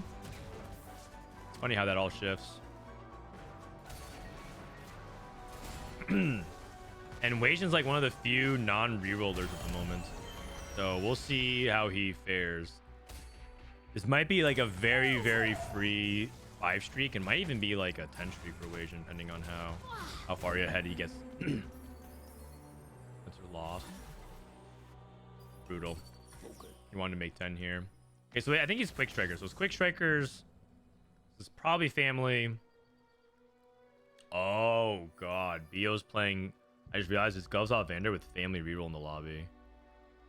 If that ends up happening... So, Coco is going to hold on to Vander's for sure if he's playing Superstars with family. If you see this happening, you should also be... If you're in this lobby with Bio, you should also be holding Vander's as well. Because then you realize that Coco is incentivized to hold it. And then... If you hold like a Vander and play around a Vander, then you're going to make the Gloves off Vander player really struggle, and that's how you send him in. So I think Bio is in deep trouble. Does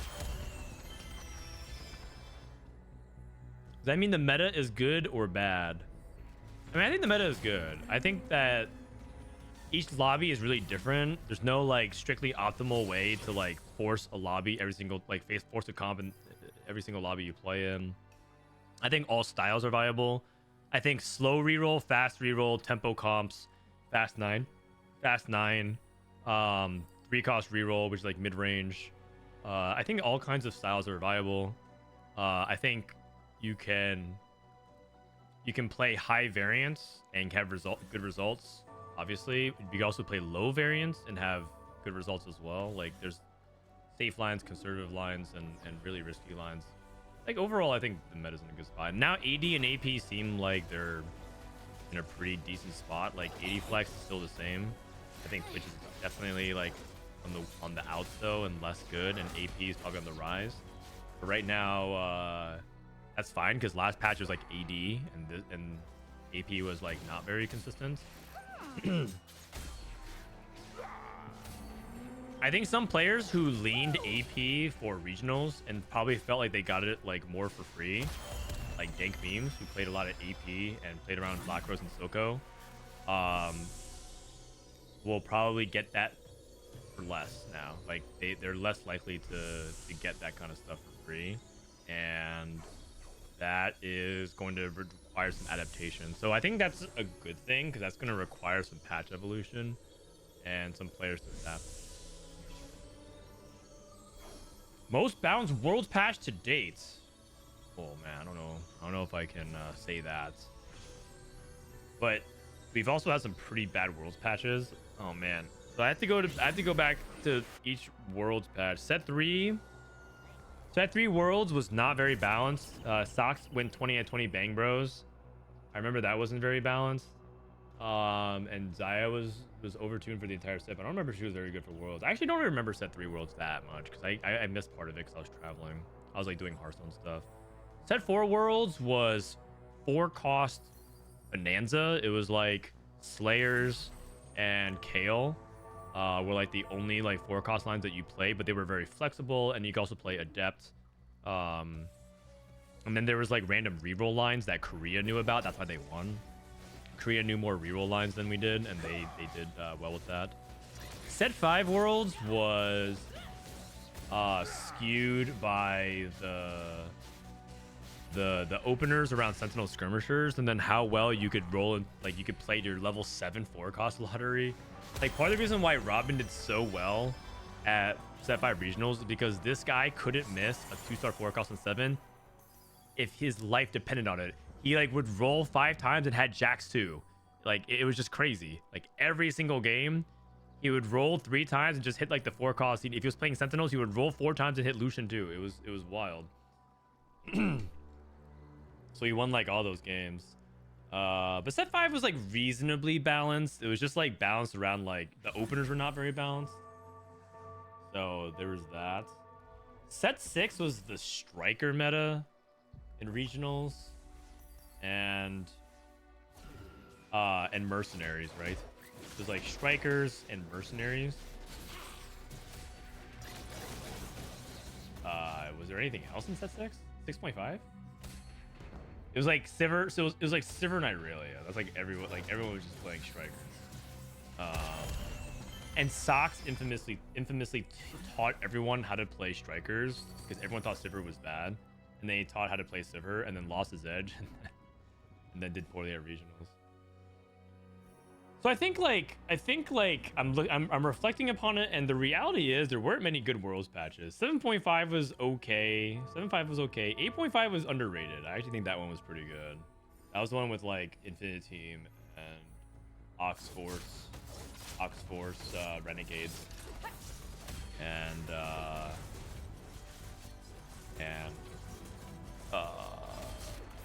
Spellslingers. Nico was a thing too. 9.5 was pretty terrible. I think that might be the worst patch ever. Because it was like pop Tome and play for 9 Demacia, 9 Noxus,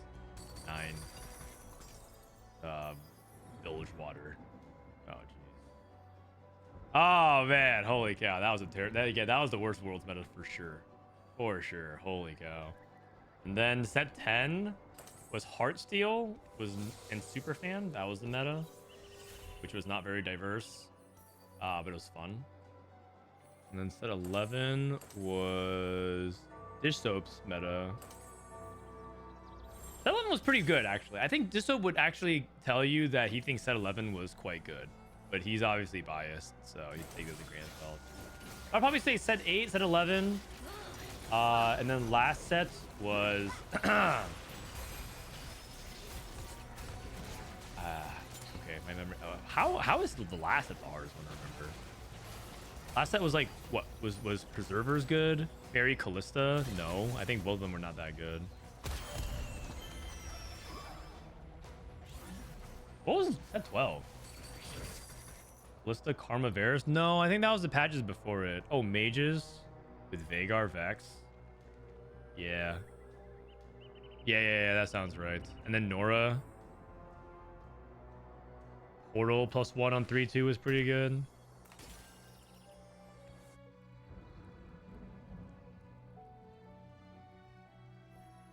So based off that, this is one of the best Worlds meta for sure. I'd probably say it's up there. Sorry. So basically, I took a really roundabout way to explain, to basically say that I think this is one of the better ones. Probably top 3 Worlds metas.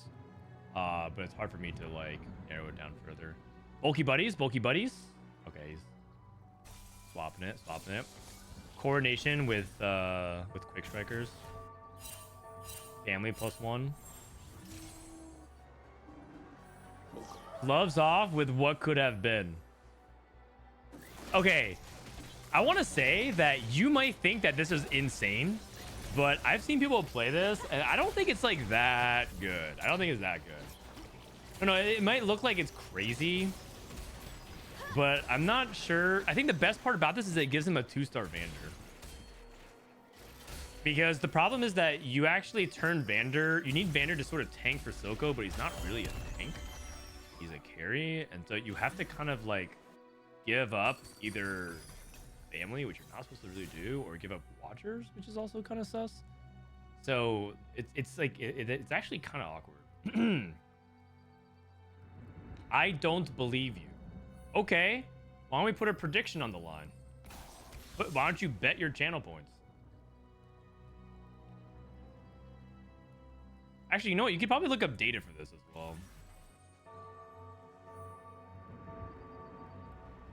Maddie, can you put up a prediction real quick? Where's the Silco player land? Top 2 or bot 6? Is everyone so convinced that, like, some people are convinced that it's broken?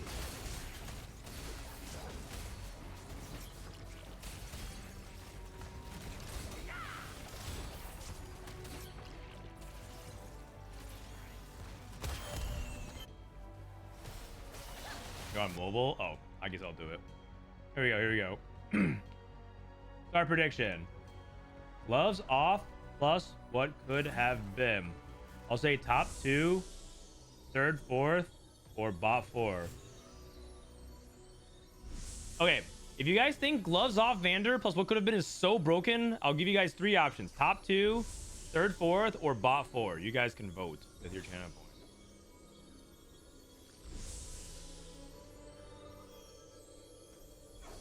Since a lot of people think that it's such a sick combo.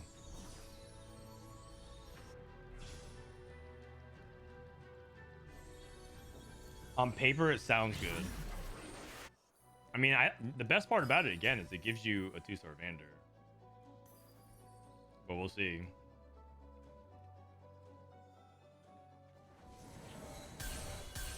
All right.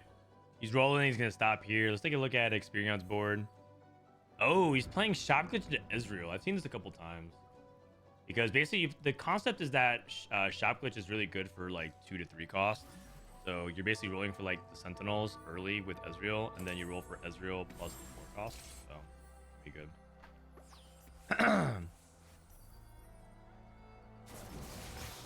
First time stream watcher, been lurking the YouTube videos and VODs for a couple months. Just want to say I love the content. Please keep it up. It's nice to have a positive voice amongst the overwhelmingly negative TFT community. Wow, hate chatters. Thank you, man. Actually, you know, the VOD watchers are all overwhelmingly positive. I like that. People who, anyone who watches the YouTube VODs, because if you guys haven't heard, I post all my VODs on YouTube. Because Twitch is deleting a lot of VODs, and they've always been bad about it. You can always sub to my YouTube VOD channel if you're ever lacking TFT content to fall asleep to. X3. But they're always so nice. They're always so positive. But also, what do you mean that the TFT community is so overwhelmingly negative? I don't even know what you're talking about. You know what the, you know what, when Soju says G, do you know what the G stands for? It stands for GG.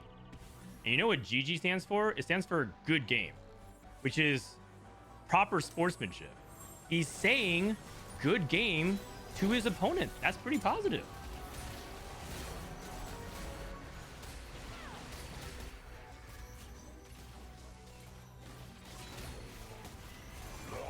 But you rather him say bad game? He did used to say that. Let's turn around his image.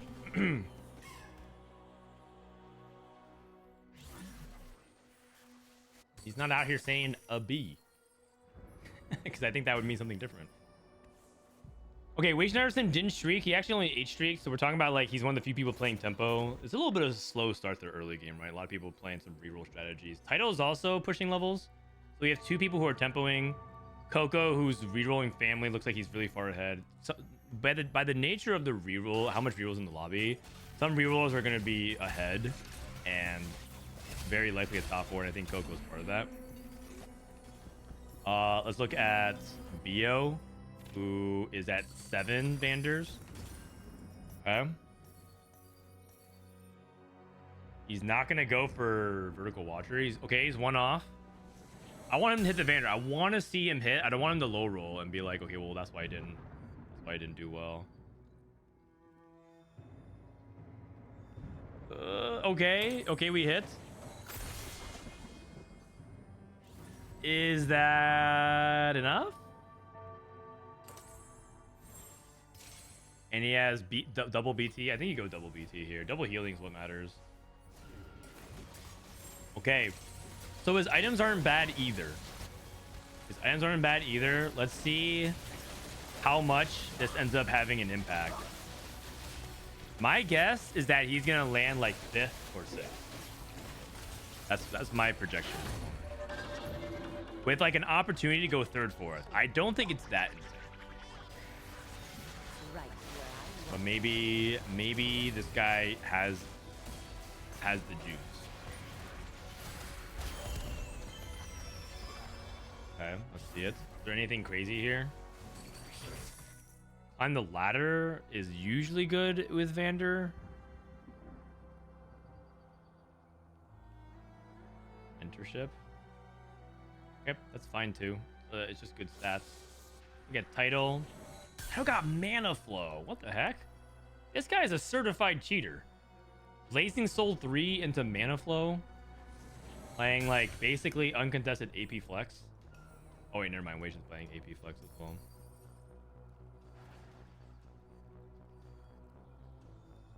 BT makes a lot more sense because the augment gives a ton of HP. Yeah, the thing is, double BT is less efficient because you don't. It's just less individual value for the Bloodthirsters. You'd rather have Bloodthirster and Hand of Justice. The double BT is also good.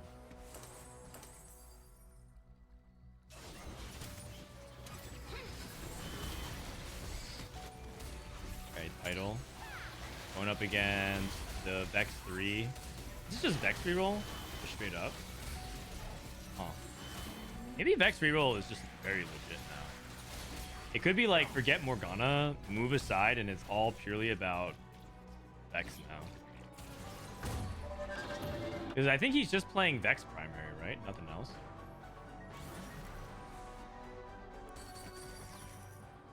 Okay. Do you guys think there's a chance that Vex is actually just straight up good? Like this is Vex with Malzahar, so he obviously hit Malzahar on 7, which is very good. But if you had Morgana 3, like holding these items, I feel like it would also be doing pretty decently as well. Hard for me to tell. Malzahar on 7, this is fake. I mean, you're not wrong, but also it feels like Vex is doing pretty good, isn't it? Like, aren't you guys kind of impressed?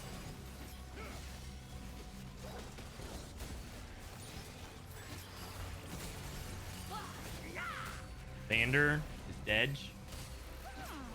Silco. Uh-oh. Uh-oh.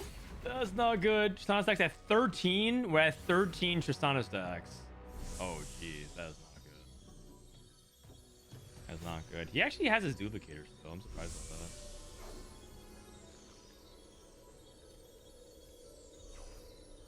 Is Sea Regionals being played on an old patch? I don't know, actually. In my opinion, they shouldn't, because the patch is so similar. And I think it's better for them to practice on the recent patch. Like, I think if China plays on an old patch, they're nerfing their competitors for Worlds, because then they have fewer days to like adjust to any of the small changes that happened. I personally think they should just bite the bullet and do current patch.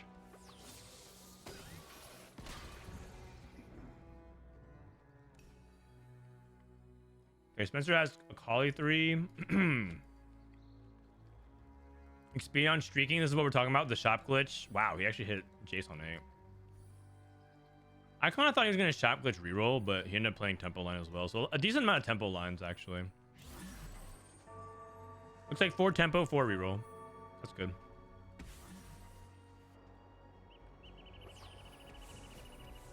This Vander will be huge AF. Yeah, but he doesn't have like 6 Watcher. I mean, you're right. He's gonna have a lot of HP. This is a lot of HP to cut through. Oh my God, Vex. Yeah. I don't know, you guys. This is looking like an A. It's looking like an A so far. Okay, that's not what you want. You want something tanky for him. Ooh, I think you want resistances because you already have so much. Yeah, I agree with that.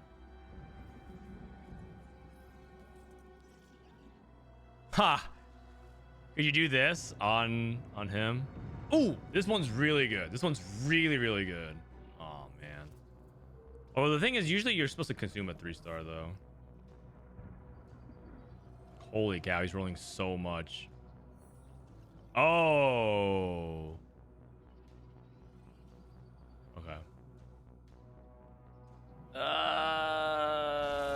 Oh, that was 30. That was 21 gold for that. That feels bad. That feels really bad. Oh, man. I think he overrolled anomalies personally, but yeah. I mean, he could also be like mentally checked out, like, okay, I'm probably going bot 4, so he just like was rolling for Biss and seeing if any high roll happened. Mini Me's Draven. Coco's still on 6. Wow. Thought he'd be higher levels by now because he was streaking so hard. Thought he'd be like levels at a minimum.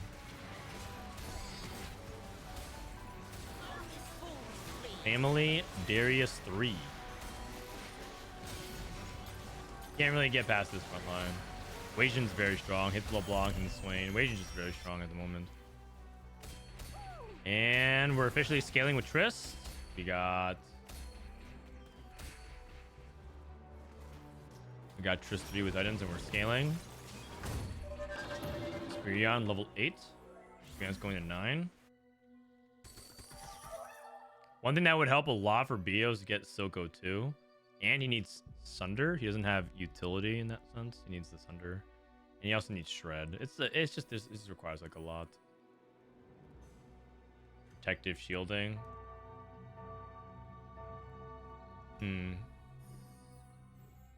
A lot of people are trading wins. No one seems to be running away with the lobby. Like a lot of like 2 wins, 3 losses. We'll try to lost 5 in a row.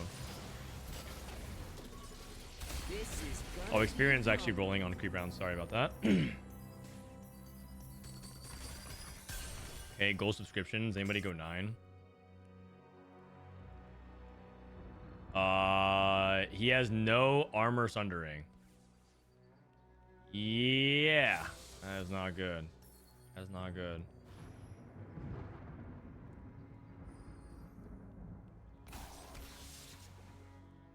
Okay. Scrap Doms, we're back. Not really. Not really. 3-star Loris, 3-star TF, 3-star Akali. Yeah. Yeah, it might be an A for you guys. Unless this Vander's about to go crazy. Hold on. Sometimes gloves off Vander goes crazy. Sometimes he goes crazy. Oh. Uh-oh. Ziggs over Mordekaiser. Yeah, he's playing mentorship as well, right? So he should actually play Mordekaiser so he can buff his Soko. He's gonna roll. Gonna look for any upgrades. I guess Vlad 3. I mean, that is probably better than Ziggs. I mean, he's not even scrapping any value. Okay. Okay. Can we get an 07 for people's channel points? Actually, well, we'll see. We'll see his matchup. We'll see his matchup first. He's going against Wasian, who hit LeBlanc too. All right, can we get an 07 for people's hard-earned channel points?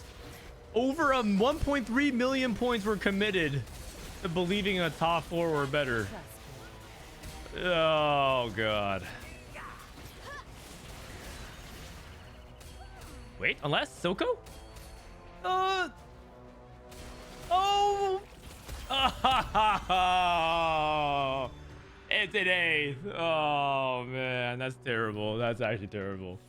Oh, man. All right.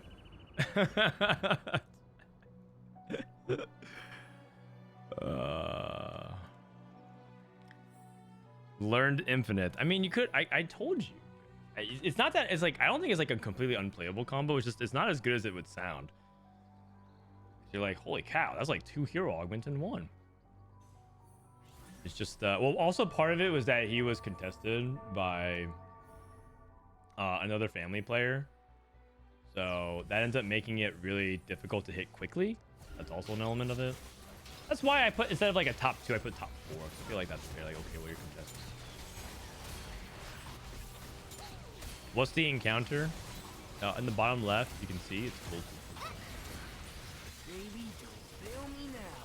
Is this just on like scaling to infinity now? Watch closer. Wow. No scout, no pivot. Chris. Spencer losing as well.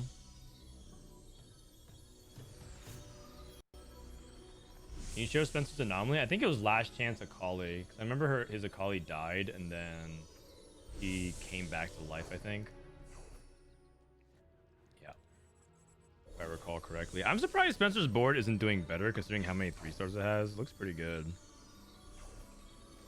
Looks really good, actually. I'm surprised it's like falling off so hard. Yeah, no scout, no pivot is very good. It's very good in Triss. Very good in families. Very good in visionaries. You have multiple lines you can play with it now. I like it. I like it. I feel like I learned a lot of small things about lines through the scrims today. Coco looks like he might barely scrap a top 4. But his board is pretty high quality. Looks like it feels like no one's like truly running away with late game at the moment. I mean, I think Wasian looks really strong, really strong. But I don't know if there's a clear cut. This person's going first in this lobby. Yeah. Okay, this is Spencer going up against Tidal. Tidal's playing low roll Sorks. I think his board is significantly weaker than Wasian's. Didn't really have the streak in the econ. His augments are really good, but stuck on 8. He's bot 4. Wow. Coco actually gonna bot 4 with 4 family. I guess it's contested still. Like, couldn't hit as quick. Oh wait, still on Violet too. Oh, playing superstars. That actually makes a lot of sense. That actually makes a lot of sense. He's playing superstars and he's playing contested family, so it's probably just the bot 4 then. Oh, he actually hit though. That's actually relevant because you're getting a bunch more damage amp for your team. So he hit Vi 2. I feel like if he has a remover, I think he should switch these items for Suika 2 and Vi 2 for sure. Didn't get to do it in time. And that actually might make a diff. We'll see. Depends on how much this Vika has impact anyways. Punch? That's good. Punch the rel out of the way.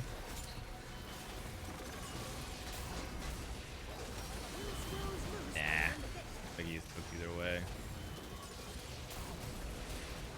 Visionary reroll. Alright, let's see if Spencer gets this win. Spencer's getting outscaled by Trista as well. Huh. Spencer is alive, barely. What are Biss items on LeBlanc in Sorcerers? She does really well with like the anti-heal items. She does really well with Morello and Red Buff. And then it's like Jewel Gauntlet Guardbreaker. I think if I were like to hand pick it, I'd probably go personally for Red Buff, Jewel Gauntlet, Guardbreaker. And if you have like Piercing Lotus, then maybe like Jewel Gauntlet, Guardbreaker, plus like a Death Cap. I just have her hit like very, very hard. Bonus damage. I know like he has Sorcerers, but he actually still does well in the stats with Death Cap.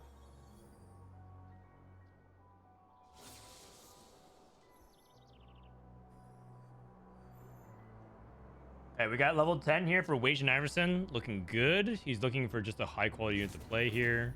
He plays Rennie. Mouse pair. Actually, isn't usually what you play here a second LeBlanc?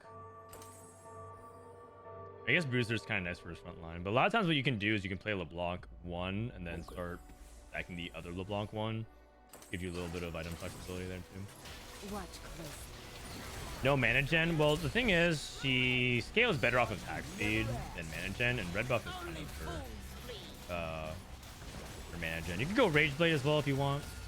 I think Rage Blade is less impactful on like the very end game states for LeBlanc. Spencer's out. 5th place. Hey, Double 61 might win out the game. No scout, no pivot, win out. I can't help but notice that there's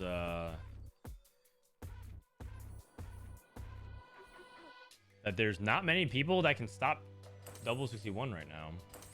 I think Wasian is the only person that can because he got to level 10, but I don't think Xperion with Ezreal 2 and Jace 2 is enough.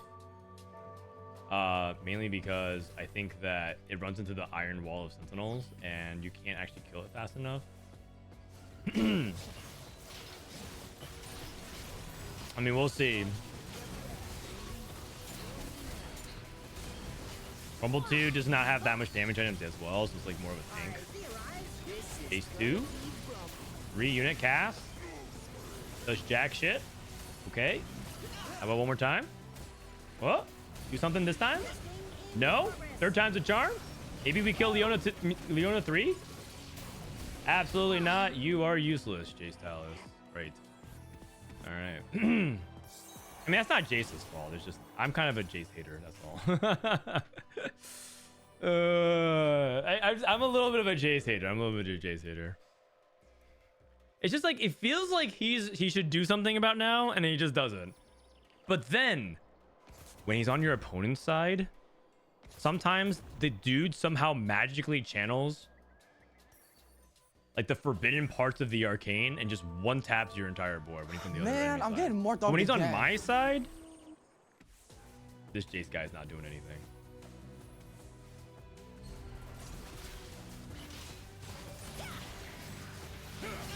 Dumpster lurker. Thank you. Dumpster lurker, huh?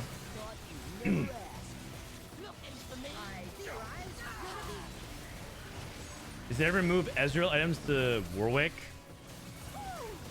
I think Ezreal is better with specifically those items. The thing about Warwick is you kind of want tank items on him. You don't want like Rageblade Runins on him. You want like Titans, Edge of Night. Like he's actually really good with like Bow and a couple of other tanky items as well. Just like utility tank items. So I think Warwick wouldn't do that much better. I think the reality is, in my opinion, this is just my opinion, but I think Academy usually aims for 2nd place. It's like that's like the best case scenario. You hit Rumble 2, you get upgrades, you get Jace 2. You're because part of it is that you're supposed to play from ahead. due to having an excess of items, and you have item tempo, and you're supposed to play level 9, level 10, and cap high. Winning is pretty rare with the comp, and so it feels like even if you hit everything, getting third and fourth is like quite common because your best case scenario is second, and there's other people that just cap way higher than you. And that's okay because not every win streak comps should have such a high win rate, but I think Academy in general is like low cap. Like lower cap than a lot of other comps. I'm pretty surprised how much this came back. He had 12 stacks by stage 4. 12. It was like really, really far behind. He was nowhere near getting Viciuuss on line. But you know what? No scout, no pivots. And then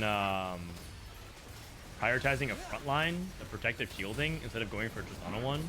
That was a good call. And now he's just like just really difficult to deal with.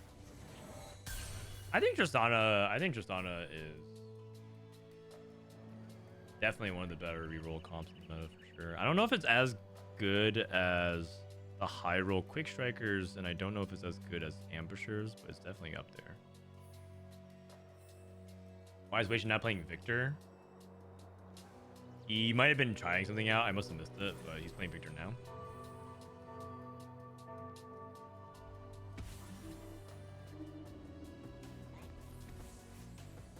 Trist is the best reroll.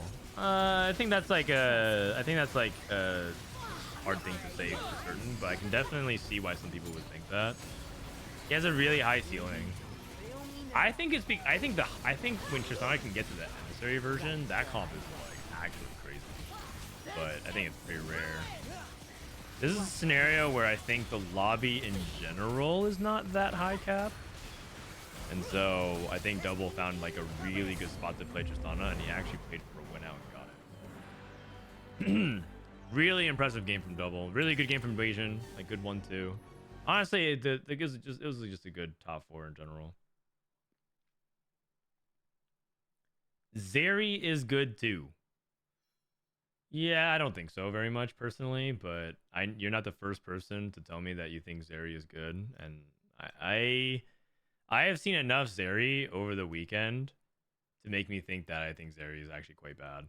To the point where I'm actually tempted to demote, personally for me, I'm tempted to demote Zeri from B tier to C tier. And a lot of people, and if people are telling me that she thinks she's good, it's because I think it's played by too many good players to the point where it makes me feel like I don't want to disrespect them. But I feel like Zeri is actually like not very good. I think our impression of Zeri lingers from what happened on the A patch. But low B sounds about right. But like, I'm like, if personally for me, I mentally organize her in C tier as in like, I just need like a really, really good reason to play Zeri. Like I need to have Zeri 2 and I can win streak with it. Because I'm as likely to play Zeri as I am likely to play Visionary. Like, okay, well, this is actually different now. I think this actually might need a variation and you play Vex as a primary, but that's going to change. That's probably going to change. We have so many variations of Visionary and we might want to consolidate it. But we have Renata Visionary, Morgana Visionary, and then Cambaran Visionaries, and we have variations thereof. So we might have to consolidate some of it. But we're definitely going to add that. We have to add back Elise into the Black Rose setup. So that's going to make a comeback. So a couple more changes have to happen to this tier list. I also think we have to rearrange it. I think Twitch is no longer here as well. I think high roll Twitch is good. But if you're talking about like high roll versions of everything, like the caps, it's just not very common to see Twitch that much anymore. Like Sniper's Twitch, and I think otherwise it's pretty good. So we'll see. I'll talk to Dirsopen and figure it out. All right, is that the last of the scrims? Because I've been going at it for a while, 8.5 hours. I don't think I'm gonna go that much longer. I'll do it for one more if there's a game coming up. But if there's no game coming up, then that'll be it. I'll hang around for a few minutes. Also, I feel like anger issues is no longer good on Zeri. Well, the data suggests that it is. The data suggests that it is. Even if on the last patch, if you go Zeri 3, and you go like Rage Blade, Rage Blade, Rage Blade, Rage Blade, Rage Blade, and then you like exclude Sniper Emblem, it's still really good. If you hit anger issues area, it's still quite good. And it specifically, you get to play around the 4 Sniper 4 Watcher variation. Because if you actually looked, some people played like 2 Sniper 6 Watcher, but you really want to play the 4 Sniper 4 Watcher version. So it was still really good. But this patch, I mean, it still is good. Like it's definitely not. It's definitely a playable line, but I like don't want to play it. I don't want to play it personally. That's just me.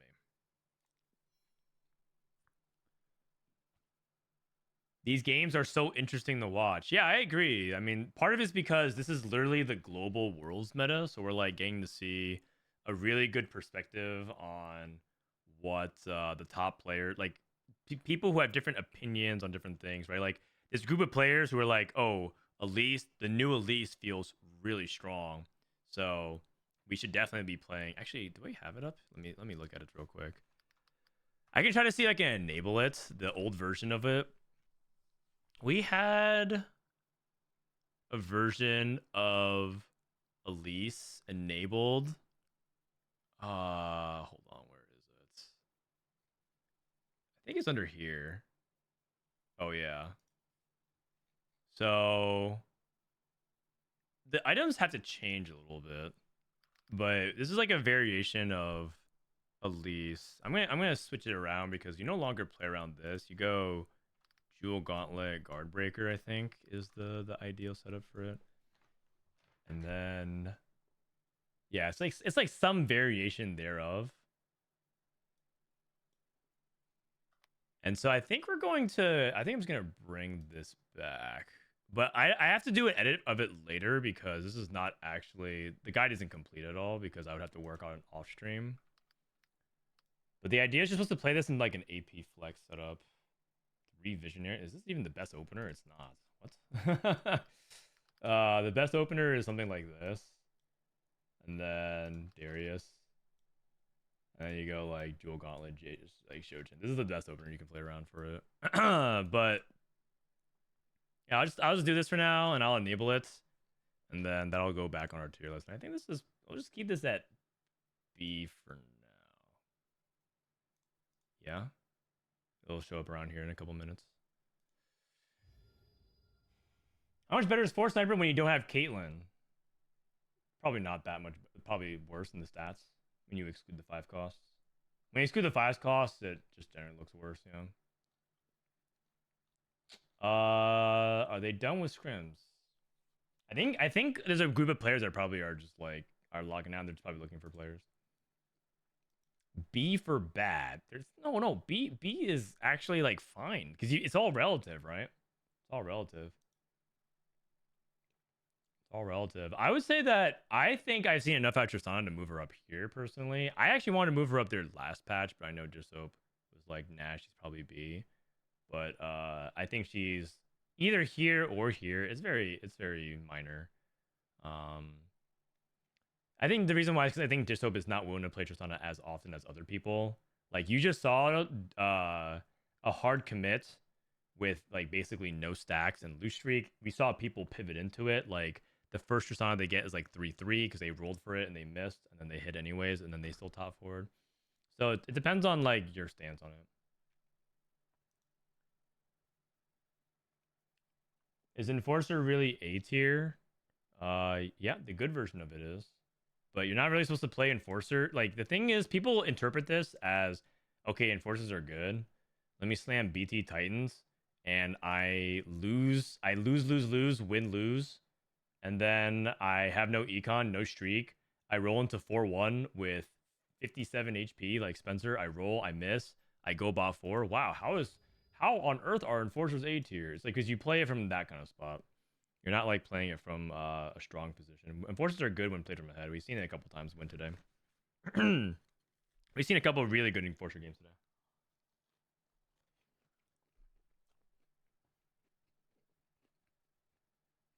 You never know when Worlds is. Worlds is in a week and 2 days. 9 days. 9 days. All right.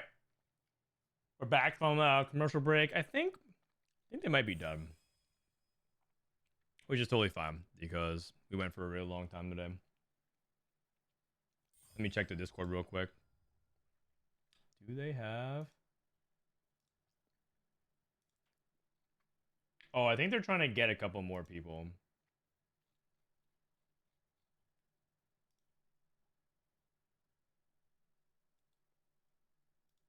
Do you think it's playable without +1 enforcers? Yeah. Yeah, very much so. I actually think enforcer emblem is kind of bait sometimes. Like in the sense that it might convince you that you have to play 8 enforcer when 6 enforcer is perfectly acceptable as well. All right. If that's the case, I think that might be it for me. I'm going to take it easy. Thanks everyone who hung out today. I am going to raid. Who do you guys want to go hang out with?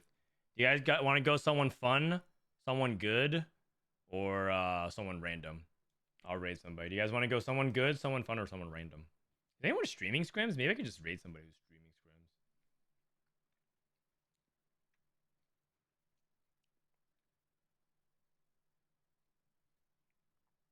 Someone good? All right.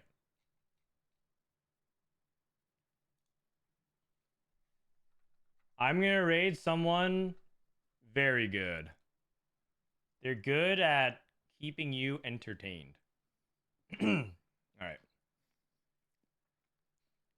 That's it for me, everybody. I'll see you guys tomorrow. Maybe we'll play some games. I mean, I think we're having fun watching scrims as well. So we'll watch some more scrims. We'll play some more games. And that'll be it. So hope you guys enjoyed the stream. Let me kick on some random outro BGM music from Arcane Playlist. And I guess I'll see you guys tomorrow. Peace.